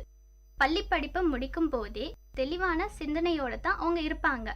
இதுதான் நம்ம வாழ்க்கை, இந்த உயர்கல்வியை எடுத்தாதான் ஒரு நல்ல கோலை ரீச் பண்ண முடியும்னு அவங்களே முடிவெடுப்பாங்க. இப்ப இருக்கிற மாணவிகளுக்கு நாம் என்ன படிக்கிறோம், எதற்காக படிக்கிறோம், இதை படிச்சா என்ன பிரயோஜனம், வேலை கிடைக்குமா, நம்ம சூழ்நிலைக்கு தகுந்த மாதிரி தான் எடுத்திருக்கோமா இந்த கோர்ஸ், நம்ம எண்ணங்களுக்கு தகுந்த மாதிரி தான் நான் படிக்கிறோமா, இதை பத்தி எதுவுமே தெரியாது. இதை பத்தி ஆராய்ச்சும் அவங்க எதுவுமே பார்க்க மாட்டாங்க. அதுக்கான விருப்பமும் அவங்களுக்கு இருக்காது. குழப்பத்துலதான் எப்பொழுதுமே இருப்பாங்க. கடமைக்குன்னு எந்த வேலை செஞ்சாலும் அது மன திருப்தி சந்தோஷத்தை தராது. அவங்களுக்கு என்னென்ன பிடிக்கும்னு செல்ஃபா நிறைய பேரு கூட தெரிஞ்சுக்க மாட்டாங்க. மாணவிகள் பள்ளி படிப்பையே சுயமா முடிவெடுக்காத போது உயர்கல்வியை சுயமா முடிவெடுக்கிற அளவுக்கு அவங்களுக்கு எப்படி மெச்சூரிட்டி இருக்கும்? சுற்ற சூழ்நிலையின் கட்டாயத்தின் பேர்ல கடமைக்கேன் முடிவெடுக்கிற சூழ்நிலைக்கு தள்ளப்படுறாங்க. டெக்னாலஜி என்னதான் இம்ப்ரூவ் ஆனா கூட படிப்பின் மேல இருக்க ஆர்வம் கம்மியாதாங்க இருக்கு. முதல்ல என்ன கோர்ஸ் எடுக்கணும்னே இப்ப இருக்கிற மாணவிகளுக்கு தெரியாது. அப்படி இருக்கும்போது படிப்பே 2வது பட்சம்தான். என்ன படிப்பு, என்ன அந்த கோர்ஸ் பேரு அப்படின்னே தெரியாத போது அந்த படிப்பை பத்தி எப்படி அவங்களுக்கு முழுசா தெரியும்? வாழ்க்கையே ஒரு கேள்விக்குறையாதான் அமையும். ஒரு பிரைவசி இருக்காது, இண்டிபெண்டா இருக்க மாட்டாங்க. எல்லா கட்டத்திலயும் கல்லூரி, பள்ளி படிப்பு, வேலை இடங்கள்ல எல்லா முடிவையும் பிரச்சனை வந்தா எப்படி சமாளிக்கிறது அப்படி எதுவுமே தெரியாது. எப்பொழுதுமே மத்தவங்களை டிபெண்ட் பண்ணி இருக்கிற மாதிரி தான் இருக்கும். இப்போ பார்த்தீங்கன்னா உயர்கல்வியை விருப்பப்பட்டு படித்து பெரிய பெரிய பட்டம், நோபல் பிரைஸ்லாம் வாங்கி சாதிச்சவங்க நிறைய பேர் இருக்காங்க. விருப்பப்பட்டு படித்ததுனால தான் விருதெல்லாம் வாங்க முடிஞ்சிச்சு. இப்போ எடுத்துக்காட்டாக பார்த்தீங்கன்னா கல்பனா சாவ்லா, இவங்க கூட ஒரு பெண் தான். ஒரு ஏழ்மையான குடும்பத்திலிருந்து பிறந்து படித்து ஆஸ்ட்ரோனட்டாக அவங்க வாழ்க்கையில் சாதிச்சாங்க. இன்னொரு சாதனையாளரை பார்த்தீங்கன்னா கிரண் பேடி. இவங்களை பற்றி பார்த்தோம்னா அவங்க அந்த காலத்திலேயே நம்ம இதை தான் படிக்கணும் அப்படின்னு சொல்லிட்டு தேர்ந்தெடுத்து IPS படித்து பெரிய ஆளானாங்க. இவங்க விருப்பப்பட்டு உயர்கல்வியை தேர்ந்தெடுத்து படித்ததுனால தான் அந்த துறையில் சாதிக்க முடிஞ்சிச்சு. இந்த மாதிரி சாதனையாளர்களை ரோல் மாடலாக எடுத்துக்கிட்டு பெண்கள் இன்னும் இந்த உலகத்தில் சாதிச்சுட்டு தான் இருக்காங்க. முன்னாடிலாம் எடுத்துக்கிட்டா நோபல் பிரைஸ் வாங்குற பெண்களுக்கு அவங்களோட உயர்கல்வி பற்றி படிக்கும் போதே அவங்களுக்கு ஒரு கிளியர் ஐடியா இருக்கும். நம்ம என்ன ஆக போறோம், என்ன துறை தேர்ந்தெடுக்கலான்னு பள்ளிக்கூடத்திலேயே படிக்கும் போதே விருப்பப்பட்டு அதை பத்தி ஆர்வமா தெரிஞ்சுக்கிட்டு படிப்பாங்க. ஆனா இப்ப பாத்தீங்கன்னா பெண்கள் தான் என்ன படிக்கிறோம், எந்த துறையில நமக்கு ஆர்வம், எதை படிச்சா பெரிய சாதனையாளரா வரலாம்னு ஒண்ணுமே தெரியாம படிக்கிறாங்க. இப்ப இருக்கிறவங்க விருப்பப்பட்டு படிச்சு ஒரு நல்ல சாதனையாளரா இருப்பது கம்மி தாங்க. கட்டாயத்தின் பேர்ல தான் படிக்கிறாங்க. கட்டாயத்தின் பேர்ல படிக்கிறதுனாலதான் வாழ்க்கையில படிச்சிருந்தா கூட சம்பாதிக்கணும், சாதிக்கணும், படிச்சதை இம்ப்ளிமெண்ட் பண்ணணும் வாழ்க்கையில அப்படின்னு நினைக்கிறதே இல்ல. ஏதோ ஒண்ணு படிச்ச படிப்புக்கு சம்பந்தமே இல்லாத வேற ஒரு துறைய, வேற ஒரு வேலையை தேடி போறாங்க. பெண்களோட கல்வி இன்றைய நிலைமையில கிராமப்புறம் நகரப்புறம்லாம் வித்தியாசமே கிடையாது. இப்போ எல்லா பெண்களுமே ஈடுபாட்டோட தான் படிக்கிறாங்க. கிராமப்புறத்துல தமிழ் மீடியத்துல படிச்சவங்க கூட பெரிய நிலைமைக்கு வந்திருக்காங்க. கிராமத்துல இருக்கிற பெண்கள் படிக்கணும்னு அவங்க அம்மா அப்பாவால படிக்க வைக்க வசதி இல்லைன்னா கூட நிலத்தெல்லாம் வித்து படிக்க வைக்கிறாங்க. அம்மா அப்பாவால தான் படிக்க முடியல அப்படின்றதுனால குழந்தைங்களை படிக்க வைக்கணும்னு நினைக்கிறாங்க. இப்ப கிராமத்துல கூட நல்ல வசதியெல்லாம் வந்துருச்சு, படிச்சு முன்னேற உழைக்கிறாங்க. கிராமத்து பெண்களுக்கும் நகரத்து பெண்களுக்கும் கல்விங்கிறது சமமா தான் இருக்கு.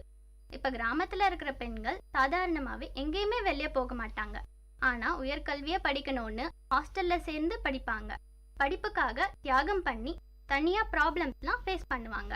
கிராமத்துல இருக்கிற பெண்களோட உயர்கல்வியும் நகரத்துல இருக்கிற பெண்களோட உயர்கல்வியும் நிச்சயமா வேறுபடும். கிராமத்துல இருக்கிற பெண்கள் ரொம்ப பயந்த சுபாவமாக இருப்பாங்க. தானா அவங்களுக்கு என்ன தேவையோ அதை மத்தவங்க கிட்ட பேச மாட்டாங்க. தமிழ் மீடியம்ல தான் படிச்சிருப்பாங்க. அதனால அவங்களுக்கு இங்கிலீஷ்ல பேசுறதுக்கு ரொம்ப பயமா இருக்கும். இதனால சிட்டில இருக்கிற காலேஜ்ல சேர்றதுக்கே அவங்க ரொம்ப பயப்படுவாங்க. வீட்ல கூட ஒத்துக்க மாட்டாங்க. காலேஜ் தொலை தூரத்துல இருக்கும். வீட்ல இருந்து தினமும் ஒருத்தர் பைக்ல கூட்டிட்டு போயிட்டு வரணும், அது ரொம்ப சிரமம் அப்படின்னு நினைப்பாங்க. நகரத்துல இப்ப இருக்கிற கல்லூரியில அப்படியே ஒருவேளை கிராமப்புற பெண்களுக்கு ஸ்காலர்ஷிப் கொடுத்து என்கரேஜ் பண்ணா கூட வீட்ல இருக்கிறவங்க தொலைதூரம் போகணும் அப்படின்னு நினைச்சு ஒத்துக்கவே மாட்டாங்க. கிராமத்துல இருக்க பெண்களோட கல்வியும் நகரத்துல இருக்கிற பெண்களோட கல்வியும் சமமான கண்ணோட்டத்துல தான் பார்க்கப்படுது. கிராமத்துல இருக்கிற பெண்களுக்கு குடும்ப சூழ்நிலை காரணமா அந்த அளவுக்கு வசதி இல்லைன்னா கூட படிக்கிற ஆர்வம் அதிகமா இருக்கும். அதே மாதிரி தான் நகரத்துல இருக்கிற பெண்களுக்கும் படிப்புல ஆர்வம் காட்டுவாங்க. என்ன வசதி ஒண்ணுதான் வித்தியாசம். இப்ப அந்த நிலைமை கூட இல்ல. +2லயும் 10thலயும் ஃபர்ஸ்ட் மார்க் எடுக்கிறது பெண்கள் தான். இப்ப +2ல முதல் மதிப்பெண் எடுத்தா கவர்மெண்ட் அவங்கள ஊக்குவிக்கிறபடி ஸ்காலர்ஷிப்லாம் கொடுக்கறாங்க. பெண்கள் நல்லா படிச்சா வசதி கூட ஒரு தடையே கிடையாது. மேலும் முதல் மதிப்பெண் எடுக்கிற பெண்கள் நிறைய கிராமப்புற பெண்கள் தான். அவங்களுக்கு நிறைய காலேஜஸ்ல யூனிவர்சிட்டில ஃபீஸ் எல்லாம் ரிடக்ஷன் பண்ணி அவங்கள என்கரேஜ் பண்றாங்க. பெண் கல்வியோட இன்றைய நிலை அந்த அளவுக்கு உயர்கல்வியா இல்ல. கிராமத்துல தமிழ் மீடியம்ல படிச்சுட்டு நகரப்புறத்துல எல்லா விதமான மக்களையும் சந்திக்க ரொம்ப கஷ்டமா நினைப்பாங்க. அம்மா அப்பா வசதி இல்ல அப்படின்னு சொல்லிட்டு எதுக்கு மேற்படிப்பு படிக்கணும், அப்படி படிச்சா செலவாகும், அதுக்கு பேசாம கல்யாணம் பண்ணி வச்சிடலாம் அப்படின்னு சொல்லி கல்யாணம் பண்ணி வச்சிருவாங்க.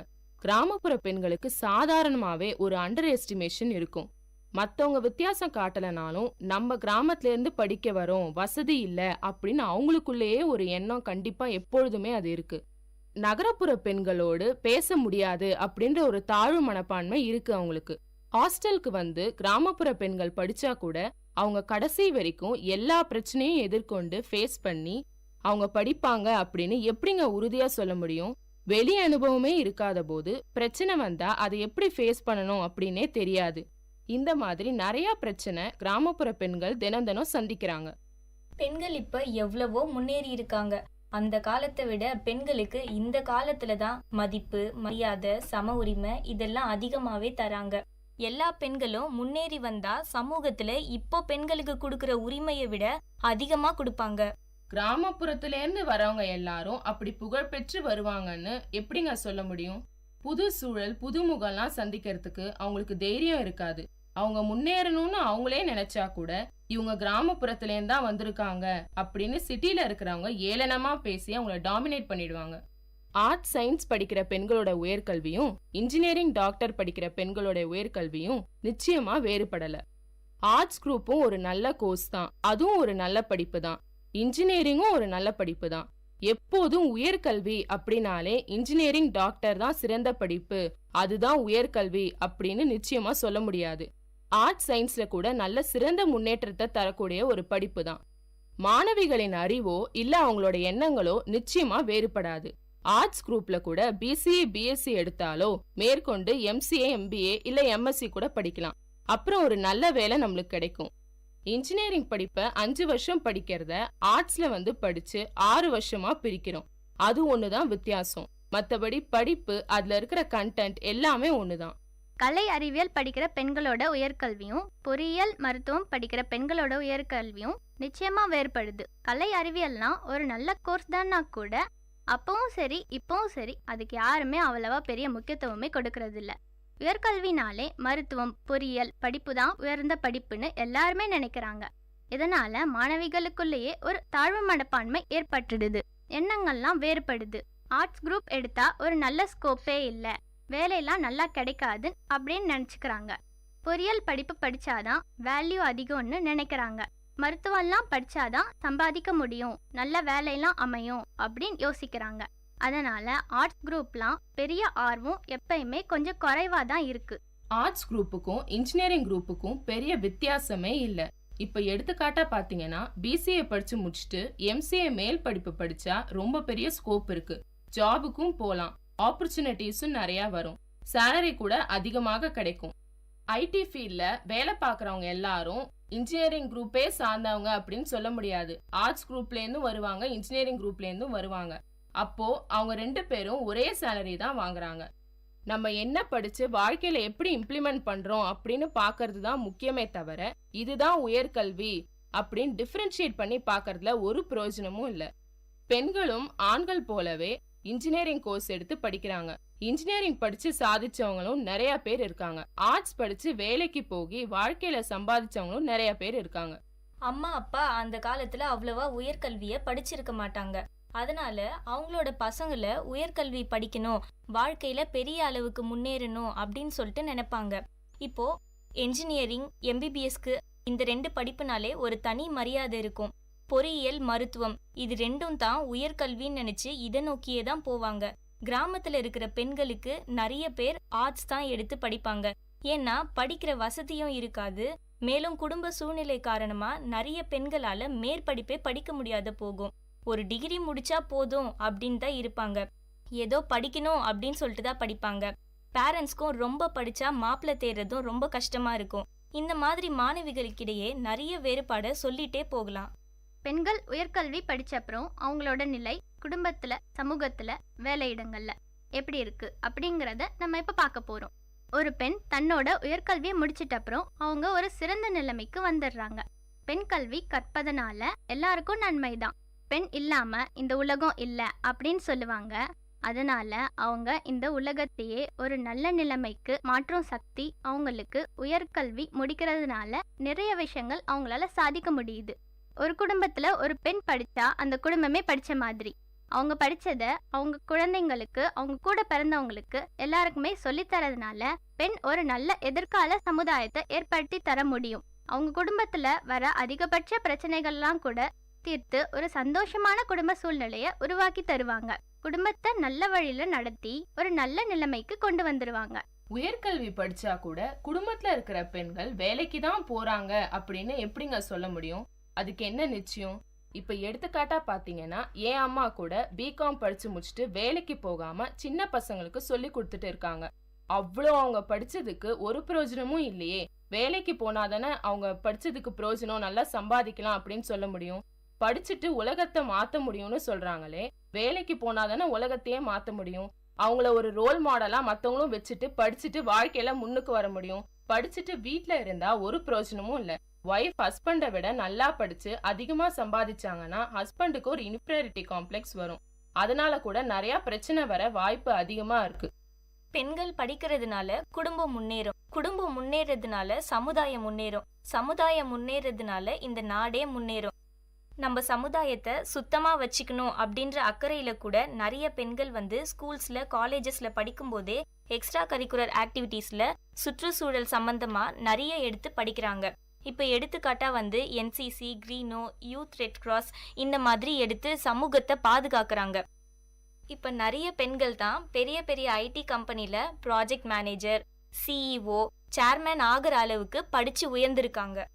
சப்ஜெக்ட் சம்பந்தமா கூட படிக்கிறதுக்கு எல்லாரும் கஷ்டப்படுறாங்க. அப்படி இருக்கும்போது எக்ஸ்ட்ரா கரிக்குலர் ஆக்டிவிட்டி எல்லாம் பத்தி எப்படி படிச்சு சமூகத்தை பாதுகாப்பாங்க? வீட்டை பத்தியே யாருக்கும் அக்கறை இல்ல. வீட்டின் நன்மைக்காகவே யாரும் கருதி படிக்கிறது இல்ல. அப்படி இருக்கும்போது நாட்டின் முன்னேற்றத்திற்காக எப்படி படிச்சு பெரிய ஆளா வருவாங்க? சமூகத்தின் மேல அக்கறையே இல்ல. வேலை இடங்கள்ல பெண்கள் சாதிப்பது கம்மியாதாங்க இருக்கு. எல்லாரும் பெரிய பெரிய ஆளா வரதே இல்ல. எல்லாரும் ரொம்ப பெரிய ஆளா வருவாங்க அப்படின்னு சொல்ல முடியாது. சாதிக்கிறவங்களோட எண்ணிக்கை கம்மியாதாங்க இருக்கு. இப்ப எடுத்துக்காட்டா பாத்தீங்கன்னா, எக்ஸ்ட்ரா கரிக்குலர் ஆக்டிவிட்டி பத்தி அவங்க முன்னேறணும் அப்படின்னு நினைச்சா கூட அதுக்கான கைடன்ஸ் இருக்காது. பெண்களுக்கு அதை பத்தி தெரியாது. அப்படியே அவங்க போகணும் அப்படின்னு நினைச்சா கூட குடும்பத்துல இருக்கிறவங்க அதர் ஸ்டேட்டுக்குலாம் இப்ப அதை பத்தி ட்ரைனிங் கொடுக்கறதுக்கு அவங்க அனுப்பவே விட மாட்டாங்க. சமூக விழிப்புணர்வு ஏற்படுத்தணும் அப்படின்னு நினைப்பாங்க. ஆனா வீட்டுல இருக்கிறவங்க அதுக்கு ஒத்துக்கவே மாட்டாங்க.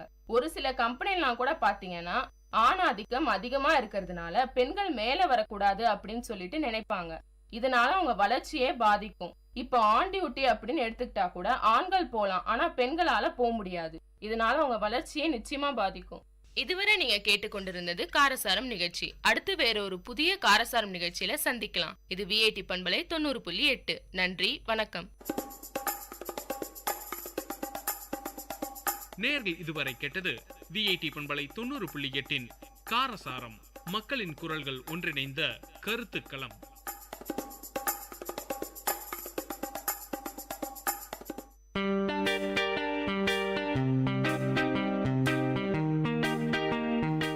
Dear listeners, for the next hour, you are going to listen to the program Team Speak Time in VIT Community Radio 90.8 FM.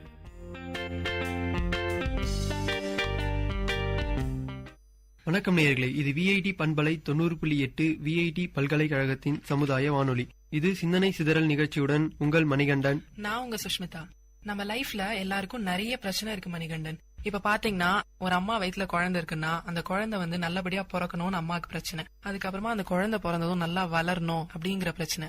அதுக்கப்புறம் நல்லா வளர்ந்ததும் நல்ல ஸ்கூல்ல தேடி பிடிச்சி அட்மிஷன் போறது ரொம்ப பெரிய பிரச்சனை. அதுக்கப்புறம் அந்த குழந்தை ஸ்கூல்ல போய் நல்லா படிக்கணும், ஒழுங்கா வளரணும், நல்ல சிந்தனைகளோட வளரணும் அப்படிங்கறதெல்லாம் தாண்டி அதுக்கப்புறம் 10th + 2ல நல்லா மார்க் வாங்கி அதுக்கப்புறம் நல்ல காலேஜ்ல சேர்க்கணுங்கிறது தொடர்ந்துகிட்டே இருக்க பிரச்சனை. அதுக்கப்புறமா தான் வருது ரொம்ப பெரிய பிரச்சனை. காலேஜ் டேஸ்ல காலேஜ் கேர்ள்ஸுக்கும் காலேஜ் கைஸ்க்கும் நல்லா மார்க் வாங்குறாங்களோ இல்லையோ அவங்க குண்டா இருக்கேன் அப்படிங்கறத அவங்களுக்கு வந்து ரொம்ப பெரிய பிரச்சனையா அவங்க ஃபீல் பண்றாங்க. உடல் பருமன்னா என்னன்னு தெரியுமா மணிகண்டன் உங்களுக்கு? உடல் பருமன்னா பாத்தீங்கன்னா ஒருத்தனுடைய உடலுக்கு தேவையான கலோரிகளை விட அதிகமான கலோரிகள் இருக்க பொருளை சாப்பிட்டாங்கன்னா அந்த கலோரிகள் பாத்தீங்கன்னா அவங்களோட உடல்ல வந்து அதிகமா தங்கிருது. அந்த கலோரிகள் வந்து கொழுப்பா மாறி அவங்களோட உடல் எடை அதிகரித்துக்கான ஒரு காரணியா அமைஞ்சிருது. இதை பாத்தீங்கன்னா மருத்துவ ரீதியா ஓவர் வெயிட், ஒபிசிட்டி அப்படின்னு சொல்றாங்க. இந்த மாதிரியான உடல் எடை அதிகரிக்கிறது காரணமாக அவங்களுக்கு வந்து 2ஆம் வகை சர்க்கரை நோய், ரத்த அழுத்தம், மன அழுத்தம் இது போன்ற நோய்களும் வருது அப்படின்னு வந்து சொல்றாங்க. உடல் பருமனால என்னென்ன பிரச்சனைகள் வரும் அப்படின்னு உங்களுக்கு எதனா தெரியுங்களா? முதல்ல வந்து பருமனா இருக்கிறது வந்து அவங்க தோற்றத்துக்கு வந்து அழகு கொடுக்குது அப்படின்னு வந்து சில பேர் நினைச்சிட்டு இருக்காங்க. அது கண்டிப்பா இல்லவே இல்ல. அவங்களோட உடலுக்கு வந்து அது ரொம்ப பெரிய தீங்கு தான் கொடுக்க போகுது. நம்ம குண்டா இருக்கோம் அப்படின்னாலே வந்து நம்மளுக்கு எல்லா பிரச்சனையும் கூடிய சீக்கிரம் வந்துட போகுது அப்படிங்கறதுக்கான ஒரு சைன் தான் வந்து உடல் பருமன் அப்படிங்கிற ஒரு விஷயம். உடல் பருமன் இருந்தா வந்து நீங்க சொன்ன மாதிரி நிறைய நோய் வரும். அதுல முக்கியமா சர்க்கரை நோய், அப்புறம் கால் மூட்டு, மூச்சு பிரச்சனை, அதுக்கப்புறமா தூக்கம் வரல, மன அழுத்தம் அப்படிங்கறதுலாம் சொல்றாங்க. அப்புறம் ரொம்பவே வீக் ஆயிடுவாங்க. அவங்க மத்தவங்க எல்லாம் 2 மணி நேரத்துல செய்யக்கூடிய வேலையை வந்து இவங்க வந்து ஒரு 4 மணி நேரம் 5 மணி நேரம் முடிஞ்சா ஒரு நாள் கூட எடுத்துக்கிட்டு பண்ணுவாங்க. அவங்களுக்கு சுத்தமா வந்து ஸ்ட்ரென்த்தே இருக்காது அப்படின்னு வந்து சொல்றாங்க. அதுக்கப்புறமா சரியா சொன்னீங்க.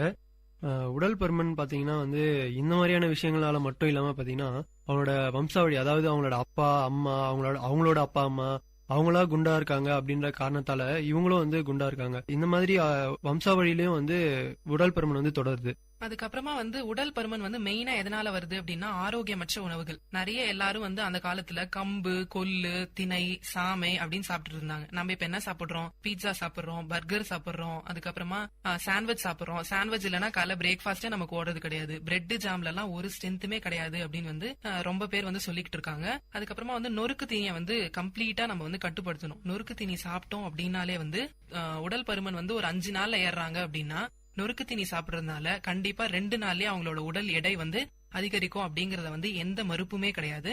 அதுக்கப்புறமா இதுல வந்து உடல் எடை அதிகரிக்கிறதுனால சோகம், அப்புறம் கோபம், அப்புறம் மன அழுத்தம், சலிப்பா இருக்கு அப்படிங்கறதெல்லாம் வந்து இருந்தாங்கன்னா அப்பெல்லாம் வந்து அவங்க நிறைய ஃபுட் சாப்பிடுறாங்க. நிறைய சாப்பிட்டு அவங்க வந்து உடல் பருமன் ஆகுறாங்க அப்படின்னு வந்து ரொம்ப பேர் சொல்லிட்டு இருக்காங்க. அதுக்கப்புறமா உடல் பருமன் இருக்கிறதுனால என்னென்ன நோய்கள் வரும் அப்படின்னு நீங்க நினைக்கிறீங்க? உடல் எடை அதிகமா இருக்கிறதுனால பாத்தீங்கன்னா அவங்களோட பாடி வெயிட், அதாவது அவங்களோட உடல் எடை மொத்தமா வந்து அவங்களோட காலில் அழுத்ததுனால அவங்க நடக்கும் போதோ அவங்க எதனா வேலை செய்யும் போதோ அவங்களுடைய மூட்டு வந்து அதிகமா வலி எடுக்க ஆரம்பிக்குது. அதனால அவங்களோட மூட்டு தேய்மானம் அடைஞ்சு மூட்டு வந்து சீக்கிரமா பாதிப்படைகிறது. இந்த மூட்டு பாதிப்பு பாத்தீங்கன்னா இளம் வயதினரோட ரொம்ப ஈஸியா இப்பெல்லாம் தாக்கிட்டு வருது உடல் எடை காரணமாக. கூடவே வந்து இப்ப ரொம்ப பெருசான பிரச்சனை வந்து ஆஸ்துமா, மூச்சிறைப்பு. நம்ம முன்னவே சொன்னோம் இல்லையா, அது வந்து ஆஸ்துமாவா மாறிடுது. மூச்சிறைப்பு இருக்கு அப்படின்னா வந்து இந்த உடல் பருமன் இருக்கவங்களுக்கு அது ரொம்பவே ஜாஸ்தியா தெரியும். அதுக்கப்புறமா வந்து அவங்க நார்மலா வந்து நம்ம வீட்ல இருந்து கடை தெருவுக்கு வரைக்கும் நடந்து போலாம் அப்படிங்கிற மைண்ட் செட் கூட அவங்களுக்கு வராது. எப்பவுமே வண்டி எடுத்துக்கலாம், சைக்கிள் எடுத்துக்கலாம் அப்படின்னு தான் யோசிப்பாங்க.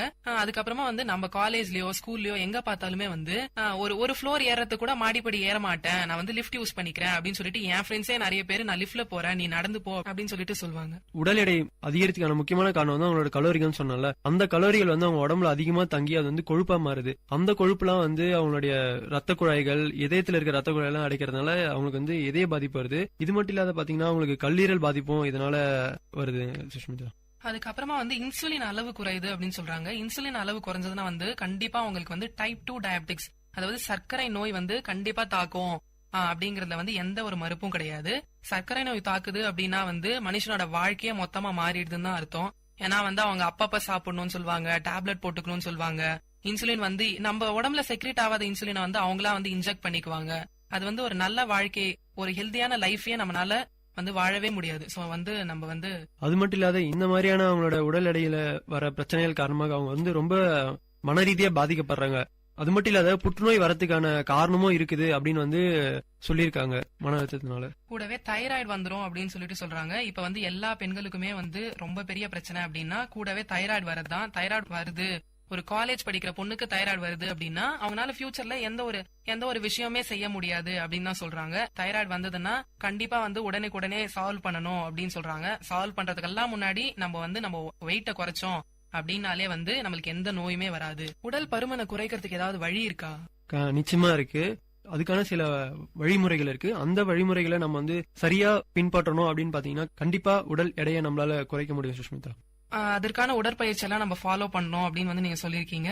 உடற்பயிற்சியை ஃபாலோ பண்ணணும். அதுக்கப்புறமா வந்து நம்ம எக்ஸசைஸ் அப்படியெல்லாம் நம்ம காலையில எழுந்து சைக்கிளிங்கோ வாக்கிங்கோ அப்புறமா நீச்சல் அந்த மாதிரிலாம் பண்ணிட்டு இருந்தோம் அப்படின்னா நம்மளோட உடம்புல தேவையில்லாத கலோரிகள் அதெல்லாம் வந்து குறைஞ்சு கொழுப்பு சத்துக்கள் எல்லாமே குறைஞ்சு உடம்புல வந்து தேவையில்லாத கலோரிகள் இல்லாம நம்ம பார்க்கவே நல்ல ஹெல்தியான ஒரு லைஃப் ஸ்டைல்ல வாடுறோம் அப்படிங்கறது தெரியற மாதிரியே நம்ம உடம்பு இருக்கும். முன்னெல்லாம் வந்து நம்ம ஸ்கூல்ல இருந்து வந்ததும் என்ன பண்ணுவோம், வெளியே போய் விளையாடுவோம். ஆனா இப்ப என்ன பண்றாங்க, ஸ்கூல் பசங்க வந்ததும் வீடியோ கேம்ஸ், அதுக்கப்புறமா சிஸ்டம்ல உட்காந்துக்கிறது, பேஸ்புக்ல இருக்கிறது, இந்த மாதிரி எல்லாம் பண்ணிட்டு இருக்காங்க. இது கண்டிப்பா வந்து நம்ம வாழ்க்கை முறை இது கிடையாது. சோ இதை நம்ம கண்டிப்பா மாத்தணும். மாத்திட்டு அதுக்கப்புறம் பெரியவங்களோட போய் உட்காந்து பேசுறது, அப்புறம் கொஞ்ச நேரம் போய் விளையாடுறது, ஓடி ஆடி விளையாடினா வந்து நம்ம உடம்புல இருக்க தேவையில்லாத நீர்கள்லாம் வந்து வேர்வையா வெளியே வந்துருச்சு அப்படின்னாலே வந்து உடல் பருமன் வந்து பாதி பேருக்கு இருக்கவே இருக்காது. நீங்க சொன்ன மாதிரி தொழில்நுட்பம் வந்து நம்மளுடைய வாழ்க்கை வந்து ரொம்பவே குறைச்சிருச்சு. அதனால வந்து நம்ம வெளியே போறது இல்ல, விளையாடுறது இல்ல. அந்த காரணத்தால பாத்தீங்கன்னா உடல் எடை அதிகரிக்கிறது. அது மட்டும் இல்லாத உடற்பயிற்சி மட்டும் ஒருத்தருடைய உடல் எடையை குறைச்சிடாது. அவங்களுடைய உணவு பழக்க வழக்கமும் அவங்களுடைய உடல் எடையை குறைக்கும். அது மாதிரி பாத்தீங்கன்னா அவங்க வந்து அவங்களோட உணவுல பச்சை காய்கறிகள், பழங்கள், இந்த மாதிரியான விஷயங்கள்லாம் கண்டிப்பா சேர்த்துக்கணும். அந்த மாதிரியான விஷயத்துல வெள்ளரிக்காய் வந்து உண்மையிலே ஒரு அருமையான விஷயம். வெள்ளரிக்காயில பாத்தீங்கன்னா ரொம்ப குறைவான கலோரிகள் தான் இருக்கு. அது மட்டும் இல்லாத வெள்ளரிக்காய் வந்து ஒரு நீர் சத்துள்ள உணவு. கூடவே வெள்ளரிக்காய் வந்து ஜீரணத்துக்கும் சிறந்ததுன்னு சொல்லுவாங்க. அதுக்கப்புறமா வந்து நீங்க எல்லாமே சைவத்திலேயே சொல்றீங்க. அசைவம் வந்து அப்ப நம்ம சாப்பிடவே கூடாதா? உடல் பருமன் இருக்கவங்க அசைவம் சாப்பிடணுமா கூடாதா? அசைவத்தை முழுமையா விட்டுறணும்னு அவசியம் இல்ல. அவங்க வந்து மீன் சாப்பிடலாம். மீன் வந்து ஒரு புரதச்சத்துள்ள உணவு. அதுல வந்து கலோரிகள் வந்து அதிகமாகவும் இருக்காது. அதே மாதிரி பாத்தீங்கன்னா தோல் நீக்கப்பட்ட கோழியில அதிகமான கலோரிகள் இருக்காது. அதை அவங்க உட்கொள்ளலாம். இந்த உடல் எடையை குறைக்கிறதுக்கு வந்து காலையில வெறும் வயிற்றுல ஒரு டம்ளர் சுடு தண்ணீர்ல வந்து ஒரு டீஸ்பூன் தேன், அப்புறம் வேப்பம்பூ, கூடவே எலுமிச்சை சாறு, இது மூணுத்தையும் கலந்து தினமும் காலையில வெறும் வயிற்றுல குடிச்சிட்டு வராங்க அப்படின்னா அவங்களோட உடல் எடை குறையறத வந்து நம்ம கண்கூடா பாக்கலாம். அதுக்கப்புறமா வந்து அந்த காலத்துல ஒரு பழமொழியே இருந்துச்சுங்க, கொழுத்தவனுக்கு கொல்லு, இளைச்சவனுக்கு எள்ளுன்னு சொல்லுவாங்க. சோ குண்டா இருக்கேன் அப்படின்னு ஃபீல் பண்றவங்க எல்லாம் வந்து இன்னைக்கே போயிட்டு ஒரு கப் கொல்லு நல்லா வேக வச்சு அதை சாப்பிட்டீங்கன்னா உங்க உடல் எடை வந்து கண்டிப்பா குறையும். சரியா சொன்னீங்க. ஆனா பாத்தீங்கன்னா வேப்பம்பூ கலந்து சாப்பிட சொன்னீங்க. வேப்பம்பூ வந்து நிறைய பேர் வந்து எடுத்துக்கவே மாட்டாங்க. வேப்பம்பூல வந்து நிறைய மருத்துவ குணாதிசயங்கள்லாம் இருக்கு. கண்டிப்பா வேப்பம்பூ வந்து அவங்க உணவுல சேர்த்துக்கிட்டாங்கன்னா உடல் எடையை குறையத்துக்கான வாய்ப்புகள் இருக்கு. அது மட்டும் இல்லாத பாத்தீங்கன்னா அன்னாச்சி பழத்துல வந்து ஒரு துண்டை எடுத்து நைட்ல தண்ணியில போட்டு ஊற வச்சுட்டு அந்த தண்ணியை காலையில எழுந்து குடிச்சிட்டு வந்தாங்கன்னா அவனோட உடல் எடை குறையும்னு சொல்றாங்க. நீங்க சொன்ன மாதிரி அன்னாசி பழம் பார்க்கதான் முரடா இருக்கும். கரடு முரடா இருக்க அந்த அன்னாசி பழம் வந்து நம்மளுக்கு ரொம்பவே நல்லது தரும். நீங்க சொல்லிதான் எனக்கு தெரிஞ்சது. அதுக்கப்புறமா வந்து தனியா இருக்கு இல்லையா வீட்டுல, அந்த தனியா வந்து பனை வெல்லம் அப்படின்னு சொல்லிட்டு இப்ப எல்லா நாட்டு மருந்து கடையிலுமே அது கிடைக்கும். அந்த தனியாவையும் பனை வெல்லத்தையும் எடுத்து தண்ணியில போட்டு நல்லா வேக வச்சு அது குடிச்சோம்னா கூட நம்ம உடல் எடை வந்து குறையும் அப்படின்னு சொல்லிட்டு சொல்றாங்க. தனியா மட்டும் இல்ல, சோம்பு, நம்ம வீட்டுல சோம்பும் இருக்கும். அந்த சோம்பையும் பனை வெல்லத்தையும் சேர்த்து கூட கொதிக்க வச்சு குடிச்சோம்னா உடல் எடை வந்து குறையும். ஒரு நாளைக்கு 3 வேளைக்கு மொத்தமா சாப்பிடாம அப்பப்ப கொஞ்சம் கொஞ்சமா சாப்பிட்டுட்டே வரோம் அப்படின்னா வந்து நம்ம உடல் எடை ஏறவே ஏறாது. உடல் எடை ஏறதுக்கான வாய்ப்புகள் மிக மிக குறைவு. சோ காலையில நம்ம பிரேக்ஃபாஸ்ட் சாப்பிட்டு அப்புறம் லஞ்ச் தான் அப்படின்னும் போது காலையில 4 இட்லி சாப்பிடறவங்க கூட 8 இட்லி சாப்பிட்டுட்டு வந்துருவாங்க. சோ நம்ம வந்து ஒரு 2 hours கேப்புக்கு அப்புறம் ஒரு ஃப்ரெஷ் ஜூஸோ ஒரு பழமோ அதெல்லாம் குடிச்சிட்டு அதெல்லாம் சாப்பிட்டுட்டு வந்தோம் அப்படின்னாலே வந்து உடல் எடையை வந்து கண்டிப்பா குறைக்கலாம். குறைக்கிறோமோ இல்லையோ கண்டிப்பா உடல் எடையை வந்து ஏத்தாம பாத்துக்கலாம். இன்னொரு விஷயம் பாத்தீங்கன்னா நீர் சத்துள்ள பொருட்கள் அதிகமா வந்து உடல் எடை அதிகமா இருக்கவங்க சாப்பிட்டாங்கன்னா அவனோட உடல் எடை குறையறதுக்கான வாய்ப்பு இருக்கு. சாலிட் ஃபுட்ஸ், அதாவது வந்து ரொம்ப கொழுப்புகள் அதிகமா இருக்க பொருட்கள் எல்லாம் அவங்க வந்து கண்டிப்பா குறைச்சாகணும். அது மட்டும் இல்லாத நீங்க ஏற்கனவே சொன்ன மாதிரி ஜங்க் ஃபுட்ஸ், அதாவது பீஸா, பர்கர், அந்த மாதிரியான உணவுகளை வந்து அவங்க குறைக்கிறது வந்து ரொம்பவே நல்லது. அந்த கண்டிப்பா அந்த பழக்கத்தை அவங்க விட்டுறணும். இதே மாதிரி பாத்தீங்கன்னா குடியே கெடுக்கும் நம்ம கேள்விப்பட்டிருப்போம். நிஜமாலே குடியே கெடுக்கும். அந்த மாதிரி நீங்க குடிப்பழக்கம் இருந்ததுன்னா தயவு செஞ்சு விட்டுருங்க. குடிப்பழக்கத்தினால உடல் எடை வந்து இன்னும் அதிகமா அதிகரிக்குது அப்படின்னு சொல்றாங்க. தினமும் வந்து உங்க எடையை வந்து சரி பார்க்கணும் அப்படின்னு வந்து இப்ப இருக்க எல்லா டாக்டர்ஸுமே சொல்லிட்டு இருக்காங்க. நம்ம உடல் எடையை சரி பார்க்கறதுனால எவ்வளவு ஏறுறோம் எவ்வளவு இறங்குறோம் அப்படின்னு தெரிஞ்சுக்கிட்டோம்னா நம்மளால எல்லா சேஃப்டி மெஷர்ஸையும் ஈஸியா எடுக்க முடியும் அப்படின்னு தான் சொல்லணும். அதுக்கப்புறமா வந்து நான் உடல் எடையை குறைக்கணும் அப்படின்னு சொல்லிட்டு யாருமே உணவு வந்து எடுத்துக்காம இருக்கவே கூடாது. உணவு சாப்பிடாம இருக்கிறதெல்லாம் டயட் கிடையாது. சரியான உணவை சரியான இடைவேளையில நம்ம சாப்பிட்டோம் அப்படின்னா வந்து உடல் பருமன் ஏற்பட வாய்ப்பே இல்ல. அதுவும் இல்லாம காலையில பிரேக்ஃபாஸ்ட், சிற்றுண்டின்னு சொல்ற பிரேக்ஃபாஸ்ட நம்ம ஸ்கிப் பண்ணோம் அப்படின்னா நம்ம உடம்புல தெம்பும் இருக்காது. பிரேக்ஃபாஸ்ட் ஸ்கிப் பண்றவங்களுக்கு கண்டிப்பா டபுள் மடங்கா அவங்க உடல் வந்து பருமன் ஆகும் அப்படின்னு வந்து சொல்றாங்க. காலையில பிரேக்ஃபாஸ்ட் ஏன் சாப்பிடணும் அப்படின்னு சொல்றாங்கன்னா, அதை சாப்பிட்டாதான் நமக்கு அன்னைக்கு ஃபுல்லா வேலை செய்யறதுக்கான தெம்பு நமக்கு கிடைக்கும். அதாவது சுஷ்மிதா, நீங்க சொன்னீங்க காலையில வந்து பிரேக்ஃபாஸ்ட் சாப்பிடாம ஸ்கிப் பண்றதுனால வந்து உடல் எடை அதிகரிக்குது அப்படின்னு. அதிகரிக்குதுன்னு சொல்ல முடியாது. காலையில உணவு சாப்பிடாம இருக்காங்க அப்படின்னா வயிறு வந்து காலியா இருக்கும். அவங்க வயிற்ற வந்து புண்ணாக்கிறோம். அதனால வந்து அல்சர் வரும். அது மட்டும் இல்லாத வந்து சர்க்கரை நோய் வரதுக்கான வாய்ப்புகளும் இருக்கு. இது வந்து காலையில சாப்பிடாம இருந்தாதான் இல்ல, நைட்ல சாப்பிடாம இருந்தாதான் பெரும்பாலும் சர்க்கரை நோய் அது மட்டும் இல்லாத அல்சர் வரதுக்கான வாய்ப்புகள் அதிகமா இருக்கு. அதுக்கப்புறமா கூடவே இந்த BMI அப்படின்னு சொல்றாங்க இல்லையா, பாடி மாஸ் இண்டெக்ஸ், அது வந்து உடல் பருமனை வந்து நம்ம எப்படி இருக்கு அப்படின்னு தெரிஞ்சுக்கிறதுக்கா. அதாவது இந்த உடல் எடை குறியீடு பாத்தீங்கன்னா நம்மளோட உயரத்திற்கு தகுந்த எடை நம்மளுக்கு இருக்குதா அப்படின்றது வந்து நம்மளே வந்து சோதித்து பார்க்கறதுக்கான ஒரு விஷயம் தான். அவங்களுடைய உடல் எடை குறியீடு அவங்க கணக்கிட அவங்க முதல்ல வந்து அவங்களுடைய உடல் எடையை வந்து கணக்கிட்டு வச்சுக்கணும். அதுக்கப்புறமா அவங்களோட உயரத்தை மீட்டர்களில் கணக்கிட்டு வச்சு அவங்களோட உயரம் வந்து 1.5 மீட்டர் அப்படின்னு எடுத்துக்காட்டா எடுத்துக்கிட்டீங்கன்னா 1.5 பெருக்கல் 1.5 பெருக்கிட்டு அந்த விடைய நம்மளுடைய உடல் எடை இருக்கு பாத்தீங்களா, அந்த உடல் எடையோட வகுத்தா ஒரு விடை கிடைக்கும். அந்த விடைய வச்சுக்கிட்டு அதை வச்சு ஒரு அட்டவணை இருக்கு. அந்த அட்டவணையில இருந்து கிடைத்த விடையை வச்சு அவங்களோட உடல் எடை வந்து எந்த நிலைமையில இருக்கு அப்படின்னு அவங்க வந்து தெரிஞ்சுக்கலாம். ரொம்ப சரியா சொன்னீங்க. கூடவே வந்து இன்னும் சிம்பிளா சொல்லணும் அப்படின்னா வந்து அவங்க ஹைட் இருக்கு அப்படின்னா, இப்போ 164 சென்டிமீட்டர் நான் இருக்கேன் அப்படின்னா என்னோட உயரத்துல 100 சென்டிமீட்டரை நான் மைனஸ் பண்ணணும். சோ நான் 64 kg தான் இருக்கணும். அவங்கவுங்க உடல் எடையை அதே மாதிரி பரிசோதிக்கணும் அப்படின்னு நான் நினைக்கிறேன். சரியா சொன்னீங்க. எல்லாருமே அவங்களுடைய உடல் எடையை அடிக்கடி சோதிச்சு பாருங்க. அப்பதான் நீங்க எவ்வளவு எடை இருக்கீங்க, உங்களுடைய உயரத்துக்கு தகுந்த எடையில நீங்க இருக்கீங்களா அப்படின்ற எல்லா விஷயமும் உங்களுக்கு தெரியும். உங்களுடைய உடல் எடையை நீங்க வந்து கட்டுக்கோப்பா வச்சுக்க முடியும். நான் ஏற்கனவே சொன்ன மாதிரி உடல் எடை குறியீடு அதனுடைய அட்டவணையில பாத்தீங்கன்னா உங்களுக்கு கிடைத்த விடையில வந்து 18.6 இருந்து 24.9 இருந்தாதான் நீங்க வந்து ஆரோக்கியமான எடையில இருக்கீங்க அப்படின்னு அர்த்தம். அது மாறாக நீங்க 25க்கு மேல இருந்தா நீங்க வந்து அதிக எடையில இருக்கீங்க. அதுவே 30க்கு மேல இருந்தா நீங்க வந்து ரொம்ப ஆபத்தான நிலைமையில இருக்கீங்க. நீங்க கண்டிப்பா உங்களோட உடல் எடையை குறைச்சாகணும். அது மட்டும் இல்லாத உடல் எடையை குறைக்கிறதுக்குன்னு புரோட்டீன்ஸ் பவுடர்லாம் நிறைய விற்கிறாங்க. அந்த மாதிரியான பவுடர்லாம் நீங்க வாங்கி சாப்பிடாம இயற்கையான முறையில உங்களுடைய உடல் எடையை குறைக்கிறதுக்கு என்னெல்லாம் பண்ணலாமோ அதெல்லாம் பண்ணுங்க. நாங்க சொன்ன டிப்ஸையும் நீங்க ஃபாலோ பண்ணுங்க. இது மட்டும் இல்லாத நிறைய டிப்ஸ் நீங்க உங்களுக்கே நிறைய தெரிஞ்சிருக்கும், அதெல்லாம் ரெகுலரா ஃபாலோ பண்ணுங்க. இன்னைக்கு நாங்க சொல்லணும் அப்படின்னு இன்னைக்கு ஒரு நாள் நீங்க செஞ்சுட்டு அதுக்கப்புறமா மறுநாள்ல இருந்து செய்யாம விட்டீங்கன்னா உங்களுக்கு எந்த பலனும் கிடைக்காது. ரொம்ப அழகா BMI பத்தியும் எல்லாரையும் உடல் பருமன் குறைக்கிறதுக்கான வழி பத்தியும் சொன்னீங்க. சோ மணிகண்டன் சொன்ன மாதிரி நாங்க சொன்ன அத்தனை குறிப்பையும் நீங்க தினமும் ஃபாலோ பண்ணணும் நான் கேட்டுக்கிறேன். தினமும் ஃபாலோ பண்ணீங்கன்னா கண்டிப்பா உடல் பருமன் அப்படிங்கிற ஒரு பிரச்சனை நம்மளுக்கு இருக்கவே இருக்காது. சொன்ன அத்தனை குறிப்புகளுமே வந்து உங்களுக்கு யூஸ்ஃபுல்லா இருக்கும் அப்படின்னு நான் கண்டிப்பா நம்புறேன். நாங்க சொன்ன டிப்ஸ்லாம் ரொம்ப உபயோகமா இருந்திருக்கும் நாங்க நம்புறோம். மீண்டும் ஒரு சிந்தனையுடன் அடுத்த நிகழ்ச்சியில் சந்திக்கிறோம். இது சிந்தனை சிதறல். நான் உங்கள் மணிகண்டன். நான் உங்க சுஷ்மிதா. இது VIT பண்பலை 90.8 VIT பல்கலைக்கழகத்தின் சமுதாய வானொலி.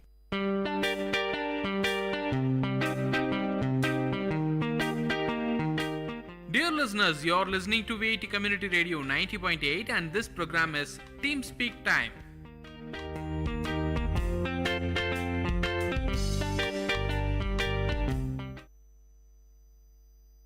Hello everyone.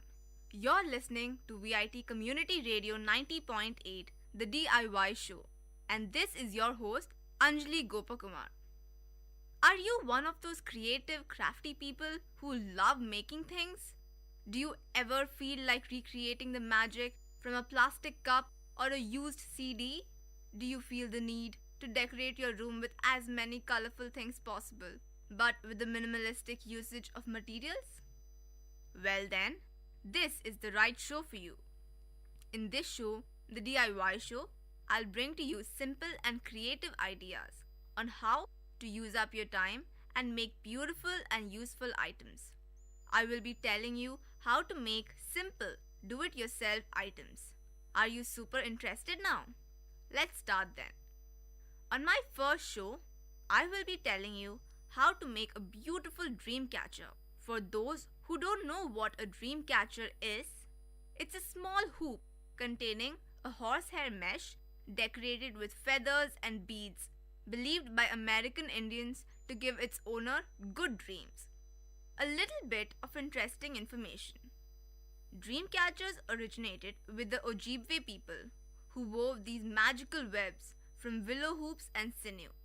The hoop represents the travel of Gizes, the sun, through the sun and through the sky. At night, the hole in the center only lets Bavaji, good dreams, pass. Bavaji again, bad dreams, are trapped in the web and dispelled at the first light of the morning. So that is the story behind the dream catcher. Today, I will be telling you how to make one. First, what all materials do you require? 1. A bangle or anything circular, some feathers, some beads, a needle, a thick string or a ribbon, and a thin string. Now, how do you do it? First, take the thick thread or ribbon and wrap it securely around the bangle. Double secure the end. Next, the string is woven onto the hook to create the dream catcher's web. It should be strong but thin. While weaving the first row, begin by tying one end of the string in a knot at the base of the hanging loop. Working clockwise, stretch the string to a spot a few inches down the hoop and loop it around the hoop. Stretch the string a few inches to the right and loop it around the hoop again. Continue making loops that are evenly spaced apart until you reach the beginning again. After that, take the end of the string and weave it under the loop created between the first and second peaks. Make a hitch by using the thread to make a loop over the loose string. After making the first hitch, make another hitch at the thread between the second and third knots. Continue weaving the thread in this manner until you have made a hitch at the thread between every knot. Each hitch should fall at the exact midpoint of the thread between the knots. As you weave, the thread should be pulled slightly but not too tightly. After making the first row of hitches, continue weaving the thread between the new segments you have created and making a hitch in the middle of each one. The circle you weave will become smaller and smaller. As it becomes smaller, pull the thread tighter and tighter. And if you desire, you can add a few beads or gemstones to the dream catcher as you weave. Space them out randomly or create a pattern. When you've woven the web down to a tiny circle in the middle, tie the end of the thread over the place where you would have made the final hitch. Make a double knot to ensure it won't come undone. Pull it tightly and snip off the end. If you wish to add an ornamental feather or two, tie a new piece of string securely around the base of a feather. Tie the other end of the feather to the center of the dream catcher over one of the hitches in the center circle. Use a double knot to make sure it's secure. Snip off the dangle thread on either end. You can add beads to the string after one end has been tied to the base of the feather before you secure it to the dream catcher. And now, hang the dream catcher. Place the dream catcher near your bedroom window. With the first rays of sunlight, all bad thoughts that enter your mind during the night should disperse. Only good thoughts will be entering your mind for the day. But then again, these are just theories and stories. I honestly hope this show's been interesting. And I really hope you try your hand at making a dream catcher, because I promise you, it will be worth all the effort. It'll be that beautiful. Of course, today's show has just been about making a crafty showpiece. But in the coming shows, I'll tell you various ways to use all those useless things that have been lying around in your room for a very long time. Till the next time then, this is your host Anjali Gopakumar from the DIY show, signing out. And you're listening to VIT Community Radio. Dear listeners, you're listening to VIT Community Radio 90.8 and this program is Team Speak Time.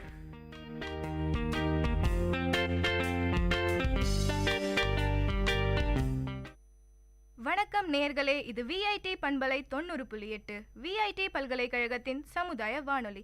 இந்த நிகழ்ச்சி அறுசுவை நேரம் வழங்கிக் கொண்டிருப்பது நான் உங்க பிரியங்கா. நான் உங்க நிவேதா. இந்த நிகழ்ச்சியில நீங்க முழுக்க உணவை பத்தி தாங்க கேட்க இருக்கீங்க. உணவோட நற்குணங்கள், உணவுல இருக்கிற பல வகைகள், அதை பத்தி தான் நம்ம பேச இருக்கோம். உணவு அப்படின்னு எடுத்துக்கிட்டோம்னாவே அது மனித வாழ்க்கையில ஒரு அத்தியாவசியமான விஷயம் பிரியங்கா. இப்ப இருக்க காலத்துல அது ஆடம்பரமான விஷயமா மாறிட்டு இருக்கு. ஆமா நிவேதா, இதுதான் எனக்கும் தோணுது. என்னன்னு பார்த்தோம்னா வந்து அந்த காலகட்டத்தில இருந்து இந்த காலகட்டம் வரையும் பார்த்தோம்னாவே உணவு வந்து பல வகையா மாறிக்கிட்டே வருது. நம்ம உணவு முறையும் வந்து ரொம்பவே மாறிட்டு வருது. அதுக்கப்புறம் நிவேதா, உணவுன்னு எடுத்துக்கிட்டாலே அது சுவைதான். ஒரு உணவு முழுமை அடையுது அப்படின்னு நம்ம நினைக்கிறோம்னாவே அதுல இருக்கிற அறுசுவைன்னு தான் நான் சொல்லுவேன். நம்ம டைட்டிலே பார்க்கலாம், அறுசுவைன்ற ஒரு வார்த்தை இருக்கு. அறுசுவைன்னா நீ என்ன நினைக்கிற நிவேதா? அறுசுவைனா 6 வகையான சுவைகள் பிரியங்கா. இனிப்பு, புளிப்பு, உப்பு, துவர்ப்பு, காரம் மற்றும் கசப்பு, இதுதான் அறுசுவை. இந்த அறுசுவைகளும் வந்து நம்ம உணவுல இருக்கணும். அதுதான் வந்து நம்ம தமிழர் கலாச்சாரத்துல ஒரு முக்கியமான ஒரு விஷயம். அது மட்டும் இல்லாம இப்ப நல்லா சமைக்கிறவங்களன்னு பார்த்தேன்னு வச்சுக்கோ, அவங்களை எப்படி சொல்லி கூப்பிடுவாங்கன்னா அறுசுவை அரசன், அறுசுவை அரசி அப்படின்னு தான் சொல்லி கூப்பிடுவாங்க. ஸோ இந்த 6 சுவையுமே வந்து நம்ம உணவுல ரொம்பவே முக்கியமான ஒரு விஷயம். கண்டிப்பா நிவேதா, நீங்க வந்து தமிழர் கலாச்சாரம்னு பேசுறப்பதான் எனக்கு ஒரு விஷயம் ஞாபகம் வந்துச்சு. அது என்னன்னு பார்த்தோம்னா விருந்தோம்பல்.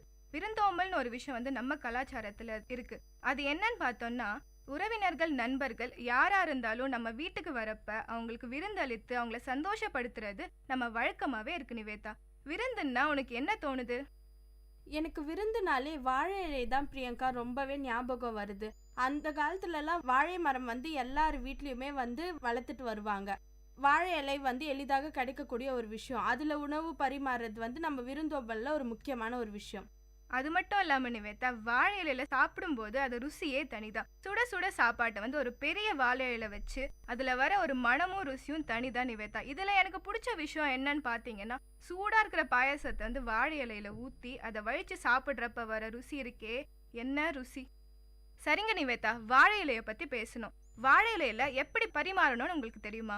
கண்டிப்பா தெரியும் எனக்கு. வாழை இலையில வந்து உணவு பரிமாறுற முறை அப்படின்னு வந்து நம்ம தமிழர்கள் கலாச்சாரத்துல வந்து ஒரு முறை இருக்கு. வாழை இலையில மேல் பகுதியில பாத்தீங்கன்னா உப்பு, ஊறுகாய், கூட்டு, பொரியல், இனிப்பு இந்த மாதிரி சின்ன சின்ன விஷயத்தெல்லாம் வைப்பாங்க. கீழ்ப்பகுதியில வந்து சாதம், சாம்பார் இந்த மாதிரி நம்ம எந்த உணவை மெயினா சாப்பிட்றோமோ அந்த உணவெல்லாம் வந்து வாழை இலையோட கீழ்ப்பகுதியில வைப்பாங்க. இப்படிதான் வந்து நம்ம தமிழர்கள் கலாச்சாரத்துல வந்து அந்த உணவெல்லாம் பரிமாறிட்டு இருந்தாங்க. நம்மளுக்கும் சில பழக்க வழக்கங்கள்லாம் இருக்கு பிரியங்கா நம்ம தமிழர்கள் கலாச்சாரத்துல. அதுல எத்தனை வகையான உணவுகள் இருக்கு அப்படின்னு உனக்கு தெரியுமா? கண்டிப்பா நிவேதா, இப்ப நான் சொல்றேன். தமிழரோட உணவு வகைகள் பத்தி வந்து நான் இப்ப சொல்ல இருக்கேன். என்னன்னு பார்த்தோம்னா 4 வகைகள் இருக்கு. கடல் உணவு, இறைச்சி, மரைக்கறி உணவு, சிறப்பு உணவுகள் ஒரு சிலது இருக்கு. கடல் உணவுன்னு எடுத்துக்கிட்டோம்னா அதுல மீன், இறால், நண்டு இந்த மாதிரி வகைகள் இருக்கு. இறைச்சின்னு எடுத்துக்கிட்டோம்னா நம்ம வந்து சண்டேனா சாப்பிட்ற ஒரு சில விஷயம் தான் நிவேதா இது. அதுதான் கோழி, ஆடு இந்த மாதிரி விஷயங்கள். இதுல வந்து அந்த காலத்துல மாடு, மான் இந்த மாதிரி சாப்பிட்டுட்டு இருந்தாங்க. ஆனா இப்ப வந்து நம்ம இதெல்லாம் சாப்பிட்டோம்னா நம்மளை யாரும் சும்மா விட மாட்டாங்க. அதனால நம்ம கோழி, ஆடோட நிறுத்திப்போம். அடுத்ததா பார்த்தோம்னா வந்து மரக்கறி உணவு இருக்கு. இது வந்து தாவர உணவுகள், அதாவது காய்கறி, பச்சை காய்கறிகள் இந்த மாதிரி ஒரு விஷயம் தான் இதுல வந்து சேரும். சிறப்பு உணவுகள் எடுத்துக்கிட்டோன்னு பார்த்தீங்கன்னா கூழ், பொங்கல். உங்களுக்கு நல்லாவே தெரிஞ்சிருக்கும், ஆடி மாசம்னாவே கூழ் பொங்கலுக்கு தான் சொல்லிடுவோம். எல்லார் வீட்டில இருந்து கூழ் எடுத்துட்டு போயிட்டு அந்த கோயில்கிட்டே வச்சு பொங்கல் வச்சு ரொம்ப சந்தோஷமான ஒரு தருணம் தான் அது. சரிங்க நிவேதா, இப்போ வந்து நம்ம தமிழர் உணவு வகைகள் பத்தி பார்த்தோம். இப்போ அடுத்ததான் நான் உங்ககிட்ட ஒன்று கேட்டு தெரிஞ்சுக்க இருக்கேன். தமிழர்களோட உணவு உட்கொள்ளும் முறையை பத்தி உங்களுக்கு தெரியுமா? எனக்கு தெரியும் பிரியாங்க. தமிழர்களோட உணவு உட்கொள்ளும் வகை வந்து மொத்தம் 12 வகைகள் இருக்கு. நம்ம வந்து நம்மளுக்கு தெரிஞ்செல்லாம் சாப்பிட்றது, தண்ணி குடிக்கிறது, இது மட்டும் தான் நம்ம எல்லாமே. எனக்கும் அவ்வளவுதான் தெரியும் நிவேதா. 12 வகைகள் சொல்றீங்க, அப்படி என்னென்ன இருக்கு? 12 வகைகள்ல முதல் வந்து அருந்துதல். அப்படின்னா வந்து மிகச்சிறிய அளவு உணவு தான் உட்கொள்ளுதல். அதுக்கு பேரு தான் வந்து தமிழர் கலாச்சாரத்துல அருந்துதல் அப்படின்னு சொல்றாங்க. அடுத்ததா பாத்தீங்கன்னா உண்ணல். அப்படின்னா பசி தீர, அதாவது வயிறு ரொம்ப சாப்பிட்றோம் அப்படின்னா அதுக்கு பேரு உண்ணல், அதாவது என்ன மாதிரி. ஆமா. அடுத்ததா வந்து உறிஞ்சல். அப்படின்னா ஒரு வாயை குவித்து நீரியற் பண்டங்களை ஈர்த்து உட்கொள்ளல், இதுதான் வந்து உறிஞ்சல். அப்படின்னா நம்ம ஜூஸ் அதெல்லாம் வந்து உறிஞ்சி சாப்பிடுவோம், அதுதான் உறிஞ்சல் அப்படின்னு சொல்றாங்க. அடுத்ததா பாத்தீங்கன்னா குடித்தல். நீர் உணவு வந்து பசி தீர சாப்பிடுறது. குடித்தல்லே வந்து நம்ம நீர் உணவு, அது வந்து ரொம்ப பசியாறு சாப்பிட்றோம் அப்படின்னா அது பேர் வந்து குடித்தல். அடுத்து வந்து தின்றல். அப்படின்னா தின்பண்டங்களை தின்றல். தின்பண்டங்கள் அப்படின்னா வந்து சின்ன சின்ன ஐட்டம்ஸ்லாம் நம்ம நிறையவே சாப்பிடுவோம். நீயும் நிறைய சாப்பிடுவேன்னு எனக்கு தெரியும். அதுதான் வந்து தின்றல். அடுத்ததா பாத்தீங்கன்னா தொய்த்தல். சுவை தீர மகிழ்ந்து சாப்பிட்றது. நம்ம வந்து ஒரு உணவை ரசிச்சு ருசிச்சு சாப்பிடணும். அப்பதான் வந்து அந்த உணவு நம்மளுக்கு சரிமானம் ஆகும்னு கூட நம்ம பெரியவங்களாம் சொல்லி கேட்டிருப்போம். தூய்த்தல் அப்படின்னாவே சுவைத்து மகிழ்ந்து சாப்பிட்ற ஒரு விஷயம் தான் தூய்த்தல்னு சொல்றாங்க. அடுத்ததா ஒரு விஷயம் நக்கல், நக்கி துளாவி சாப்பிடுறது. அது நம்ம எல்லாருமே பண்ற ஒரு விஷயம் தான் நிவேதா. இப்ப கூட நீ கொஞ்ச நேரத்துக்கு முன்னாடி சொன்ன நீ பாயசத்தை எப்படி சாப்பிடுவேன்னு, அந்த விஷயம் தான் நக்கல். அடுத்ததா பார்த்தோம்னா நுங்கல் அப்படின்னா முழுவதையும் ஒரே வாயில எடுத்து சாப்பிடுறது. இது நம்ம எப்போ பண்ணுவோம்னு உங்களுக்கு தெரியுமா நிவேதா? அடுத்தவங்களுக்கு கொடுக்காம நம்ம மட்டும் சாப்பிடணும்னு நினைக்கிறப்பதான் இதை பண்ணுவோம். கண்டிப்பா நிவேதா. அடுத்து சொல்லுங்க. பருகல், அது வந்து நீரியர் பண்டங்களை சிறுக குடிப்பது. நம்ம வந்து குடித்தல் பத்தி பார்த்தோம். அது வந்து பசி தீர நீரியர் பண்டங்களை குடித்தல். இது வந்து பருகல்னா கொஞ்சமான அளவு வந்து நீர் ஆகாரங்களை வந்து சாப்பிட்றது தான் வந்து பருகல். அடுத்தது பாத்தீங்கன்னா மாந்தல். மாந்தல்னா மடமடவென உட்கொள்வது, அதுதான் மாந்தல். நம்ம தினமும் காலேஜுக்கு கிளம்புறப்ப இந்த வேலையை தான் பண்ணுவோம்னு நினைக்கிறேன். கண்டிப்பா. அதுக்கு அடுத்த ஒரு விஷயம் என்னன்னா மெல்லல் அப்படின்னா கொஞ்சம் கடிய பண்டங்களை வந்து நம்ம வந்து பல்லால கடிச்சு சாப்பிட்றோம் அப்படின்னா அதுக்கு பேர் வந்து மெல்லல். அதாவது உனக்கு கடிய பண்டம்னா என்னன்னு ஞாபகம் வருது? எனக்கு வந்து தோன்றது வந்து கடிய உணவுன்னு எனக்கு தோன்றது என்னன்னு பார்த்தோம்னா கடல உருண்டை நிவேதா. ரொம்பவே கடினமா இருக்கும் அதை கடிச்சு மென்று சாப்பிட்றதுக்கு. அதுக்கு பேரு தான் வந்து மெல்லல்னு சொல்றாங்க பிரியங்கா. அதுக்கு அடுத்தது வந்து விழுங்கல் அப்படின்னு கடைசி வகை வந்து விழுங்கல். அது வந்து பல்லுக்கும் நாக்குக்கும் இடையில தொண்டை வழியா சாப்பிட்றதுக்கு பேரு தான் வந்து விழுங்கல். இது நம்ம எப்ப பண்ணுவோம்னா நமக்கு ஏதாவது உடம்பு சரியில்லாதப்ப வீட்டுல வந்து கசாயம் காய்ச்சி கொடுப்பாங்க. அது மட்டும் இல்லாம மருந்து தருவாங்க பாத்தீங்களா. இந்த மாதிரி விஷயத்த தான் நம்ம விழுங்கல். தமிழர் கலாச்சாரத்துல வந்து இந்த 12 வகையா உணவு உட்கொள்ளும் முறை வந்து இந்த 12 வகை தான். சரிங்க நிவேதா, நீங்க இப்ப சொன்ன தமிழர்கள் உட்கொள்ளும் முறையை பத்தி நான் கேட்டு தெரிஞ்சுக்கிட்டேன். இப்ப அடுத்ததா பார்த்தோம்னா நீங்க வந்து வாழை இலையில உணவு எப்படி பரிமாறுவாங்கன்ற ஒரு விஷயத்த வந்து நான் கேட்டு தெரிஞ்சுக்கிட்டேன் உங்ககிட்ட. அதுல வந்து எனக்கு ரொம்பவே வந்து என்னை ஈர்த்த விஷயம் என்னன்னு பாத்தீங்கன்னா இனிப்பு தான். எதனால அப்படின்னு பாத்தீங்கன்னா எனக்கு மட்டும் இல்ல, எல்லாருக்குமே இனிப்புன்றது வந்து எந்த ஒரு புது காரியம் தொடங்கினாலோ இனிப்பை பரிமாறி தான் தொடங்குவோம் இல்லையா? கண்டிப்பா பிரியங்கா.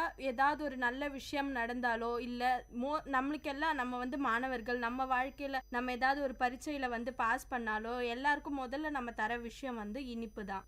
நீ சொன்னதும் சரிதான் பிரியங்கா. எந்த ஒரு விஷயத்தையும் ஆரம்பிக்கிறதுக்கு முன்னாடி வந்து நம்ம இனிப்பு எடுத்து தான் ஆரம்பிப்போம். நம்ம நிகழ்ச்சியிலயும் வந்து இது முதல் நாள் அப்படின்றதுனால நம்ம இனிப்பை பத்தி பேசலாம். கண்டிப்பா இனிப்பை பத்தி நம்ம பேசணும் நிவேதா.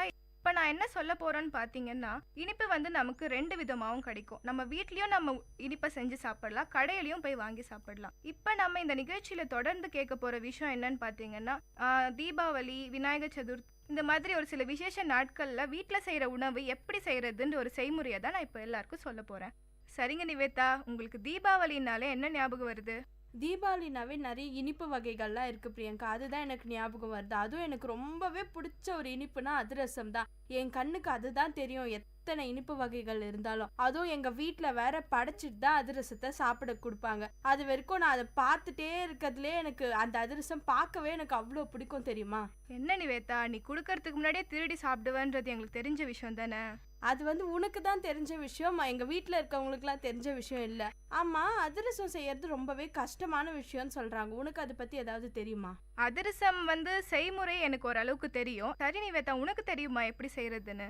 அதிரசம் சாப்பிட்றதுக்குன்னு ஏதாவது ஒரு முறை இருந்ததுன்னா அது எனக்கு கண்டிப்பாவே தெரியும். செய்யறதுக்குன்ற முறையெல்லாம் எனக்கு தெரியாது. சரி சரி, செய்யறது எப்படின்னு நான் உனக்கு சொல்றேன், நீ கேட்டுக்கோ. கேட்டுட்டு வீட்டுல போய் ஒரு வாட்டி செஞ்சு பாரு. கண்டிப்பா சொல்லு, நானும் ஒரு நாள் செஞ்சு எங்க அம்மாவை சர்ப்ரைஸ் பண்றேன். வேணா நிவேதா, நீயே செஞ்சு நீயே தான் சாப்பிடணும், யாருக்கும் டெஸ்ட் எல்லாம் பண்ணிடாத.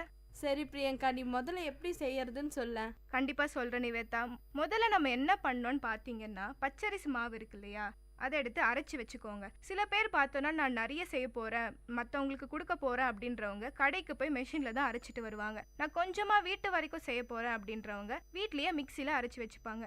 இதுல முக்கியமான விஷயம் என்னன்னு பாத்தீங்கன்னா பச்சரிசி மாவு அரைச்ச உடனே அது ஈரமான பதத்துல இருக்கிறப்பவே அதை நம்ம ஜல்லிச்சு வச்சுக்கணும் நிவேதா.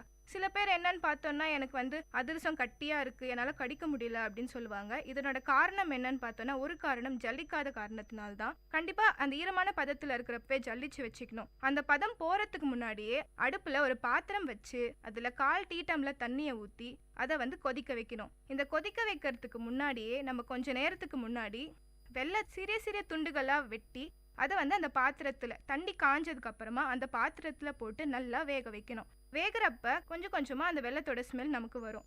இந்த வெள்ளத்தை எதுக்காக பிரியங்கா இப்படி பாயில் பண்றோம்? இந்த வெள்ளத்தை எதுக்காக பாயில் பண்றோன்னு பாத்தீங்கன்னா நிவேதா, இப்ப நமக்கு பச்சரிசி மாவு இருக்கு, அதோட கலர்ந்து நமக்கு அதிரசம் தட்டுற பதம் வரணும்னா வெள்ளத்தை வந்து பாகு எடுத்து அதுக்கப்புறமா தான் நம்ம அந்த மாவை அதுல கலக்க முடியும். வெள்ளத்தை பாகு எடுக்கணும்னு சொல்றீங்க. நிறைய பேருக்கு இந்த விஷயம் தெரியாம இருந்திருக்கும். பாகு பதம் அப்படின்னு சொல்லுவாங்க. அந்த வெள்ளம் வந்து கரெக்டான பதத்துக்கு வந்துடுச்சா, அது பாக்குறதுக்கு ஏதாவது ஒரு விஷயம் இருக்கா? கண்டிப்பா இருக்கு நிவேதா. இது வந்து நிறைய பேருக்கு தெரியாத ஒரு விஷயம் கூட. ஏற்கனவே நான் சொன்ன மாதிரி அதிரசம் எனக்கு வந்து கட்டியா இருக்கு, என்னால கடிக்கவே முடியல அப்படின்னு சொல்றவங்க வந்து இது கண்டிப்பா வந்து பின்பற்ற வேண்டிய ஒரு ஒண்ணுதான். என்னன்னு பார்த்தோம்னா, பாகு வந்து நமக்கு அந்த ஸ்மெல் வரப்பவே ஒரு பிளேட்ல வந்து கொஞ்சமா தண்ணி ஊற்றி அந்த பாகை வந்து ஒரு டீஸ்பூன்ல எடுத்து கொஞ்சமா இந்த தண்ணியில ஊற்றணும் நிவேதா. தண்ணியில ஊத்துறப்ப அந்த பாகு வந்து அந்த தண்ணியில கரையவே கூடாது. கரையாம அடியில போயிட்டு அந்த பாகு அப்படியே இருந்துச்சுன்னா அந்த பதம் நமக்கு வந்துருச்சு நம்ம தெரிஞ்சுக்கலாம். இன்னொரு முறையும் இருக்கு. என்னன்னு பார்த்தோம்னா, இதே மாதிரி தண்ணி வந்து தட்டுல ஊத்தாம அதை கொஞ்சம் கையில எடுத்து அந்த பாகுல விட்டோம்னா நமக்கு ஒரு சத்தம் வரும். அந்த சத்தம் வரப்பவே நம்ம பாகு வந்து நம்ம எதிர்பார்க்குற பதத்துல வந்துருச்சு அப்படின்னு நம்ம தெரிஞ்சுக்கலாம். கண்டிப்பா பிரியங்கா, இந்த விஷயம் எல்லாருக்குமே ரொம்ப ஒரு பயன் தரக்கூடிய ஒரு விஷயமா இருக்கும். எல்லாருக்குமே அதிரசம் பண்றது அப்படின்னு நிறைய பேருக்கு தெரியும். ஆனா இந்த பாகு வந்து கரெக்டான பதத்துல எடுக்காததுனால தான் அதிரசம் வந்து நீ சொன்ன மாதிரி கடினமாயிடும், யாராலையும் சாப்பிடவே முடியாம போயிடும். இந்த ஒரு விஷயத்த வந்து எல்லாரும் தெரிஞ்சுக்கிட்டாங்கன்னா கண்டிப்பா எல்லாருனாலையும் அதிரசம் ரொம்ப நல்லாவே செய்ய முடியும்னு நமக்கு தெரிஞ்சுக்கலாம் நிவேதா. இப்போ வந்து நம்ம பார்த்தீங்கன்னா அடுப்புல வந்து பாகு நமக்கு ரெடி ஆயிடுச்சு. இப்போ இன்னொரு பக்கம் பார்த்தோன்னா நமக்கு வந்து ஜல்லிச்சு வச்ச பச்சரிசி மாவு வந்து ரெடியாக இருக்குது. இப்போ நம்ம அடுத்ததாக நம்ம அதிரசம் செய்கிற ஒரு முறையை வந்து தொடங்கலாம். இப்போ அந்த பாகில் வந்து கருப்பு எள்ளை போடணும்னு நான் கேட்டுக்கிறேன். எதுக்குன்னு கேட்டிங்கன்னா, வெள்ளை எள்ளும் போடலாம், கருப்பு எள்ளும் போடலாம். ஆனால் அதிகமாக சுவை ஊட்டக்கூடியது வந்து கருப்பு எள்ளு தான். இப்போ பாகு ரெடியாக இருக்குது, பச்சரிசி மாவு ரெடியாக இருக்குது. பச்சரிசி மாவு சில பேர் என்ன பண்ணுவாங்கன்னா, மொத்தமாகவே இந்த பாகில் கொட்டிட்டு கிண்ட ட்ரை பண்ணுவாங்க. அப்போ என்ன ஆகும், மொத்தமாக கட்டிடும். அப்போ நமக்கு உருண்டை பிடிச்சி அதை தட்டுறப்ப நமக்கு அந்த பதமே வராது. கொஞ்சம் கொஞ்சமாக பாகு சூடாக இருக்கிற அந்த நேரத்திலே கொஞ்சம் கொஞ்சமாக நம்ம வந்து அந்த பச்சரிசி மாவை கொட்டி அதை வந்து கிண்டிக்கிட்டே இருக்கணும். அப்போ நம்ம எதிர்பார்க்குற பதம் நமக்கு கிடைக்கும். அப்போவே நம்ம கொஞ்சம் அந்த மாவை கிள்ளி தொட்டு பார்த்தோம்னா நமக்கு அது வந்து சாஃப்டாக இருக்கா அப்படின்றது வந்து நமக்கு தெரிஞ்சிடும். அப்படி செஞ்சதுக்கு அப்புறமா நம்ம அதை வந்து உருண்டை பிடிச்சி வச்சுக்கணும். அதுக்கப்புறம் நம்ம செய்ய வேண்டிய ஒரு விஷயம் என்னன்னு பார்த்தீங்கன்னா, சில பேர் வந்து பேப்பர் எடுத்துட்டு அதில் பேப்பர்னா ஒரு பிளாஸ்டிக் பேப்பர் எடுத்துட்டு அதில் எண்ணெய் தடவி தட்டுவாங்க. நான் வந்து கேட்டுக்கிறது என்னன்னா, வாழை இலை எடுத்துக்கலாம். வாழை இலை எடுத்து அதில் கொஞ்சம் எண்ணெய் ஊற்றி அது மேலே தொடச்சி அதில் வந்து அந்த உருண்டையை வச்சு தட்டிட்டு அதுக்கப்புறமா எண்ணெய் காஞ்சதுக்கு அப்புறமா நம்ம வந்து அதிரசத்தை போட்டு வெளியே எடுக்கலாம். அதிரசத்தை வெளியே எடுத்த அப்புறம் நம்ம வந்து அதில் இருக்கிற எண்ணெயை வந்து மொத்தமாக வெளியே எடுக்கணும். சில பேர் என்ன பண்ணுவாங்க தெரியுமா, எண்ணெயை எடுக்கணும்னு போட்டு நல்லா அழுத்தி அதிரசமே கடைசியில் உடஞ்சி போயிடும். அந்த அளவுக்கு வந்து நம்ம அந்த எண்ணெயை வெளியே எடுக்கணுன்ற அவசியம் கிடையாது. பலகாரம்னா கண்டிப்பாக எண்ணெய் எல்லாம் இருக்காது, ஓரளவுக்கு இருந்தால் நல்லதுதான். அதிரசம்னு நீங்கள் அந்த எண்ணெயில் போடுறப்பன்னு சொல்கிறதே எனக்கு வாயெல்லாம் ஊறுது. எனக்கு எப்போ அதிரசம் சாப்பிட போகிறோமோ அப்படியே என் கண்ணு முன்னாடிலாம் வந்து அதிரசம் நிற்கிற மாதிரியே இருக்குது. நானும் இன்னைக்கு வீட்டுக்கு போய் நீ சொன்ன மாதிரி கரெக்டான பதத்தில் பாகு எடுத்து பச்சரிசி மாவு அரைச்சி இன்னைக்கு நானும் அதிரசம் பண்ணி எங்கள் அம்மா கொடுக்கலான்னு நினைக்கிறேன். கண்டிப்பாக ட்ரை பண்ணுங்க நிவேதா. இப்போ இந்த அதிரசம்ல பார்த்தோன்னா வந்து வெல்லம் தான் வந்து ஒரு முக்கியமான ஒரு விஷயமா இருக்குது. நம்ம வீட்டிலே செய்கிறதுனால நமக்கு ரொம்ப ஆரோக்கியத்தையும் கொடுக்குது நிவேதா. சரிங்க நிவேதா, வெல்லத்தை பற்றின நற்குணங்கள் பற்றி உங்களுக்கு தெரியுமா? எனக்கு கண்டிப்பாக தெரியும் பிரியங்கா. முதல்ல வெல்லம் வந்து 2 வகையான வெல்லம் இருக்குது. கரும்பு, பனை, 2 இதுலேருந்தும் வெல்லத்தை தயாரிக்கிறாங்க. வெல்லத்தில் நிறைய சக்தியெல்லாம் இருக்குது. இப்போ இந்த காலத்தில் வந்து நம்ம வெல்லம் வந்து அவ்வளோவா பயன்படுத்துறது இல்லை. நம்ம நிறைய சர்க்கரை தான் பயன்படுத்துகிறோம். வெல்லத்தில் வந்து வாதம் மற்றும் செரிமான நோய்களை குணப்படுத்தும் தன்மை இருக்குது அப்படின்னு வந்து நம்மளோட சித்த மருத்துவத்தில் கூறியிருக்காங்க. அது மட்டும் இல்லாமல் பனை வெல்லம் அப்படின்னு நான் ஒன்று சொன்னேன். கரும்பு வெல்லம்னா வந்து நீங்கள் சொன்னீங்களே அதிரசம் செய்கிறதுக்கெலாம், அதெல்லாம் வந்து கரும்பு வெல்லம் தான் பயன்படுத்துவாங்க. பனை வெல்லம்னு இன்னொரு வெல்லமும் இருக்குது. அது வந்து நீங்கள் கண்டிப்பாக கேள்விப்பட்டு இருக்க மாட்டீங்க இது வரைக்கும். பனை வெல்லம்னா அதில் வந்து கண்டிப்பாக இரும்பு சக்தி அதிகமாக இருக்க ஒரு விஷயம். அது வந்து நிறைய சின்ன குழந்தைங்களுக்குலாம் கொடுப்பாங்க இரும்பு சக்திக்காக. அது மட்டும் இல்லாமல் அது வந்து எளிதில் ஜீரணமாகக்கூடிய ஒரு விஷயம். அது மட்டும் இல்லாமல் வெல்லம் வந்து உடலில் இருக்க பித்த தன்மையெல்லாம் நீக்கும். இது மட்டும்தான் வெல்லத்தோட பயன்கள் இல்லை. அது மட்டும் இல்லாமல் ஜலதோஷம், சிரங்கு இதெல்லாம் நீக்கக்கூடிய ஒரு தன்மை கொண்ட பொருள் அப்படின்னா வெல்லம் தான். நம்ம சித்த மருத்துவத்தில் வெல்லத்துக்கு கண்டிப்பாக ஒரு இடம் இருக்குது. நிவேதா, வெல்லத்துல இவ்வளோ நற்குணங்கள் இருக்கா? கண்டிப்பா நான் இனிமே வந்து சர்க்கரையை தவிர்த்துட்டு வெல்லத்தை வந்து நான் சேர்த்துக்க போறேன் நிவேதா. கண்டிப்பா பிரியங்கா, நீ மட்டும் இல்லை எல்லாருமே வந்து வெல்லத்தை சேர்த்துக்கணும். நீ வந்து பார்த்துருப்ப சித்த மருத்துவத்தில் லேகியம் அதெல்லாம் பண்ணுறப்ப கண்டிப்பாக வந்து வெல்லத்தை தான் பயன்படுத்துவாங்க. வெல்லம் வந்து அவ்வளோ சக்தி இருக்குது. நம்ம வந்து அது நிறைய பேருக்கு தெரியாமே இருக்க ஒரு விஷயம், வெல்லத்தில் இவ்வளோ சக்தி இருக்கா அப்படின்னு. இப்போ எல்லாருக்கும் கண்டிப்பாக தெரிஞ்சிக்க வேண்டிய ஒரு விஷயம் வந்து வெல்லம் வந்து நம்ம உணவுப் பொருட்களில் பயன்படுத்தணும். கண்டிப்பா நிவேதா, ஒரு சில உணவு வகைகள் பற்றியும், அதாவது அதிரசம், அதில் முக்கியமான ஒரு பங்கு எடுத்துட்டு இருக்க வெள்ளத்தை பற்றி ஒரு நிறைய நற்குணங்களை சொன்னேன். ரொம்பவே ஒரு நல்ல விஷயம். இதே மாதிரி அடுத்த நிகழ்ச்சியில் நம்ம வேற உணவு பற்றியும் அதனுடைய நற்குணங்கள் பற்றியும் பேசலாம் நிவேதா. கண்டிப்பாக பிரியங்கா, உன்னால் நானும் உணவு வகைகள், பரிமாறுற விஷயம், வாழை இலை இதை பற்றிலாம் கூட நான் நிறையவே தெரிஞ்சுக்கிட்டேன். நேர்களே, இந்த நிகழ்ச்சியில் நீங்கள் ஒரு சில உணவு வகைகள் பற்றியும் அதனுடைய நற்குணங்கள் பற்றியும் தெரிஞ்சுக்கிட்டீங்க. இதே மாதிரி அடுத்த நிகழ்ச்சியில் வேற உணவுகள் பற்றியும் அதனுடைய நற்குணங்கள் பற்றியும் தெரிஞ்சுக்கலாம். இந்த நிகழ்ச்சி அறுசுவை நேரம் வழங்கி கொண்டிருப்பது நான் உங்க பிரியங்கா. நான் உங்க நிவேதா. இது விஐடி பண்பலை 90.8 விஐடி பல்கலைக்கழகத்தின் சமுதாய வானொலி.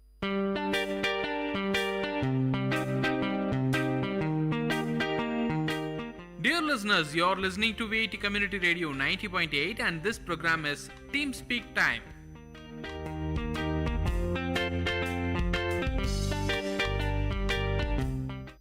హలో విఐటి, మీరు వింటున్నారు విఐటి కమ్యూనిటీ రేడియో 90.8 FM. నేను మీ హోస్ట్ కల్కీని. ఇవాళ మీ ముందుకు నేను ఒక కొత్త షోతో వచ్చేసానండి. ఇంతకీ ఏంటా షో అని ఆలోచిస్తున్నారా? సరే, సరదాగా కాసేపు మాట్లాడుకుందాం మనం. అసలు పూర్వకాలంలో డబ్బు అనే మాటే లేదు. నిజమండి, మన పూర్వీకులంతా డబ్బు అనే మీడియం ఆఫ్ ఎక్స్చేంజ్ లేకుండానే బతికేశారంట. ఎలాగంటారా? బార్టర్ సిస్టమ్ అనే ప్రాసెస్తో. ఏంటి బార్టర్ సిస్టమ్ అంటే, ఇప్పుడు ఫర్ ఎగ్జాంపుల్ నాకు ఒక పొలం ఉంది, నేను ఆ పొలానికి ఓనర్ని. నేనేం చేశానంటే నా పొలంలో గోధుమలు పండించుకున్నాను. నాకు తెలిసిన నా ఫ్రెండ్ ఒక ఆయన ఉన్నాడు, ఆయనేమో ధాన్యం పండించాడు.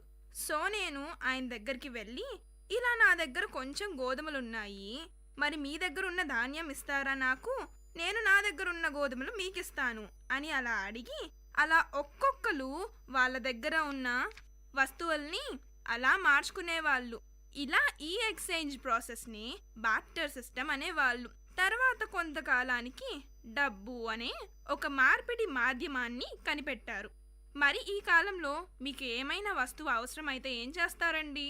అలా డైరెక్ట్గా ఒక షాప్కి వెళ్ళిపోయి మీకు ఏం కావాలంటే దాని ధర అడిగి తర్వాత డబ్బులు ఇచ్చేసి అది సరాసరి మీ ఇంటికి తెచ్చేసుకుంటారు. అంతే కదా, ఎంత సింపుల్ అయిపోయిందో ప్రాసెస్.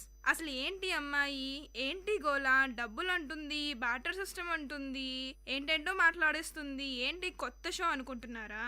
సరే, ఓకే ఓకే ఓకే ఇక లేటే చేయనండి, నాంచకుండా మ్యాటర్లోకి వచ్చేస్తాను. ఇప్పటికే మీకు ఈ షో గురించి కొంచెం ఐడియా వచ్చేసిందనే అనుకుంటున్నాను. ఇక మీ గెస్ట్ వర్క్ని పక్కన పెట్టేయండి. సరే, పొద్దున లేచినప్పటి నుంచి రాత్రి పడుకునే లోపు ఏదో ఒకసారి ఏదో ఒక సమయంలో ఈ మాట మీరు వినే ఉంటారండి. ఏమనుకుంటున్నారంటే, పొద్దున లేచినప్పటి నుంచి పడుకునే లోపు ఏదో ఒక సమయంలో ఏదో ఒక టైంలో మీరు ఈ మాట వినే ఉంటారండి. ఇంతకీ ఏంటనుకుంటున్నారంటే, అదేనండి వ్యాపారం, వాణిజ్యం. అయ్యో, ఇంకా అర్థం కాలేదా? ప్రస్తుత కాలంలో బిజినెస్ బిజినెస్ బిజినెస్ అని అందరూ తలలు కొట్టేసుకుంటున్నారు కదా, అదేనండి ఆ బిజినెస్ గురించే చెప్తున్నాను నేను. ప్రస్తుత యువత ఈ వ్యాపార రంగం వైపు చాలా ఎక్కువ మక్కువ చూపిస్తుందండి. సో నేను మీ ముందుకు ఈ కొత్త షో రిస్కీ బిజినెస్తో వచ్చేసాను. ఈ షో అంతా ప్రెజెంట్ బిజినెస్ వరల్డ్ గురించే. ప్రెజెంట్ యూత్ని మీ ఫ్యూచర్ ప్లాన్స్ ఏంటి అని అడిగితే, I want to be entrepreneur అని చెప్తున్నారు. అసలు ఏంటి ఆంటర్ప్రెన్యూర్? అసలు ఆంటర్ప్రెన్యూర్షిప్ అంటే ఏంటి?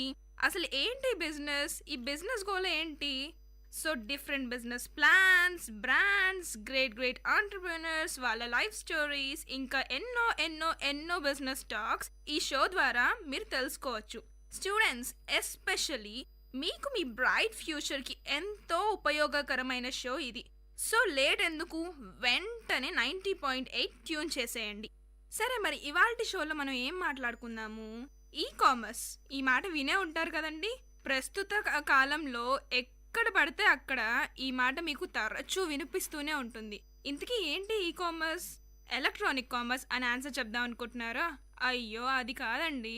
అసలు ఎలక్ట్రానిక్ కామర్స్ అంటే ఏంటంటే మనము కంప్యూటర్ నెట్వర్క్స్ని, ప్రధానంగా ఇంటర్నెట్ని యూజ్ చేసి చేసే వ్యాపారమే ఈ కామర్స్. సో ప్రస్తుత కాలంలో ఈ కామర్స్ రంగం చాలా అభివృద్ధి చెందుతుందండి. ఎక్కడ చూసినా తరచుగా మీరు ఈ కామర్స్ అనే మాటనే ఉంటారండి. సరే, ఇంతకీ మీరు ఈ కామర్స్లో చాలా ఇంకా వినే ఉంటారండి. ఫర్ ఎగ్జాంపుల్ ఈ బ్యాంకింగ్, ఈ టికెటింగ్, ఇంకా చాలా చాలా చాలా వినే ఉంటారు. ఇంకా ప్రధానంగా చెప్పుకోవాల్సింది ఆన్లైన్ షాపింగ్ అండి. ఇవాల్టి రేపటి కాలంలో ఆన్లైన్ షాపింగ్ చేయని వాళ్ళు ఎవరో చెప్పండి. ఇంకా విఐటి స్టూడెంట్స్ గురించి చెప్పనే అక్కర్లేదు. సరే కానీ అసలు ఏంటి ఈ బ్యాంకింగ్ ఏంటి, ఈ టికెటింగ్ ఏంటి మీకు తెలిసే ఉంటుందండి. నాకు తెలుసు మీకు తెలుసని, కానీ నేను ఒక లైట్గా కొంచెం చెప్తాను.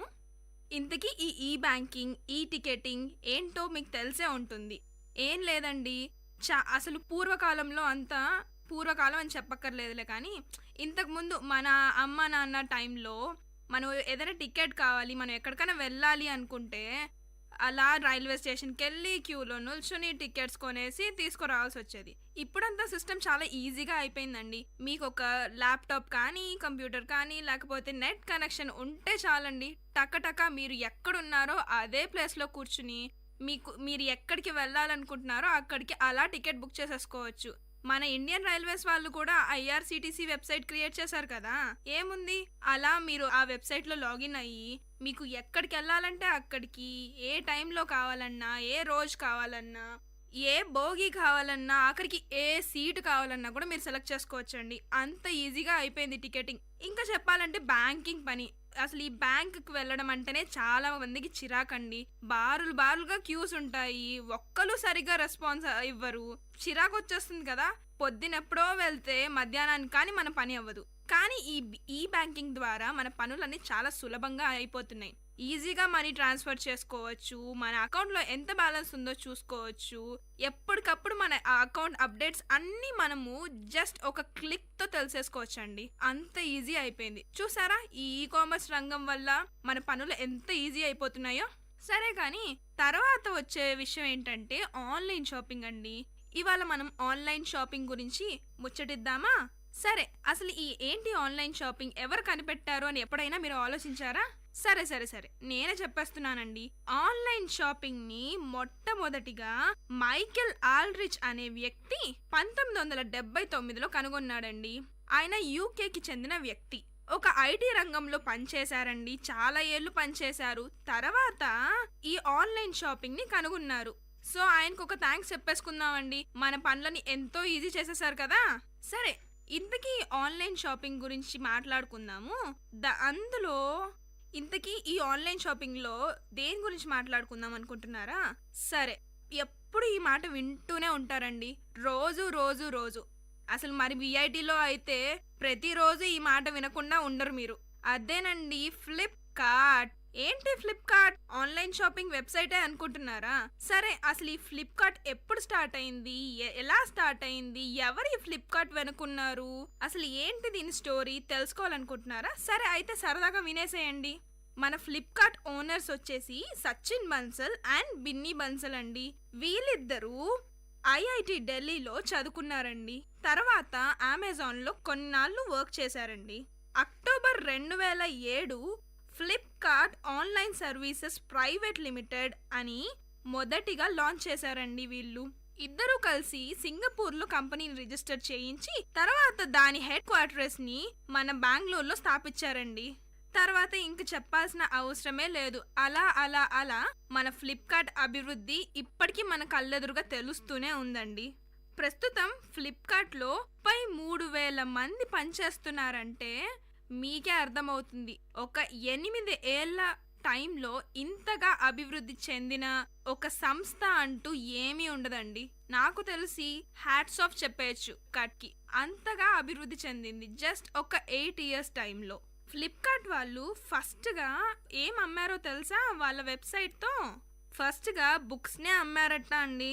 ఇనీషియల్గా సచిన్ బన్సల్ మరియు బిన్నీ బన్సల్ ఇద్దరు కలిసి ఒక 4 lakhs స్పెండ్ చేసి వాళ్ళ వెబ్సైట్ని క్రియేట్ చేశారంట. తర్వాత వెంచర్ క్యాపిటల్స్ ద్వారా వాళ్ళ ఫండ్స్ని రైజ్ చేసుకున్నారు. ఏంటి వెంచర్ క్యాపిటల్స్ అనుకుంటున్నారా? ఏం లేదండి, వెంచర్ క్యాపిటల్ అంటే కొంతమంది ఇన్వెస్టర్స్ ఉంటారు. వాళ్ళు ఇలాంటి రిస్కీ టైప్ ఆఫ్ బిజినెస్కి ఇంకా ఇన్నోవేటివ్ ఐడియాస్కి వాళ్ళ సైడ్ నుంచి ఇన్వెస్ట్మెంట్ ఇస్తారు. వాళ్ళకు ఒక కాన్ఫిడెన్స్ ఉంటుంది, డెఫినెట్గా ఇది లాంగ్ టర్మ్లో వాళ్ళకు ఉపయోగకరం అవుతుంది అని. సో ఇట్లాంటి సంస్థలకు వాళ్ళు ఇన్వెస్ట్మెంట్ చేస్తారండి. వాళ్ళనే మనం వెంచర్ క్యాపిటల్స్ అంటాం. మన ఫ్లిప్కార్ట్కి యాక్సెల్ ఇండియా అనే వెంచర్ క్యాపిటల్ ద్వారా $1 మిలియన్ 2009లో ఇన్వెస్ట్ చేశారండి. అలాగా వాళ్ళ ఇన్వెస్ట్మెంట్స్ పెరుగుతూనే వచ్చాయండి. ఇంకా చాలా మంది వెంచర్ క్యాపిటల్స్ వాళ్ళ ఇన్వెస్ట్మెంట్స్ చేశారు. తర్వాత 2013లో $200 మిలియన్ వెంచర్ క్యాపిటలిస్ట్ ద్వారా మన ఫ్లిప్కార్ట్ వాళ్ళు ఫండ్స్ రైజ్ చేశారు.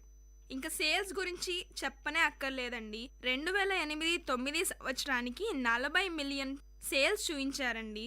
తర్వాత 2009-10కి ఆ 40 మిలియన్ కాస్త 200 మిలియన్ అయ్యింది. ఇక వాళ్ళ టార్గెట్ 2015కి దాదాపు 50 బిలియన్ సేల్స్ చేయాలి అని అనుకుంటున్నారు. ఇంకా నేను మీకు ఈజీగా సింపుల్గా చెప్పాలి అంటే ఫ్లిప్కార్ట్లో ఒక్క నిమిషానికి యావరేజ్గా 10 ప్రోడక్ట్స్ సోల్డ్ అవుతాయండి.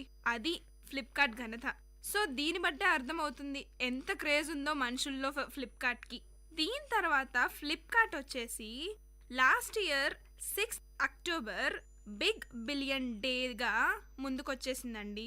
ఆ ఒక్క రోజే దాదాపు 650 కోట్ల విలువ చేసే ప్రోడక్ట్స్ కేవలం 10 గంటల టైంలో అమ్మేశారండి ఫ్లిప్కార్ట్ వాళ్ళు. ఇంత భారీ మొత్తంలో మన ఫ్లిప్కార్ట్ వాళ్ళు వ్యాపారాన్ని జరిపారండి జస్ట్ 10 గంటల టైంలో. సో ఆ డే చాలా స్పెషల్ డే అయిపోయింది. తర్వాత మన ఫ్లిప్కార్ట్ కంపెనీ వాళ్ళు మోటరోలా కంపెనీతో టైఅప్ చేసుకొని Moto G, Moto X, Moto E లాంటి ఎన్నో మొబైల్స్ రిలీజ్ చేశారండి. ఇంకా Moto G, Moto E, Moto X mobiles గురించి చెప్పనే అవసరం లేదు. అలా ఫ్లిప్కార్ట్ వెబ్సైట్లో పెట్టిన వెంటనే 20,000 యూనిట్స్ సేల్ అయిపోయాయండి. అంత హాట్ డిమాండ్ వచ్చేసింది మోటో జీ మొబైల్స్కి. సో ఫ్లిప్కార్ట్ మోటరోలా ఈ టైఅప్ నిజంగా చాలా సక్సెస్ అయిందండి. తర్వాత చెప్పుకోవాల్సింది ఏంటంటే మన సచిన్ బన్సల్ గారికి ఆంట్రప్రూనర్ ఆఫ్ ద ఇయర్ అవార్డ్ వచ్చిందండి 2012-13 సంవత్సరానికి. ఎకనామిక్ టైమ్స్ వాళ్ళు ఇచ్చేశారు. ఇంకేం చెప్పాలి, ఏ బిజినెస్లో అయినా ఎంత ప్రాఫిట్ ఉన్నా అంతకంత లాస్ ఉండడం సహజమే అండి. ఇలాగే ఎన్నో ప్రాఫిట్స్ని ఎన్నో లాసెస్ని బేర్ చేసి ఫ్లిప్కార్ట్ ఇంకా ముందుకు వెళ్తూనే ఉందండి. తర్వాత లాస్ట్ ఇయర్ అదే అండి 2014లో ఫ్లిప్కార్ట్ Myntra.com అనే వెబ్సైట్, అది కూడా ఒక ఆన్లైన్ షాపింగ్ వెబ్సైటే అండి, దాంతో కలిసి మర్జ్ అయిపోయిందండి. కరెక్ట్గా ఎంతకి కొన్నారో మింత్రాని తెలియదు కానీ అప్రాక్సిమేట్గా 2,000 కోట్ల డీల్ ఇది అని అందరూ అనుకుంటున్నారు. అప్రాక్సిమేట్ రేట్ అయితే ఎవరికీ తెలియదండి. సో చూసారా అంతగా అభివృద్ధి చెందింది ఫ్లిప్కార్ట్. అయ్యో మీతో మాట్లాడుతూ ఉంటే టైమే తెలియలేదండి. ఇంకా చాలా మాట్లాడుకోవచ్చు ఫ్లిప్కార్ట్ గురించి, కానీ మనకు టైం సరిపోదండి. సో ఇక బాయ్ చెప్పాల్సిన టైం రానే వచ్చేసింది. మళ్ళీ నెక్స్ట్ ఎపిసోడ్లో ఇంకా ఎన్నో బిజినెస్ టాపిక్స్ మాట్లాడుకుందాం. అంతవరకు స్టే ట్యూన్డ్. సైనింగ్ ఆఫ్ మీ హోస్ట్ కల్కి and whisky business. Dear listeners, you had listened to the program Team Speak Time in VIT Community Radio 90.8. Thank you for listening.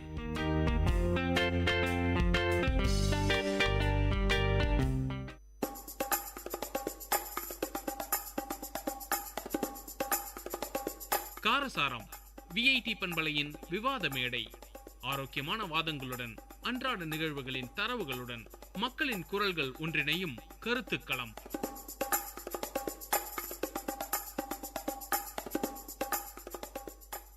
வணக்கம் நேயர்களே, இது விஐடி பண்பலை 90.8 விஐடி பல்கலைக்கழகத்தின் சமுதாய வானொலி. இன்னைக்கு நம்ம நிகழ்ச்சி காரசார நிகழ்ச்சிக்காக நான் ஜனனி, என் கூட சில தோழிகள் இருக்காங்க. இன்னைக்கு அவங்கள அறிமுகப்படுத்திக்கலாம். வணக்கம், நான் சஞ்சு. வணக்கம், நான் சுபஸ்ரீ. வணக்கம், நான் சௌபாக்யா. வணக்கம், நான் கீர்த்தனா. வணக்கம், நான் ஜனனி. இன்னைக்கு நம்ம நிகழ்ச்சியில் டைம் மேனேஜ்மெண்ட் பற்றி பார்க்க போகிறோம். டைம் மேனேஜ்மெண்ட் அப்படின்னா நேர நிர்வாகம்.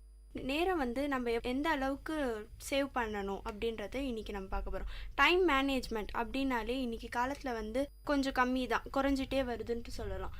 இப்போ வந்து டைம் மேனேஜ்மெண்ட் பற்றி என் கூட இருக்கிற ஃப்ரெண்ட்ஸ் வந்து ஷேர் பண்ணிக்க போகிறாங்க. டைம் மேனேஜ்மெண்ட் பற்றி நீங்கள் என்ன நினைக்கிறீங்க சுபஸ்ரீ? டைம் மேனேஜ்மெண்ட் அப்படின்னு எடுத்துக்கிட்டாலே டைம் வந்து ரொம்ப முக்கியமான ஒரு விஷயம். நம்ம வேஸ்ட் பண்ணிட்டா நமக்கு திருப்பி கிடைக்காத ஒரே ஒரு விஷயம் வந்து டைம் அப்படின்னு தான் சொல்லணும்.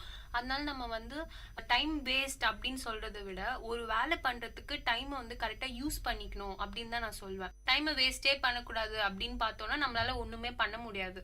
இப்போ இருக்க காலத்துல வந்து நிறைய வேஸ்ட் பண்றோம் அப்படின்னு தான் நான் சொல்ல முடியும். ஏன்னா நம்ம பண்ற எல்லா விஷயமும் வந்து நம்மளுக்கு பயனுள்ளதா இருக்கிறதே கிடையாது. அதனால டைம் வந்து பார்த்து அந்த வேலைக்கு ஏத்த மாதிரி நம்ம பயன்படுத்திக்கணும்.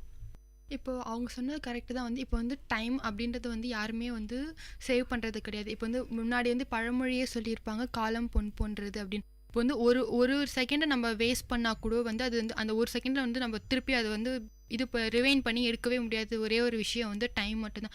அது எப்படியெல்லாம் நம்ம யூஸ் பண்ணலாம் அப்படின்றது முன்னாடியே ஒரு ஷெடியூல் போட்டு வச்சுக்கலாம். இப்போ பார்த்தீங்கன்னா ஆஃபீஸ் போகிறவங்க அந்த டைமில் தான் எல்லாத்தையும் தேடிட்டு இருப்பாங்க. காலையில் எந்திரிச்சு தான் எல்லாத்தையும் தேடி. இதில் முன்னாடி நாள் நைட்டே நம்ம எல்லாத்தையும் எடுத்து வச்சுக்கிட்டோம்னா அது மார்னிங் போகும்போது அது யூஸாக இருக்கும் நம்மளுக்கு. இப்போ பார்த்தீங்கன்னா காலையில் சில பேர்லாம் பார்த்தீங்கன்னா குளிக்கிறதுக்கே பார்த்தீங்கன்னா ஒரு 1 hour 1/2 hours கிட்ட எடுத்துப்பாங்க. சாப்பிட்றதுக்கு பார்த்தீங்கன்னா அப்போ ஒரு சில பேர்லாம் 2 மணி நேரம் கூட சாப்பிடுவாங்க. அதை டிவி பார்த்துக்கிட்டே சாப்பிட்ற மாதிரிலாம் அந்த மாதிரிலாம் இந்த மாதிரிலாம் இல்லாமல் அந்த வேலையெல்லாம் நம்ம ஒரு 10 நிமிஷம் பண்ணுற வேலையை ஒரு 1/2 hour 1 hour ஆக்கணும்னா அதில் டைம் ரொம்ப வேஸ்ட் ஆகும். இந்த மாதிரி இதெல்லாம் நம்ம குறைச்சிக்கலாம். இப்போ கீர்த்தனா சொன்னதை கேட்டிங்களே சஞ்சு, உங்களுடைய கருத்துக்களை சொல்லுங்கள் டைம் மேனேஜ்மெண்ட் பற்றி. டைம் மேனேஜ்மெண்ட் ஒரு மனுஷனோட வாழ்க்கையில் ரொம்ப முக்கியமான விஷயம். சின்ன வயசுலேருந்து ஆரம்பித்து காலேஜ் வேலை அந்த மாதிரி போகிற வரைக்கும் எப்போவுமே டைம்ன்றது கூடயே இருக்கும். பங்க்சுவாலிட்டின்றது ரொம்ப இம்பார்ட்டண்ட். அதுக்கு டைம் மேனேஜ்மெண்ட் தான் முக்கியமான விஷயம்னு நான் நினைக்கிறேன். கண்டிப்பாக எல்லாரும் சொன்ன மாதிரி டைம் மேனேஜ்மெண்ட் சின்ன சின்ன விஷயத்துலேருந்து பெரிய விஷயங்கள் வரைக்கும் கண்டிப்பாக டைமுன்றதை நம்ம லைஃப்பில் மேனேஜ் பண்ணி ஆகும் அப்படின்னு நான் நினைக்கிறேன். இன்னைக்கு காலத்தில் இந்த ப்ராவர்பை யாருமே பயன்படுத்தலன்னு தான் சொல்ல முடியும். அந்த காலம் பொன் போன்றது, கடமை கண் போன்றது. இந்த ப்ராவர்பை யாரும் இன்னைக்கு காலத்தில் ஒழுங்காக ஃபாலோ பண்ணுறதுல தான் சொல்லணும். அவங்களுக்கு கடமையே எவ்வளோ தான் பெருசாக இருந்தாலும் அந்த டைமை கரெக்டாக இது பண்ணிக்கிறதுல. இப்போ மார்னிங் ஸ்கூல் போகிற பசங்களே பார்த்தீங்கன்னா டெய்லி லேட் கம்மர்ஸ்ன்ட்டு பாதி பேர் வருவாங்க. இப்படி இருக்கும்போது அவங்க பஸ் மிஸ் பண்ணுவாங்க. அந்த மாதிரி கிளம்பும்போது பஸ் மிஸ் பண்ணுறது, ஆட்டோ மிஸ் பண்ணுறது. டைம் தான் எல்லாத்துக்குமே முக்கியம். பிஃபோராக கிளம்பிட்டோனாலே நம்மளுக்கு அந்த டைம் கரெக்டாக மேனேஜ் பண்ணிக்கலாம். இப்போ ஸ்கூலுக்கு கரெக்டாக 9 o'clock போகலாம். இப்போ சுபஸ்ரீ நீங்கள் சொல்லுங்கள், டைம் மேனேஜ்மெண்ட் ஸ்கூல் ஸ்டூடெண்ட்ஸ் எப்படி ஃபாலோ பண்ணணும்? என்ன கேட்டிங்கன்னா ஸ்கூல் ஸ்டூடெண்ட்ஸ் இப்போ நீங்கள் சொன்ன மாதிரி ஏன் லேட்டாக போகிறாங்கன்னு நான் நினைக்கிறேன்னா, அவங்க நைட்டே எதுவுமே எடுத்துக்கிறது இல்லை. ஏன்னா எனக்கும் என் வீட்டில் சில விஷயங்கள்லாம் நடக்கும். காலையில தான் ஐடி கார்டு தேடுறது, ஷூ தேடுறது, சாக்ஸ் தேடுறது, இது மாதிரி சின்ன சின்ன விஷயத்துல ஒவ்வொரு 5 minutes நம்ம வேஸ்ட் பண்ணுவோம். கீர்த்தனா சொன்ன மாதிரி அதெல்லாம் நம்ம முன்னாடியே எடுத்து வச்சுக்கிட்டு, முன்னாடி நாள் நைட்டே ப்ரிப்பேரா எடுத்து வச்சுக்கிட்டு அந்த மாதிரி இருந்தோம்னா காலையில பஞ்சுவலா இருக்கலாம் அப்படின்னு நான் நினைக்கிறேன். அதுக்கப்புறம் இன்னொரு விஷயம்னு பாத்தீங்கன்னா, இவங்க எதுலலாம் டைம் வேஸ்ட் பண்றாங்கன்னா, ஒண்ணுமே இல்லாத விஷயத்துல டைம் செலவு பண்ணிட்டு காலைல கிளம்பும் போது பிரேக்ஃபாஸ்ட் கூட அவாய்ட் பண்ணிட்டு வர பசங்க நிறைய பேர் இருக்காங்க. அவங்க எதுலலாம் டைம் வேஸ்ட் பண்றாங்கன்னு நான் நினைக்கிறேன்னா, இப்ப காலகட்டத்துல இருக்க பசங்க காலையில எழுந்த உடனே அந்த மொபைல் போன்ஸ்ல தாங்க கண்ணே திறக்கிறாங்க. அதுலயே எனக்கு கேட்டா ஒரு 1/2 hour வேஸ்ட் ஆயிடுது. காலையில எழுந்த உடனே அந்த 1/2 hour அந்த மொபைல் எல்லாம் பார்க்காம எழுந்து ரெடி ஆனாங்கன்னா அவங்க உடலுக்கும் டிஃபன் அதெல்லாம் சாப்பிட்டுட்டு பஞ்சுவலா ஸ்கூலுக்கு வரலாம் நான் நினைக்கிறேன். அவங்க சொன்னது கரெக்ட் தான். இருந்தாலும் இப்போ இருக்கிற காலகட்டத்தில் பசங்க ரொம்பவே டைவர்ட் ஆயிருக்காங்க. ஸோ அதனாலேயே என்ன ஆகுதுன்னா, அந்த காலத்தை கம்பேர் பண்ணி பார்க்கும்போது இப்போ இருக்கிற பசங்கக்கிட்ட டைம் மேனேஜ்மெண்ட்ன்றது சுத்தமாக இல்லை. ஸ்கூல் பசங்களுக்கு ஃபர்ஸ்ட் எதால அவங்க இது பண்ணுவாங்கன்னா, காலையில லேட்டா எந்திரிக்குது. 8 மணி ஸ்கூல்னா 7:30 மணிக்கு தான் எந்திரிப்பாங்க. இந்த 7:30 மணிக்கு இருந்துச்சு அந்த 1/2 hour கண்டிப்பா அவங்களால ரெடி ஆக முடியாது. அப்போ பாத்தீங்கன்னா 8 o'clock கிளாஸ்க்கு 8:10 தான் போவாங்க. என்னடா இது 8 மணி கிளாஸ்க்கு 8:10 கொஞ்சம் நான் எப்படி உன்னை உள்ள சேர்ப்பேன். அவங்களுக்கு பேரே தனியா ஒன்று வச்சிருப்பாங்க, லேட் கம்மர்ஸ் அப்படின்ட்டு. ஒரு நாள் லேட்டா வந்தாலும் சரி, ஒரு நாள் லேட்டாக அவங்க ஒரு 10 நாள் கழிச்சு லேட்டாக வந்தால் கூட நீ டெய்லியுமே லேட்டாக தானே வர, உன்னை எதுக்கு நான் உள்ளே சேர்க்கணும், அந்த மாதிரிலாம் கேள்வி கேட்பான். இதுக்கு அவங்க காலையிலே அலாரம் வச்சுட்டு ஒரு 6:30 அப்படி எழுமுனா அவங்க கொஞ்சம் சீக்கிரமாக வரலாம் ஸ்கூலுக்கு. அப்போ ஆனால் அலாரம் மேட்டரே பார்த்தீங்கன்னா நம்ம வைக்கிறதே 7 மணி 8 மணிக்கு தானே கிளாஸு, நம்ம ஒரு 7:30 மணிக்கு எந்திரிச்சா போகுது. சில பேர்லாம் 7:30 மணிக்கு அலாரம் வச்சா கூட அதை கட் பண்ணிட்டு இன்னும் ஒரு 10 நிமிஷம் தூங்கலாமே அந்த மாதிரிலாம் சொல்லுவாங்க, நினைப்பாங்க. அந்த மாதிரிலாம் இல்லாமல் கொஞ்சம் டைம் கரெக்டாக எழுமுனா மார்னிங் சீக்கிரமாக போகலாம். கண்டிப்பாக ஸ்கூல் பசங்கன்னு வரும்போது அவங்க வந்து லேட் பண்ணுவாங்க தான். கண்டிப்பாக எல்லா வேலையும் அவங்க அம்மாவே பண்ணோன்னு எதிர்பார்க்கறது ரொம்ப தப்பு. பசங்களும் கொஞ்சம் செய்யணும். இந்த ஐடி கார்டு, லஞ்ச் பாக்ஸு இதெல்லாம் அவங்களே கொஞ்சம் பண்ணிக்கலாம்.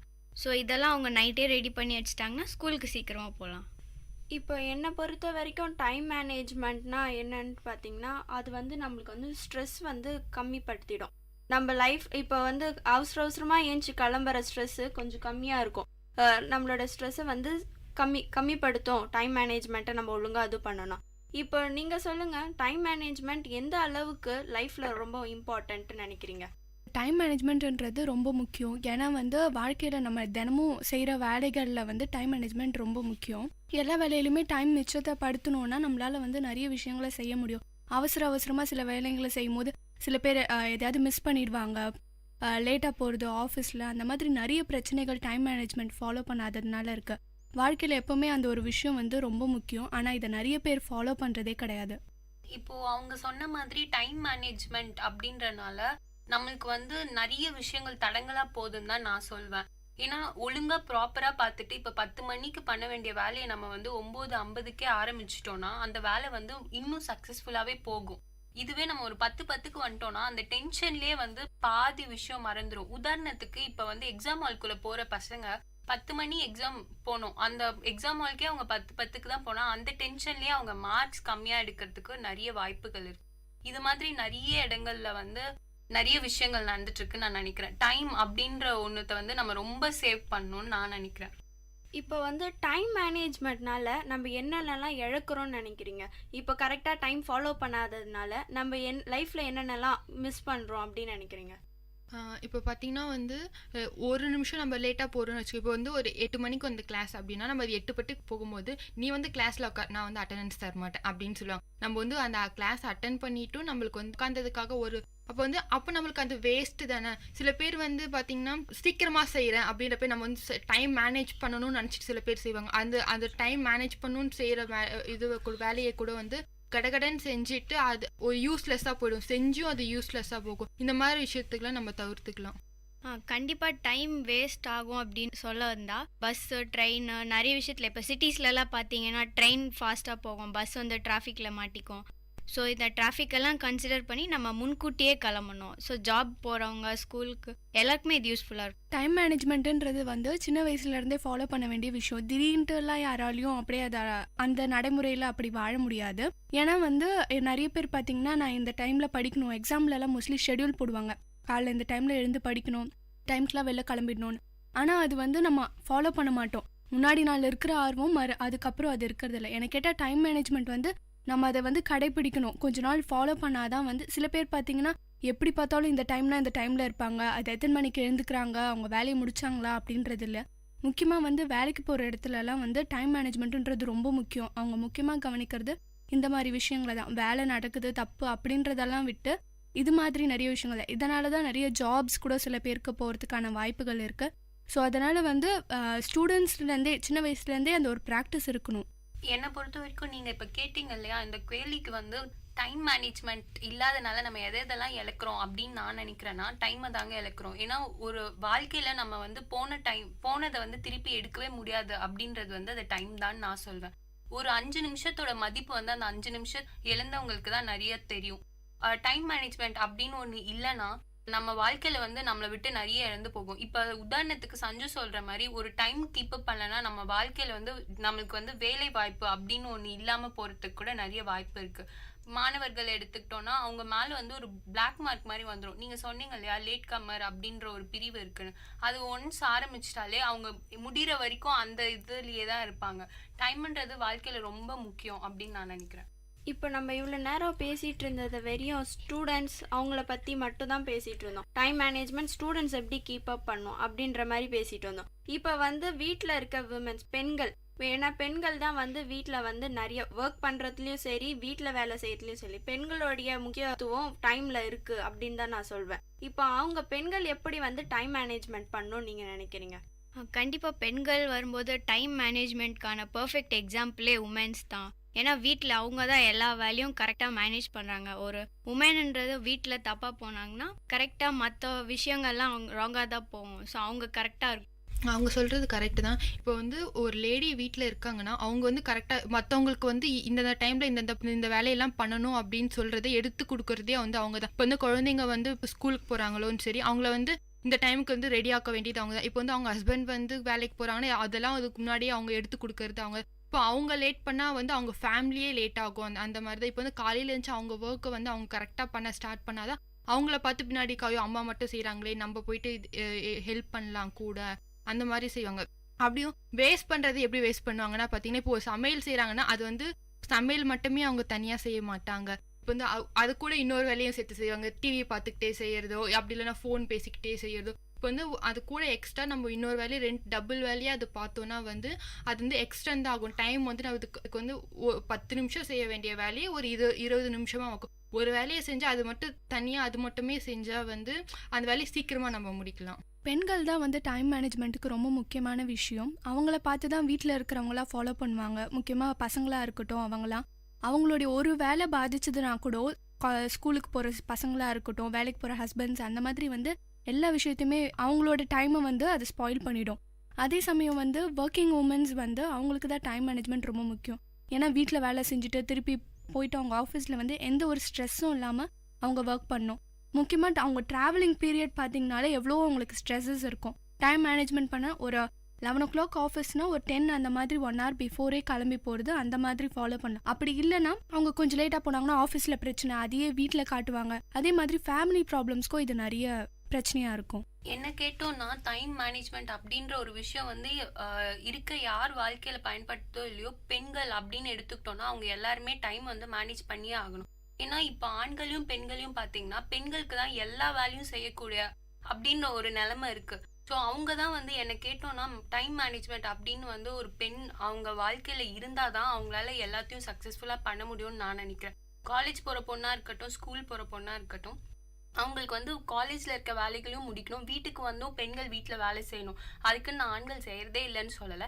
ஆண்களை கம்பேர் பண்ணும்போது பெண்களுக்கு தான் நிறைய வேலைகள் இருக்குது. அவங்க ஒவ்வொரு வேலைக்கும் டைம் மேனேஜ்மெண்ட் பார்த்து கரெக்டாக பிரித்து வச்சுட்டு செஞ்சால் மட்டுமே அவங்களால எல்லாமே சக்ஸஸ்ஃபுல்லாக முடிக்க முடியும்னு நான் நினைக்கிறேன். இப்போ பார்த்தீங்கன்னா ஒரு நாளைக்கு 24 மணி நேரம் இருக்குது. அந்த 24 மணி நேரம் எத்தனை பேர் வந்து நல்ல விதமாக யூஸ் பண்ணுறாங்க, எத்தனை பேர் வந்து தப்பாக யூஸ் பண்ணுறாங்க. டைம் மேனேஜ்மெண்ட் வந்து எப்படி அதே 24 hours ஒருத்தவங்க பெரிய அச்சீவ்மெண்ட் பண்ணுவாங்க, அதே 24 hours ஒருத்தர் கெட்டும் போவாங்க. அந்த மாதிரி நீங்கள் ஏதாவது எக்ஸாம்பிள்ஸ் வச்சுருக்கீங்களா? அது மாதிரி நிறைய இருக்குது. முக்கியமாக பார்த்தீங்கன்னா ஸ்கூலில் இந்த படிக்கிற பசங்க அப்படிலாம் இருக்கிறவங்களாம் பார்த்தீங்கன்னா எக்ஸாம் வந்து ஆரம்பிக்குதுன்னா அதுக்கு ஒரு 1 week முன்னாடியிலேருந்தே டெய்லி நைட் ஸ்டடீஸ் பண்ணுறது, மார்னிங் எழுந்து படிக்கிறது, அந்த மாதிரி நிறைய விஷயம் ஃபாலோ பண்ணுவாங்க. இன்னொரு கேட்டகரி ஆஃப் பீப்புள் பார்த்தீங்கன்னா எக்ஸாம் இன்னும் வரலையே, அதுக்கு முன்னாடி பார்த்துக்கலாம், முன்னாடி நாள் நைட் பார்த்துக்கலாம் அப்படின்ற மாதிரி கொஞ்சம் நேரத்தை அப்படியே வீணடிக்க ஆரம்பிச்சிருவாங்க. இப்போ நீங்க கேட்ட கேள்வி என்னால புரிஞ்சுக்க முடியுது ஜனனி. நீங்க என்ன சொல்ல வரீங்கன்னா எத்தனை பேர் வந்து அதே 24 மணி நேரத்துல வந்து பாதி பேர் அச்சீவ் வராங்களே, ஏன் மிச்ச பேர்லாம் அச்சீவ் பண்றது இல்லை அப்படின்னு நீங்க கேட்க வரீங்க. எனக்கு புரியுது. அது ஏன்னா அந்த பாதி பேர் வந்து டைம் மேனேஜ்மெண்ட் பண்றாங்க அப்படின்னு சொல்றதை விட அவங்க வந்து இருக்கிற டைமை வந்து யூஸ்ஃபுல்லா பயன்படுத்திக்கிறாங்கன்னு தான் நான் சொல்லணும். ஏன்னா அச்சீவ் பண்ணாதவங்க இருக்காங்க இல்லையா, அவங்க பண்ணக்கூடிய விஷயத்துலயும் நிறைய நல்லதுகள்லாம் இருக்கு. ஆனா அவங்க வந்து அவங்களோட வாழ்க்கைக்கு அது பயனுள்ளதா இல்லாத விஷயங்கள்ல டைமை வேஸ்ட் பண்றாங்கன்னு நான் நினைக்கிறேன். இது வரைக்கும் நம்ம காரசாரம் நிகழ்ச்சியில் டைம் மேனேஜ்மெண்ட் பற்றி நிறைய விஷயங்களை பேசிட்டு இருந்தோம். இது ஒரு சிறிய இடைவெளிக்கு பின் தொடரும்.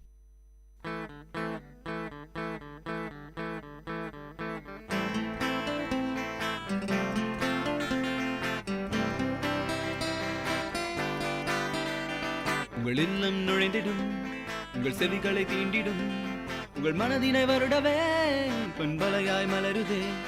உங்கள் இல்லம் நுழைந்திடும், உங்கள் செவிகளை தீண்டிடும், உங்கள் மனதினை வருடவே பண்பலையாய் மலருதே.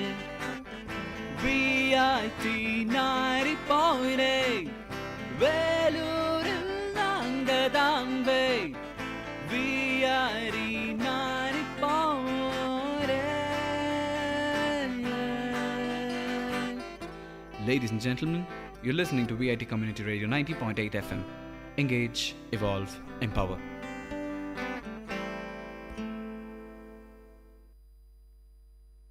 வணக்கம், இது விஐடி பண்பலை 90.8. இது வரைக்கும் நம்ம காரசார நிகழ்ச்சியில் ஸ்டூடெண்ட்ஸ் எப்படி டைம் மேனேஜ்மெண்ட் பண்ணணும், பெண்கள் எப்படி டைம் மேனேஜ்மெண்ட் பண்ணணும் அப்படின்றத பார்த்துட்டு வந்தோம். இன்றைக்கி காலகட்டத்தில் பார்த்தீங்கன்னா மாணவர்கள்லாம் வந்து மாணவர்கள்னு சொல்ல முடியாது, எல்லாருமே மோஸ்ட்டாக ஆண்ட்ராய்டு மொபைல்ஸ் வச்சுருக்க எல்லாருமே வந்து இன்றைக்கி வந்து அந்த சோஷியல் நெட்வொர்க்ஸை வந்து நிறைய பயன்படுத்துகிறாங்க. அதனாலலாம் கூட டைம் மேனேஜ்மெண்ட் பாதிக்கப்படுது அப்படின்றத நான் சொல்கிறேன். இன்னைக்கு நீங்கள் எல்லாம் என்ன சொல்கிறீங்க? சோஷியல் மீடியா வந்து இப்போது எல்லாரோட லைஃப்லையுமே ஒரு பார்ட்டாகவே ஆயிடுச்சு. எல்லா வேலைகளையும் மிச்சம் பண்ணுன்றதுக்காக தான் வந்து இந்த மாதிரி எப்படி சொல்கிறது, மொபைல் ஃபோன்ஸ் அந்த மாதிரி நிறைய இன்வென்ட் பண்ணாங்க. ஆனால் அதுலேயே நம்ம டைமை ஃபுல்லாகவே ஒரு டைம் பாஸ்ன்றதை போய் எல்லா நேரத்தையும் அதுலேயே செலவு பண்ண ஆரம்பிச்சிடும்.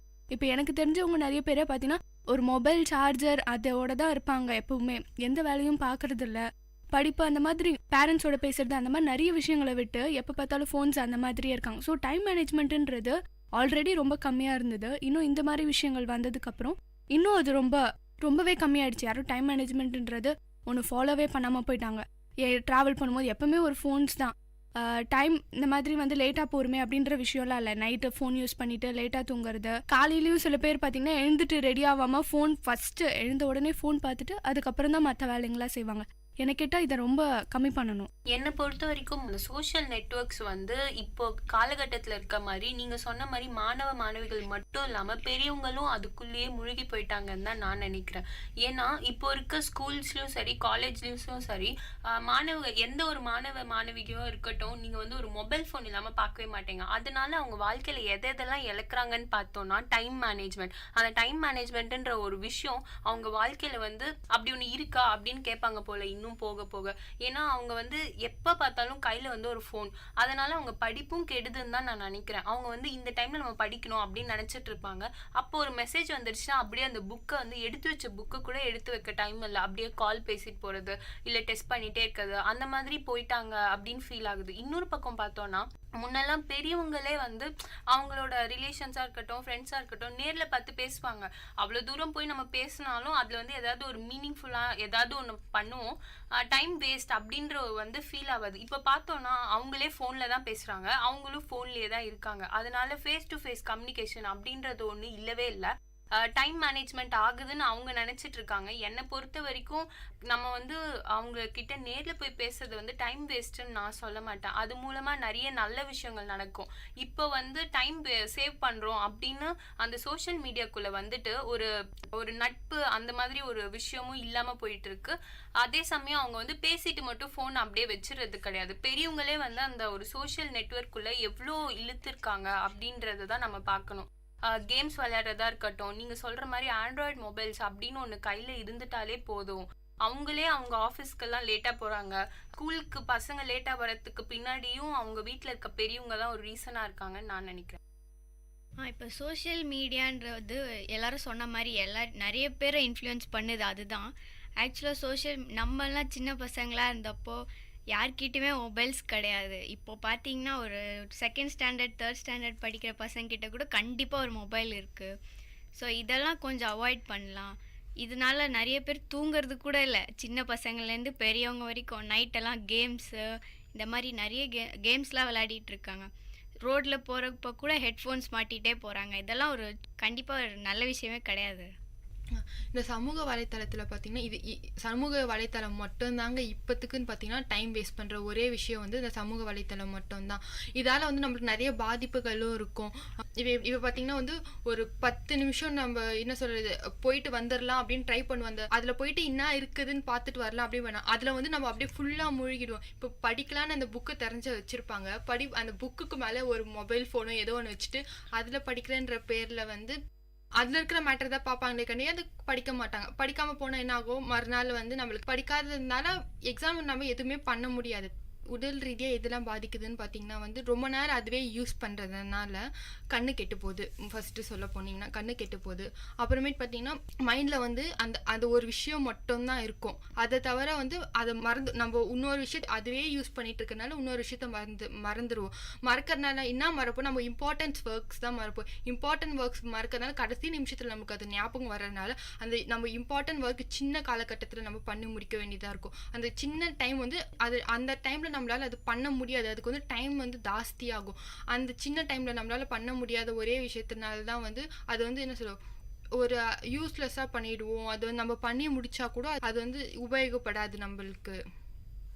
இப்போ வந்து டைம் மேனேஜ்மெண்ட்னால நீங்கள் பர்சனலாக என்னென்னலாம் இழந்திருக்கீங்க அப்படின்றத சொல்லுங்கள். டைம் மேனேஜ்மெண்ட்டை என் லைஃப்பில் பார்த்திங்கன்னா இந்த மாதிரி நிறைய இன்சிடென்ட்ஸே இருக்குது. மோஸ்ட்லி இப்போ நானே பேசுகிறேன்னா கூட ஒரு தடவை வந்து முன்னாடி நாள் நைட் வந்து படிக்கிறது அப்படின்ற ஒரு விஷயத்துக்காக இருந்தேன். பட் அதுக்கப்புறம் வந்து ஃபோன்ஸ் அந்த மாதிரி வந்ததுக்கப்புறம் வந்து அதில் சேட் பண்ணுறது பேசுறது அந்த மாதிரி இருந்தனால வந்து ஒரு தூக்கம் வந்து கம்மியாயிடுது. அதனால் மார்னிங் எக்ஸாம்ஸ்க்கு எழுந்து படிக்கிறேன் அப்படின்னும் போது இப்போ 8 மணிக்கு ரெடி ஆகி கிளம்பணும் அப்படின்ற ஒரு விஷயத்த மறந்து இன்னும் படிக்கலான்னு கொஞ்சம் கொஞ்சமாக அதை தாமதப்படுத்திட்டு அதுக்கப்புறமா ரெடி ஆகி காலேஜ் போகிறோன்னும் போது நம்ம கிளம்புறோம், வீட்டிலேருந்து கிளம்புறோம்னாலே ஒரு விஷயமும் எப்போவுமே தடங்களாகவே ஆகும். டிராஃபிக்காக இருக்கட்டும், சில சமயம் டிரான்ஸ்போர்ட் ஃபெசிலிட்டிஸ் ஒழுங்காக இருக்காது. ஸோ அந்த மாதிரி ஒரு விஷயமும் பாதிச்சு அதுக்கப்புறமா கடைசியாக பார்த்தீங்கன்னா எக்ஸாம் ஹால்ஸ்குள்ளே போகும்போது அங்கே வந்து எக்ஸாம் எழுத விடாமல் அந்த மாதிரி நிறைய பிரச்சனைகளால் எக்ஸாம்ஸ் ஒழுங்காக எழுத முடியாமல் போகுது. இந்த மாதிரி நிறைய பிரச்சனைங்க நானும் என் லைஃப்பில் ஃபேஸ் பண்ணியிருக்கேன். என் வாழ்க்கையில பாத்தீங்கன்னா ஒரு 5 நிமிஷம் நான் லேட்டா போனதுனால இப்போ நான் ரீசெண்டா தான் ஃபேஸ் பண்ணேன். ஒரு 5 நிமிஷம் நான் அன்னைக்கு மட்டும் காலைல கொஞ்சம் சீக்கிரமா எழுந்துக்கிறதோ இல்ல வந்து உட்காந்து படிச்சுட்டு இருந்ததுனால தான் லேட் ஆயிடுச்சுன்னு நினைக்கிறேன். உட்காந்து படிச்சுட்டு இருந்துட்டு அந்த 5 நிமிஷம் நான் லேட்டா கிளம்பினால 2 வாரம் எனக்கு நிம்மதி தூக்கம் அப்படின்றது ஒண்ணே இல்லை. பாத்தீங்கன்னா எக்ஸாமோட செகண்ட் எக்ஸாம் அது. ஒரு 5 நிமிஷம் நான் லேட்டா கிளம்பினால என்னால அந்த எக்ஸாமே எழுத முடியாம போயிடுச்சு. அந்த எக்ஸாம் எழுத முடியாதனால பின்னாடி வர எல்லா எக்ஸாமுமே நான் வந்து மைண்ட்ல வச்சா ஒரு எக்ஸாம் எழுதலையே அப்படின்ற ஒரு விஷயம் இருந்துகிட்டே இருந்துச்சு. அதுக்கப்புறம் அந்த எக்ஸாம் நான் எழுதுறதுக்கு 2 வாரம் திரின்னு தெரிஞ்சாங்க, அழைஞ்சிக்கிட்டே இருந்தேன். அந்த 5 நிமிஷம் நான் மட்டும் இன்னைக்கு சீக்கிரமா வந்திருந்தேன்னா எனக்கு வந்து அந்த 2 வாரம் வேஸ்ட் ஆயிருக்காது. அந்த 5 நிமிஷம் நான் கொஞ்சம் ஏர்லியா வந்திருந்தேன்னா நான் அந்த 2 வாரத்துல எவ்வளவோ விஷயங்கள் பண்ணியிருப்பேன். பின்னாடி வந்த எக்ஸாம்ஸையும் நான் நல்லா எழுதியிருப்பேன். அதுக்கப்புறம் ஒரு வாரம் இருந்துச்சியா, அந்த பீஸ்ஃபுல் மைண்டே எனக்கு இல்லை. அந்த 2 வாரமும் நான் வந்து ஒழுங்கா தூங்கல. அந்த விட்டு போன 50 மார்க் மட்டுமே தான் என் மனசுல இருந்துகிட்டே இருந்துச்சு. அதனால வந்து நான் ப்ராப்பரா வந்து காலேஜுக்கு வரல. அப்படியே காலேஜுக்கு வந்தும் அந்த எக்ஸாம் எப்படிலாம் எழுதலான்ட்டு தெரிஞ்சிட்டு இருந்ததுலேயே மிச்ச விஷயங்கள் நிறைய நான் வந்து மிஸ் பண்ணிட்டேன். நம்ம எழுதி முடிச்ச பேப்பர் கொடுத்தது கூட நான் ஒழுங்கா எவால்வேட் பண்ணல. அது மூலமா நான் நிறைய மிஸ் பண்ணேன். இப்போ என் வாழ்க்கையில் பார்த்தீங்கன்னா வந்து செமஸ்டர் எக்ஸாம் அப்போது என் ஹால் டிக்கெட் என் ஃப்ரெண்டுக்கிட்ட போயிடுச்சு. ஓகேவா, மறுநாள் நீ எடுத்துகிட்டு வந்துடு, நான் வீட்டில் மறந்துடுவேன் அப்படின்னு சொல்லிட்டு நான் அவகிட்ட கொடுத்து அனுப்பிச்சிருந்தேன். அவள் மறுநாள் என்ன பண்ணா, வீட்டில் இருந்து ஒரு 10 நிமிஷம் லேட்டாக கிளம்பி அவள் பஸ்ஸை விட்டு வரத்துக்கு காலேஜ் வரத்துக்கு லேட் ஆகிடுச்சு. இந்த லேட்டான டைமில் என்ன ஆச்சு, அவளும் எக்ஸாம் எழுத முடியல, நானும் எக்ஸாம் எழுத முடியல. அதுக்காக நாங்கள் போயிட்டு அலைஞ்சு போயிட்டு ப்ரோக்ராம் செலக்டை போயிட்டு சைன் வாங்கிட்டு வந்து இது பண்ணி நாங்கள் லேட்டாக வந்துட்டோம் அப்படின்னு சொல்லி இது பண்ணதுனால கிட்டத்தட்ட 2.5 மணி நேரம் 3 மணி நேரம் எக்ஸாமு 1 hour கழிச்சு நாங்கள் போய் எழுதியிருக்கோம். அப்போ 1 hourல வந்து எல்லாரும் பார்த்தீங்கன்னா அந்த ஃபர்ஸ்ட் அந்த இதெல்லாம் எழுதி முடிச்சுட்டு இருப்பாங்க. எங்களுக்கு வந்து டைம் பத்தில் எழுத முடியல. நாங்கள் ப்ரிப்பேர் பண்ணிட்டு வந்தது எதுவுமே வந்து எக்ஸாம் ஷீட்ஸில் வந்து எழுத முடியலை எங்களால். இப்போ வந்து ஒரு 10 நிமிஷம் வந்தால் இப்போ இதில் வந்து இன்னும் நல்லா தெரிஞ்சுக்கோங்க, நம்ம மட்டும் கிடையாது, நம்ம கூட இருக்கிறவங்களும் வந்து டைம் மேனேஜ்மெண்ட் கரெக்டாக இருக்கணும் அப்படின்னு சொல்றது தான் நான் சொல்கிறேன். இப்போ அவள் லேட்டாக வந்ததுனால எனக்கும் பிரச்சனை. இது வந்து என்னுடைய இதுவும் ஒன்று இருக்குது. நான் வந்து ஃபஸ்ட்டு அவகிட்ட கொடுத்து அனுப்பிச்சிருக்க கூடாது, என் தப்பும் இருக்குது. ஆனால் வந்து யாருன்னா ஒருத்தர் மிஸ்டேக் பண்ணால் கூட அந்த டைம்ன்றது எல்லாருக்கும் பாதிக்கப்படுது. இப்போ என் வாழ்க்கையிலன்னு பார்த்தீங்கன்னா நான் வந்து எப்பயுமே டைம் கீப்பப் பண்ணி வந்துடுவேன், பங்க்சுவலாக தான் இருப்பேன், என்றைக்குமே லேட்டாக வந்தது கிடையாது. ஸோ ஒரு நாள் என்னாச்சுன்னா நான் கரெக்டாக வந்துட்டேன், என் ஃப்ரெண்ட்ஸ் வந்து லேட்டாக வந்துட்டாங்க. ஸோ இதனால ஹோல் கிளாஸே வந்து நாங்கள் போய் பிரின்சிபல் ரூமில் நின்னோம், அதாவது எங்கள் ஸ்கூல் டேஸில். ஸோ இதுதான் நான் ஃபேஸ் பண்ண ப்ராப்ளம். இப்போ பார்த்தீங்கன்னா டைம் மேனேஜ்மெண்ட் எவ்வளோ முக்கியம் அப்படின்றத நம்ம பார்த்துட்டு வந்தோம். நீங்கள் உங்களோட பர்சனல் ஒப்பீனியன்னு சொன்னீங்க. இதில் வந்து நான் ஒரு சின்ன ஒரு கதை மாதிரி சொல்கிறேன். காலேஜில் ஒரு டீச்சர் வந்து டைம் மேனேஜ்மெண்ட் பற்றி லெசன் எடுக்கிறாரு.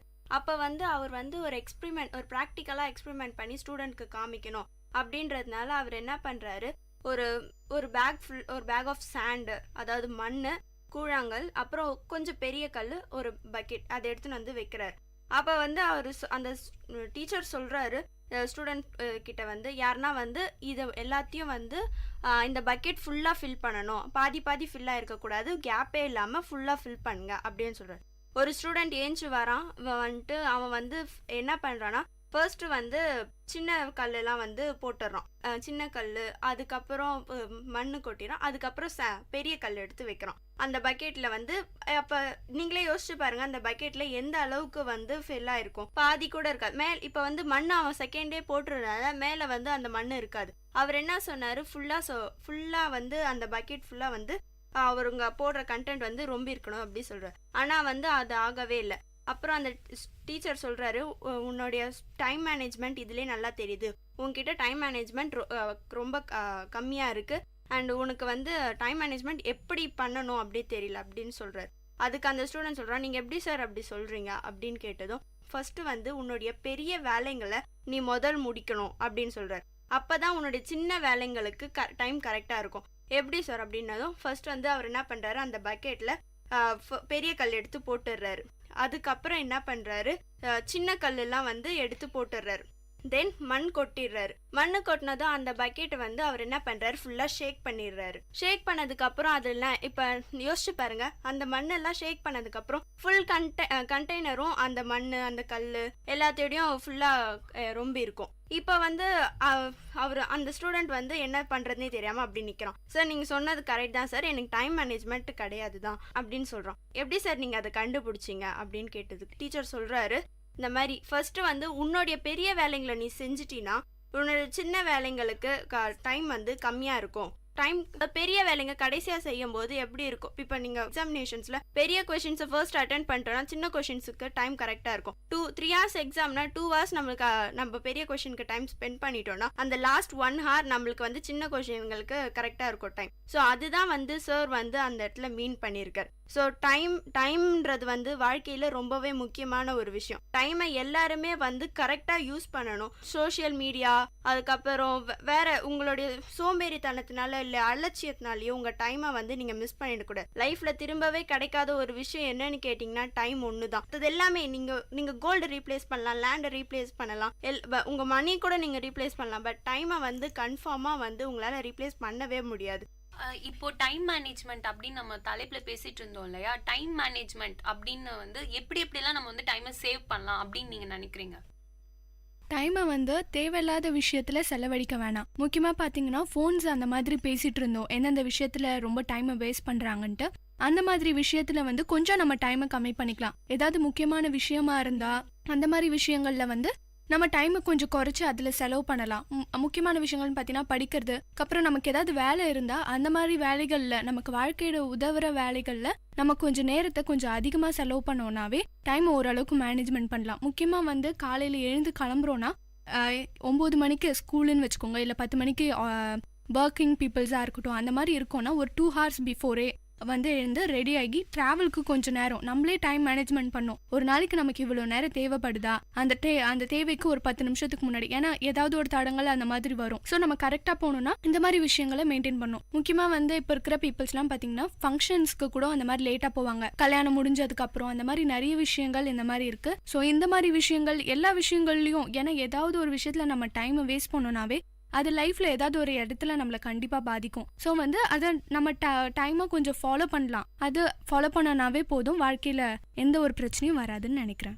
இது வரைக்கும் நம்ம காரசாரம் நிகழ்ச்சியில் டைமை எந்த அளவுக்கு மெயின்டைன் பண்ணலாம், டைம் எந்த அளவுக்கு நம்ம சேவ் பண்ணால் நம்ம வாழ்க்கையில் நல்ல விஷயங்கள் நடக்கும் அப்படின்னு பற்றி பல விஷயங்களை நம்ம பார்த்துட்டு வந்தோம். இத்துடன் நீங்கள் கேட்டுக்கொண்டிருந்த காரசாரம் நிகழ்ச்சி நிறைவடைகிறது.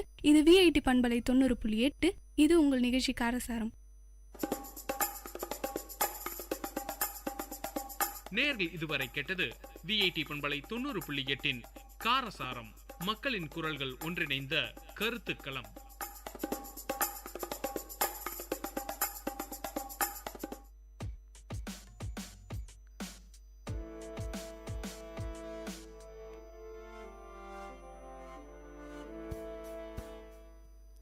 You are tuned to 90.8 Community Radio. We are Tanvi and Sandal, and we will be your hosts for the show Silver Linings. Today our topic is expressing one's opinion. I'm pretty sure this topic is not unknown to any one of our listeners. We all have at least once been in dilemma with our opinion, right? Anyhow, without me further blabbering anymore, let's proceed with the show. A wise man makes his own decisions. and an ignorant man follows public opinion. The digital age confers upon all internet connected individuals the means to express their opinion to billions, to the entire connected world. The problem becomes that there are so many reactive opinions that flood into cyberspace that very few opinions attain much resonance within the masses. An opinion is a view or judgment formed upon a particular topic, not necessarily based on facts, but based on one's perspective or standpoint. These opinions may have varying reactions with different people from different walks of life. Some may agree with us, some may offend others. But these shouldn't force us to confound or conform to public opinion. Whenever we see or read something, our mind develops an opinion about it. It may be consciously or unconsciously, positive or negative, in favor or against. It all depends on what we feel and what we think. This opinion varies person to person and can almost never be the same. You may think that two people think alike, but please notice that the word we use here is alike and not same. We all have had different experiences in our life and want different things from it. This is what our opinions majorly depend upon. They depend upon our morals, our trusts, our faiths, and our beliefs. They also depend upon our judgment and ability to differentiate between the right and the wrong. Now, it is not necessary for one's opinion to always be right, and one must know how to react when it is proved wrong. Having one's own opinion can also be known as a personal opinion. It helps greatly in decision making. It makes us independent as we don't have to depend on others to take any of our decisions for us or for our lives. Most people usually prefer if someone else makes a decision for you or for them, even if it affects their life or cause negatively. And to understand this, you don't even need to think very much. Just recall the last time you went out with your friends or maybe your family and someone asked you a very simple question. What would you like to have? A very common response in such a situation is, anything is fine with me. There can be a number of reasons behind this response. Either the person is afraid that his or her choice is not good enough, or people with him or her might not like what he or she orders, or maybe he or she really doesn't care. But why? Why such a weird answer? Do you really don't care what you eat? Like, really? Obviously not. The reason is that you're just not confident enough to put your opinion in front of this large group of people. This should not ever happen to any one of us. There is an interesting thing that I recently read about.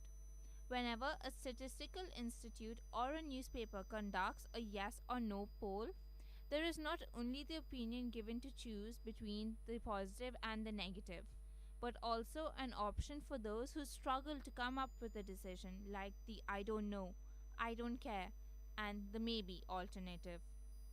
One of the polls that were considered was about a current affair that was widely discussed in the media. However, more than 31% of the participants had absolutely no opinion towards the question of the survey and couldn't decide whether they were for or against it, which is why they choose the impartial option.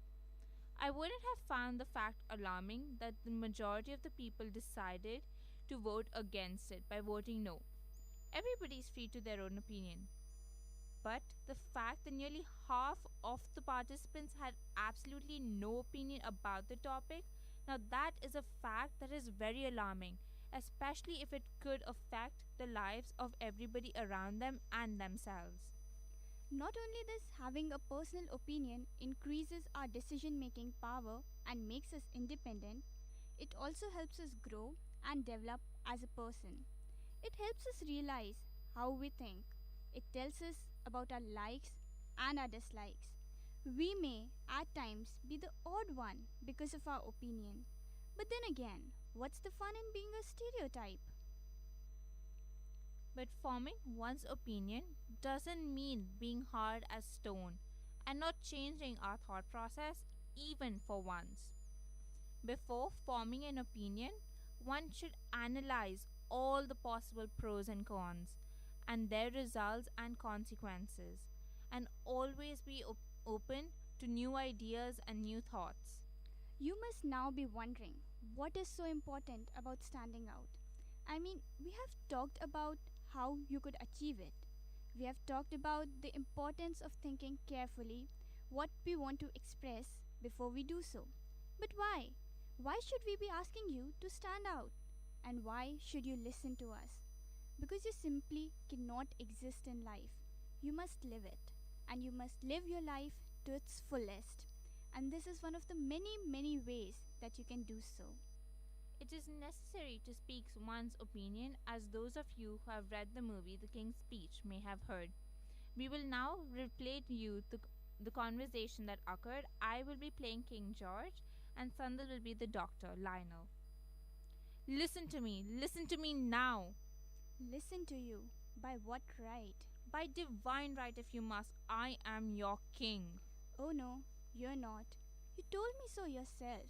You said you didn't want it. Why should I waste my time listening to you? 'Cause I have the right to be heard. I have a voice. Yes, you do. As far as life is concerned, we express our opinion as everyone is characteristically different from one another. We have undoubtedly been brought up in different situations and been shaped by unique circumstances. These irregularities in our past make sure that we would have different thoughts about some, if not all, the topics in the world. Our voice, our thoughts, that is what helps us stand out. So let's start by understanding how to form one's own opinion. To do this, we first need to understand our standing and our belief regarding the issue in question. We cannot form an opinion just by nodding to what someone else is saying and agreeing point to point on everything that someone says. We pretty much live most our lives on autopilot. We're given a set of rules and opinions that we must agree to, like go to school, pursue college, get a job, settle down, and then have a family. And that's perfectly fine if you want to be just another face in the crowd. But that doesn't leave much room for you to stand out. Society has inbuilt in us a way of identifying the misfits, idolizing the beautiful, and alienating the different. The question remains is, how do you feel about these words? How do you feel about these adjectives, these labels, and the world around you? I think everyone will agree that we often remain quiet when we think that our opinion may offend others. We often don't say anything because of the fear of being laughed upon. And these are just two. Because of reasons like this, our thoughts remain thoughts and are never spoken of. We may keep feeling that what we are thinking is more appropriate, but be unable to present it in a proper way.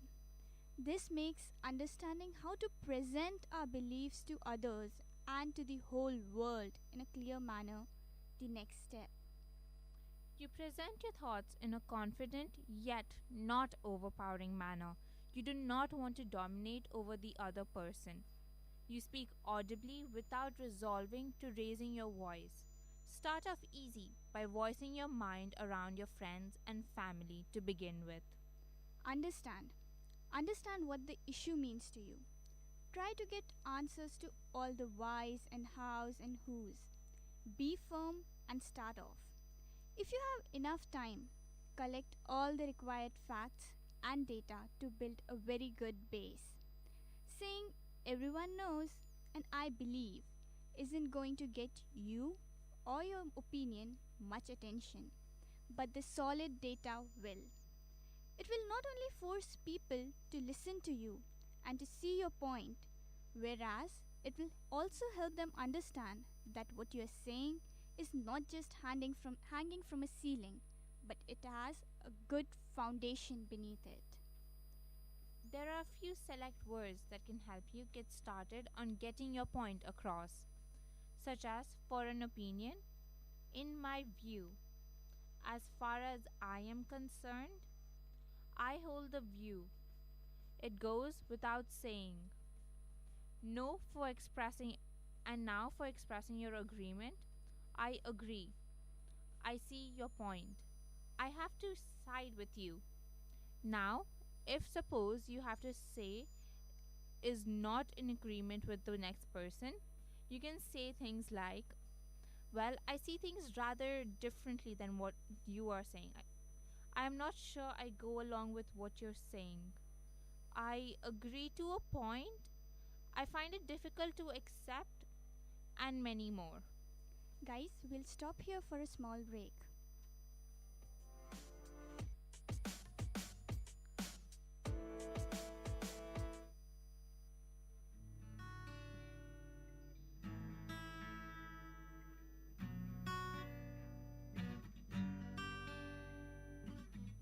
Little hands and little feet, little eyes and little teeth, don't make you smile, don't they make you laugh?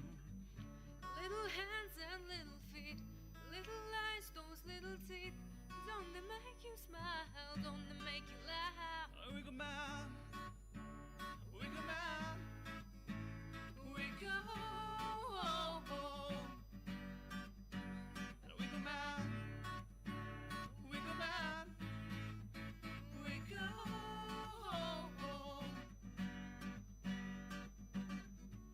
Every weekend that goes by, run to you, they climb on you.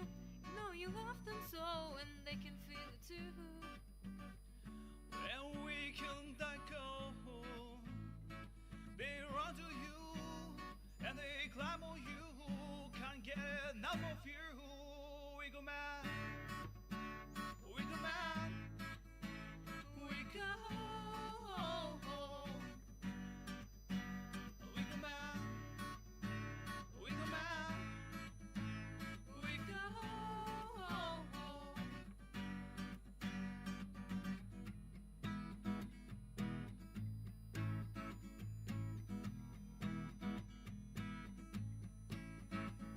Cause happiness is like a flu, if I catch it, you get it too. If you think about it, you'll feel it too. So stand up, run fast, go find someone. Well, meet and share a loving heart. Cause the time has come, just gather around and hold their arms, we go mad. We go mad. We go Hey, we go mad. Little hands and We go mad. little eyes, those little teeth, don't they make you smile, don't they make you laugh? We go mad. Every weekend that We go goes mad. by, run to you, they climb on you. You know you love them so, and they can feel it too. We go mad. VIT பண்பலை பெருமையுடன் வழங்கும் சுதந்திர தின பாடல்.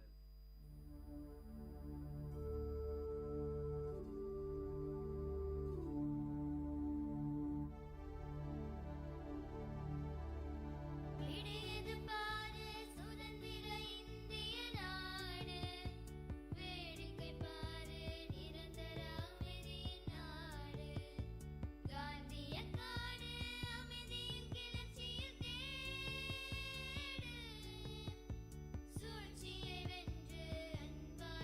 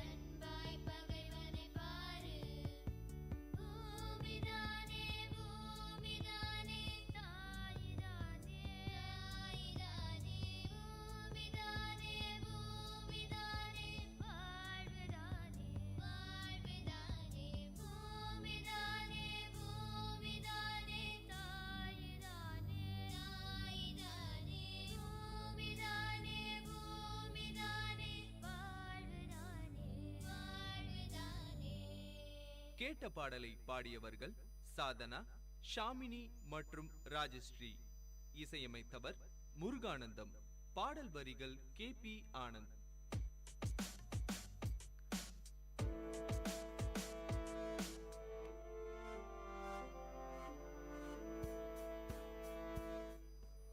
You are tuned to 90.8 VIT Community Radio. I am Sandal and with me is Tanvi, and we are your hosts for the Silver Lining Show. The topic we chose today is expressing our opinions. Now resuming the show, one of the most commonly posed questions is how can I interrupt a conversation when I want to share my opinion, or how do I get into a conversation that isn't necessarily directed at me? Depending on the situation, you can use the following statements. Sorry to interrupt. Do you mind if I add something? Excuse me, but in my opinion. Before you or we go on, I would like to say something. Sorry to cut you off. Next comes the flexibility to change and modify opinion. The importance of having an opinion cannot be stressed out enough, but even more important is it to be willing to change one's opinion. Whenever we notice that we are in the wrong, or that we have been biased or manipulated by emotions, changing one's opinion and admitting to be mistaken is something just a few people can really do. As the vast majority of people over the world cannot acknowledge the fact that it was them who was mistaken about something, even if presented the true facts. These reasons may include ego-driven self-confidence. It is easier to blame others than oneself. We need to understand the fact that every story, like every coin, has two sides. You might think what you're saying is right, but that doesn't mean the other person is wrong. Maybe he or she just has a different perspective of the situation. A balance is never balanced if weight is kept only on one side. We must consider both the sides so that the opinion that we have is just and fair. What we normally tend to do is to hear one side of the story about an event, incident, etc., and we start to forge an opinion out of the information presented. This is completely natural, but in many cases, it's simply not enough to just rely on one perspective or side for something to be true. This doesn't mean we are asking you to continuously change your opinion every time something new comes up. We shouldn't let emotions cloud our judgment or cause change in our opinion. We should be firm enough to stick to it unless and until something actually factual and relevant presents itself. Now coming to the bigger part of expression, publishing one's opinion to the world. But then again, what's the need of it? Why does the whole world need to know what you think? Trust me, my friends, it does. No matter how far developed the world becomes, there's always a need of a different opinion. These different opinions are the ones that set the trend in any era. But then again, nothing is all sweet. An opinion, like any other important decisions, must be made carefully and thoughtfully. We must be certain that the words we express are of our own and not somebody else's. This is crucial as words have consequences. So when the consequences arise, whether they be good or bad, we must be able to stand by what we have said and take complete responsibility for them. We can always direct our opinions through social media, blogs, newspapers, speeches, etc. A few people prefer speaking it out in open, while others might prefer to post it as articles. It again becomes a role of our opinion on all the available resources that which one we think is the best for us. Our opinion matters everywhere, from the words we choose to speak to the brand of toothpaste we choose. from the importance of our presence in a class to the time we sleep at night. Throughout the day, week, month, year, our lives, our opinion matters. If not to others, then at least to ourselves. To learn how to express yourself with powerful impact and make your voice be heard, you must develop your case logically, write persuasively, and punctuate everything with visual impact. Only then will you have a chance to change minds and to change the world. Voicing one's opinion can be a form of empowerment. Don't you think so? Definitely. I mean, in today's world, every change that is occurring socially is because of someone somewhere realized that their voices matter and have made it a point to be heard. I believe expression of one's opinion signifies empowerment. Take for example teaching institutes. Expression can identify a student. It shows who can and cannot play a decisive role in future. It shows who is willing to stand up for what they believe in. Expression is a right that every citizen is entitled to. We have the right to express our disagreement in a justified and suitable manner. And it is only because of this right of expression and the countless people who have expressed their support or anger towards laws and reforms that the change has occurred in the world. Expression of opinion has empowered women all over the world. They now have a say in family matters. They can now participate in sale and purchase of property and be the benefactor of their family inheritance. Can there be other methods of expressing your thought other than verbal communication? Yes, why not? A few rallies, including candle marches, dharnas, are extreme ways of not only showing but also forcing one's opinion. No one amongst us can forget the post-Nirbhaya rallies, nor can we forget the Jessica Lal murder case. People share different opinions on different topics in different ways. I still remember reading a very simple headline in newspaper stating, "No one killed Jessica," after her murderers were let loose. The line was simple but was highly impacting. We have in our country the freedom of speech. We can always come forward and challenge the decisions taken by the government.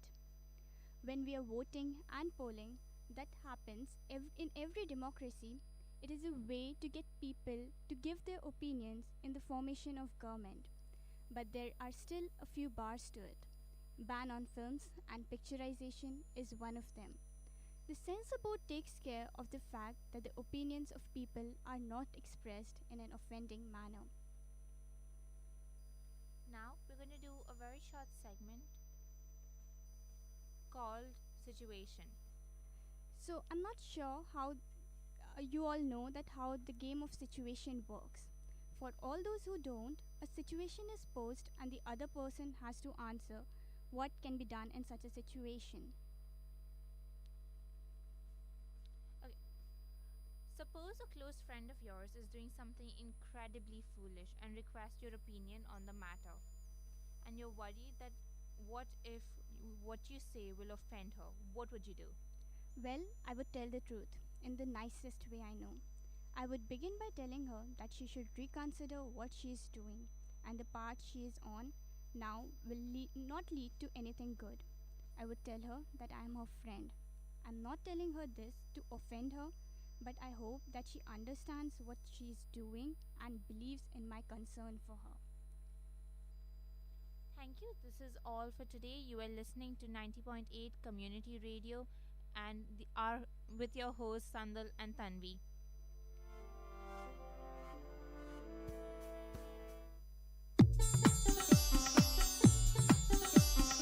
தமிழ்ச்சுடர் வாழ்வும் இலக்கியமும் சங்கமிக்கும் ஒளி ஓவியம் உங்கள் VIT பண்பலை 90.8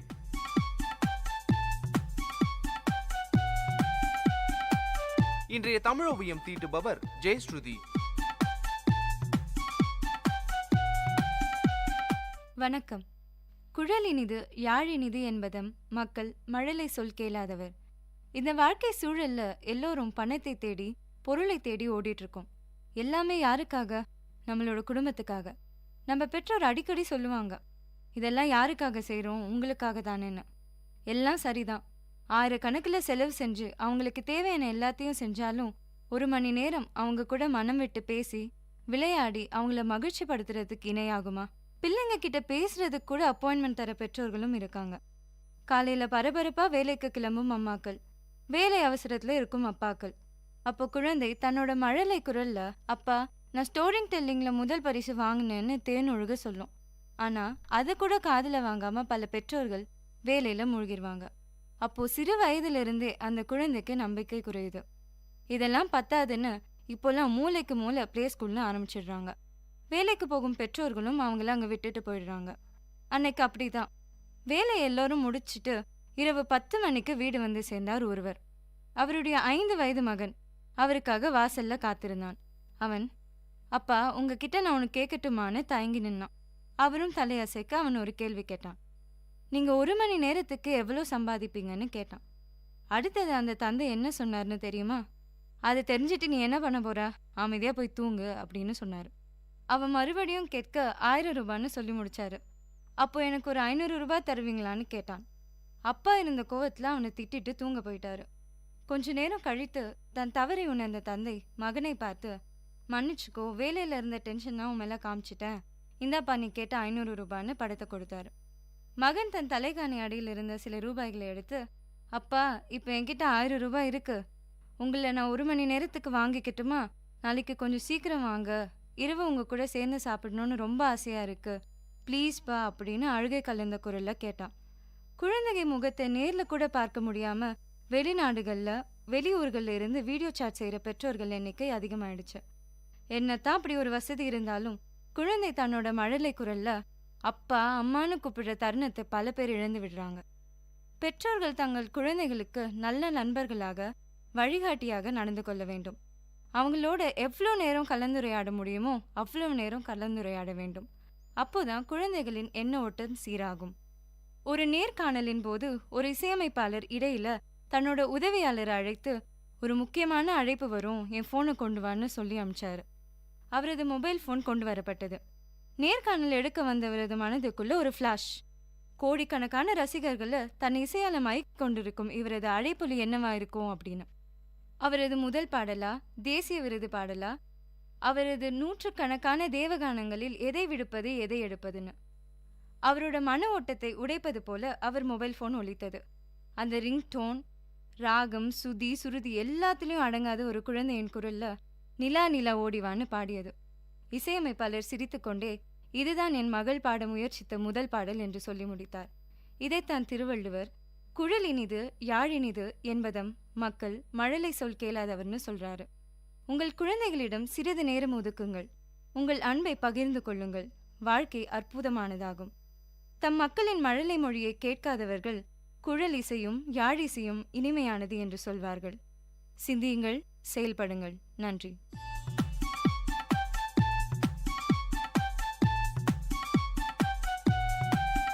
நேயர்கள் இதுவரை கேட்டது வாழ்வையும் இலக்கியத்தையும் இணைத்த ஒலி ஓவியம் தமிழ் சுடர். இன்றைய தமிழ் ஓவியம் தீட்டியவர் ஜெயஸ்ருதி. இது உங்கள் விஐடி பண்பலை 90.8.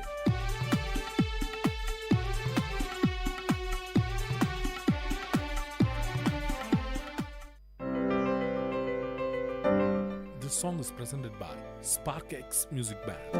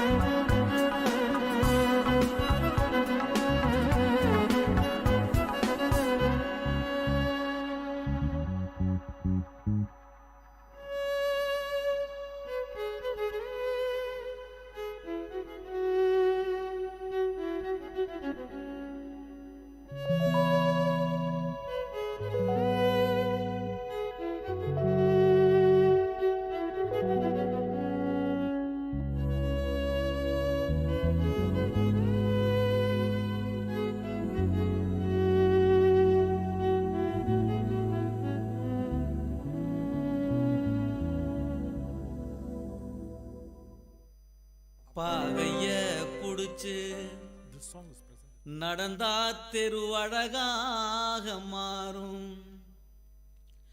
அவர் ஆசைப்பட்டு கொஞ்சும் போது மீச முடிக்கீரும்.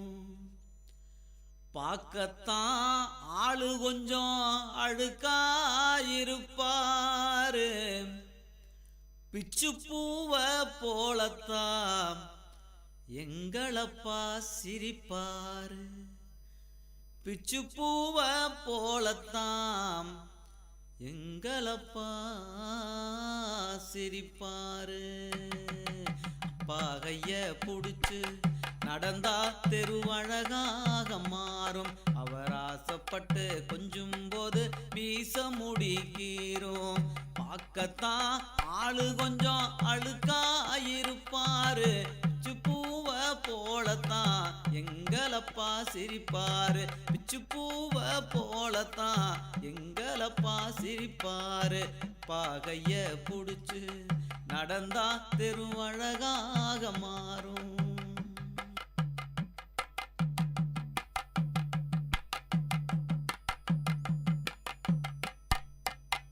மேல் சட்டை போட்டதில்ல, கால் செருப்பும் கேட்டதில்ல, பாய் விரிச்சு படுத்ததில்ல, பட்ட கடனால் தூக்கம் இல்ல. மேல் சட்டை போட்டதில்ல, கால் செருப்பும் கேட்டதில்ல, பாய் விரிச்சு படுத்ததில்ல, பட்ட கடனால் தூக்கம் அல்ல. உப்பு மூட்டை தூக்கிக்கிட்டு ஊரூரா நடப்பாரு. உப்பு மூட்டை தூக்கிக்கிட்டு ஊரூரா நடப்பாரு. உறங்கையிலும் எழுப்பி விட்டு தின் பண்டத்தை கொடுப்பாரு. தலைக்கு என்ன தேய்ச்சதில்ல, கண்ணாடியும் பார்த்ததில்ல. தலைக்கு என்ன தேய்ச்சதில்ல, கண்ணாடியும் பார்த்ததில்ல. உழைச்சு உழைச்சு காய்ச்சதில்ல, உள்ளங்கையில் ரேகையில்ல. உழைச்சு உழைச்சு காய்ச்சதில்ல, உள்ளங்கையில் ரேகையில்ல. பாகைய புடிச்சு நடந்தா தெருவழகாக மாறும். அவர் ஆசைப்பட்டு கொஞ்சும் போது மீச முடிக்கீரும்.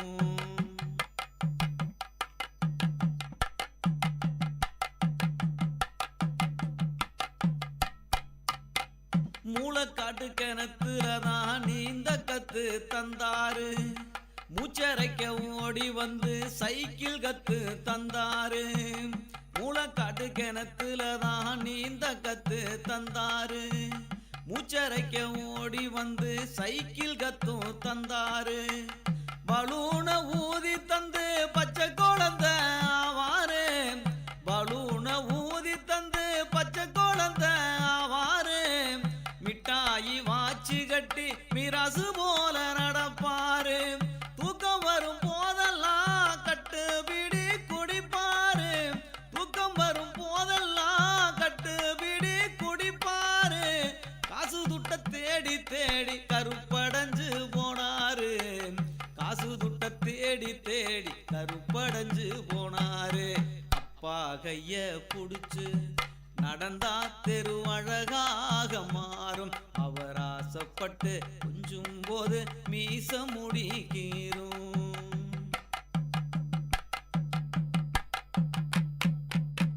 சித்திரம் போல் அம்மாவ பத்திரமா பார்த்தாரு. மக வாக்கப்பட்டு போகும்போது தேம்பி தேம்பி அழுதாரு. சித்திரம் போல் அம்மாவ பத்திரமா பார்த்தாரு. மக வாக்கப்பட்டு போகும்போது தேம்பி தேம்பி அழுவாரு.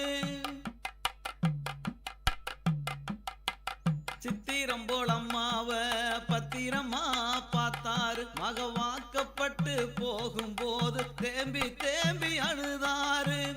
கை நீட்டி கேட்டாக்க கடவுளையும் வாங்கி தருவார். கை நீட்டி கேட்டாக்க கடவுளையும் வாங்கி தருவார். செத்து 4 வருஷமாச்சு இனி எப்போ வீடு வருவார். செத்து 4 வருஷமாச்சு இனி எப்போ வீடு வருவார். பாகைய புடிச்சு நடந்தா தெரு அழகாக மாறும். அவர் ஆசைப்பட்டு கொஞ்சும் போது மீச முடிக்கீரும். பார்க்கத்தான் ஆளு கொஞ்சம் அழுக்காயிருப்பாரு.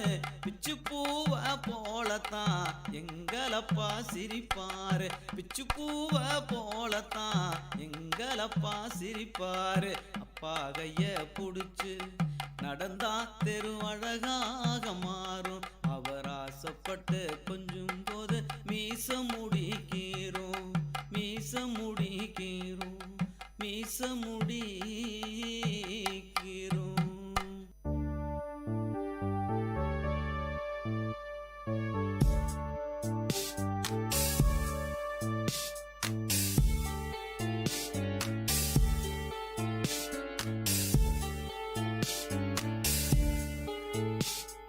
தந்தை எனும் மந்திர சொல் தாலாட்டுமே என்னை என்றும்.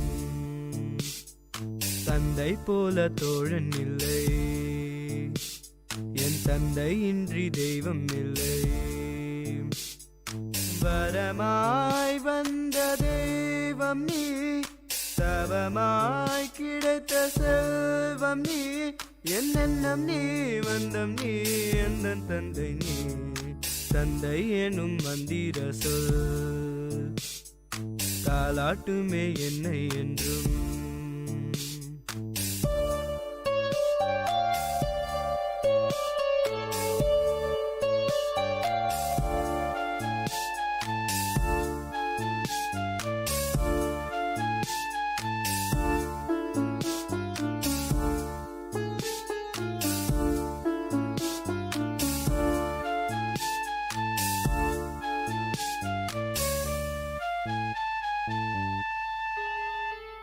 உன் கரம் பிடித்து நடைபயின்றேன். நீ தோள் சுமந்தாய் உலகை ரசித்தேன். உனை உருக்கி என்னை வளர்த்தாய். நீ ஒளி கொடுத்தாய் நல் வழி நடந்தேன். தவம் என்ன செய்தேனோ நான் உந்தன் மகனாய் பிறக்கவே. என்னென்னம் நீ வண்ணம் நீ எந்த தந்தை நீ. தந்தை எனும் மந்திர சொல் தாலாட்டுமே என்னை என்றும். தந்தை போல தோழன் இல்லை, என் தந்தை இன்றி தெய்வம் இல்லை.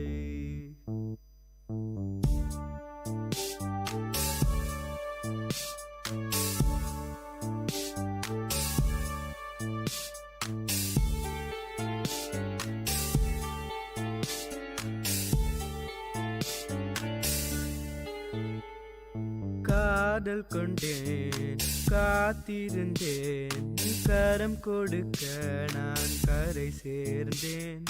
சோர்ந்திருந்தேன், சேர்ந்து நின்றாய், வீழும் முன்னே நீ தாங்கிக் கொண்டாய். இனி வரும் பிறவியும் நான் உந்தன் மகனாய் பிறக்கவே வரம் ஒன்றை கேட்கிறேன், அதை தருவாய். தந்தை எனும் மந்திர சொல் தாலாட்டுமே என்னை என்றும். தந்தை போல தோழன் இல்லை, என் தந்தை இன்றி தெய்வம் இல்லை. வரமாய் வந்த தெய்வம் நீ, தவமாய் கிடைத்த செல்வம் நீ. என் எண்ணம் நீ, வண்ணம் நீ, எந்த தந்தை நீ. கேட்ட பாடலை பாடியவர் அஜய் ரமணா, இசை முருகானந்தம், பாடல் வரிகள் முனைவர் மோகன ஸ்ரீனிவாசன், தயாரிப்பு விஐடி பண்பலை 90.8. மானங்கருக்குதடி மின்னிருட்டு கம்முதடி, மானங்கருக்குதடி மின்னிருட்டு கம்முதடி. மேகம் உருளுதடி மாறி மழை பெய்யுதடி, மேகம் உருளுதடி மாறி மழை பெய்யுதடி. மானங்கருக்குதடி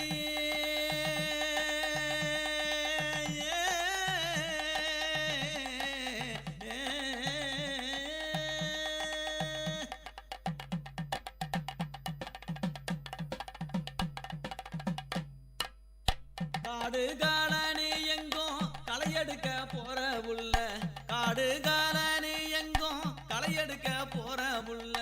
என் மனச பறி கொடுத்து உனக்காக காத்திருந்தேன், என் மனச பறி கொடுத்து உனக்காக காத்திருந்தேன்.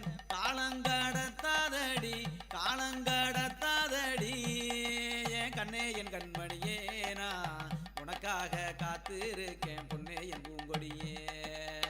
காலங்கடத்தாதடி என் கண்ணே என் கண்மணியே, நான் உனக்காக காத்திருப்பேன் பொன்னே என் பூங்கொடியே. மானங்கருக்குதடி மானங்கருக்குதடி மின்னிருட்டு கம்முதடி, மானங்கருக்குதடி.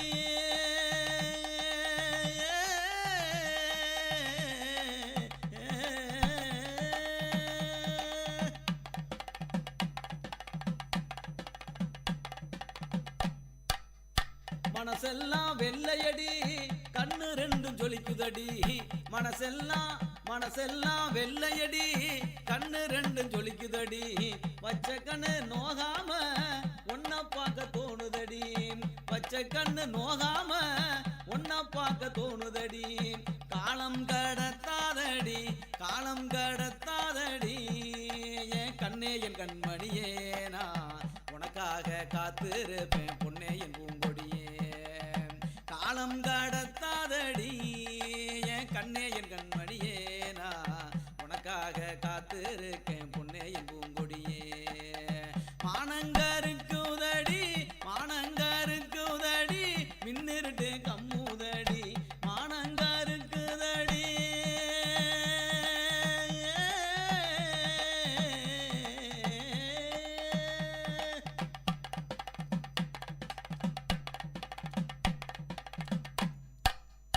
மானாமதுரச்சந்த மறிக்கொழுந்து வாங்கி வாரேன், மானாமதுரச்சந்த மறிக்கொழுந்து வாங்கி வாரேன். தஞ்சாவூர் மேளம் வச்சு கல்யாணம் பண்ணிக்கிறேன், தஞ்சாவூர் மேளம் வச்சு கல்யாணம் பண்ணிக்கிறேன். மானாமதுரச்சந்த மறிக்கொழுந்து வாங்கி வாரேன், தஞ்சாவூர் மேளம் வச்சு கல்யாணம் பண்ணிக்கிறேன். காலம் கடத்தாதடி காலம் கடத்தாதடி என் கண்ணே என் கண்மணியே, நான் உனக்காக காத்திருக்கேன் பொன்னே என் பூங்க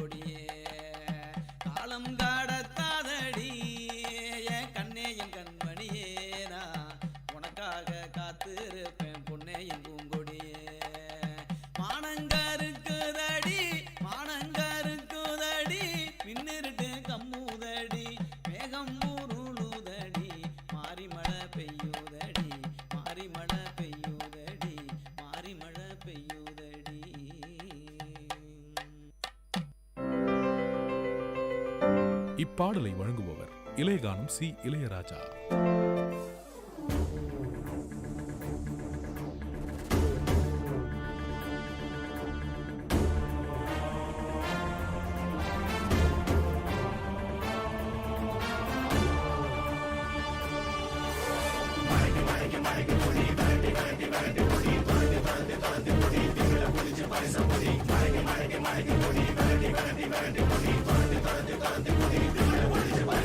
எத்தி பறக்க முட்டி பாரு திமுல நீயும் தொட்டு பாரு புடுறா புடுறா எத்தி பறக்க முட்டி பாரு திமுல நீயும் தொட்டு பாரு எங்க ஊரு ஜல்லிக்கட்டு எதிர நின்னு மல்லு கட்டு செத்து பொழைச்சு வந்தானா செவலக்கார அன்னகீரி வந்தானா மயிலக்கார செத்து பொழைச்சு வந்தானா செவலக்கார அன்னகீரி வந்தானா மயிலக்கார தலையோட நெத்தியில பதக்க சங்கிலி கையிட்டா கண்ணியோட கழுத்துக்கு தான் தாலி சங்கிலி தலையோட நெத்தியில பதக்க சங்கிலி கையிட்டா கண்ணியோட கழுத்துக்கு தான் தாலி சங்கிலி எத்தி பறக்க முட்டி பாரு எத்தி முல நீயும் தொட்டு பாரு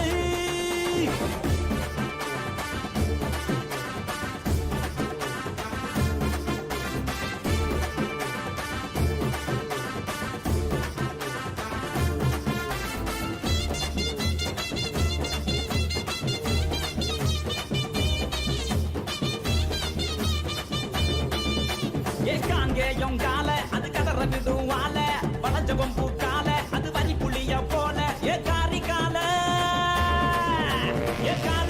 கருத்த கால தெரிய விடும் 100 கால இறங்கி எட்டி பூடி எலவட்ட கால இறங்கி எட்டி பூடி எலவட்ட கால எத்தி பறக்க முட்டி பாரு திமுல நீயும் தொட்டு பாரு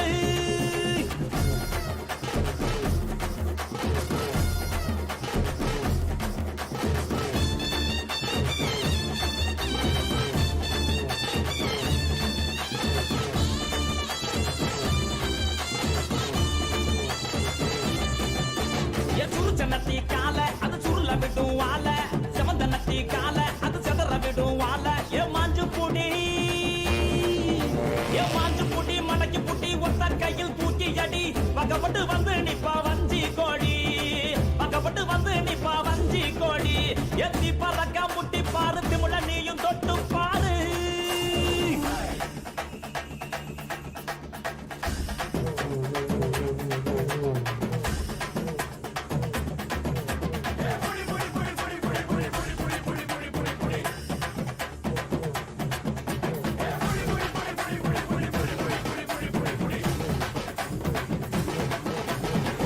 இறங்கி வாடா நீ வீர மகன் தாண்டா சிங்கம் வந்தா கூட நீ சீரிக்கிட்டு போடா ஏ தோல தட்டு தொலைய தட்டு அச்சாத்தெல்லாம் அறுத்து கட்டு எட்டாத சிகரம் இல்ல கொடியா கட்டு எட்டாத சிகரம் இல்ல கொடியா கட்டு எத்தி பறக்க முட்டி பாரு திமுல நீயும் தொட்டு பாரு எங்க ஊரு ஜல்லிக்கட்டு எதிர நின்னு மல்லு கட்டு எத்து பொழைச்சு வந்தானா ஜவலக்கார அன்னகீரி வந்தானா மயிலக்கார எத்து பொழைச்சு வந்தானா ஜவலக்கார அன்னகீரி வந்தானா மயிலக்கார காளையோட நெத்தியில பறக்க சங்கிலி கையிட்டா கண்ணியோட கழுத்துக்கு தான் தாலி சங்கிலி காளையோட நெத்தியில பறக்க சங்கிலி கையிட்டா கண்ணியோட கழுத்துக்கு தான் தாலி சங்கிலி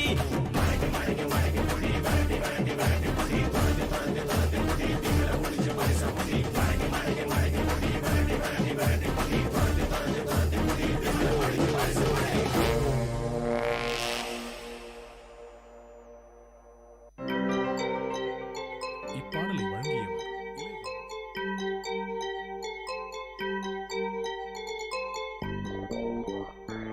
வணக்கம், நமஸ்தே, நமஸ்கார், சலாம் அண்ட் வந்தனம். நீங்கள் கேட்டுக்கொண்டிருப்பது விஐடி பண்பலை 90.8. இது விஐடி பல்கலைக்கழகத்தின் சமுதாய வானொலி. உங்க எல்லோரையும் புதுமை பெண்கள் நிகழ்ச்சிக்கு வரவேற்கிறேன். நான் உங்க அட்டானா. இந்த நிகழ்ச்சியில எவ்வளோ கடினமான சூழ்நிலையும் தனக்குன்னு ஒரு பாதையை அமைச்சுக்கிட்டு அதுல அவங்க பயணத்தை தொடர்ந்து அதுல வெற்றியும் அடைந்த பெண்களை பத்தி தான் நான் உங்களுக்கு சொல்ல போறேன்.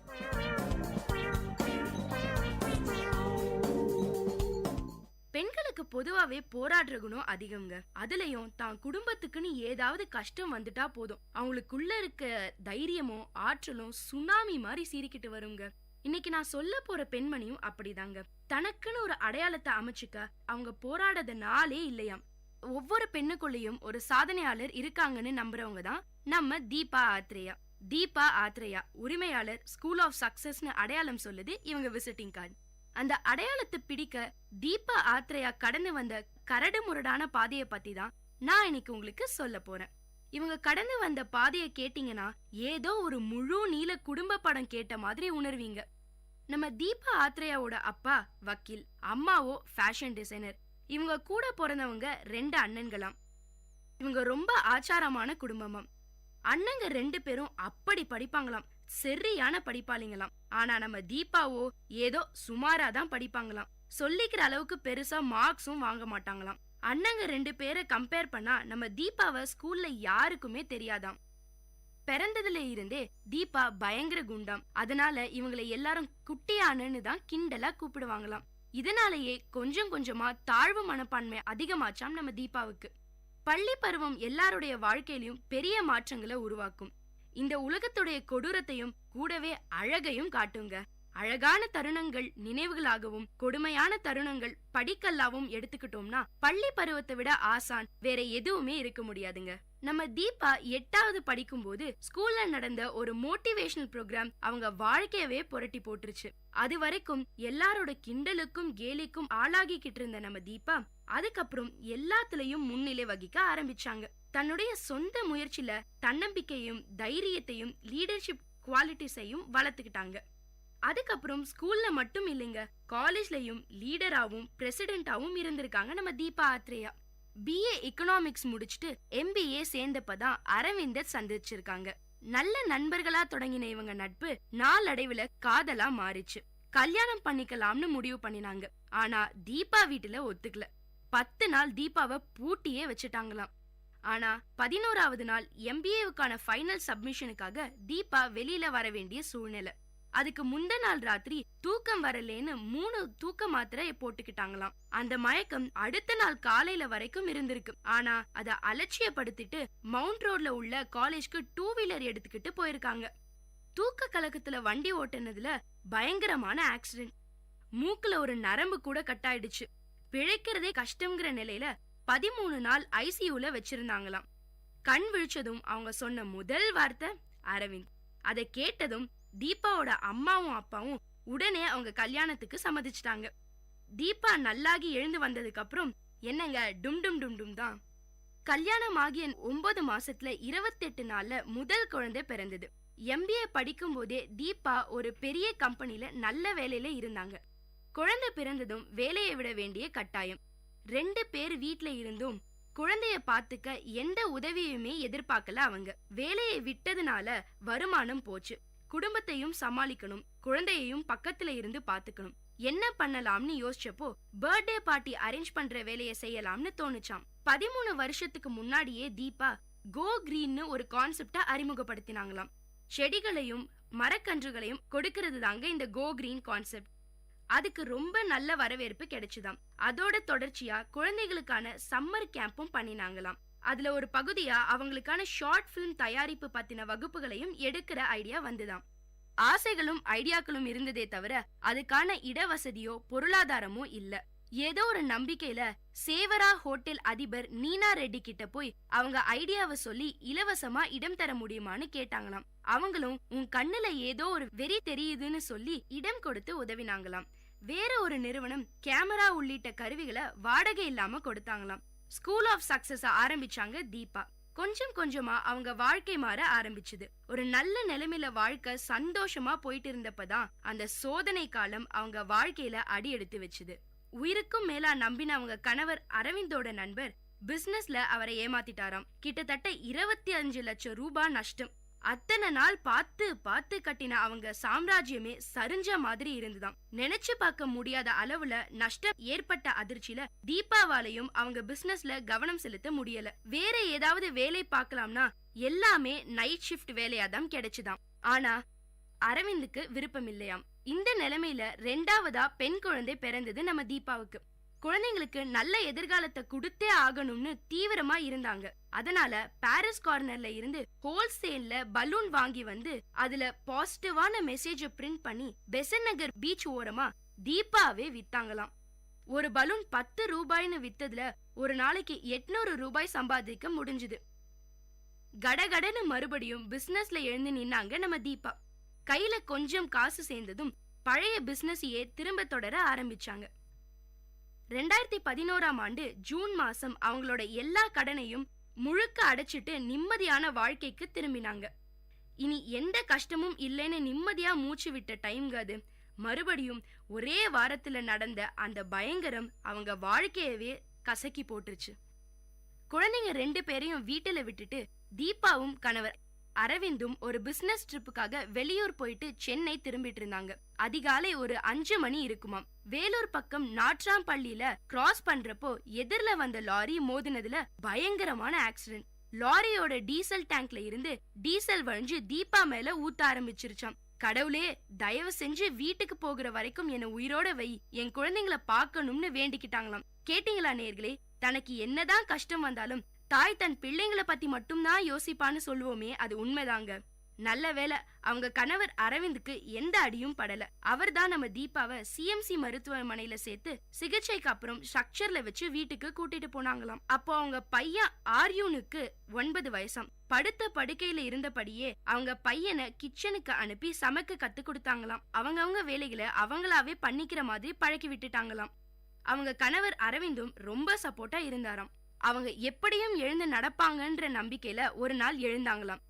உயிரோட வச்சா 4 பேருக்கு நல்லது செய்யறதா கடவுள்கிட்ட அவங்க கொடுத்த வாக்குறுதிய நிறைவேற்றுற மாதிரி அவங்க ஸ்கூல் ஆஃப் சக்சஸ்ல நிறைய நல்ல விஷயங்களை அறிமுகப்படுத்தினாங்களாம். இன்னைக்கு எந்த ஸ்கூல்லயுமே குழந்தைங்களுக்கு லீடர்ஷிப் குணங்களை கத்து கொடுக்கறது இல்ல. அவங்க ஸ்கூல்ல அதுக்கு பயிற்சி கொடுத்தாங்களாம். ஒவ்வொரு குழந்தையும் தனித்துவம் கொண்டவங்க. ஒவ்வொரு நாளும் அவங்க வாழ்க்கை மாறிக்கிட்டே இருக்கும். அந்த மாற்றங்களுக்கு ஏத்தபடி அவங்களுக்கு எதிரில நிக்கிற சவால்களை சந்திக்கிற மனப்பக்குவம் அவங்களுக்கு இருக்கிறதான்றதுதான் கேள்வி. அவங்களோட வாழ்க்கையை பத்தின ஒரு தெளிவான தீர்க்கமான முடிவை எடுக்க அவங்களுக்கு லீடர்ஷிப் குணம் ரொம்ப அவசியம்ங்க. அது மூலமா அவங்களோட எதிர்காலத்தை வெற்றிகரமா மாத்திக்க முடியும்னு சொல்லி கொடுத்திருக்காங்க நம்ம ஸ்கூல் ஆஃப் சக்சஸோட வேலையாம். இதுவரை ஆயிரக்கணக்கான குழந்தைங்களோட வாழ்க்கையில மாற்றத்தை உண்டு பண்ணிருக்காங்க நம்ம தீபா. எதிர்கால தலைமுறை நல்ல மனிதர்களா உருவாக்குறதுல அவங்களால முடிஞ்ச ஒரு சின்ன பங்களிப்பை கொடுத்திருக்காங்க நம்ம தீபா. குழந்தைங்களுக்கான என் வாழ்க்கையவே தியாகம் பண்ணிட்டேன்னு சொல்லிக்கிட்டு வீட்டுக்குள்ளேயே முடங்கி போற பெண்கள் தீபாவோட கதையை தெரிஞ்சுக்கிட்டாவது வெளியே வாங்க. உங்களை நீங்க நம்பலனா வேற யாரு நம்புவாங்க? உங்க திறமை எதுவானாலும் அதுல நம்பிக்கை வைங்க. அப்புறம் அத உலகமும் நம்பும். ஏன்னா ஒவ்வொரு பெண்ணுக்குள்ளேயும் ஒரு சாதனையாளர் இருக்காங்க. அவங்கள தேடி கண்டுபிடிச்சு இந்த உலகத்துக்கு கொண்டு வந்தீங்கன்னா அழகான மாற்றங்கள் ஏற்படும். என்ன நேர்களே, நம்ம தீபா ஆத்ரேயாவோட வாழ்க்கை உங்க எல்லாருக்கும் ஒரு தூண்டுகோலா அமைஞ்சிருக்கும்னு நம்புறேன்.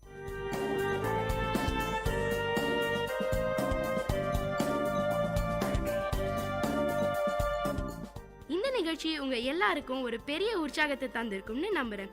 இதே மாதிரி பல விஷயங்களை தெரிஞ்சுக்கணுமா? அப்போ விஐடி பண்பலை 90.8 கேட்டுக்கிட்டே இருங்க. அன்புள்ளம் கொண்ட மகளே கோடீஸ்வரி, அம்மாவுக்கு உனது கடிதம் கிடைத்தது. அம்மா மனசு படிக்க கேட்டு துடிக்குது. அம்மா உசுறு ஒன்னாலதான் இன்னும் இருக்குது,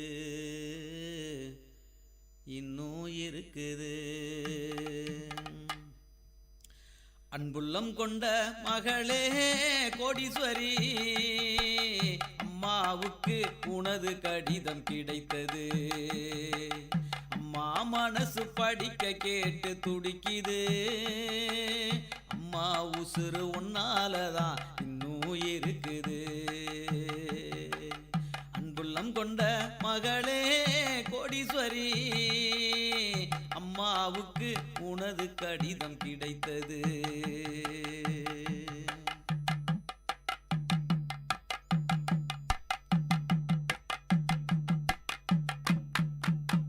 இத்தனை கொடுமையிலும் எப்படி படிக்கிற மகளே, புத்தக நோட்டு பேனா கூட இரவல் வாங்குற.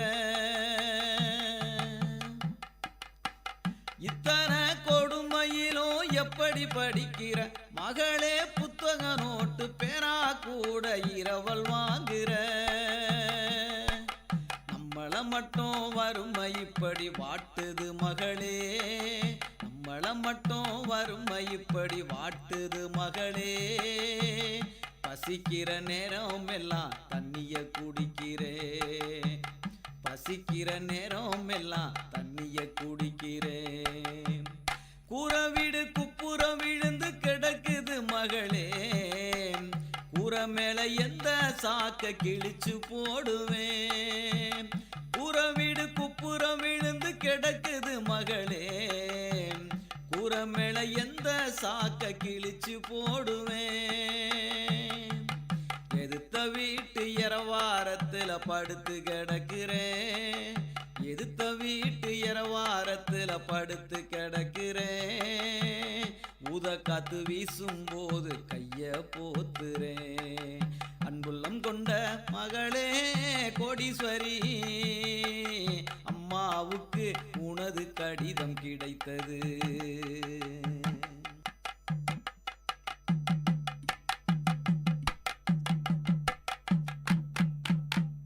என்னால வேலைக்கெல்லாம் போக முடியல 10 காசு மிச்சம் இல்ல அம்மா கையில என்னால வேலைக்கெல்லாம் போக முடியல 10 காசு மிச்சம் இல்ல அம்மா கையில வேலை செஞ்ச ஐயா வீட்டுக்கு உதவி கேட்டு போனாலும் வேலை செஞ்ச ஐயா வீட்டுக்கு உதவி கேட்டு போனாலும் எதை நம்பி பணம் உனக்கு கொடுப்பதின்னாங்க கிழிஞ்ச சட்டைய தச்சு போட்டுக்க மகளே அம்மா உனக்கு ஊசி நூலு வாங்கி அனுப்புறேன் கிழிஞ்ச சட்டைய தச்சு போட்டுக்க மகளே அம்மா உனக்கு ஊசி நூலு வாங்கி அனுப்புறேன் ஐயா வீட்டுல கொடுத்த சட்டையும் மக்கி போயிடுச்சு ஐயா வீட்டுல கொடுத்த சட்டையும் மக்கி போயிடுச்சு உன்னை வந்து பார்க்க கூட முடியல மகளே அன்புள்ளம் கொண்ட மகளே கோடீஸ்வரி அம்மாவுக்கு உனது கடிதம் கிடைத்தது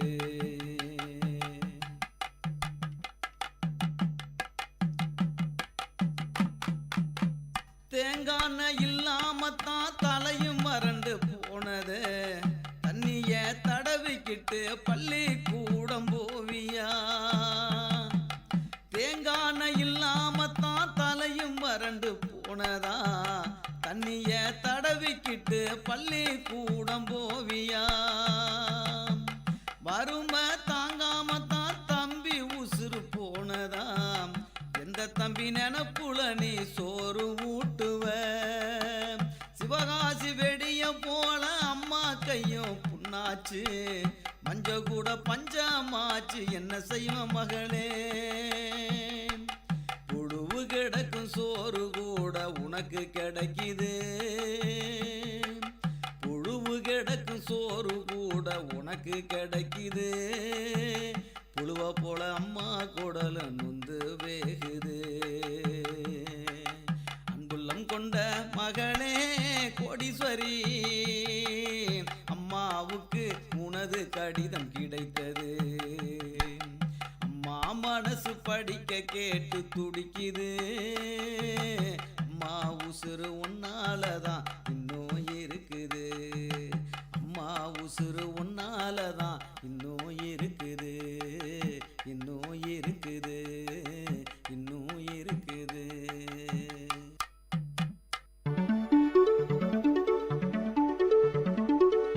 Mixed Bag, a program with no boundaries, a bag which fits everything.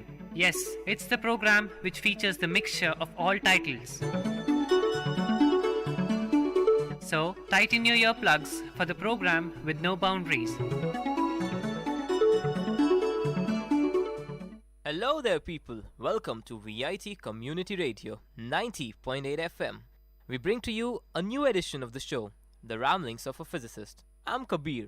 And this is Panda. Hi there, Kabir. It's a pleasure joining you for this particular episode. I was intrigued by the previous edition of the series. Honestly speaking, today I am brain dead, and this seems like the right place to psych me up. So, what have you got in store for me today? Alright then, let me put forward an argument for you. People generally argue, when did human race really start progressing? When did it actually start evolving? I'm not talking about biological evolution, but evolution of a magnitude wherein the entire mental schematic of the human brain had to be upgraded. Constantly bootstrapping on itself. That's the evolution we are talking about. Kabir, can it even be boiled down to one particular instance? I got an interesting question. What kind of evolution are we talking about? What links humankind and physics? It is not a passive connection. Physics touches you every day, unknowingly and quietly, while it is there just as your shadow is. Silent, but it is there. It is there to make you walk. It is there to give you energy. It is there even when you have stopped having a physical form. Well, here's something interesting. You want a physicist to speak at your funeral. You want the physicist to talk to your grieving family about the conservation of energy. Really? So they will understand that your energy has not died. You want the physicist to remind your sobbing mother about the first law of thermodynamics. No energy gets created in the universe, and none is destroyed. You want your mother to know that all your energy, every vibration, every beat of the heart, every wave of every particle that was a beloved child remains with her in this world. You want the physicist to tell your weeping father that amid energies of the cosmos, you gave as good as you got. That is interesting, People might smile at the way we are talking about death, but at one point you'd hope that the physicist would step down from the pulpit and walk to your broken-hearted spouse, sitting there in the pew, telling him that all the photons that ever bounced off your face, all the particles whose path were interrupted by your smile, by the touch of your hair, hundreds of trillions of particles have raced off like children, their ways forever changed by you. Beautiful. And as your widow rocks in the arms of a loving family, may the physicist let her know that all the photons that bounced from you were gathered in the particle detectors that are our eyes. That those photons created within her constellations of electromagnetically charged neurons whose energy will go on forever. The physicist will remind the congregation of how much of all energy is given off as heat. There may be a few fanning themselves with their programs as he says it, and he will tell them that the warmth that flowed through you in life is still here, still part of all that we are, even as we who mourn continue the heat of our own lives. I'm sorry if people listening in the audience take us to be callous because of the way we are talking about the dead, but honestly, you'll want the physicist to explain to those who loved you that they need not have faith. Indeed, they should not have faith. Let them know they can measure, that scientists have precisely measured the conservation of energy and found it to be accurate, verifiable, and consistent across space and time. You can hope your family will examine the evidence and satisfy themselves that science is sound and that they will be comforted to know that your energy is still around. According to the law of conservation of energy, not a bit of you is gone. You are just less orderly. This is amazing. We have evolved. You, me, Panda, and all the listeners, we have evolved. Evolved because we can now comprehend that physics is no longer about scientific discovery or laws of motions and gravitations. It's about epiphany, the moment of realization. It's beautiful. Physics is. That is the reason why I feel re-energized talking about it. Well, physics, what is physics but a more evolved form of self-discovery now? Indeed, that is what physics is all about. So Panda, thank you for coming in today. It was quite an experience having you here in the studio. Signing off now, this is Kabir. And this is Panda. For VIT Community Radio 90.8 FM. Tune in. Zone out. Dear listeners, this is Mixed Bag at VIT Community Radio 90.8. Meet you next time with another episode of Mixed Bag.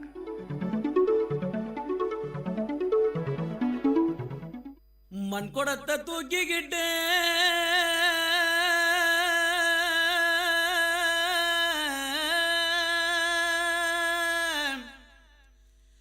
மலை மேல போறவளே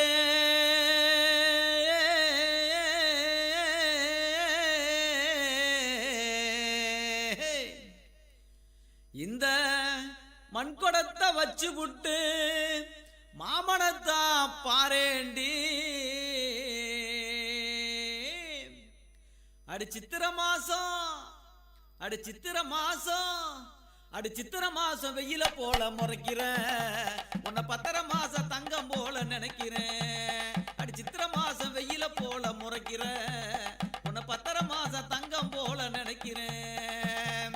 மத்தியான நேரத்துல நான் மயங்கும் சித்திர வெயில, மத்தியான நேரத்துல நான் மயங்கும் சித்திர வெயில, நான் வயக்காட்டுல நிக்கையில நீ வரப்பு மேல போகையில செத்த நின்னு பேசுவன்னு எங்கி போன மாமனடி, செத்த நின்னு பேசுவன்னு எங்கி போன மாமனடி.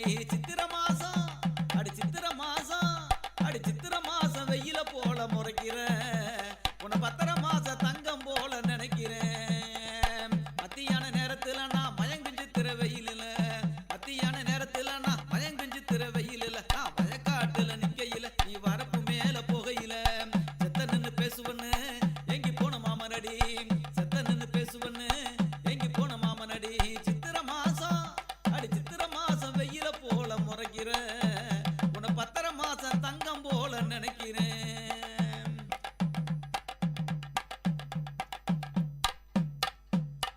அடி நாவல் பழமே நான் பூசு சந்தனமே,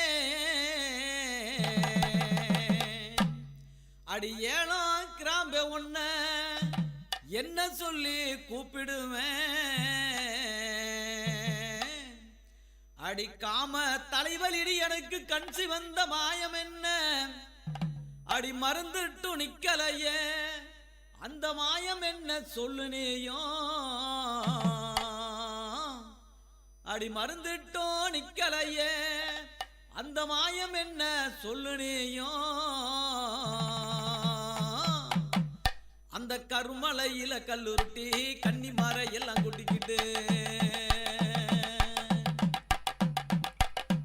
அந்த கருமலையில கல்லுருட்டி கன்னி மர எல்லாம் குட்டிக்கிட்டு, 3 முழத்துல அடுப்பு கட்டி முத்து குடம் கொண்டு பால் காய்ச்சி, 3 முழத்துல அடுப்பு கட்டி முத்து குடம் கொண்டு பால் காய்ச்சி, காய்ச்சிய பாலும் கசக்குதடி எனக்கு, நல்ல கட்டி தயிரும் புளிக்குதடி எனக்கு, அடி வேப்பம்பட்ட இனிக்குதடி எனக்கு, நல்ல வெள்ளரி பிஞ்சும் கசக்குதடி எனக்கு.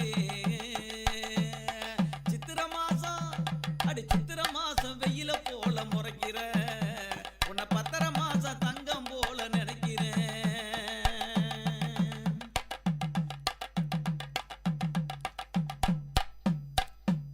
அடியாள மரமுரங்க,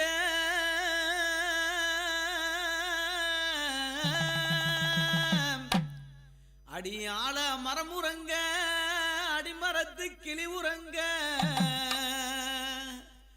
உன் மடி மேல நான் உறங்க, இந்த ஊருந்தா பொறுக்கலையே.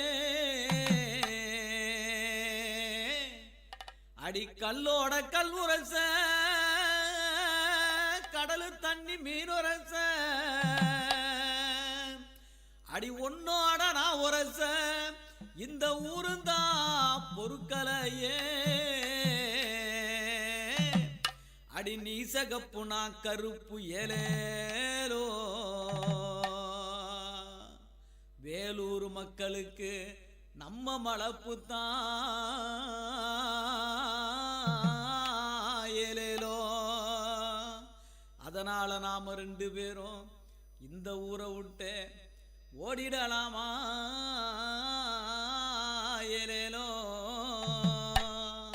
அடி சித்திர மாசம் வெயில போல முறைக்கிற, உன்னை பத்தரை மாசம் தங்கம் போல நினைக்கிறேன். மத்தியான நேரத்துல நான் மயங்கும் சித்திர வெயில, மத்தியான நேரத்துல நான் மயங்கும் சித்திர வெயில, நான் வயக்காட்டுல நிக்கையில நீ வரப்பு மேல போகையில செத்த நின்னு பேசுவன்னு எங்கி போன மாமனடி, செத்த நின்னு பேசுவன்னு எங்கி போன மாமனடி. சித்திர மாசம், அடி சித்திர மாசம், அடி சித்திர மாசம் வெயில போல முறைக்கிற, உன்னை பத்தரை மாசம் தங்கம் போல நினைக்கிறேன்.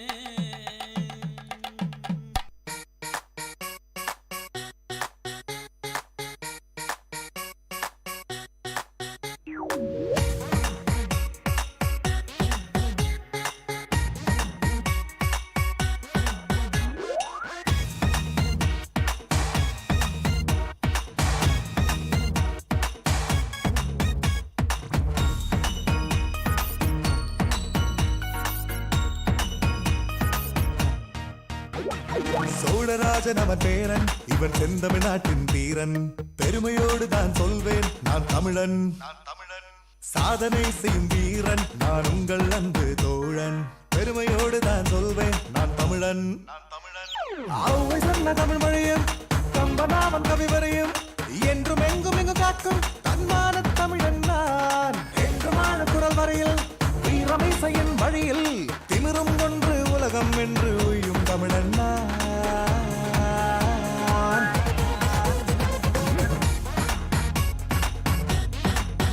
தமிழா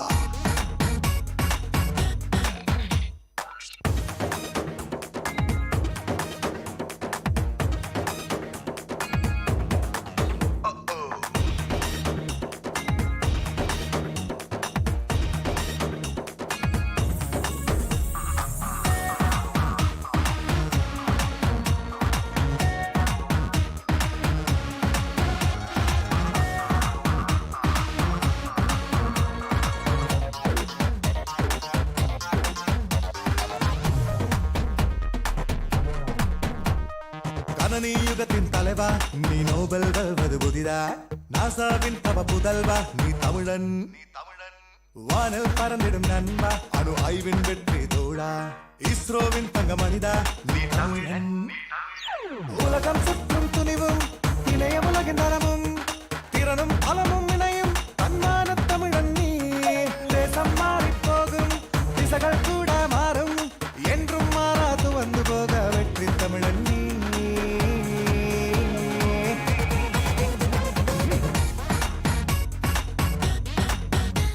தமிழா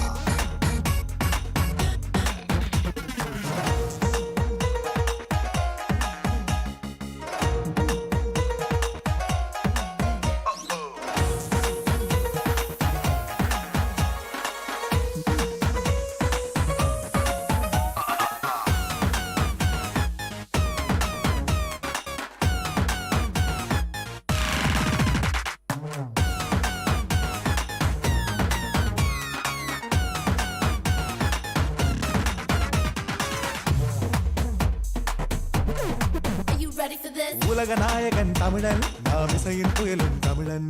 சினிமாவின் நிஜ கலைஞன் இவன் தமிழன். விளையாட்டில் இவன் வீரன், கடும் யுத்த களங்களின் சூரன். வர்த்தக உலகின் வேந்தன் இவன் தமிழன். திரகடல் பலவை கண்டதும் திருவியல் கோடி குவிந்தும் சொந்த மண்ணை மறவா தன்மான தமிழர். ஓடி தமிழர் நினைவில் வெற்றி வருவே மடியில் தமிழில் பேசி தமிழில் வாழும் தமிழர் கூட்டம் நான்.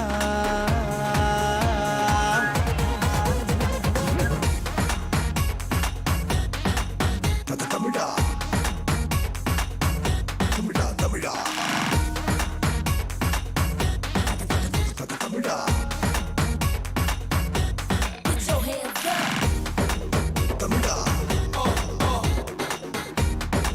தமிழா தமிழா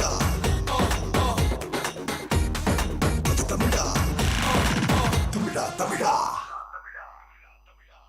கேட்ட பாடலை இசையமைத்து பாடியவர் நீரஜ் கோபால். பாடல் வரிகள் கணதீபன் ஞானகுமரன்.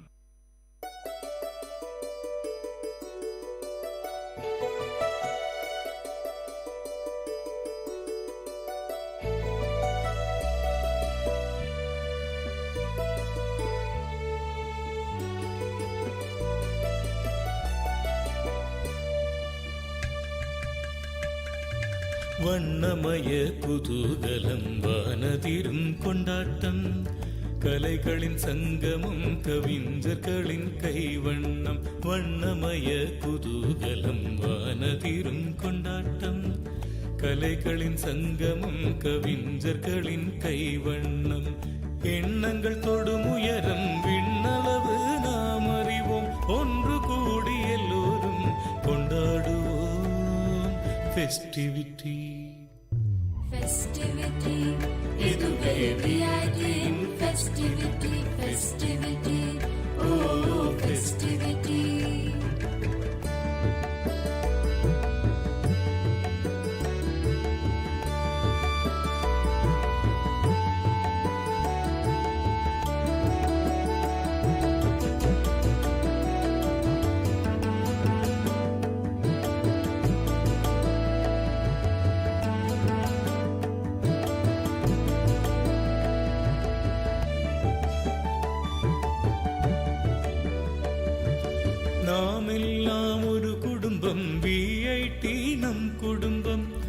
உலகெங்கும் பரவி நிற்கும் விஐடி நம் குடும்பம். வேந்தரெனும் தலைமையின் கீழ் செயல்படும் ஒரு குடும்பம்.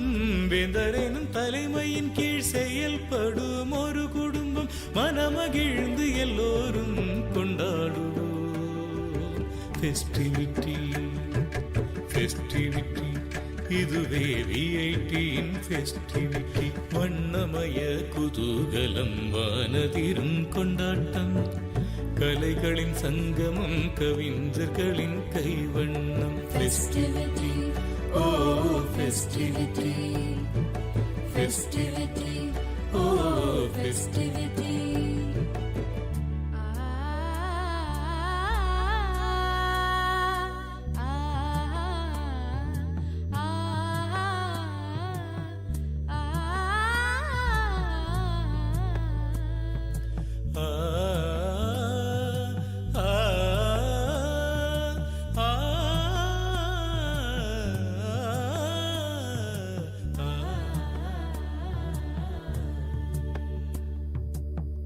பல வண்ண பாடல்கள் மயிலாடும் மாட்டங்கள்.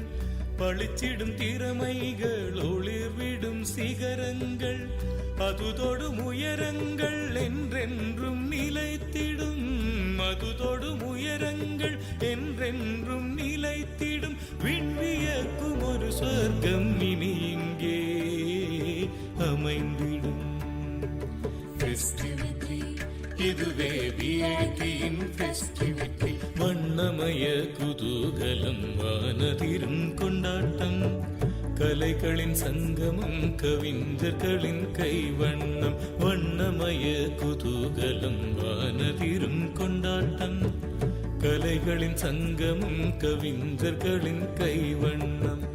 எண்ணங்கள் தொடும் உயரம் விண்ணளவு நாம் அறிவோம். ஒன்று கூடி எல்லோரும் கொண்டாடுவோம் ஃபெஸ்டிவிட்டி ஃபெஸ்டிவிட்டி. இதுவே விஐடியின் ஃபெஸ்டிவிட்டி ஃபெஸ்டிவிட்டி ஓ ஃபெஸ்டிவிட்டி. மக்காச்சோளக பல்லலகி ஒத்தையில நிக்கிறியே. அடி ஒத்தையில நிக்கிறியே. செக்கானாலும் சுத்தி வந்தேன் பாதிரக்குடி ஊருக்குள்ள. அடி பாதிரக்குடி ஊருக்குள்ள. முக்காதுட்டு பொட்டு வச்சு முக்காடுந்தான் போட்டுக்கிட்டு. அடி முக்காதுட்டு பொட்டு வச்சு முக்காடுந்தான் போட்டுக்கிட்டு. முகம் காட்ட அடி முகம் காட்ட நீ முகம் காட்ட மறுக்காதே. என் மூச்ச நீ வெறுக்காதே. முகம் காட்ட மறுக்காதே. என் மூச்ச நீ வெறுக்காதே.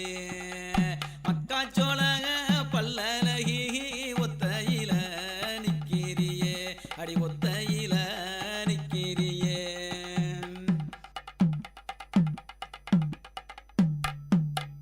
தண்டனக்கா மரத்துல உன் போல குயில் ஒண்ணு பாடுறத கேட்டேண்டி. நான் பாடுறத கேட்டேண்டி. தண்டனக்கா மரத்துல அடி தண்டனக்கா மரத்துல உன் போல குயில் ஒண்ணு பாடுறத கேட்டேண்டி. நான் பாடுறத கேட்டேண்டி. கல்யாண ஆசை வந்து கந்தனத்தான் வேண்டிக்கிட்டு போடுறதா நேர்ந்துக்கிட்டேண்டி. மாலை போடுறதா நேர்ந்துக்கிட்டேண்டி. நாடெல்லாம் கற்பழிப்பு நான் வாரேன் உன் துணைக்கு. காட்டு வழி போனாலும் காவல் இல்லமானே. நாடெல்லாம் கற்பழிப்பு நான் வாரேன் உன் துணைக்கு. காட்டு வழி போனாலும் காவல் இல்லமானே. மக்காச்சோளக பல்லலகி ஒத்தையில நிக்கிறியே. அடி ஒத்தையில நிக்கிறியே. குங்குமத்து முகத்துல பால் சிரிப்பு சிரிக்கணும். பாவி மகனான் சிரிக்க. இந்த பாவி மகனான் சிரிக்க. குங்குமத்து முகத்துல அடி குங்குமத்து முகத்துல பால் சிரிப்பு சிரிக்கணும். பாவி மகனான் சிரிக்க. இந்த பாவி மகனான் சிரிக்க. சந்தனப்பு மேனியில சாஞ்சு மடி படுக்கணும். சந்தோஷமானான் ரசிக்க. அடடா சந்தோஷமானான் ரசிக்க. பாடுபட்டு உழைச்சாலும் பலனேதும் இல்லையே பச்சை கிளி நீ இருந்தால் பணம் தேவையில்லையே பாடுபட்டு உழைச்சாலும் பலனேதும் இல்லையே பச்சை கிளி நீ இருந்தால் பணம் தேவையில்லையே மக்காச்சோள பல்லழகி ஒத்தையில நிக்கிறியே அடி ஒத்தையில நிக்கிறியே செக்கானாலும் சுத்தி வந்தேன் பாதிரக்குடி ஊருக்குள்ள அடி பாதிரக்குடி ஊருக்குள்ள முக்காதுட்டு பொட்டு வச்சு முக்காடுந்தான் பொட்டுக்கிட்டு முகங்காட்ட அடிமுகங்காட்ட அடிமுகங்காட்ட மறுக்காதே என் மூச்சை நீ வெறுக்காதே முகங்காட்ட மறுக்காதே என் மூச்சை நீ வெறுக்காதே என் மூச்சை நீ வெறுக்காதே என் மூச்சை நீ வெறுக்காதே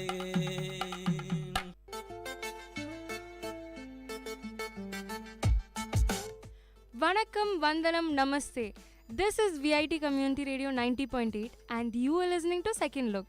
I am Vibisha, your host for today, and we have a special guest. Let's welcome Karthik onto our show. Hello Karthik. Hi Vibesha. Hi everybody. So, how is your day today? Nothing much. Just preparing for exams. What about you? Same here. I have continuous exams. I'm waiting for them all to get over, you know. Oh yeah. So, what are we going to talk about today? How about we talk about that one character who has left a lasting impression in our hearts, Captain Jack Sparrow? Yes, people. You guessed it right. Today, we're gonna talk about the Pirates of the Caribbean. Pirates of the Caribbean is a series of fantasy films produced by Jerry Bruckheimer and based on Walt Disney's theme park ride of the same name. The series was most notably written by Ted Elliott and Terry Rossio. The stories follow the adventures of Captain Jack Sparrow, Hector Barboza, Joshami Gibbs. The first three films focused on Will Turner and Elizabeth Swann. The fourth film featured Philip Swift and Serena, while the fifth film will feature Henry and Karina Smith. The films take place in a fictional historical setting, a world ruled largely by alternative versions of the British Empire, the East India Company, and the Spanish Empire, with pirates representing freedom from the ruling powers.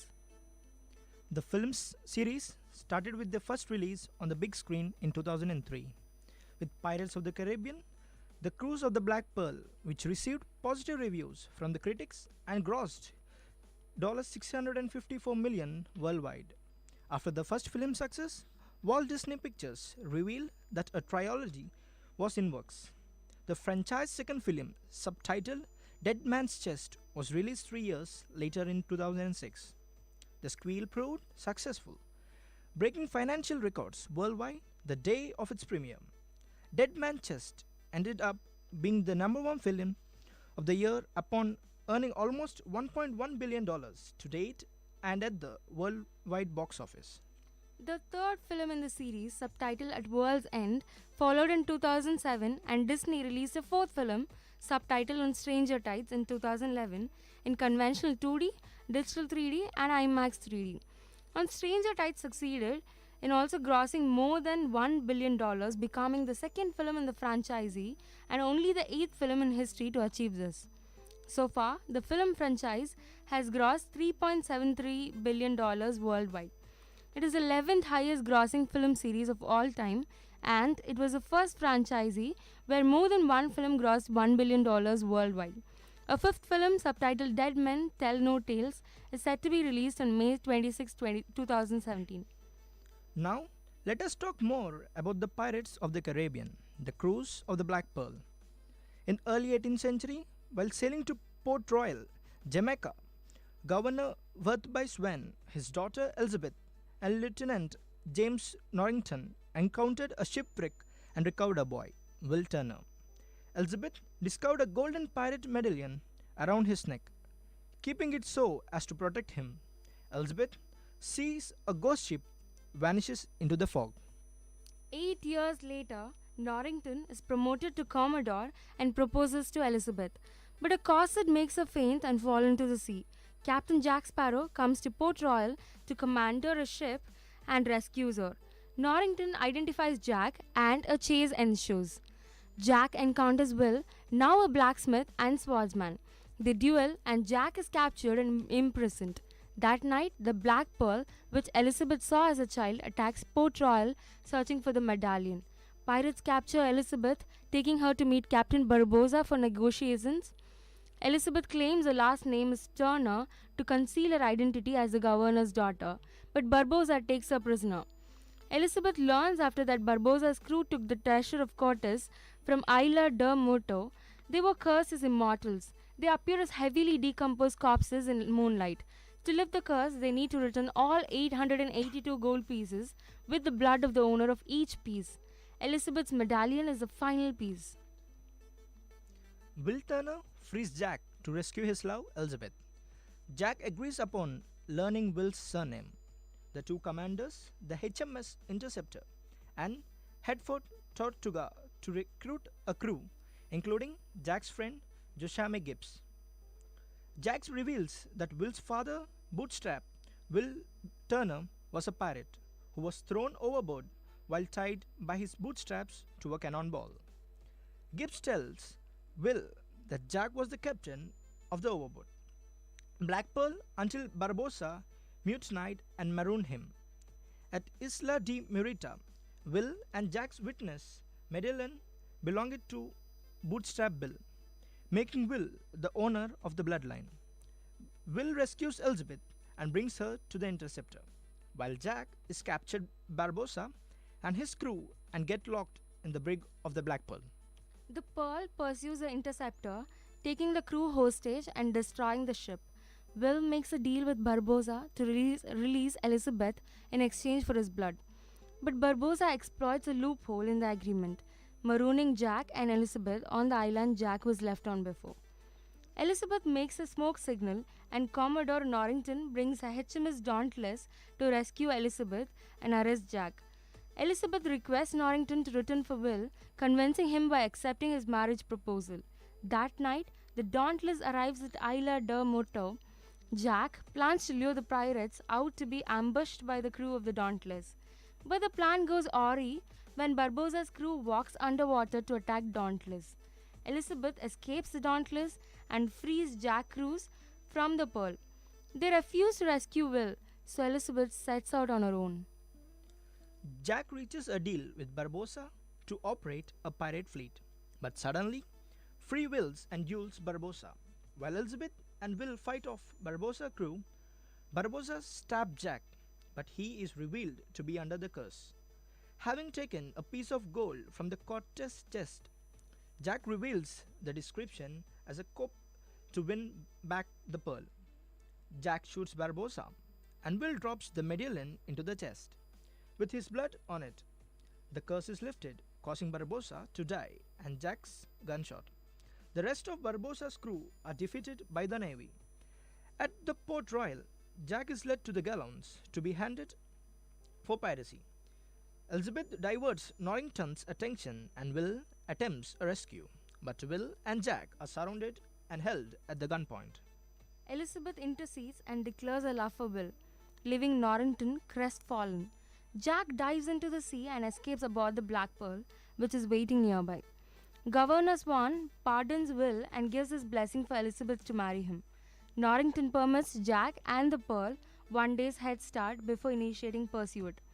In a post-credit scene, Barbossa's pet monkey steals a piece of gold from the chest and regains immortality. Now, let us talk more about the dead man's chest. The wedding of the Will Turner and the Elizabeth Swan is interrupted by the Lord Cutler Becket of the East India Trading Company, who has arrest warrants for the couple of as well as for the Commando James Norrington for allowing Jack Sparrow to escape execution. Norrington's whereabouts are uncertain as he resigned after his obsessive pursuit of Sparrow resulting in the Navy flagship HMS Dauntless being destroyed in a typhoon. Elizabeth is imprisoned, but Beckett promises to free her if Will tracks down Jack and brings Beckett Jack's magic compass, which points to whatever the holder wants most. Shortly after, Governor Swan tries to escape Port Royal with Elizabeth but is captured. Elizabeth negotiates with Beckett to let her escape to find the compass herself, and she hides aboard a Scottish merchant vessel, the Edinburgh Trader.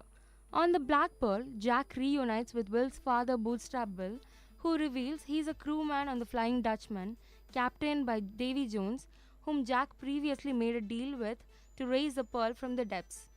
Jack must join Jones' crew or be dragged to Davy Jones' locker by the monstrous Kraken. Will eventually finds Jack's crew on an island ruled by cannibals, who worship Jack as a god from which they escape.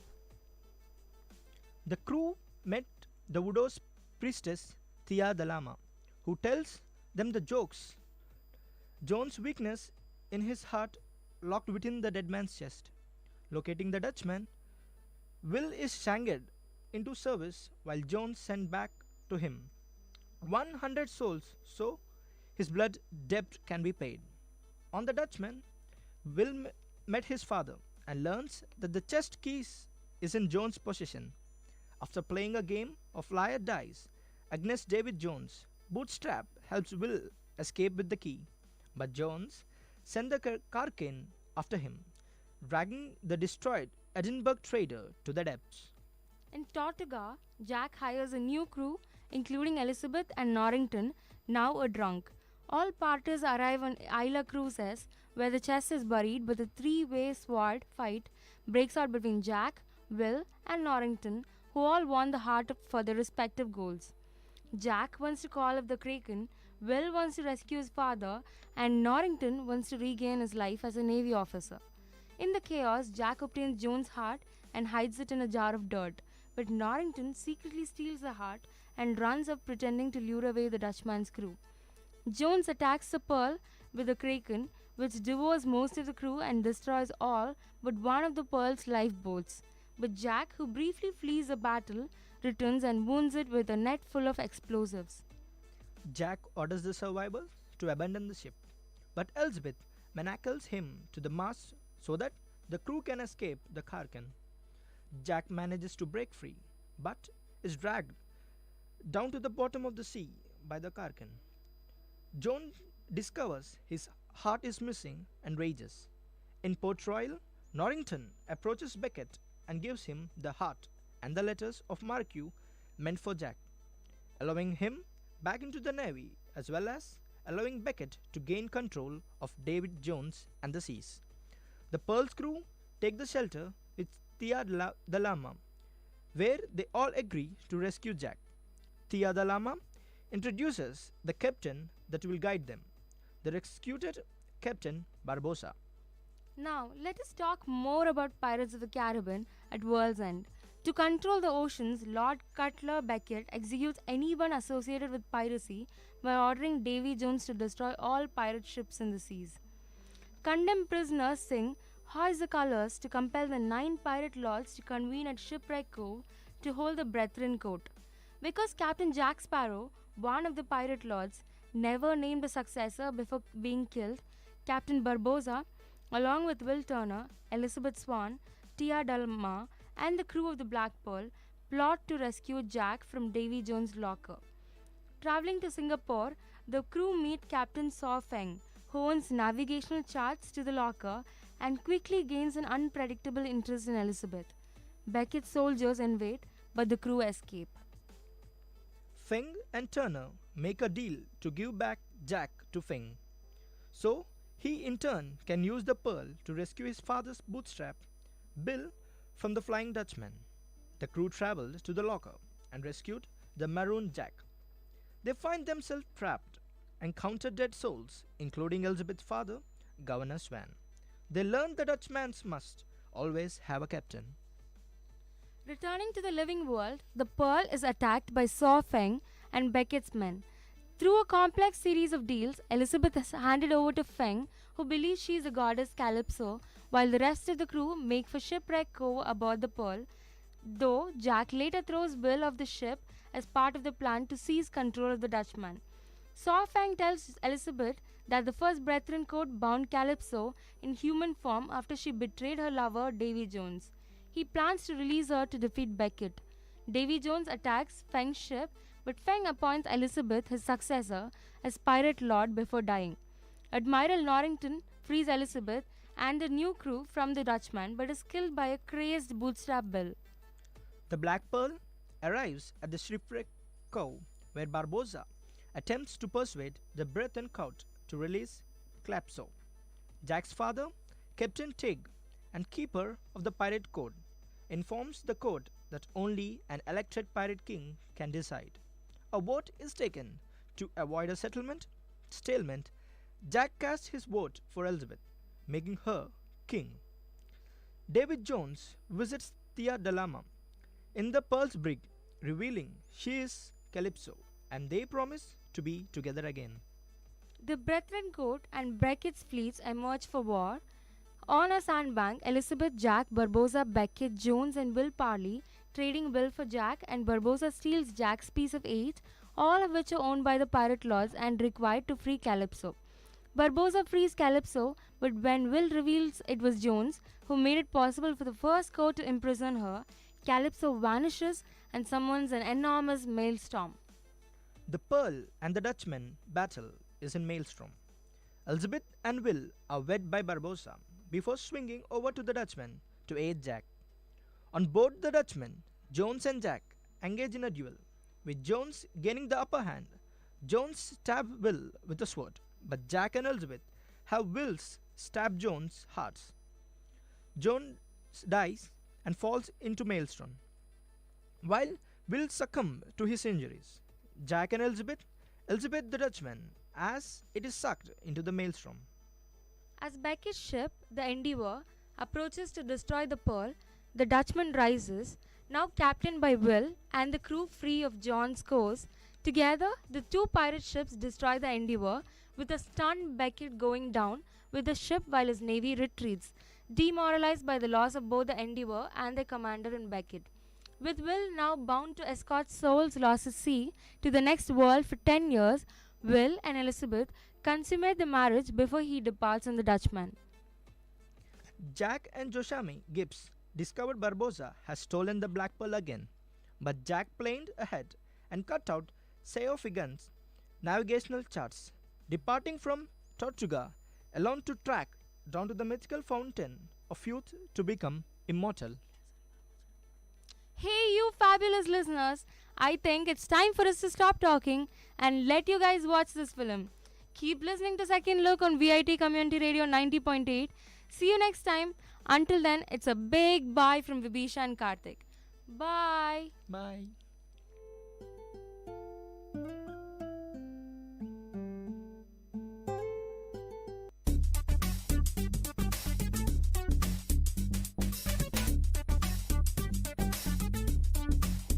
And you're listening to the show Travel Bonanza with, of course, your host Ashika. This show will allow you to explore and travel around the globe and, of course, through the radio. But guys, this is your guide. Where to go, what to do, how to go, what to eat, and where to stay.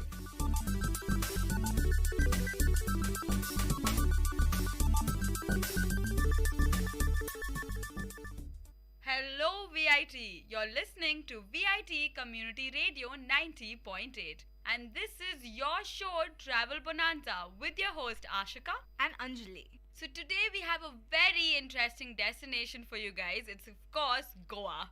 I know the first thing you think about when you say Goa are beaches, but of course Anjali has something else in mind. Well, Ashika, did you know that Goa is actually considered to be the middle class honeymoon destination spot for a lot of people? Okay, wow, that is well said. I did not know about that. But today we're going to talk about a very interesting aspect of Goa. Goa has a very rich cultural diversity that has been an outcome of very rich history. So before we begin, I thought I'd give a glimpse of why Goa is so exotic. We won't jump into ancient history, don't worry. So Goa, being a port, was invaded or rather conquered by various empires, including the Ottoman Empire, the Muslim Empire. This was of course overtaken by, you guys must be knowing, by the Portuguese in the late 15th century, when Vasco da Gama, as we know, discovered the route to India through Calicut. The Portuguese also took shelter in Goa, so they conquered and spread Christianity. Thus commenced the Christian world with the influence of Portuguese language, culture, and of course wealth due to the spice trade. Goa thus became home to more than 300 churches. It became the vice imperial seat for the Portuguese Empire of the East. Now, interestingly, something really interesting that I'd like to share with all of you is that even post independence, the Portuguese were unwilling to just leave India. Till India, under the command of then Prime Minister Jawaharlal Nehru, with the help of the militants, invaded and liberated Goa in the 17th of December 1961. So that is way past the actual independence of India. And this was a solid 450 years ruling of the Portuguese. So you could imagine that why Goa still remains a multicultural hotspot for tourists all over the world.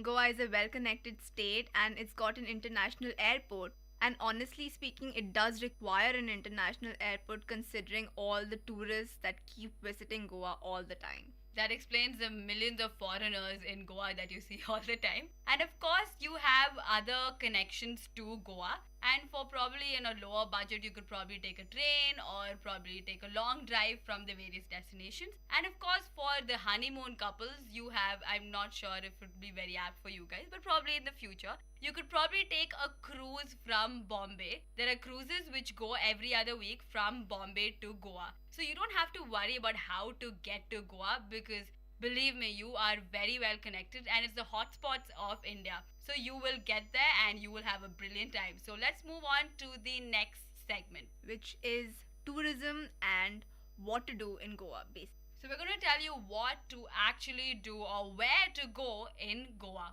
So Ashika was speaking about history. Now I'm going to just turn over to the tourism because as we all know, Goa is one of the most sought after tourist destinations in India. Now, over 450 years of Portuguese rule and influence of Portuguese culture presents to visitors to Goa a different environment than anywhere else in India. Goa, as Ashika said, is famous mainly for its beaches, churches and cruises and food, obviously. Now, Goa has two World Heritage sites. The Basilica of Bom Jesus is a 3-story church with a fusion of architectural styles with marble floors inlaid with precious stones. The relics of Saint Francis Xavier, a Catholic missionary, are kept in a silver casket, adorned in a crystal urn.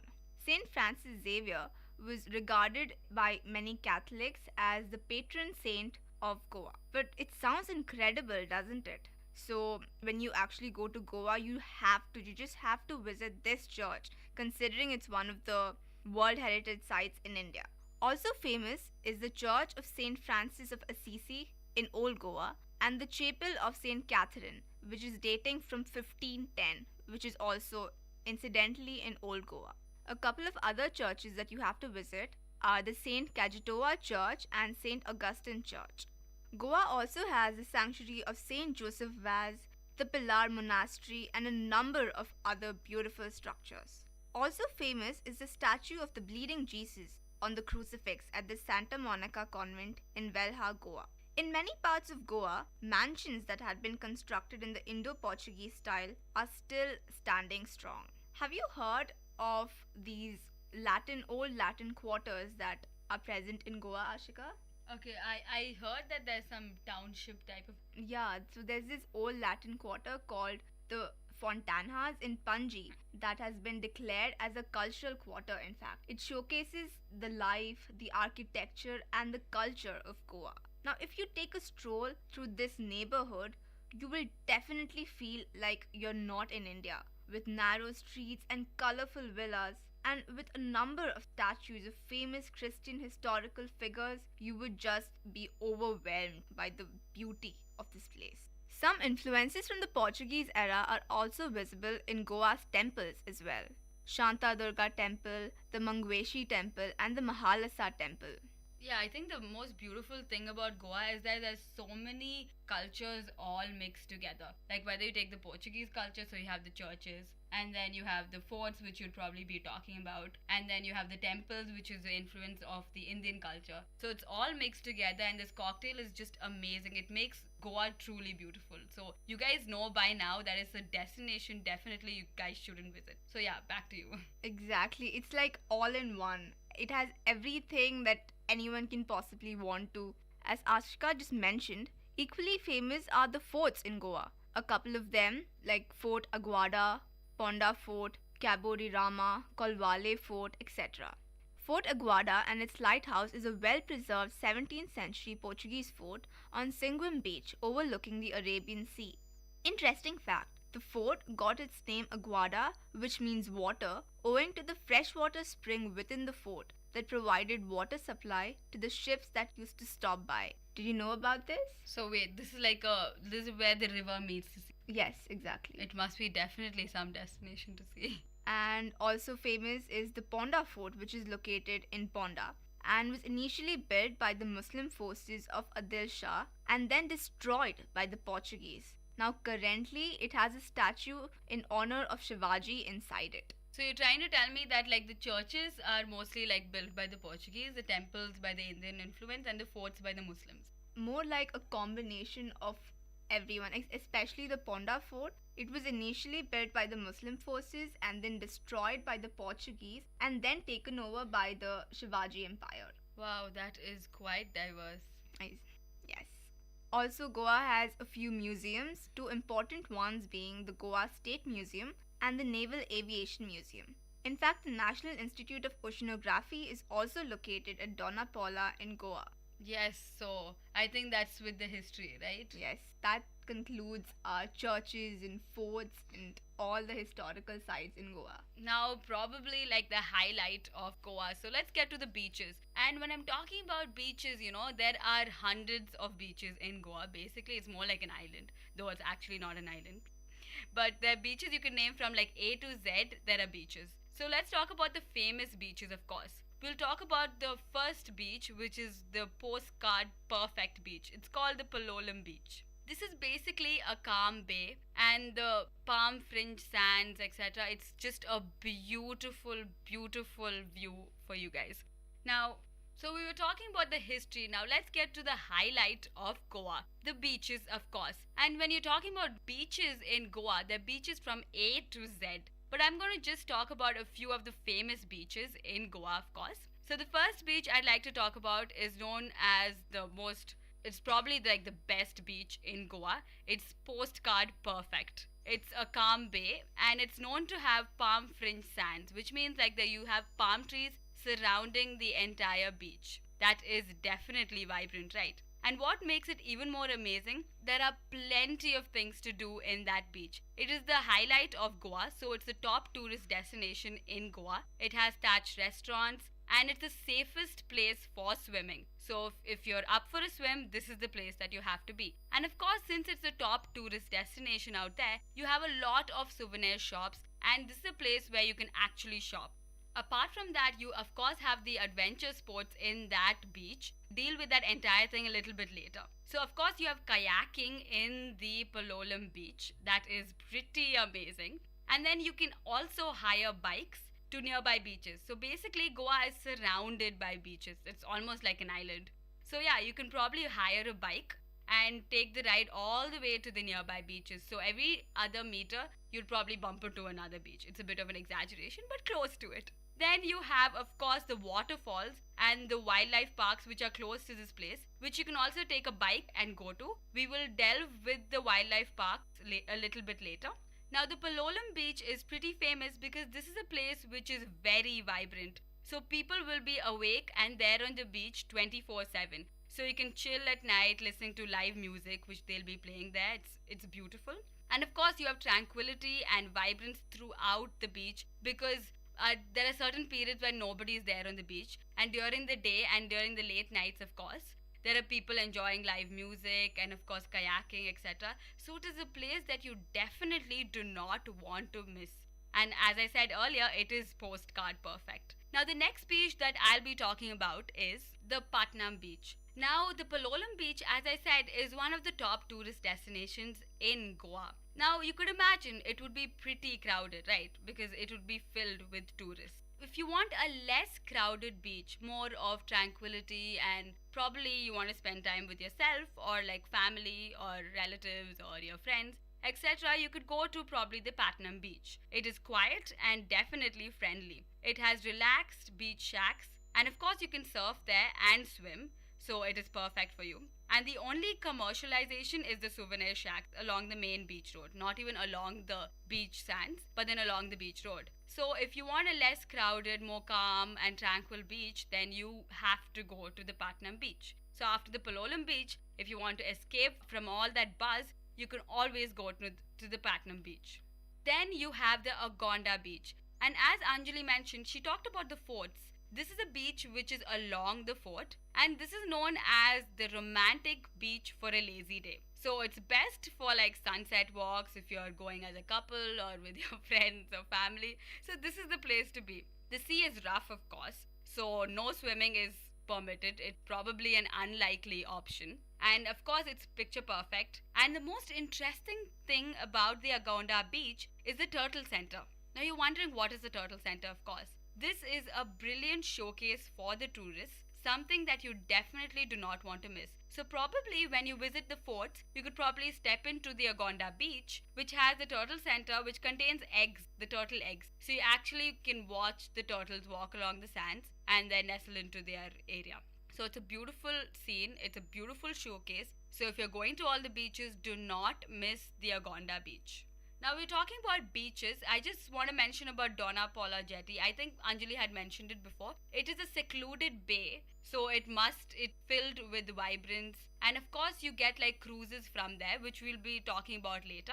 And then you have the Marmugao Harbor. I hope that is the way you pronounce it. Now this place is really special because we have two rivers, the Mandovi River and the Zuari River meet the Arabian Sea. So this is something that you really don't want to miss. So there are two rivers meeting the Arabian Sea. So the estuary has particular endangered species which are present in that area. So it is a place also for like wildlife growth. So this endemic species is also something that you don't want to miss when you go to Marmugao Harbor. It is not exactly a tourist destination and not many people know about it. So it will be a good place to go. Like, I hope you get the information through this. Now, so we talked about the beaches. Now directly after the beaches, let's go to the adventures. So we're talking about the adventure sports. I know it's something that all of you have been waiting for. So we'll talk like for going towards the area where the adventure sports actually take place, you have to probably take a cruise. And the cruise will start from Fort Aguada, like I stated, the Sinkoram or the Panjim Jetty. So the Fort Aguada, as I mentioned, was a former Portuguese military fort and a prison, which already Anjali had mentioned. So basically in this place, as you take the cruise, you can of course before taking the cruise in the shore, you can swim along the shore. But once you go into the cruise, the boat will actually halt in the middle of the sea. And in the middle of the sea, you can dip in the blue-green waters. You can probably even swim along with dolphins. Yes, dolphins is what I'm talking about. In Goa, dolphins is what I'm talking about. You heard it right. Of course, this cruise is famous for what we call the dolphin watching. So probably you can see the dolphins dancing around the waters. Probably you get lucky, you can swim along with the dolphins.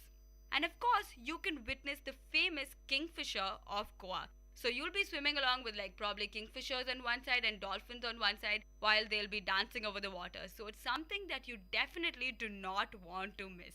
So we talked about dolphin spotting. Dolphin spotting is also possible in the Grand Island. Yes, definitely. And the word definitely goes up to what it is. Thing that is famous about Grand Island is the snorkeling. Snorkeling, I'm sure all of you have heard about. This where it's somewhat like scuba diving. So probably you go underwater and then you get to witness the colorful fauna and flora of the deep marine. And not to mention, so obviously you're not going to miss the snorkeling if you go to Grand Island. And after the snorkeling, you would probably get on a boat for a cruise, and that will allow you to fish if they halt in a particular destination. So all this often comes in a package in Goa. As a tourist, you'll be offered packages to go through dolphin watching or dolphin spotting and snorkeling all together, and fishing all as a package. So they'll come in packages, probably reduce the cost based on that. So you could choose the package and you don't have to worry about how to get the access through it because you have guides all around Goa and they'll just be hunting around you all the time and forcing you to come up with join any package as such. So if you talk about adventure sports, you definitely do not miss dolphin spotting. snorkeling, and fishing. Fishing is not so adventurous, but I guess it's pretty exciting. Now, another thing that I wanted to talk about was the wildlife. But then before I get into the wildlife, Anjali will tell you about the cruises, which I've been continuously mentioning on and off. Yes, so as Ashika just mentioned, Goa is very well known for its cruises. Goa offers river cruises as well as sea cruises. Now, a couple of the cruises take you up to Mandovi River into the Zuari Bay or to Aldona. It's a trip full of fun and entertainment, while different varieties of Goan cuisine is provided. Professional troupes perform the Dekni temple dance, the Fugdi dance, and the Kornedinho dance. I honestly hope I've been pronouncing them properly. So if you go to Goa, make sure you get on a cruise as well and watch the beautiful view along with a dash of traditional Goa dancing and a dollop of their amazing cuisine. We'll talk about the cuisine, of course, in the next segment. I know you guys are waiting for that. So as I mentioned, I had informed you earlier that we'll talk about the wildlife of Goa. I'm sure you guys must have not come across this because, Goa means beaches or maximum the historical architecture. But the wildlife is pretty exotic in Goa. Goa is home to a number of wildlife sanctuaries. You have the Kotigaon Wildlife Sanctuary, the Bonla Wildlife Sanctuary, Bhagwan Mahavi Wildlife Sanctuary. So these three sanctuaries are very, very famous in Goa. And as I mentioned before about the packages, so probably you would be offered a package when you go through these wildlife sanctuaries. Before I go into the other interesting wildlife tourist destinations, one thing that you need to know is Goa is home to the Western Ghats, of course. So you have the endemic species of the estuaries and the seas, of course, and the rivers and the estuary areas. And of course, you have the Western Ghats. So it's again, not only is the history all mixed, it is also the wildlife of Goa, which is pretty diverse. So when I was talking about wildlife, so let's move into something really interesting. There's something called the Kumbarjua ferry. This is a ferry ride which will take you to an interesting package. So this package contains the crocodile spotting. I know, sounds amazing. And then you have the spice plantations. And then you have the elephant rides and the elephant bathing. I know it sounds really super, super interesting. So we'll talk about the crocodile spotting. So as you go along the ferry, you can actually see children swimming along with the crocodiles. And when I'm talking about children, I mean the native children, of course. I'm not sure how far they'll let you jump into the water and swim along with the crocodiles, but that is something that you definitely witness as you go along the ferry. So crocodile spotting is something that is definitely going to blow your mind. And as you go past, they will stop at a place where there are incredible fauna. You have the spice plantations. So the diversity of Goa would be seen there. And Goa, as we know, was famous for its spices. The spice trade of Goa is world renowned. So that is something that you will witness if you take the Kumbarjua ferry. I hope I'm pronouncing it right again. And as you go across the spice plantation, adjacent to it, you have the elephants right out there. And the interesting part, of course, you have elephant rides everywhere, but here you get to actually bathe an elephant. So you, of course, it's for a prize, and then you get to bathe the elephant. So it's something that you do not want to miss. So if you get an opportunity for this package where you can witness the crocodiles or the spice plantations or the elephants, do not miss it. So the wildlife of Goa is something probably you haven't heard about, but now you know. So after the beaches, probably you can head for these packages. So the sanctuaries and the ferry ride with all these packages is something that you have to delve into. Now we're talking about all this. Now the main segment is what to eat in Goa. So Anjali. Well, as we all know, Goa is located in an area with a tropical climate. So the Goan cuisine mainly consists of intensely spiced and flavored food items. It's basically similar to Malwani or the Konkani cuisine. The cuisine is mostly seafood based, most of them being pomfret, shark, tuna, crabs, lobsters, etc. Also, interesting fact, the Portuguese brought potatoes, tomatoes, pineapples, guavas and cashews from Brazil to Goa. Did you know that? Okay, I definitely did not know that. I thought that India grows its own tomatoes and potatoes. But of course, Portuguese with this huge influence from various countries exported that. That is very interesting. I know. and it was apparently Hindu civilization did not know anything about tomatoes and potatoes till before Portuguese actually brought them. Wow, I'm glad we told that to the listeners. I definitely did not know that. Now, the most popular alcoholic beverage in Goa is Penny. It's made out of cashews as well as coconuts. What a combination. I know. So that was about the food and the drinks, but let me name a few cuisines of Goa. You have the prawn balcho, which I'm guessing is a prawn dish. And then you have the fish ricciado. These are all Portuguese dishes, by the way. And then you have something called the sorpotel. This is very interesting. Listen carefully. This is like a mix of pork, liver, heart, and kidney. So it's thick and super spicy, and hopefully it is yummy. I definitely did not try that. I don't know about Anjali. Did you try that? I don't think I tried that either. Then you have like the choricos sausages, which is again pork. And then you have the chicken sakuti. Yes. So these are all like Portuguese dishes, traditional Portuguese dishes. And the other dishes which Anjali mentioned about are typical Goan Konkani cuisines. If you're going to Goa, you might as well try all these cuisines. And after the cuisines, do not forget to try the sweets. There's something called the babinka and the dadal. Do you have any idea about them, Anjali? Yeah, I've heard ki bebinka is a form of halwa. It's made up of a lot of ghee. I honestly, in my opinion, I didn't really like it much. It was really oily and it wasn't really very tasty either. Okay, that is probably her opinion, but for all those people with a sweet tooth, I think bebinka would be a good choice, right? True, that's true. So yeah, guys, do try the cuisine of Goa. Do not stick to your staple food. Just go on with the prawn balchao or your bebinka sweets. So you will definitely have a good time when it comes to food also. So with this, we come like to the end of the program. So we've covered the history. We've covered the churches, we've covered the fort, we've covered the mansions, we've covered the heritage sites, the beaches, and the wildlife events, and of course the cuisine of Goa. So this exotic blend makes Goa one of the top destinations of India. And as Anjali mentioned, the middle class honeymoon destination. So if you guys are planning to go either with your friends or family or in the future for your honeymoon, Goa is definitely the best destination for you guys. So do not miss all that we said, and hopefully you guys would have an amazing time in Goa. And of course, go during the season, because when I had visited, it was during January and this was right after New Year's. So when I went, all the restaurants were closed, all the shacks were shut. So basically, I did not enjoy Goa the way it was supposed to be. So go in the right season and of course, witness all the exotic vibrance of this beautiful destination. With this, we come to the end of the program. Signing off, this is Ashika and Anjali.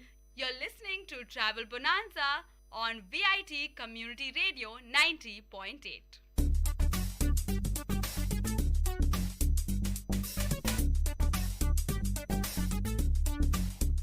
This was Travel Bonanza with your host Ashika. So stay tuned to VIT Community Radio 90.8.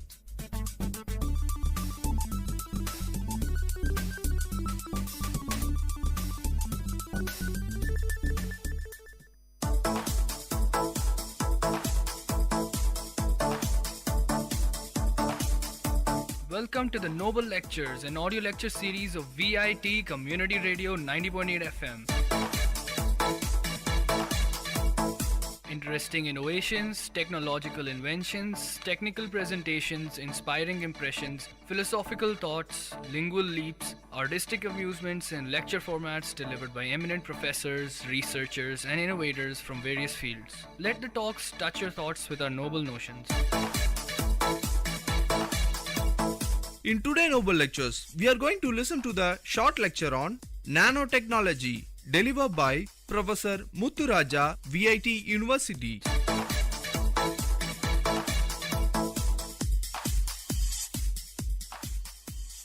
I am Professor S. Muthuraja, School of Electronics Engineering, VIT University.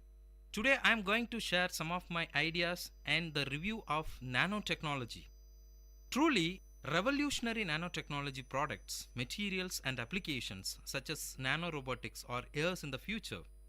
What qualifies as nanotechnology today is basic research and development that is happening in laboratories all over the world. Nanotechnology products that are on the market today are mostly gradually improved products where some form of nanotechnology enabled material or nanotechnology process is used in the manufacturing process. In their ongoing quest to improve existing products by creating smaller components or better performance materials, all at a lower cost, the number of companies that will manufacture nano products, it will grow fast and soon make up the majority of all companies across many industries. Evolutionary nanotechnology should therefore be viewed as a process that gradually will affect most companies and industries. So what exactly is nanotechnology? One of the problems facing nanotechnology is the confusion about its definition. Most definitions revolve around the study and control of phenomena and materials at the length of scale below 100 nanometers, and quite often they make a comprehensive with the human hair, which is about 80,000 nanometer wide. Some definitions include a reference to molecular systems and devices, and nanotechnology purists argue that any definition of nanotechnology needs to include a reference to functional systems. The inaugural issue of natural nanotechnology asked 13 researchers from different areas what nanotechnology means to them, and the responses from enthusiastic to skeptical reflect a variety of perspectives. It seems that a size limitation of nanotechnology to the 1 to 100 nanometers range, the area where size-dependent quantum effects come to bear, would exclude numerous materials and devices, especially in the pharmaceutical area, and some experts caution against a rigid definition based on sub-100 nanometer size.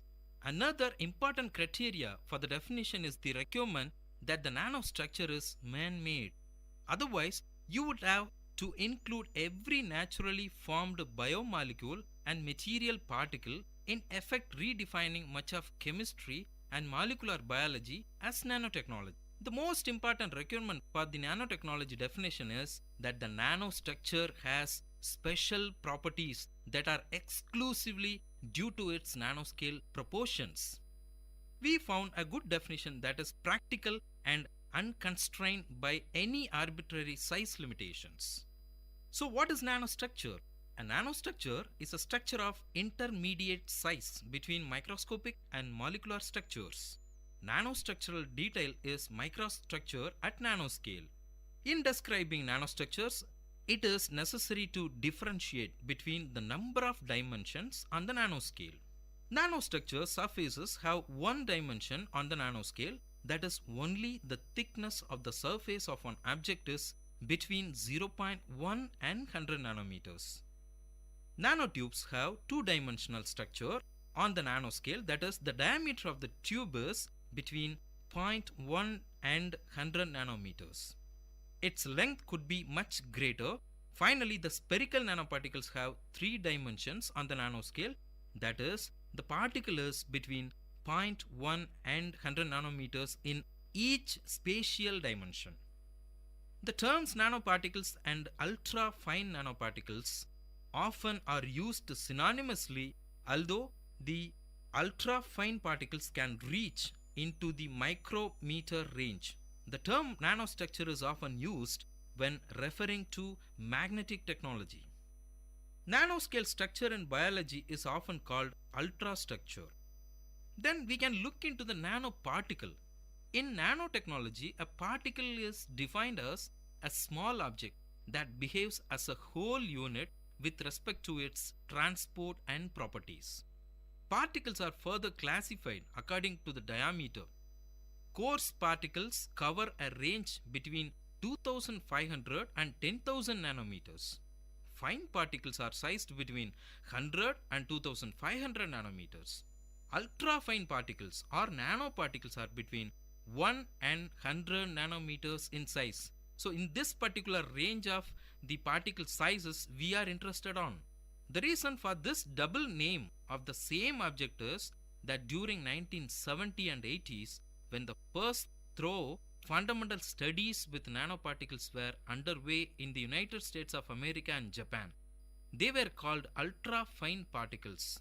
However, during the 1990s, before the National Nanotechnology Initiative was launched in the United States of America, the new name nanoparticle had become fashionable, and then nanoparticles may or may not exhibit size-related properties that differ significantly from those observed in fine particles or bulk materials.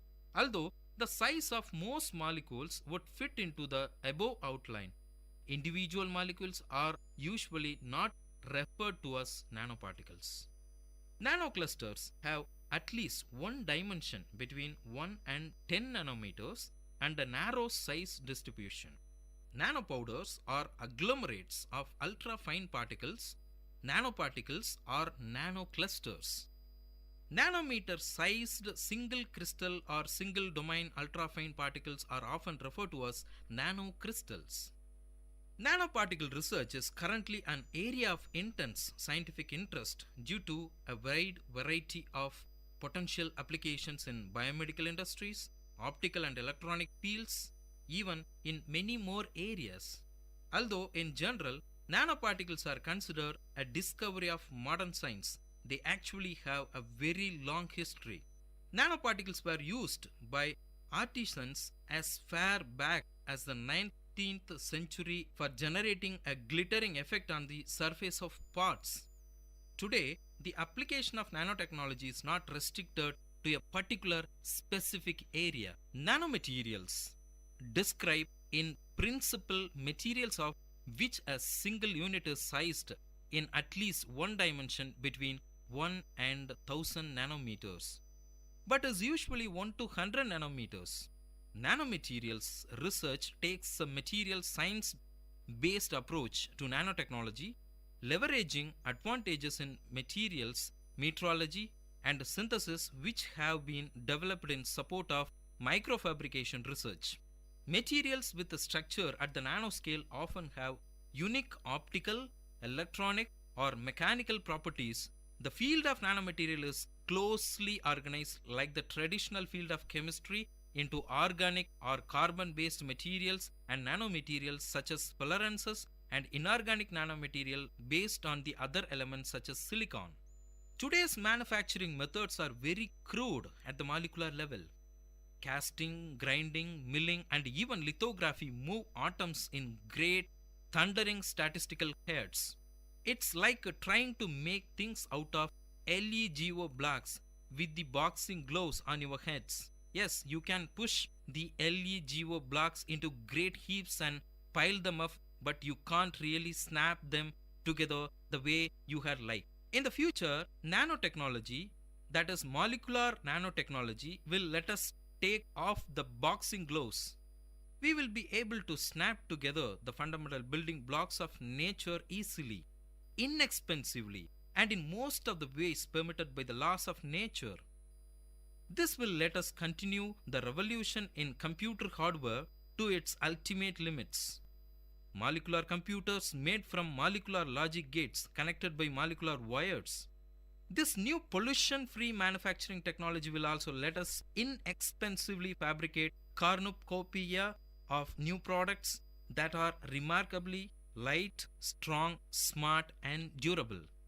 Nanotechnology has become something of a buzzword and is applied to many products and technologies that are often largely unrelated to molecular nanotechnology. While these broader usages encompass many valuable evaluationary improvements of existing technology, molecular nanotechnology will open up qualitatively new and exponentially expanding opportunities on a history predominant scale. We will use the word nanotechnology to mean molecular nanotechnology soon. Nanotechnology will let us achieve the ultimate in precision, almost every atom in exactly the right place.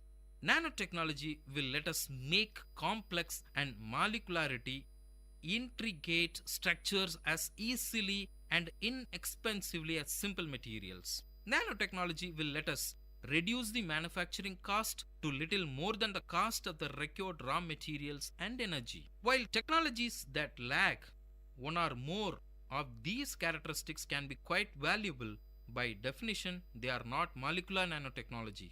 Molecular nanotechnology will let us build new and entirely novel molecular machines like the planetary gear illustrated already in the literature survey. Molecular nanotechnology will be the physical foundation for the singularity. There are most and many more areas of the applications are included in the nanotechnology domain.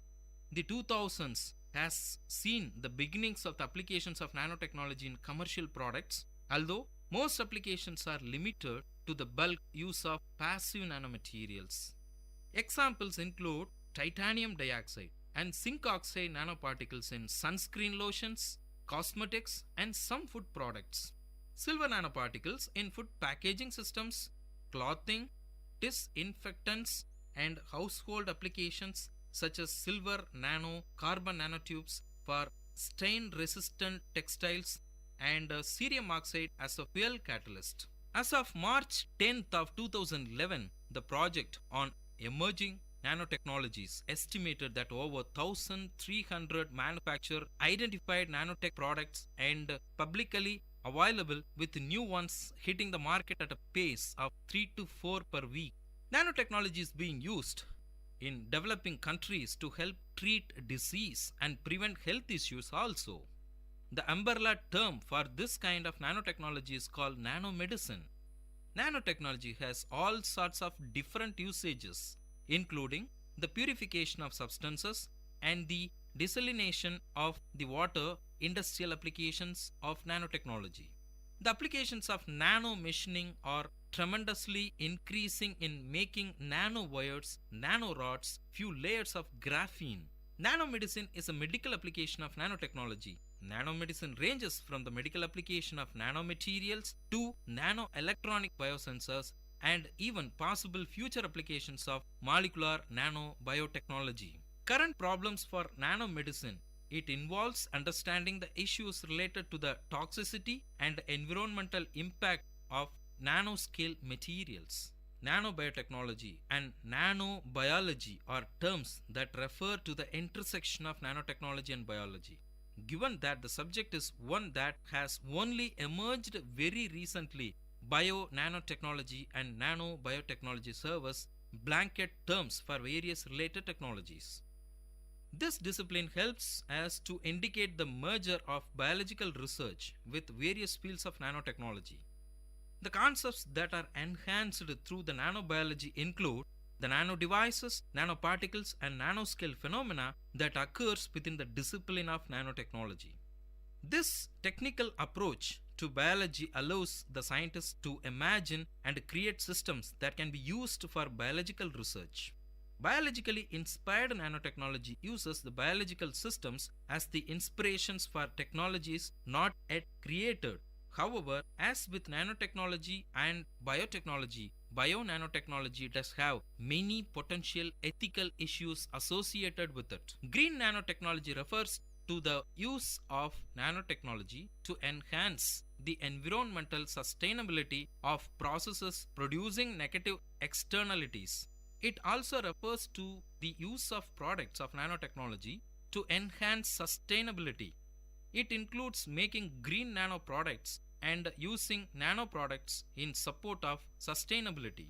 Green nanotechnology has been described as the development of clean technologies to minimize the potential environmental and human health risks associated with the manufacture and use of the nanotechnology products, and used to encourage the replacement of the existing products with new nano products that are more environmentally friendly throughout the life cycle.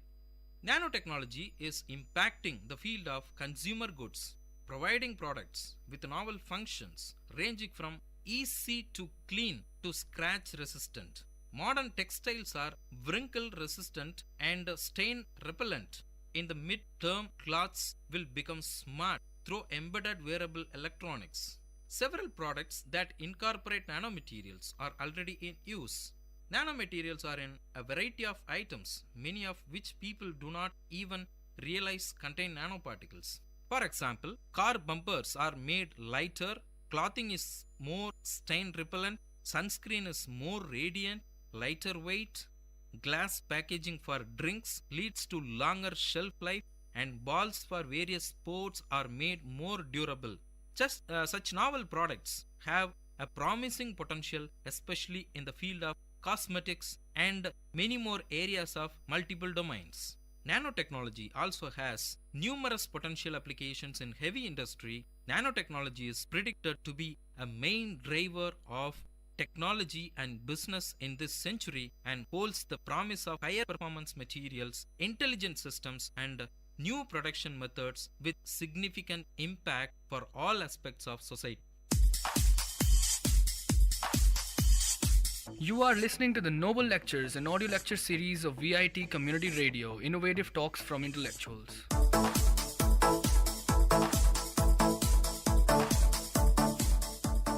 Next, we are going to listen to the short lecture on the effect of carbonated drinks on human health, delivered by Professor Ram Babu, VIT University. This is Professor Ram Babu from Chemical Division of SMBS, VIT University, and today I am going to talk about one of the most important topic of recent time, that is the effects of carbonated drinks on human health. Several years back, there were just a few of the carbonated drinks in the market. Today, there are a plethora of brands, each having a number of varieties of the carbonated beverages which are drunk, usually chilled. These varieties of carbonated drinks, like the sodas, energy drinks, and juices made of artificial flavors and essences, have become a grace among us, especially the youth of today. As these beverages are chilled before consumption, they no doubt give us a feeling of instant cooling, but on the other side, they are highly harmful to the body in a long-term usage.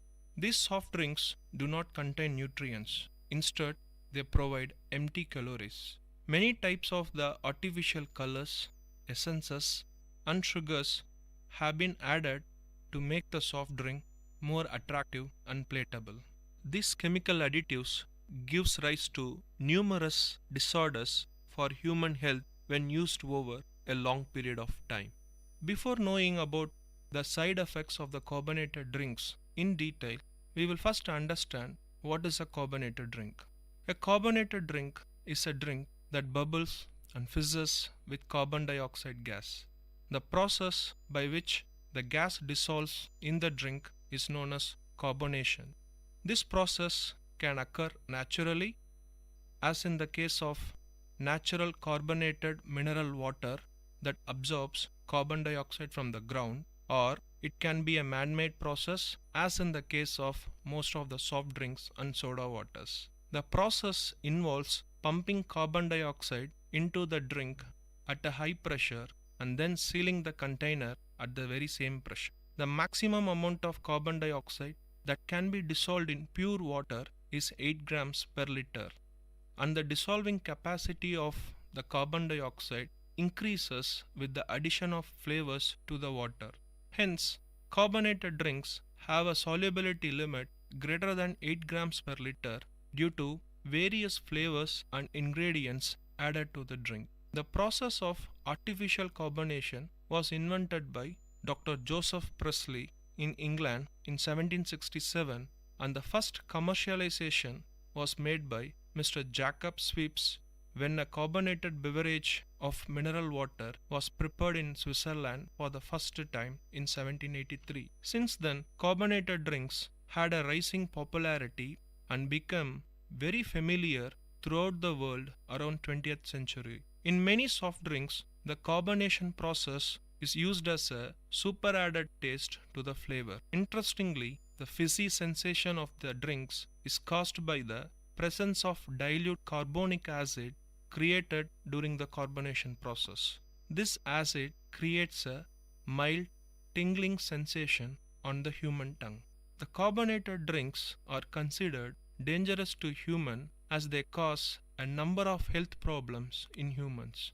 Some of them are as given. Carbonated drinks are known to weaken bones due to leaching out of the calcium by the carbon dioxide gas present in the carbonated drinks. Apparently, they seem to give a relief from gas, but in reality, they cause hyperacidity. Carbonated beverages also causes belching and heartburn. These drinks contain dissolved carbon dioxide, which becomes a gas when it warms up to the body temperature in our stomach. Frequent consumption of the carbonated soft drink may cause repeated belching as our stomach stretches out due to the accumulation of carbon dioxide gas. Food and stomach acid may come up our digestive tract and reach our food pipe as we belch, causing heartburn and sore taste in our mouth. Carbonated drinks are one of the primary reasons for the increased risk of obesity in humans. Consuming sugar-sweetened carbonated drinks adds up a huge calories to our diet. Consuming sugar-sweetened carbonated drinks adds up a huge calories to our regular diet, which may increase the risk of overweight and obesity. In a health article published in 2007 by the Indian Medical Association, it has been clearly mentioned that the risk of overweight and obesity associated with the consumption of sugar-sweetened carbonated beverages is greater for women than men and also for adults compared to the children and adolescents. Overweight and obesity are significant risk factors for the development of type 2 diabetics, heart disease, and osteoarthritis. In reality, the high content of sugar in these carbonated drinks causes dehydration by removing water from the tissues. Thus, these carbonated drinks increase the thirst instead of quenching them. Consumption of these carbonated drinks can also adversely affect our overall nutrient intake. Drinking these beverages may reduce our regular consumption of proteins, starch, dietary fiber, and vitamin B2. Recent research clearly states that people who drink carbonated beverages tend to eat less and drink less fruit juices compared to those who do not drink carbonated drinks. Regular consumption of carbonated drinks can even harm our teeth. Our mouth contains a certain bacteria that feed on sugar, producing the chemicals that can break down the hard enamel of our teeth. A cavity forms when erosion of an enamel exposes the soft inner core of our teeth. When we drink sweetened carbonated soda, the regular sugar remains in our mouth, promoting the erosion process of the enamel that lead to the teeth decay. Also, the carbonic acid present in these drinks further increase the likelihood of gum loosening in our teeth, thereby weakening the teeth and ultimately leading to teeth falls. Added to these points, the craze of carbonated energy drinks is on rise. Even young children can be seen getting addicted to them. The moment one feels a bit run down or tired, these drinks immediately comes to mind. We usually find new brands of these energy drinks springing up all over regularly. Though these energy drinks claim to remove fatigue and tiredness and make one fit, they indeed cause increased excitability. In fact, no amount of chemical additives can make one fit from tiredness. Though these drinks do make us to be alert, refreshed, and indeed reduce sleeplessness, their usage has resulted in more harm than good. Carbonated energy drinks are usually a mix of caffeine, vitamin B complex, sugars, and some herbs like guarana, ginseng seeds, etc. The main ingredient and the one that causes the boost of energy in this carbonated energy drinks is caffeine. Though up to 200 mg of caffeine is considered as safe to be consumed daily, these drinks can contain more than this amount of caffeine in just one serving. Not only this, certain herbs like guarana and herba that are actually included in this carbonated energy drinks also contain caffeine themselves. As is known, excessive caffeine consumption can lead to sleeplessness, abnormal cardiac activities, high BP, kidney disorders, etc. Also, caffeine causes dehydration since it has a diuretic action. Carbonated energy drinks also gives us a rich supply of vitamin B complex. No doubt, vitamin B complex are good to health. However, excess of vitamin B complex intake is very much harmful to human health. Vitamin B3 and vitamin B6, if consumed in excess, can cause severe nervous symptoms, numbness, flushing of skin, inflammation of liver, vision problems, etc. Coming to the various herb ingredients of carbonated energy drinks, these herb ingredients are usually added in a powdered seed form. Guarana seed has double the amount of caffeine in comparison to a coffee bean and thus has a lot of detrimental effect due to the higher caffeine levels. Ginseng seeds seems to have very reactive detrimental effect with blood thinning drugs. Looking at the sugar levels contained in the carbonated energy drinks and the guidelines as given by the Indian Medical Association for the regular consumption of sugars, that is, for women it is 24 grams, that is close to 100 calories per day, and for men it is 36 grams, that is close to 150 calories per day. Most of the carbonated energy drinks contains about 13 to 50 grams of sugar per 100 ml. Consumption of just one can of 250 ml gives us more than the daily allowance of sugar. The excess sugar gives us an instant boost rise, but also it drops at the very same level as it shoots up, giving us again a feeling of being low down. Also, the excess sugar comes with an unwelcome weight tag, that is obesity. Now, having known all these side effects of carbonated energy drinks and also finally understanding that these carbonated drinks are bad to our health, it is time to give some serious thinking to its consumption. Looking at the alternate options, the best option seems to be the preference to traditional drinks which are quite natural. Some of them are fresh lime juice to which water is added and sweetened with natural honey. If required, ginger, black salt, mint or roasted and powdered cumin seed could be added to give a variety in taste as well as the health benefits. Mango panna is a suitable natural alternate for this softened carbonated drinks, as this mango panna is rich in protein and comes with absolutely no side effects. Buttermilk, sweet or salted lassi are also other viable alternatives. Fresh coconut water seems to be an excellent alternative in place of carbonated drinks, as this fresh coconut water is an excellent thirst quenching rehydration drink and also cools the body at a faster rate. Certain other alternatives which are not quite natural are cold tea and cold coffee. However, there is a botheration on the caffeine level which may be present with the cold tea and cold coffee, and the side effect of the caffeine level is already been outlined. Though all these options seems to be good, there is nothing to beat the good old pure water. It is thus best to give preference to pure drinking water over everything else when it is available readily. The other option discussed here thus become secondary.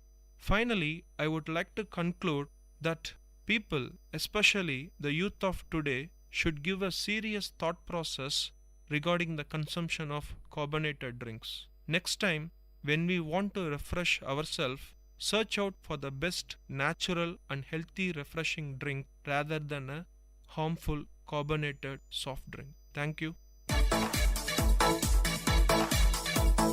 I hope this lecture touched your thoughts with a noble notion.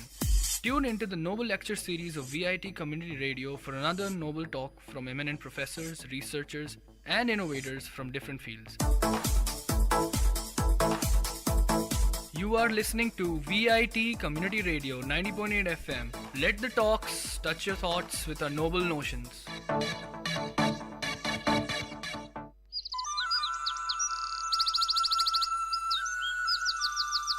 VIT பண்பலை 90.8 கவிதை கேளுங்கள்.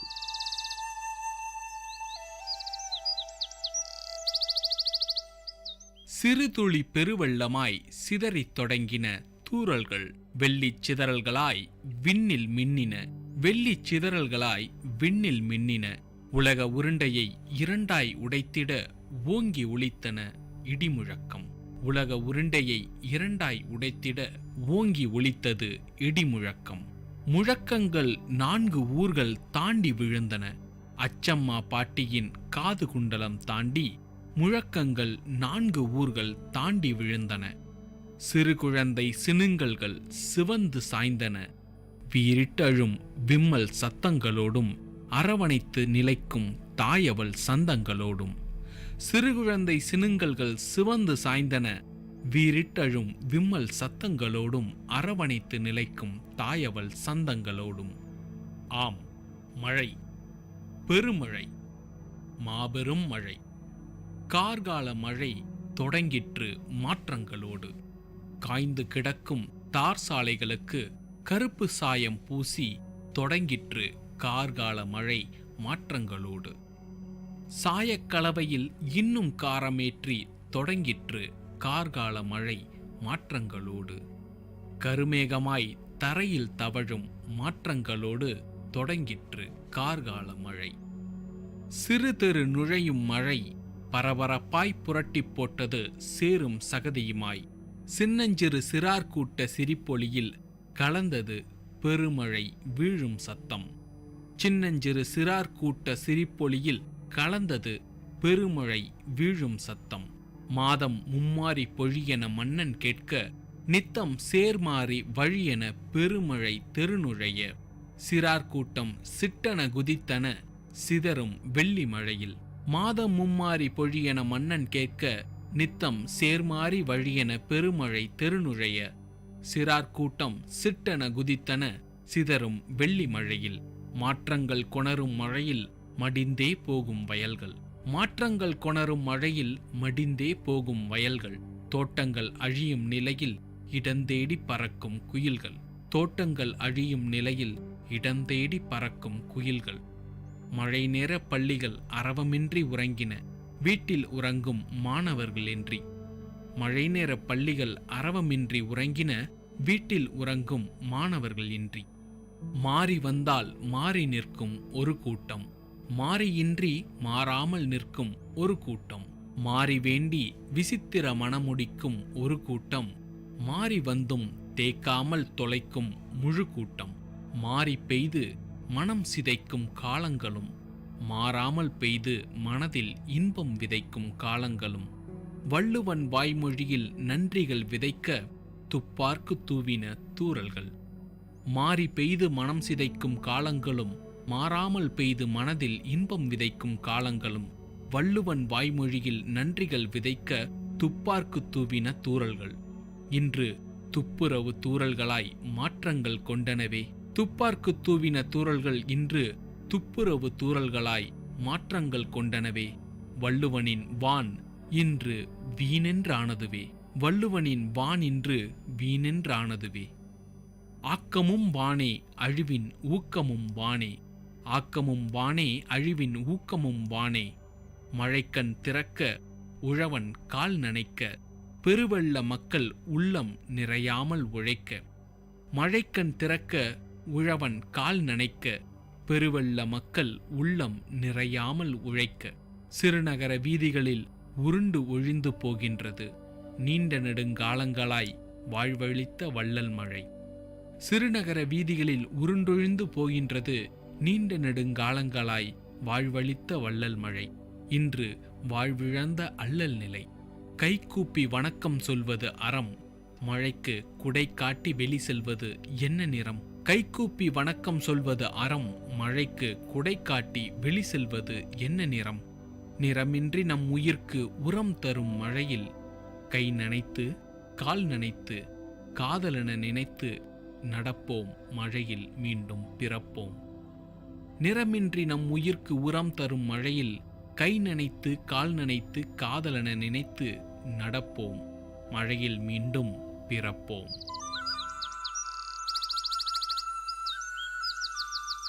நேயர்கள் கேட்டது VIT பண்பலை 90.8 கவிதை கேளுங்கள்.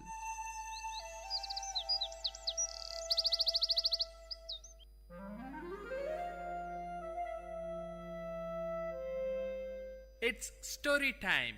In Vit Community Radio 90.8, you are going to listen to a short story written and narrated by Professor Pranesh Kumar, Vit University.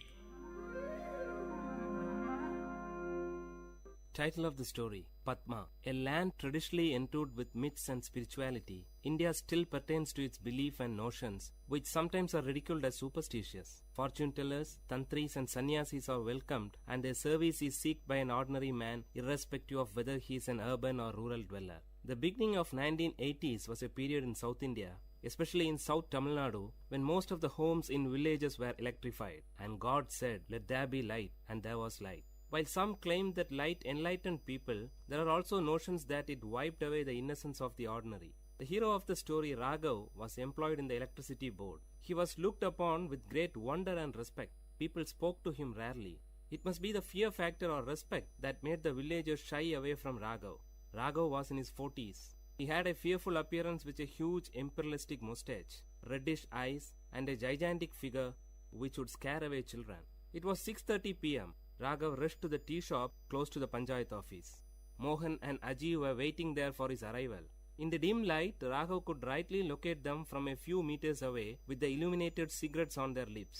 The silence of the eve was beautiful, with a movie song from the Tamil movie 16 Vayadinile that was ascending from the tea shop radio. The atmosphere was disturbed in intervals by a scratch noise. Probably it's the tea shop owner cleaning his vessels. Raghav, Mohan and Aji were friends right from their childhood days. Mohan and Aji were unemployed but survived on the income from their ancestral property. Among them, Mohan was the youngest. He differed from his friends, wearing a bell-bottomed pant and with a peculiar hairstyle that was trendy among youths of the time. Coming close to his friends, Raghav stopped, got on from the cycle and flipped down the stand, leaving it to rest. Aji offered a cigarette to Raghav. Before placing it between his lips, Mohan lighted it for Raghav with his own. The conversation began immediately after Raghav had 2 strong puffs of the dry tobacco rolled. Aji, shall we proceed with it? Raghav, with what? Removing the cigarettes from his mouth. Mohan, should we narrate it again? Don't you remember the plan that we told you yesterday? Raghav, but I told you that I have very little knowledge about mantras. Did I not? Aji, so you are the right person. You have the little knowledge that we need. After giving a deep thought, Raghav replied. Raghav, okay then, let's give a try.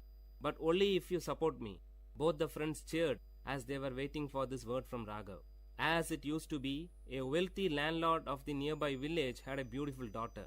The fairy girl was possessed by the evil spirit Raktarashas, a bloodthirsty evil spirit. The landlord was much worried since it was the time when he was almost successful in fixing a bridegroom for his daughter Padma. Padma was then alienated. She sat at the corner of a dark room, staring at the window with wet eyes.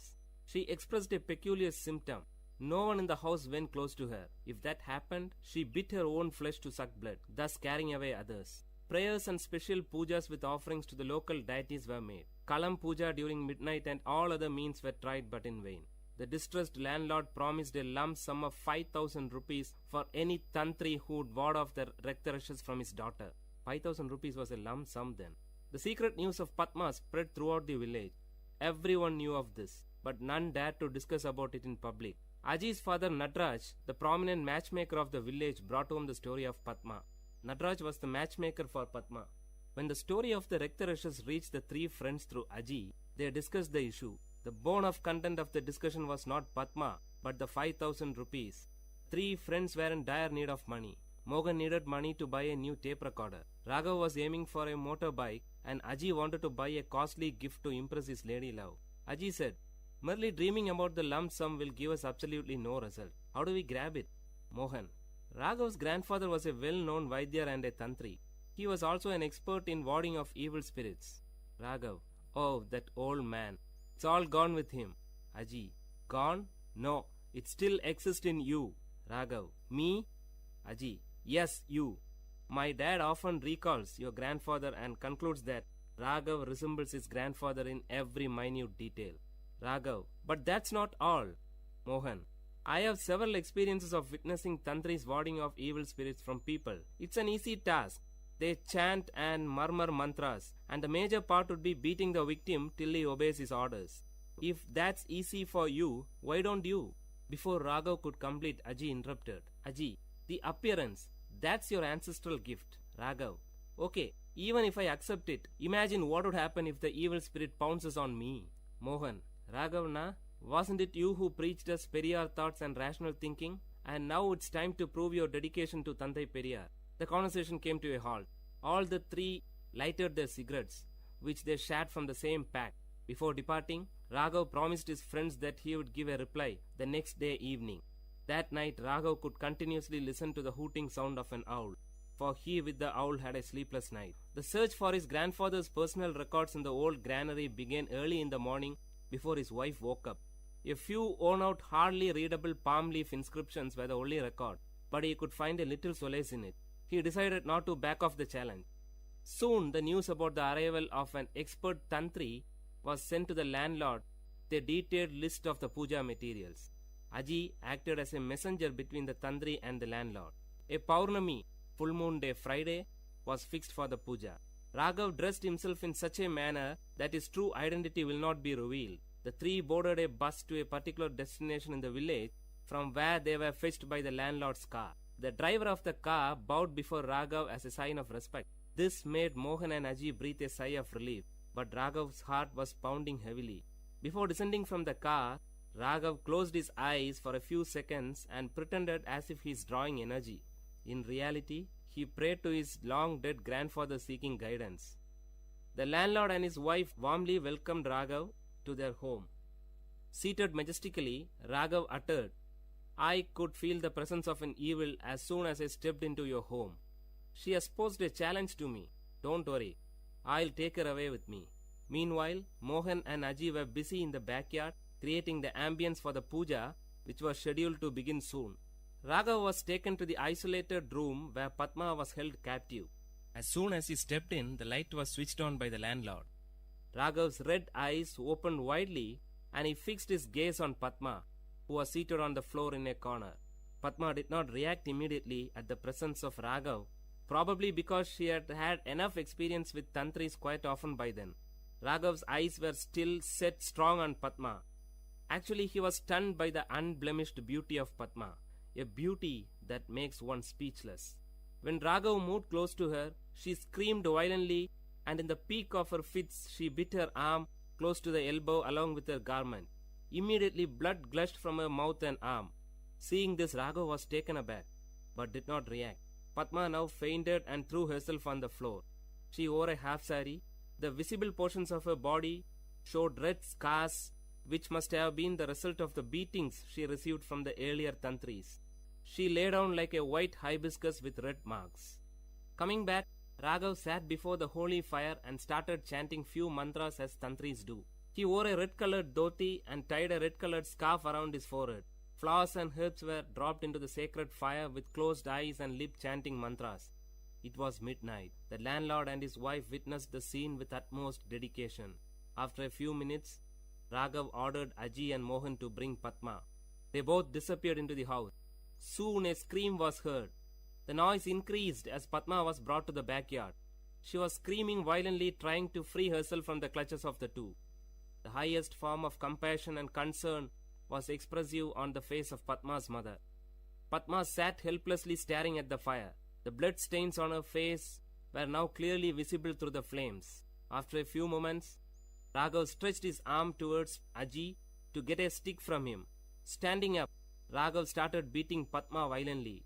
Padma did not react. She sat still. No one would ever dare to harm such an innocent beauty. It was as if beating a tender baby for no reason. Probably this feeling must have stopped Raghav from proceeding further. With his reddish burning eyes, he looked ferociously at Aji and handed the stick to him, cueing him to continue with beating. While Aji continued, Raghav shouted, Will you leave this body? For which Padma gave a loud cry, no. Not able to witness the scene, Padma's mother left the place with panic, followed by her father. Second expanded to minutes, and minutes to hours. In another couple of hours it would be dawn. The voice of Padma became faint. She hardly opened her mouth, but shook her head rhythmically to convey the message, no, no. Padma was wet with sweat and blood. She lay down like a wet flag on the roadside, unattended by party cadres after a meeting. Now Padma was partially dragged to her room.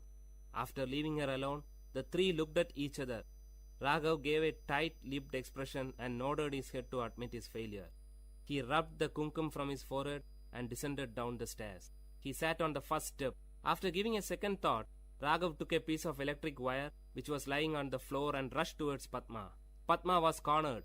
Holding the folded wire in his arm, he raised it to beat Padma, but to his shock, she grabbed his feet, fell on it and pleaded. She cried with a sweet voice, "Please, leave me."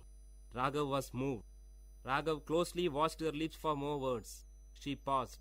A drop of water would fall from a melting ice only when the required amount gets collected. Now the drop fell. "I am normal. I don't have any illness," Padma said in a soft voice.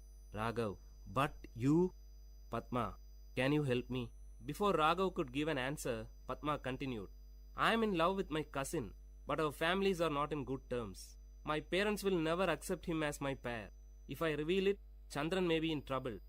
He is serving in the Indian army. He'll be back by the end of this month.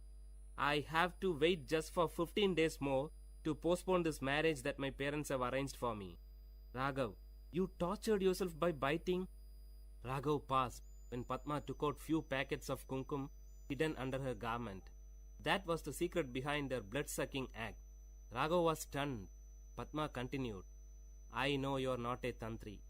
Hearing this, Raghav touched his face and dress with his fingers to make sure if his makeup hasn't deceived him. "You never uttered a correct mantra." Raghav expressed a surrendered look of a child in front of his mother. Padma continued, "My parents will not let me out of the house." Those were the days when women were denied freedom to move about, especially after the marriage is being fixed. In most of the communities, women did not have any freedom in choosing their life partners too. It was considered wrong for a woman to express her opinion about the choice of her parents. Some women considered that pretension of being possessed by an evil spirit was the only way by which they could get an outlet to express their views. Whatever she uttered in this form was considered as a word of the spirit which possessed her. Padma was one such victim. Raghav was deeply moved by the depth of love that Padma had for Chandran. She had withstood all the humiliations of the tantri for her love. Padma carefully stood up, stretched her hand towards the picture of goddess Lakshmi, and took a piece of paper which was hidden behind it. She carefully handed the paper to Raghav. "Can you inform Chandran that my parents are busy in getting me married to another man, please?" Raghav took the paper and looked into the contact details. Nodding his head as a sign of acceptance, he moved out. Just as he stepped out of the room, he could hear the murmuring sound of his friends outside. Then something struck him. He swiftly turned back to Padma. Holding the paper in one arm and the other arm holding the door, Raghav uttered to Padma in a feeble sound, "Can you do us a favor?" Padma looked at Raghav with an expression that signaled proceed. "Raghav, I assure you that we will unite you with Chandran. But till then, can you stop this self-punishing at least for our sake?" Hearing this, like streams of water in a dry place, Padma's lips started to smile after a long time. "Padma, don't worry, you will get your reward." The word was kept. Years passed, and today Padma and Chandran are happy with their children and grandchildren. Today, as the opinion of women is being sought by their parents for all the factors that concern their life, the cases of women possessed by evil spirit in the society has declined.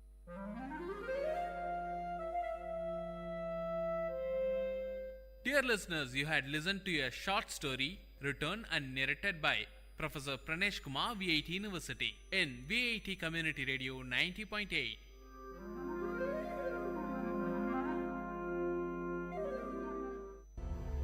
Exchange of ideas.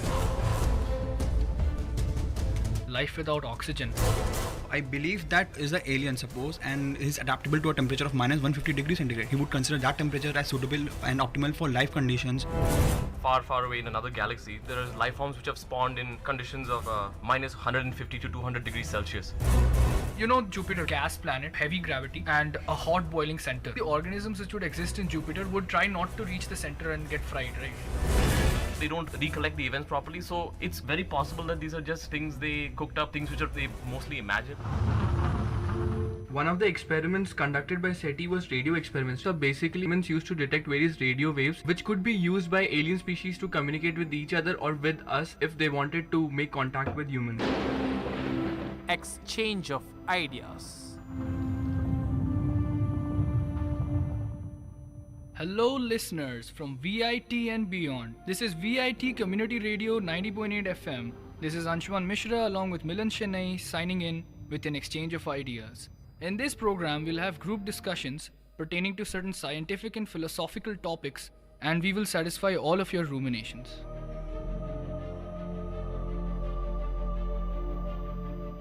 So in the first segment, we're going to hypothesize about the existence of life in other parts of the cosmos. I have three people with me, and I would like for them to introduce themselves. Hi everybody, my name is Rohit. I'm studying BTech EEE. I'm Spurs Johari from BTech IT. Hi, I'm Milan from BTech Chemical Engineering. And I'm Anshuman from Computer Science and Engineering. So, I'd like to start with Rohit. Thanks Anshuman. So, when we think of extraterrestrial life forms or in general aliens, what does the common guy usually picture? Usually I've seen so many films, this is such a common concept, decades of films and fiction as such. We picture little green men with big heads and big buggy eyes wandering around our planet, abducting people and conducting bizarre experiments on them. But today we'll focus on the more serious aspects of what extraterrestrial life is actually about. Sparsh, what are your thoughts on this? When I look out at night in the sky, I see tens of stars. But in reality, there are billions of galaxies with billions of stars. And it's my firm belief that there will exist at least one star that will support life system, just like ours. They may have elongated faces, they may have 3 fingers or green color, but surely there is some life out there. Obviously, as Sparsh pointed out, the probability of having at least one planet among billions and billions of stars and planets which have different atmospheric composition and living conditions, a million and one possibility that there will be at least one planet in which life can or will exist. So it is, we owe it to our self-respect to be rational and objective about discussion. Exactly. I would like to extend Milan's point by apply a bit of probability theory to it. So if we look up at the night sky with a telescope, we'll see approximately 10 to the power 20 stars. And assuming that all of these stars have at least 1 in 1,000 of these stars have a proper solar system about themselves, we arrive at 10 to the power 17 stars with solar systems. So, and again, assuming that 1 out of 1,000 of these solar systems have conditions which can give rise to any form of life, we're left with 10 to the power 14 stars. So we are actually left with 10 to the power 14 solar systems in which life is possible. Any type of life. I'm not talking about carbon-based life which is possible on Earth. Any other form, any element that exhibits the carbon property of combining with a large number of elements. So again, we'll be left with 10 to the power 11 such planets if we reduce it down by again 1,000. So the odds of alien life being there are quite high, regardless of any argument we put against it. So a good way to actually understand this is if we properly examine the American government's response to extraterrestrial life, which states that the odds of extraterrestrial life being there are pretty high, but our chances of getting involved with them are as low as that. So with this, I would like to go to Rohit. Yeah, so speaking of finding life in other planets, let's have a look at what spawned life in our very own planet many millions of years ago. So if you look back at the evidence, it's basically when there was little to no life, it was just a whole bunch of gases of different elements all like lurking around in the atmosphere. And then under the right pressure and atmospheric conditions, when like a catalyst like lightning struck, these chemicals reacted, and as such the first proteins which synthesized life came about. So from that, over millions of years of evolution, we know life forms as we see them today. So from that, we can imagine other planets, other galaxies far away, they have various complicated compositions as well. And life forms can probably spawn from any of these kind of situations. In fact, scientists have even conducted research and found out that certain life forms can exist even without water and oxygen, to be namely the anaerobic bacteria. They synthesize food without either of these things. So harsh conditions are no obstacle for life forming in other planets. Yeah, I would like to extend the idea of life without oxygen. Actually, humans today believe that oxygen is actually a prerequisite for life, which is actually false. Because in our Earth, oxygen was present, and this oxygen was a poison to many organisms that existed at, say, T is equal to 0 when life came to be. These organisms died by Darwin's rule of natural selection and of survival of the fittest. And the organisms which required oxygen to survive were the ones which evolved, and today we are organisms which require oxygen. So actually, we require oxygen because oxygen was there. It's not that we have survived because of oxygen. So with this, I would like to go to Sparsh. Yeah, I totally agree. See, it all gets down to basic biochemistry. We have elements like carbon, hydrogen, nitrogen, oxygen. They support life system on Earth, but it's not necessary that in other planets these elements support life system. We have examples, as Anshuman pointed out, of anaerobic bacteria that do not require oxygen at all. So I believe that is an alien, suppose, and is adaptable to a temperature of minus 150 degrees centigrade. He would consider that temperature as suitable and optimal for life conditions. And we live at temperature of like say 35 degrees centigrade. So we consider that temperature as optimal. So maybe our assumptions are wrong. We should broaden our outlook. We need more speculations and more investigations. Obviously, the idea that life can flourish only under terrestrial conditions, that is the conditions existing on Earth, have been made obsolete by various research conducted in today's 21st century. We think that because carbon does not exist in any form in various stars and other planets, that life cannot exist. But there are various other elements like silicon which can undergo the same process, which is known as catenation, which leads to carbon making different types of living organisms. I don't think the way we look at in today's world that we take the datum point as Earth's atmosphere, which is not correct. Exactly. Like, think about it this way. If, let's hypothesize, far, far away in another galaxy, there are life forms which have spawned in conditions of minus 150 to 200 degrees Celsius. Now, for human beings to colonize such a place or live in such conditions is unthinkable. But if some life form managed to spawn and evolve in such a condition, even from their perspective, our type of planet temperatures would be just as difficult to live in as well. So it's all a matter of perspective. So very likely that there is life out there. It could be far, but it's there nonetheless. Very cool. We all agree on the fact that there's a huge probability, almost a certain probability, that there has to be life in our cosmos and that we are not alone. So with this, I would like to conclude our first segment, and I would like to go on to our second segment.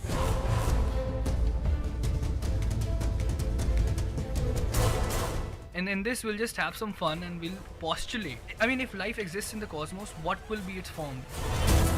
Because in everyday life, we encounter fiction and cinema which actually misguides us into believing that alien life will be quite like us, in the sense 2 legs, 2 arms. The odds of aliens having eyes is so low that it's almost funny that every time we see a movie, we see aliens with eyes.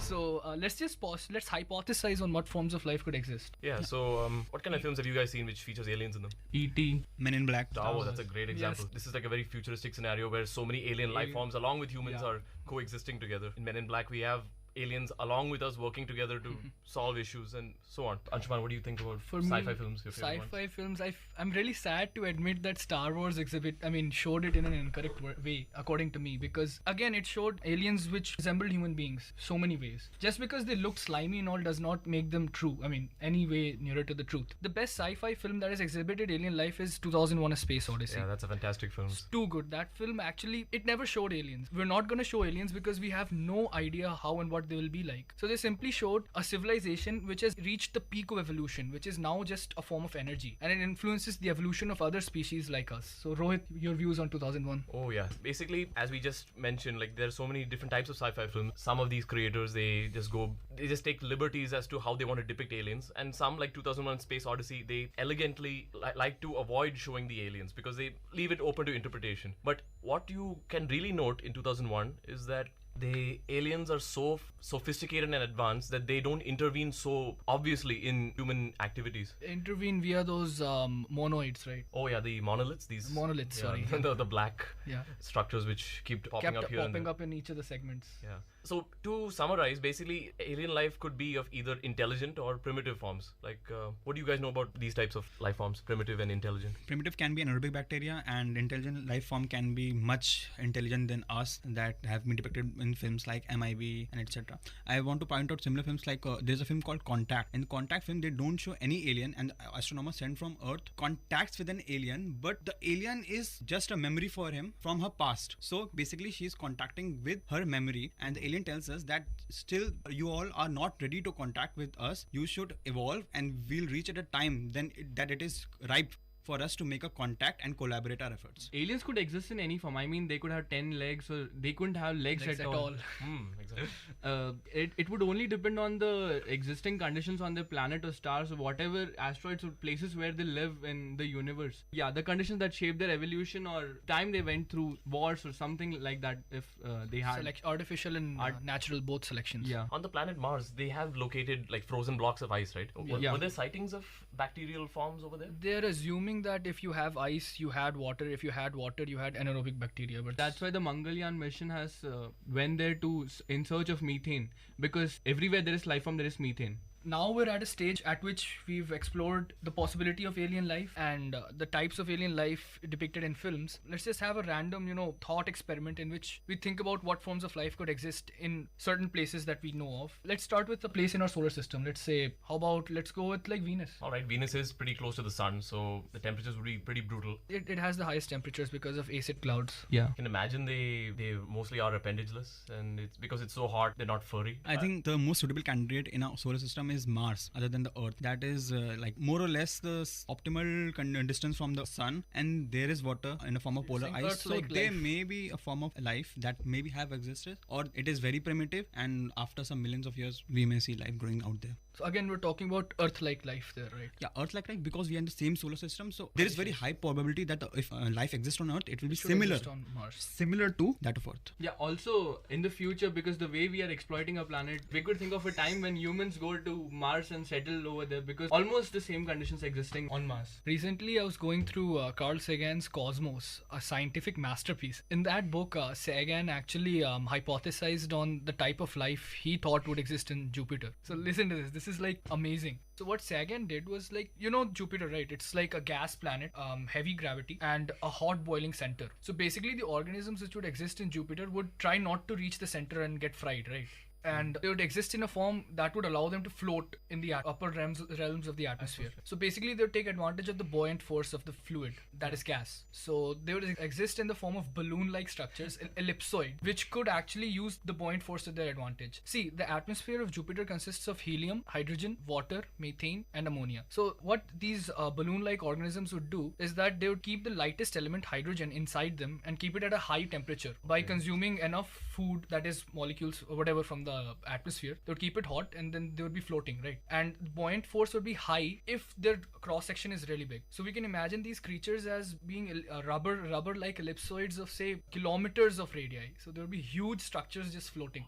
This was like an amazing thing I just read, so I just want to share with you guys. Oh, that's fascinating. Apart from that, like in our immediate solar system, it is a bit difficult, like to find planets we can occupy easily, apart from Mars, I suppose. But it has actually been cited that there are many moons of other galaxies far away which have very similar Earth-like conditions. The names escape me for now, but the point is they are very much inhabitable. They have very conditions and gravity and even significant oxygen and water content. It's just that the sheer distance of these planets, mere light years far, far away, make it difficult for us to travel that far. We simply don't have the technology to travel that much distance and feasibly conduct such travel. Yeah, I read about one of the moons of, I think, Jupiter or Uranus, in which the moon has a large amount of methane content. The methane content in that moon could power the whole of the population of the Earth for about 100 years. Like in terms of energy? Yeah. If you use it in like... Yeah, I think if I remember correctly, the name is the titanium. And there are, just like our sun, there are medium-sized stars and which have planets revolving around them. Can be a 4-planet system or 8-planet systems. But I think there is very high probability that they will support life. Maybe. In the sense, if it supports our kind of life, it could be used for future colonization, right? Yeah. So coming to back here on Earth,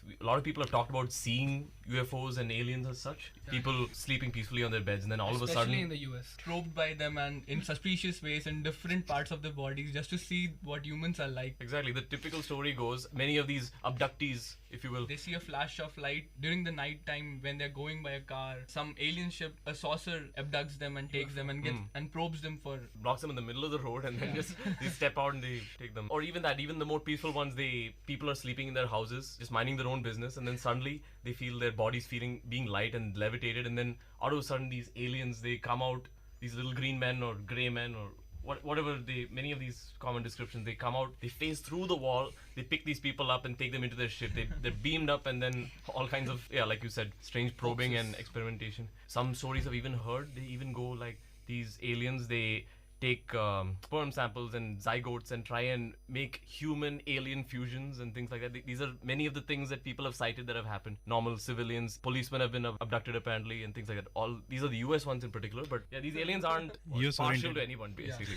Anything they can't describe normally is attributed to aliens. Yeah, even in Calcutta there have been UFO sightings, and recently it was reported that there have been some UFO sightings in India. And I want to point out one thing, that we have seen movies like MIB, and they are all based on organizations. It can be a conspiracy theory that there was an organization by the name of Majestic 12 or the Mars Jupiter 12, whose function was similar to that of MIB, whose function was to contact with the aliens and maintain a harmony between the relations between the humans and the aliens, and to just take care of them, how they contact with the humans, learn secrets of their technology maybe. Yeah, I mean, there must be at least some base of truth, because sightings from around the world cannot be the same, right? I mean, they see the same thing. It could be that they're just copying the ones published earlier, or there should be at least a little basis something. There's never been any scientific backing to this. It's all attributed to the human tendency to spread rumors and enjoy 15 minutes of fame to get the 15 minutes. 15 minutes. Exactly, which explains why it's happening in the US mostly.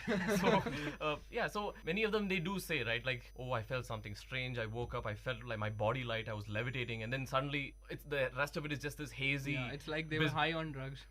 Probably, yeah. This bizarre anecdote is described by them, and then after that they feel, then the memory sort of escapes them. They don't recollect the events properly. So it's very possible that these are just things they cooked up, or things which they mostly imagined, or not much proof to them or evidence, as basically. Now that we're done with the hoaxes, I would like to, take this discussion on to the final part of this segment. That is the role of Darwinian evolution in the development of intelligent life. That is, intelligent life anywhere in the cosmos. In our evolution, we all know what Darwin's principles are. Basically, to summarize, their survival of the fittest, natural selection, and artificial selection. These three factors are what play an important role. These three factors actually, you can say, guide the evolution of one species to another over millions of years. That's the basic idea. Let's just take our own example. What are we? All forms of life on Earth have started from the same, molecule.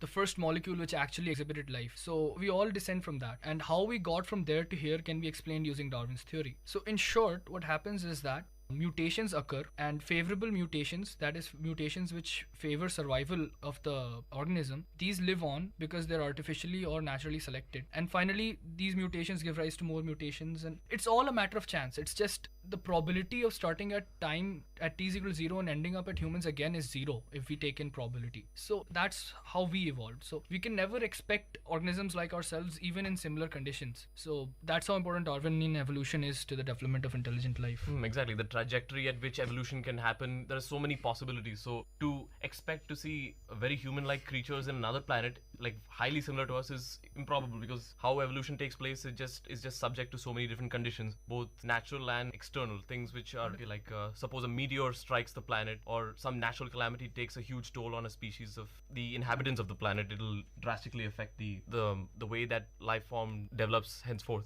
The direction of evolution. Yeah, exactly, the direction of evolution. Yeah, I agree. Like even in our planet, there could have been races of humans or races of any insects or mammals are extinct now, because there's many human species which are extinct. Like mammoth was one example.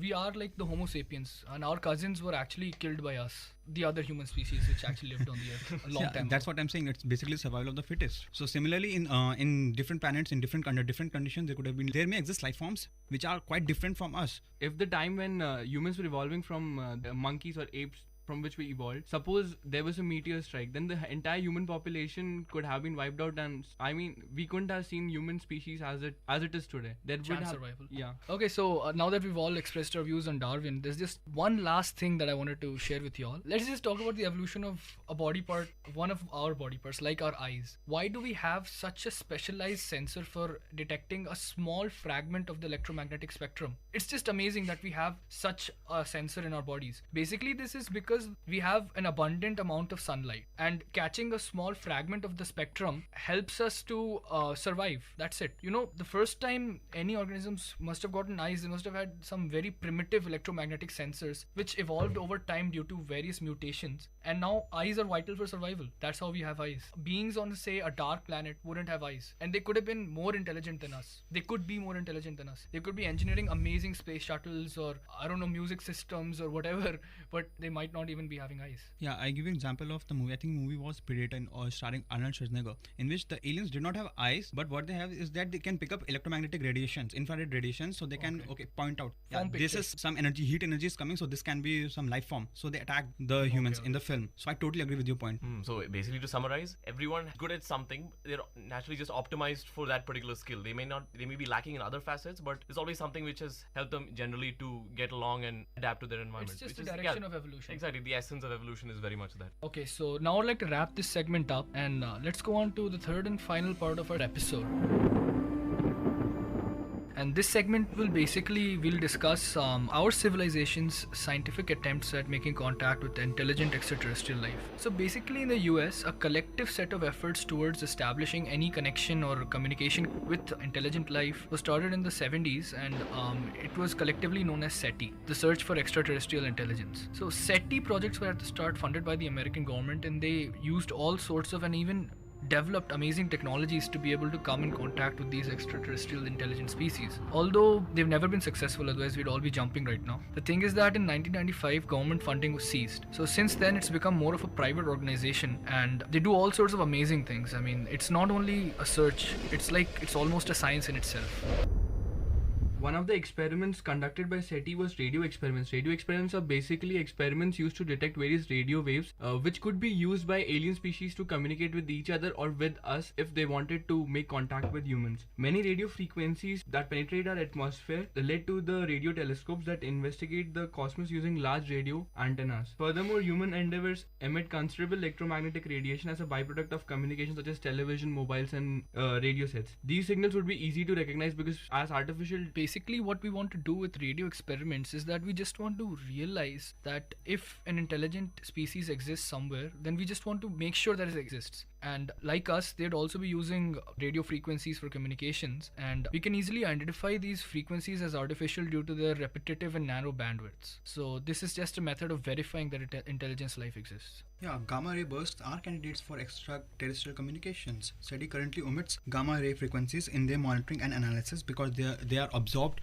by Earth's atmosphere and they are difficult to detect with ground-based receivers. So there's an observatory in MIT that suggests that an advanced civilization that has reached a technological singularity would be capable of transmitting a 2 millisecond pulse encoding 10 to the power 8 bits of information. This is comparable to the estimated total information content of Earth's star system, genes, memes, and including all libraries and computer media. To add to that, there's another organization along with SETI which has been developed, well involved with searching for extraterrestrial life, known as Active SETI. It's also been widely known as METI, messaging to extraterrestrial intelligence. Basically consists of sending signals into space in the hope that they'll be picked up by an alien language. The well-renowned physicist, Stephen Hawking, in his very famous book, A Brief History of Time, suggests that alerting extraterrestrial intelligences of our existence is foolhardy, citing mankind's history of treating his fellow man harshly in meetings of civilizations with a significant technology gap. He suggests in his view of this history that we should just lay low and let things happen as they should. Yeah, one of the things that I remember is, at least I was in 4th standard in DPS Gurgaon, we had this program from NASA. They were sending a space rover at that time outside the solar system. So they asked a few selected schools throughout the world for each of the students to record a message in their own mother tongue. And then they had this huge hard disk in which they put all the messages and then loaded it on the space rover, and it was sent outside the solar system.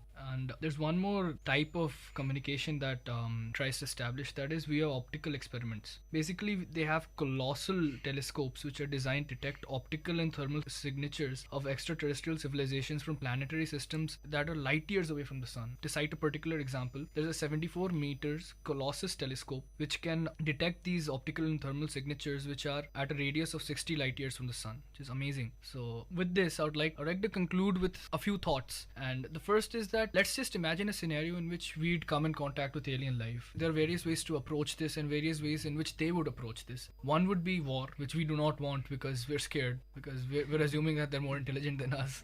So we'll get conquered, become slaves, or whatever. Think of the worst things in history. That's scenario number one. Scenario number two is that They are peace-loving beings who want to interact with us, and they too don't want to be alone in this universe. The reason why they want to meet us is the same as why we'd want to meet them. We don't want to be alone. And in this case, there would be a nice symbiosis between us and these civilizations, via which both of us would grow, and we'd exchange ideas, technology, whatever. But on the flip side, I personally feel if these aliens are as intelligent as we perceive them to be, they'd most likely avoid contacting us altogether, because they, seeing as how unevolved we are compared to them, they'd probably know that our first primal instinct would be just to be fearful of them, and that we might try to conquer them or wage war, or instigate something which is undesirable or unnecessary, which would lead to losses on both sides. This is assuming that they're more evolved than us. Exactly. So if I were these aliens, I'd stay far clear of these human beings, give us a little more time to evolve, and then probably try and come into direct contact with us. On the other hand, if we were the more evolved species, then we'd be in total control. Judging by mankind's history, we'd probably be a violent and bad sort of alien life to them. So with this, I would like to finish our program. This is VIT Community Radio 90.8 FM.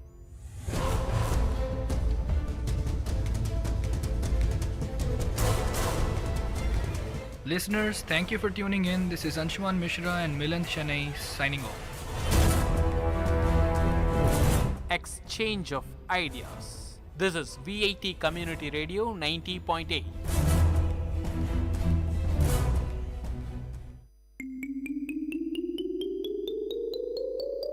Hi குட்டீஸ், இது VIT பண்பலை 90.8. VIT பல்கலைக்கழகத்தின் சமுதாய வானொலியில் கதை கேளு. சின்ன கதை சொல்லி பெரிய கருத்தை சொல்ல வந்திருக்கோம். நான் உங்கள் லீஷு.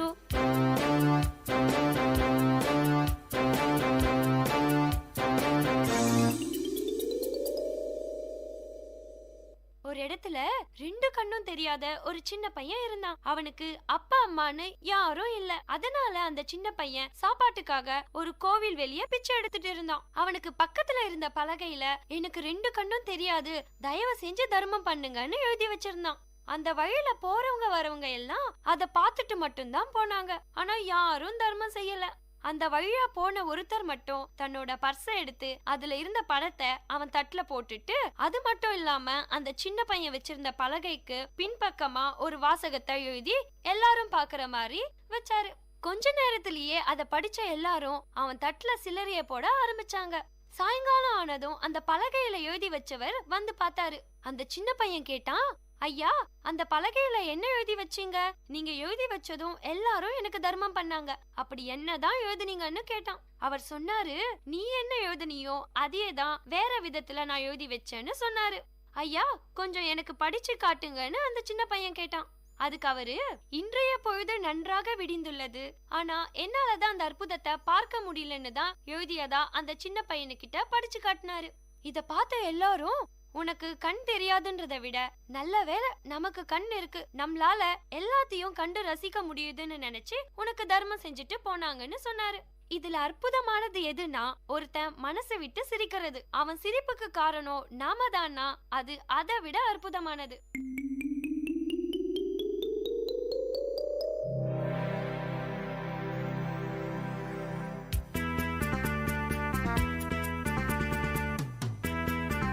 இதே மாதிரி இன்னொரு கதையோடையும் கருத்தோடையும் அடுத்த கதை கேளு நிகழ்ச்சியில சந்திப்போம். அது வரைக்கும் உங்களிடமிருந்து விடை பெறுவது உங்கள் லீஷு. பாய் குட்டீஸ்.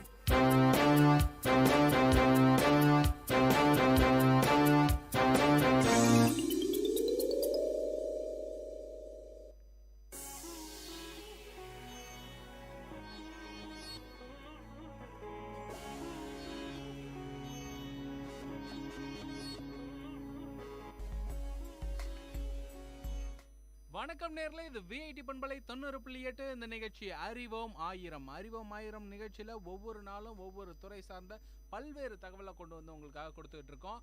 அந்த வகையில இன்னைக்கு உங்கள் அன்பு தோழன் KP ஆனந்த் நான் வந்திருக்கேன். என்னோட வந்திருக்கிறாங்க சுரேஷ் போஸ், ரஞ்சித் குமார், நித்யராஜ்.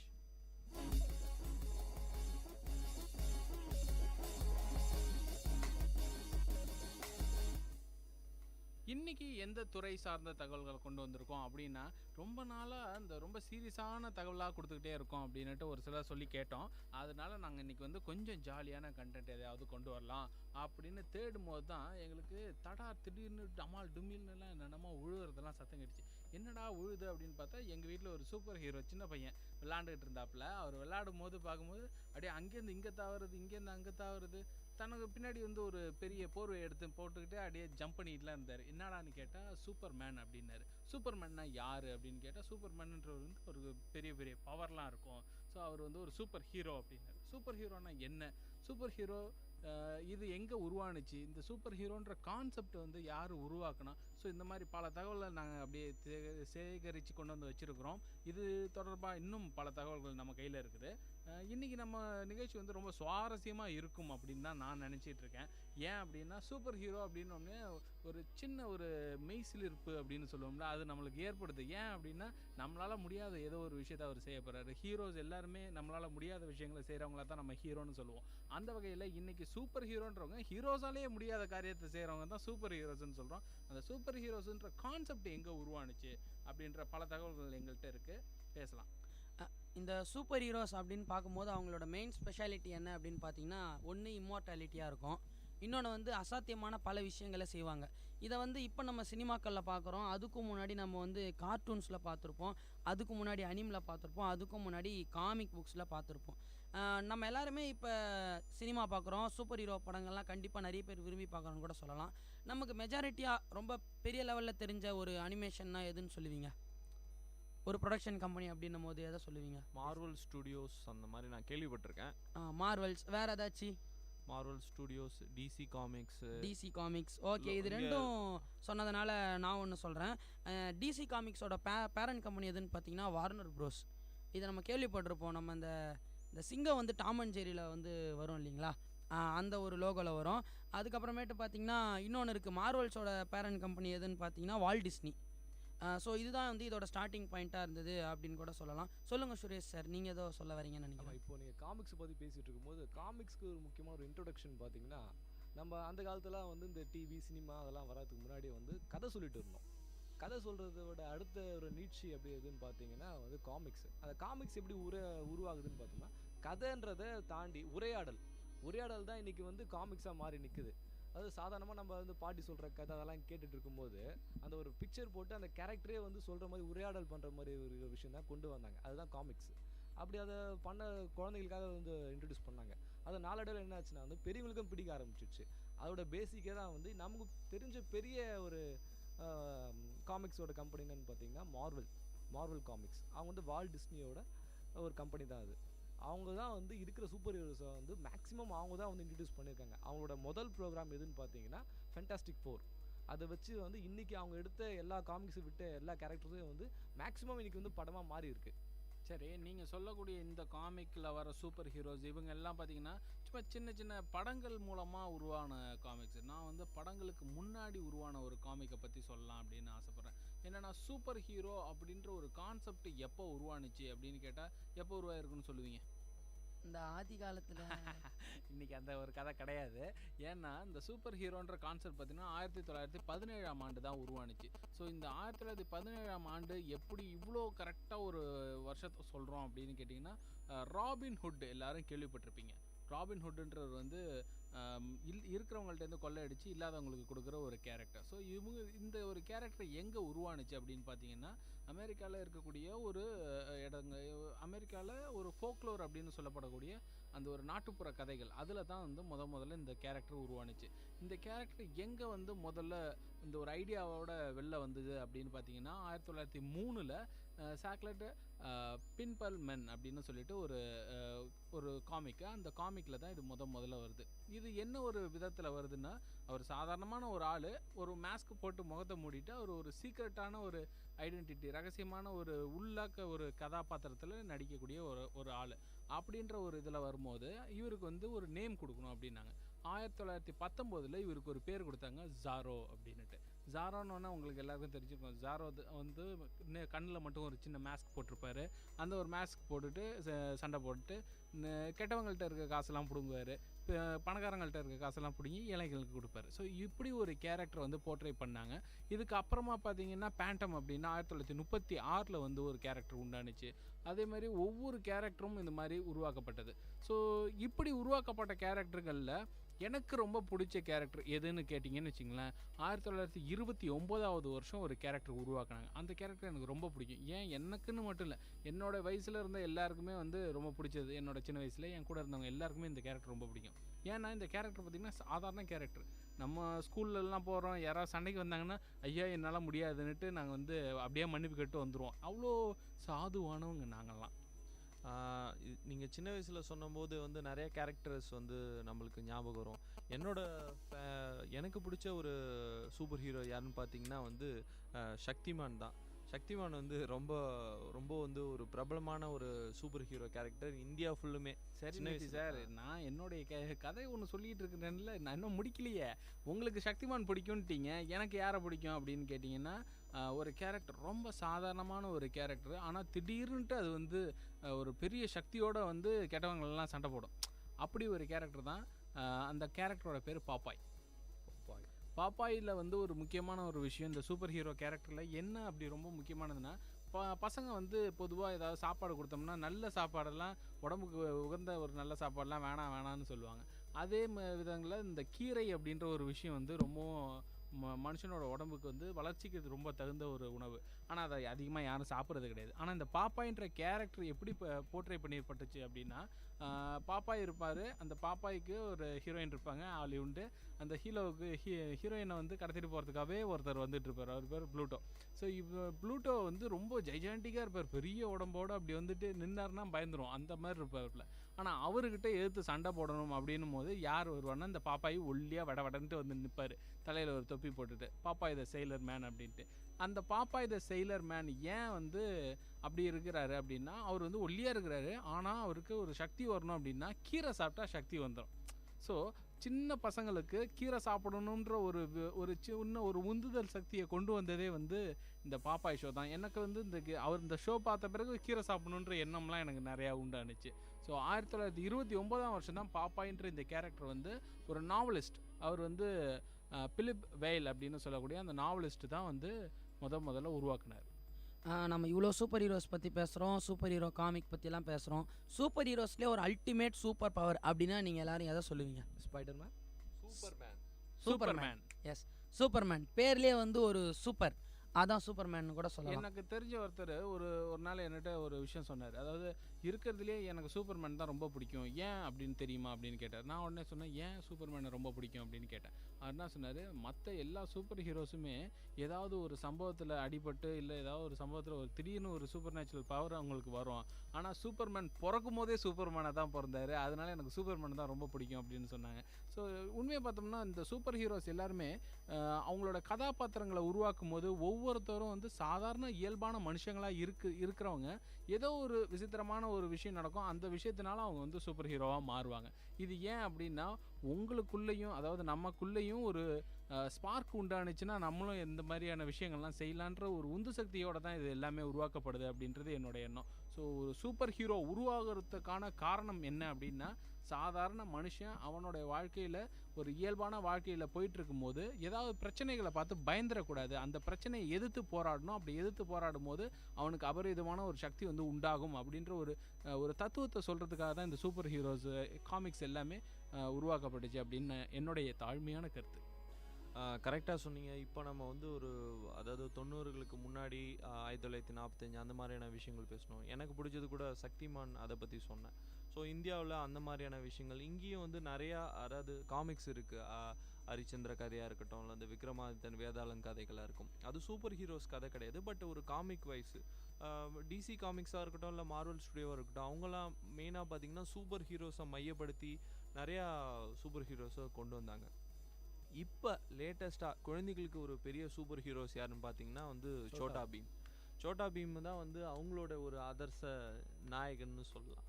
ரொம்ப ஒரு சாதாரண ஒரு இதுதான் அவனுக்கு. அதாவது கிட்டத்தட்ட நம்ம ஆனந்த் சார் சொன்னார், பாப்பாய்க்கு எப்படி ஸ்பினாச் சாப்பிட்டா வந்து இது வருமோ, இவருக்கு லட்டு சாப்பிட்டா வந்து ஒரு பவர் வந்துது.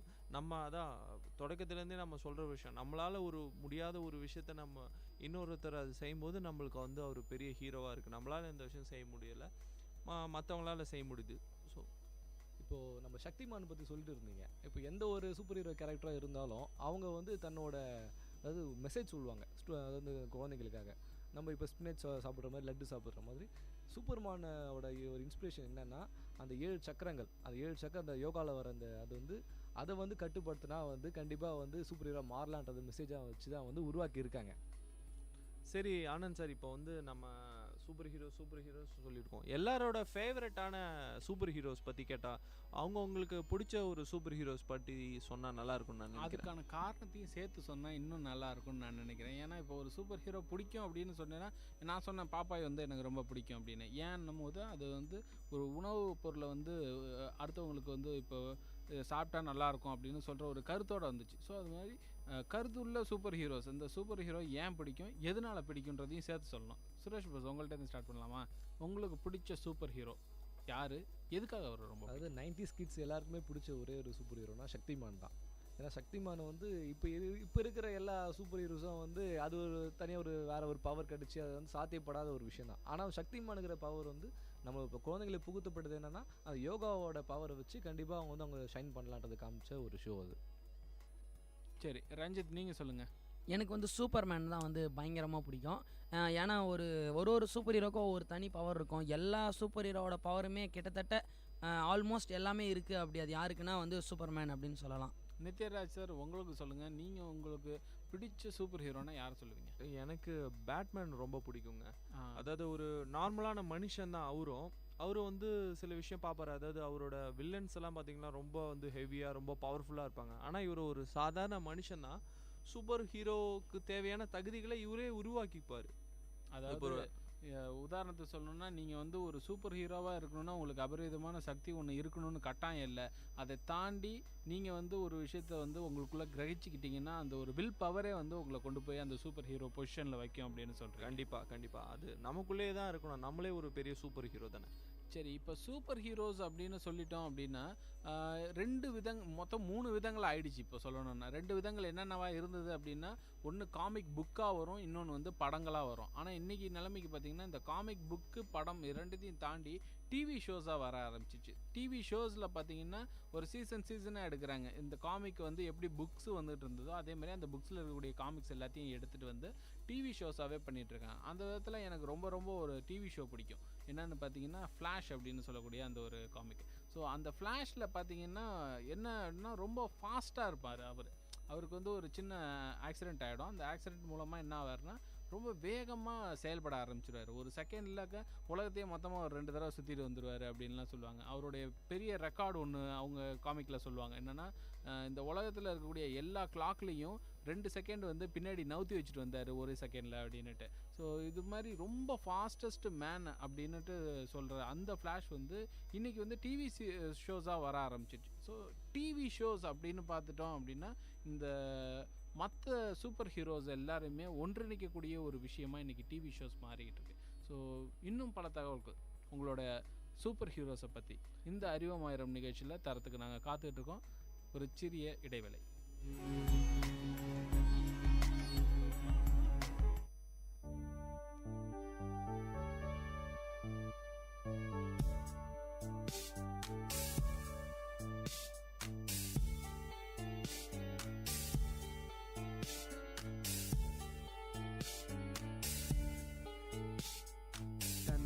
எனும் மந்திர சொல் தாலாட்டுமே என்னை என்றும்,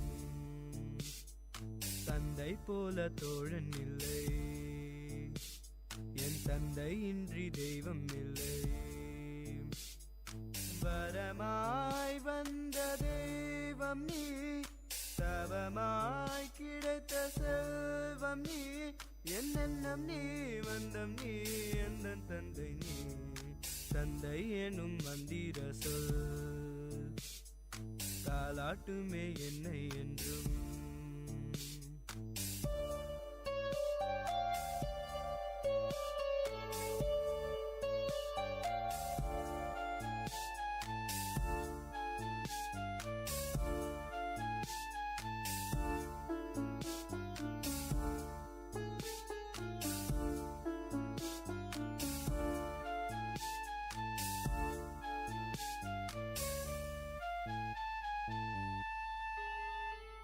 உன் கரம் பிடித்து நடைபயின்றேன். நீ தோள் சுமந்தாய் உலகை ரசித்தேன்.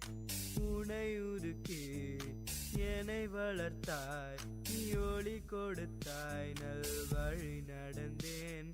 தவம் என்ன செய்தனோ நான் உந்தன் மகனாய் பிறக்கவே. என் எண்ணம் நீ வண்ணம் நீ எந்தன் தந்தை நீ. தந்தை எனும் மந்திர சொல் தாலாட்டுமே என்னை என்றும். தந்தை போல தோழன் இல்லை. என் தந்தை இன்றி தெய்வம் இல்லை.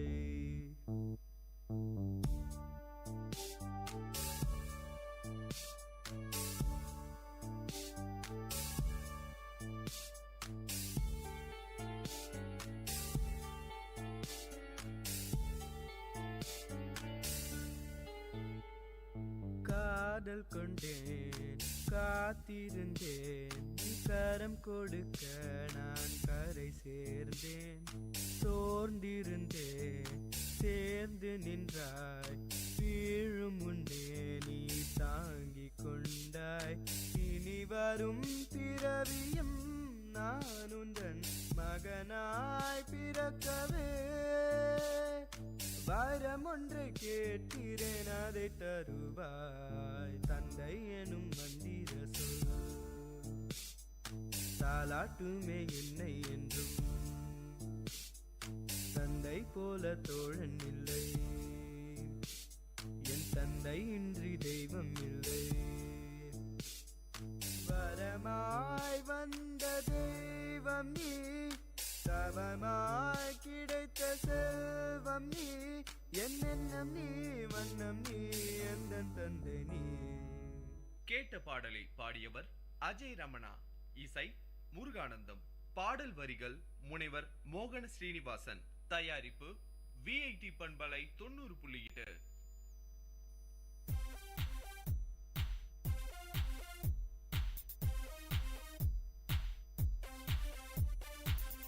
Hey Mintu, do you know anything about waste sorting? Now, is that any of your new eco-conservation ideas? Exactly, you know me so well. Yeah. Tell me, what is it? Actually, this is very simple. Just sort waste into biodegradable and non-biodegradable waste bins, and this way you can do some waste management. That sounds cool. Go green!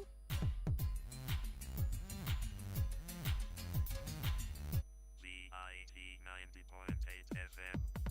உள்ளம் கொள்ளை போகுமே VIT radio. பங்கு பெற வாருங்கள். நிகழ்ச்சிகள் ஆயிரம். தீரன்களின் சங்கமம்.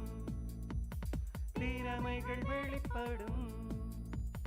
VIT radio உங்கள் ரேடியோ.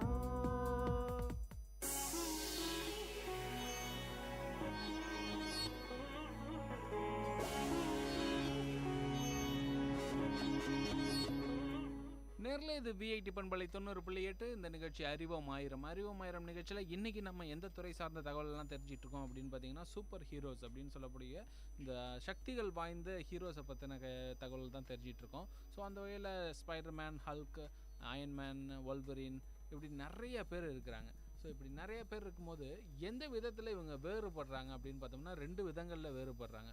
ஒன்று சக்திகள் இருக்கக்கூடிய ஒரு சூப்பர் ஹீரோ, இன்னொன்று சக்திகளை உருவாக்கி தனக்கு இருக்குது அப்படின்னு நினச்சிக்கிட்டு எதிரிங்க கூட சண்டை போடுற சூப்பர் ஹீரோ.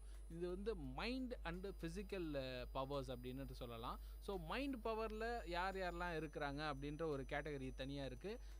வில் பவரில் யாரெல்லாம் இருக்கிறாங்கன்னு ஒரு கேட்டகரி தனியாக இருக்குது. உதாரணத்துக்கு பார்த்தீங்கன்னா, இப்போ பேட்மேனுக்கு பார்த்தீங்கன்னா எந்த பவரும் கிடையாது. ஆனால் அந்த பவர்ஸ் எல்லாமே தனக்கு உண்டாக்கிக்கிறதுக்கு ஆர்டிஃபிஷியலாகவே அவர் ஒரு சில மிஷின்ஸ் இந்த மாதிரியான விஷயங்கள்லாம் செஞ்சு தன்னோட உடம்புக்கு தகுந்த மாதிரி வச்சுட்டு சண்டை போடுறாரு. ஸோ இது வந்து பேட்மேன் வந்து வில் பவர். அதே நேரத்தில் மைண்ட் ஃபிசிக்கல் பவர் அப்படின்னு சொல்லும்போது, இப்போ உள்வரினுக்கு பார்த்தீங்கன்னா கையிலேருந்து அப்படி சைங் அப்படின்னா அப்படி போன்ஸ்லாம் வெளில வரும், ஸ்டீலில் அப்படியே வெளில வரும். அதை வச்சு சண்டை போடுவார். ஸோ இது வந்து ஃபிசிக்கல் பவர். அந்த விதங்களில் வேறு என்னென்ன கேரக்டர்ஸ்லாம் இருக்குன்றதை பேசலாம். நம்ம இப்போ வந்து ரொம்ப நேரமாக வந்து சூப்பர் ஹீரோஸ் பற்றி பேசிகிட்டு இருக்கோம். சூப்பர் வில்லன்ஸ் கொஞ்சம் பேர் இருக்காங்க. கொஞ்சமான கேரக்டர்ஸ்லாம் இருக்குது. நீங்கள் உள்வரின் பார்த்தீங்கன்னா அதுக்கு ஆப்போனண்ட்டாக வந்து மேக்னீட்டோ இருப்பார். எனக்கு சூப்பர் வில்லனில் பிடிச்ச ஒரு வில்லன்னா வந்து மேக்னீட்டோ. சூப்பர் ஹீரோஸ்க்கு வந்து வில்லனும் சூப்பர் வில்லனாக இருந்தால் தான் வந்து ஒரு போட்டி அந்த மாதிரியான விஷயங்கள் இருக்கும் இல்லையா? ஹீரோஸ் வந்து எதுக்கு வராங்க? ஏதாவது ஒரு பிரச்சனை வந்தால் தான் வந்து அங்கே வந்து சூப்பர் ஹீரோஸ் வந்து மக்களை காப்பாற்றுறதா இருக்கட்டும், நல்ல விஷயம் செய்கிறதா இருக்கட்டும். ஸோ அந்த மாதிரியான கேரக்டர்ஸ் இருக்குது. நம்ம இந்தியாவை பொறுத்த வரைக்கும் பார்த்தீங்கன்னா வந்து இந்த சூப்பர் ஹீரோஸ் மூவிஸ் வந்து ரொம்ப கம்மியாக தான் இருக்குது. நார்த் சைட் பார்த்தீங்கன்னா கிறிஷ்னு ஒரு படம் வந்தது. அதுக்கப்புறம் இப்போ சமீபத்தில் ஃப்ளைங் ஜெட்னு ஒரு படம் வந்திருக்கு. நம்ம தமிழ்நாட்டில் ஏதாவது மூவிஸ் வந்திருக்கா? அதுதான் பார்த்து நான் யோசிச்சுட்டு இருக்கும்போது திடீர்னு 2 படம் எனக்கு வந்துச்சு. வந்ததே 2 படம் தான் வச்சுக்கோங்க. முதல் படம் வேலாயுதம். வேலாயுதம் என்ன சூப்பர் ஹீரோன்னு சொல்ல மாட்டேன். அப்புறம் முகமூடி கூட ஒரு சூப்பர் ஹீரோ படம் தான். நம்ம இந்தியா தவிர்த்து, அதாவது தமிழ்நாடு தவிர்த்து எங்கே பார்த்தீங்கன்னாலும் சூப்பர் ஹீரோக்கு வந்து இந்த அபரிமிதமான சக்தி வரும். அது வந்து சாத்தியப்படாத சக்திகள்லாம் சில இருக்குது. ஆனால் தமிழ்நாடு ரசிகர்களுக்கும் தமிழ்நாட்டு சூழ்நிலைக்கும் வந்து இந்த அபரிமிதமான சக்தியும் சாத்தியப்படாத விஷயங்கள்லாம் தமிழ் ரசிகர்கள் ஏற்றுக்க மாட்டாங்க. அதுக்குனால வந்து முகமுடின்ற ஒரு கேரக்டர் வந்து நம்ம பார்த்துருப்போம் படம். அதனால் ஜூடோ அந்த கராத்தே வச்சு வந்து அவர் பவர் கிடச்சி அது சூப்பர் ஹீரோவாக மாறலாம், நாமளும் சூப்பர் ஹீரோவாக மாறலாம்னு சொன்ன கதை தான். அதே போல் தான் வேலாயுதமும். நாம் வந்து மக்கள் நல்லது செய்கிறது தான் வந்து சூப்பர் ஹீரோ பண்ணுற வேலைன்றது. அதுவும் இந்த சக்தி இல்லாமல் ஆடம்பரம் இல்லாமல் ஒரு அந்த சஸ்பென்ஸ்லேயே படத்தை முடிச்சிருப்பாங்க. அதுதான் தமிழ்நாட்டில் வந்து ஒரு சூப்பர் ஹீரோ படமாக இருக்குது.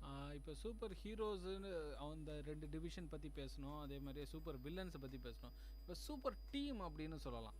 ஸோ அப்படி சூப்பர் டீம் அப்படின்னு சொல்லும்போது மார்வல் வந்து அதுக்கு ஒரு நேம் கொடுக்குறாங்க, டைட்டானிக் டீம்ஸ் அப்படின்னு சொல்லி கொடுக்குறாங்க. ஸோ டைட்டானிக் டீம்ஸ் என்னென்னலாம் இருக்குது அப்படின்னு பார்த்தீங்கன்னா அதெல்லாம் தனியாக ஒரு காமிக் சீரீஸாக போயிட்டுருக்கு. உதாரணத்துக்கு பார்த்தீங்கன்னா நம்ம அவெஞ்சர்னு சொல்கிறோம். ஸோ அவெஞ்சர்ஸ் வந்து எப்படின்னா அவங்க வந்து ஒரு குரூப் தான். ஸோ அந்த குரூப்பில் யார் யாரெல்லாம் இருக்காங்க? எனக்கு பிடிச்ச ஒரு டீம் இருக்காங்க, சூசைட் ஸ்குவாட். கேள்விப்பட்டிருக்கீங்களா? சூசைட் ஸ்குவாட் கேள்விப்பட்டிருக்கோம். அதே மாதிரி மார்வல்ஸ்லேயே இன்னும் ஒரு சில டீம்ஸ்லாம் இருக்குது. ஃபேண்டாஸ்டிக் ஃபோர் இருக்காங்க, கார்டியன்ஸ் ஆஃப் த கேலக்ஸி இருக்காங்க, எக்ஸ்மென் இருக்காங்க, டிஃபெண்டர்ஸ்னு ஒரு டீம் இருக்காங்க, பிரதர்ஹுட்ஸ் ஆஃப் ஈவில் மியூட்டன்ட் அப்படின்னு ஒருத்தவங்க இருக்காங்க, இலுமினாட்டின்னு ஒருத்தவங்க இருக்காங்க, இன்ஹியூமன்ஸ் அப்படின்னு சொல்லிட்டு ஒருத்தவங்க. இந்த மாதிரி பலவிதமான டீம்ஸ் எல்லாம் இருக்குது. இந்த டீம்லாம் என்ன பண்ணுவாங்கன்னா சூப்பர் ஹீரோஸ் எல்லாரையுமே ஒன்றிணைச்சு ஒரு குழுவாக இருந்து செயல்படுவாங்க. இதெல்லாம் எப்போ நடக்கும் அப்படின்னு பார்த்தீங்கன்னா நம்ம இந்த சூப்பர் ஹீரோ கதைகளில் வர மாதிரி அதாவது உலகத்தில் சாராத வெளியிலேருந்து வரக்கூடிய ஒரு சில பிரச்சனைகளை வந்து தடுக்கணும் அப்படின் போது என்ன பண்ணுறாங்க, இவங்க எல்லாரையும் குழுவாக கூட்டு வராங்க, குழுவாக இருந்து சண்டை போடணும் அப்படின்ற மாதிரியான ஒரு முறையில் இன்றைக்கி காமிக்கில் வந்து நெக்ஸ்ட் லெவலுக்கு போயிட்டுருக்காங்கன்னு தான் சொல்லணும். ஸோ இந்த நெக்ஸ்ட் லெவலுக்கு அப்புறம் என்ன இருக்குது? நெக்ஸ்ட் லெவல் அப்படின்னும் போது இந்த காமிக்லேருந்து நெக்ஸ்ட் லெவல் அப்படின்னு என்னன்னு பார்த்தோம்னா நம்ம வந்து சினிமாவில் வந்து இப்போ பயங்கர செலவு பண்ணி எடுக்கணும் ஒரு படம் அப்படின்னா வந்து அவங்க முதல்ல சூஸ் பண்ணுற விஷயமே வந்து அது சூப்பர் ஹீரோ கான்செப்டாக இருந்தால் செலவு வந்து நிறைய பண்ணலாம் அப்படின்ற ஒரு கான்செப்டில் தான் அவங்க இருக்காங்க. ஒரே ஒரு சூப்பர் ஹீரோ வச்சு எடுத்த காலெல்லாம் போயிட்டு ஒரே படத்தில் 5-6 சூப்பர் ஹீரோ, அது மட்டும் இல்லாமல் இந்த மார்வல்ஸும் டிசி காமிக்ஸும் இப்போல்லாம் 2 பேரும் ஒன்றா சேர்ந்து நிறைய படம் எடுக்க ஆரம்பிச்சிட்டாங்க. பேட்மேன் vs சூப்பர்மேன்லேருந்து சூசைட் ஸ்குவாட் வரைக்கும் அவங்க அப்படி தான் பண்ணிகிட்டு இருக்காங்க. ஒவ்வொரு படத்துலையுமே வந்து அந்த படம் முடியும் போது வந்து இந்த 2 சூப்பர் ஹீரோவுக்கு ஒரு இன்ட்ரோவை கொடுத்து ஒரு லீடு கொடுத்து அடுத்த பார்ட் எப்படி இருக்கும் அப்படின்ற ஒரு ஐடியாவை நமக்கே உருவாக்கிட்டு போயிடுறாங்க அப்படின்னு சொல்லலாம். இந்த சூப்பர் ஹீரோஸ்குள்ளேயே வந்து சூப்பர் வில்லன்ஸை பற்றி பேசணும். ஆனால் சூப்பர் ஹீரோஸ்க்கே நடக்கிற மிஸ் அண்டர்ஸ்டாண்டிங்கால் 2 சூப்பர் ஹீரோஸ் சண்டை போடுறதெல்லாம் கூட படமாக வந்துக்கிட்டு இருக்குது அப்படின்னு கூட சொல்லலாம். நம்ம கேப்டன் அமெரிக்கா சிவில் வார் கிட்டத்தட்ட வந்து அப்படி தான். 2 பேருமே நல்லவங்கன்னு பார்க்குற நமக்கும் தெரியும், சண்டை போடுற அவங்களுக்கும் தெரியும். ஆனால் அந்த சண்டையை வந்து அவ்வளோ சுவாரஸ்யமாக கொண்டு போயிருப்பாங்க. அதுக்கப்புறமேட்டு இந்த அனிம் அப்படின்னு நம்ம சிலதெல்லாம் இருக்குது, அதுவும் வந்து கிட்டத்தட்ட ஒரு சூப்பர் ஹீரோ கான்செப்ட் தான். எனக்கு சூப்பர் வில்லன்ஸ்லேயே பிடிச்சது வந்து ரொம்ப பிடிச்சது யாருன்னா ஃப்ரீஸா அப்படின்ற ஒரு கேரக்டர். அதை பற்றி சொல்லணும்னா நான் டிராகன் பால் சி அப்படின்ற ஒரு சீரீஸை பற்றி சொல்லி ஆகணும். டிராகன் பால் சி பார்த்தீங்கன்னா நம்ம சூப்பர்மேனோட கதை வந்து நம்ம எல்லாருக்குமே தெரியும். ஒரு கிரகத்துலேருந்து இந்த கிரகத்துக்கு வந்திருப்பார். அதனால் வந்து அவருக்கு பல சக்திகள் வந்திருக்கும் இல்லைங்களா? அதே கான்செப்ட் தான், ஆனால் கொஞ்சம் வேரி ஆகிருக்கும். எப்படின்னா ஒரு யூனிவர்ஸே அழிஞ்சிட்ருக்கோம், அந்த யூனிவர்ஸ்லேருந்து தப்பிச்சு ஒருத்தர் வந்திருப்பார். மறுபடியும் அந்த யூனிவர்ஸ் அழிச்சவங்க நம்ம யூனிவர்ஸ் அழிக்க வருவாங்க. ஸோ வந்து இவங்க 2த்துக்கும் இன்டர்மீடியேட்டாக இருக்கிற ஒரு இடத்துல போய் ஃபைட் பண்ணி நம்ம யூனிவர்ஸ் வந்து சேவ் பண்ணுவாங்க. இந்த மாதிரி பல உலகத்தை காப்பாற்றுறதை தாண்டி யூனிவர்ஸத்தை காப்பாற்றுறது, ஸ்டாரை காப்பாற்றுறதுன்ற லெவலுக்கு வந்து போயிடுச்சு சூப்பர் ஹீரோ கான்செப்ட் அப்படின்னு சொல்லலாம். இப்போ சூப்பர் ஹீரோஸை வந்து நம்ம பல இடத்துல வந்து சூப்பர் ஹீரோஸை வந்து நிஜ மனுஷனாக பல பேர் பார்க்க ஆரம்பிச்சிட்டாங்க. அதனால் பல விரும்பத்தகாத செயல்கள்லாம் விஷயங்கள் நடந்துருக்கு. சூப்பர் ஹீரோஸை வந்து உண்மை கிடையாது, சூப்பர் ஹீரோஸ் சொல்ல வர விஷயங்கள் மட்டும் தான் உண்மை. அதை மட்டும் ஏற்றுட்டு போகணும். ஏன்னா வந்து அது சொல்கிற விஷயங்கள் தான் நம்ம இன்ஸ்பிரேஷனாக இருக்கும். ஆனால் சூப்பர் ஹீரோஸ் தான் உண்மை, அவங்களாம் வருவாங்கன்னு நினச்சிட்டு பல விஷயங்கள் நடந்துருக்குது. ஸோ இந்த மாதிரியான விஷயங்களெல்லாம் தவிர்க்கணும் அப்படின்ற ஒரு காரணத்துக்காக தான் சூப்பர் ஹீரோஸை உருவாக்கும் போதே அந்த கேரக்டரை உருவாக்குறவங்க வந்து அது கூடவே ஒரு கருத்தை சொல்லி உருவாக்குறாங்க. ஆனால் அந்த பிரச்சனைகள்லாம் வரக்கூடாதுன்றதுனால படத்துக்குள்ளேயே அந்த விஷயங்கள்லாம் ஒரு சிலர் வைப்பாங்க. உதாரணத்துக்கு பார்த்தீங்கன்னா பேட்மேன் படங்களில் பார்க்கும்போது பேட்மேன் வந்து அவரை மாதிரியே உடை போட்டுக்கிட்டு ஒரு சிலர் வந்து ராத்திரியில் போய் சண்டை போடுவாங்க. அப்போ வந்து அவங்க மாட்டிக்குவாங்க. பேட்மேன் வந்து அவங்கள காப்பாற்றிட்டு சொல்லுவார், நீங்கள் வந்து உங்களுக்கு வில் பவர் இருந்தாலும் ஃபிசிக்கலாக நீங்கள் வந்து ட்ரெயின் ஆகணும். அப்படி ட்ரெயின் ஆன பிறகு தான் நீங்களும் என்ன மாதிரி போராட முடியும். அதனால் நீங்கள் முதல்ல ட்ரெயின் ஆகுங்க, இதை நான் பார்த்துக்கிறேன் இன்னைக்கு அப்படின்னு. மகிழ்ச்சி நிறைந்த அறிவு சார்ந்த நிகழ்ச்சிகளால் உங்கள் மனங்களை கவர்ந்த இன்றைய ஒளிபரப்பு இனிதே நிறைவு பெறுகிறது. மீண்டும் எமது அடுத்த ஒளிபரப்பு நாளை காலை 9 மணிக்கு 90.8 பண்பலை அலைவரிசையில் ஆரம்பமாகும். VIT பண்பலை 90.8 நேயர்கள் அனைவருக்கும் நன்றி, வணக்கம்.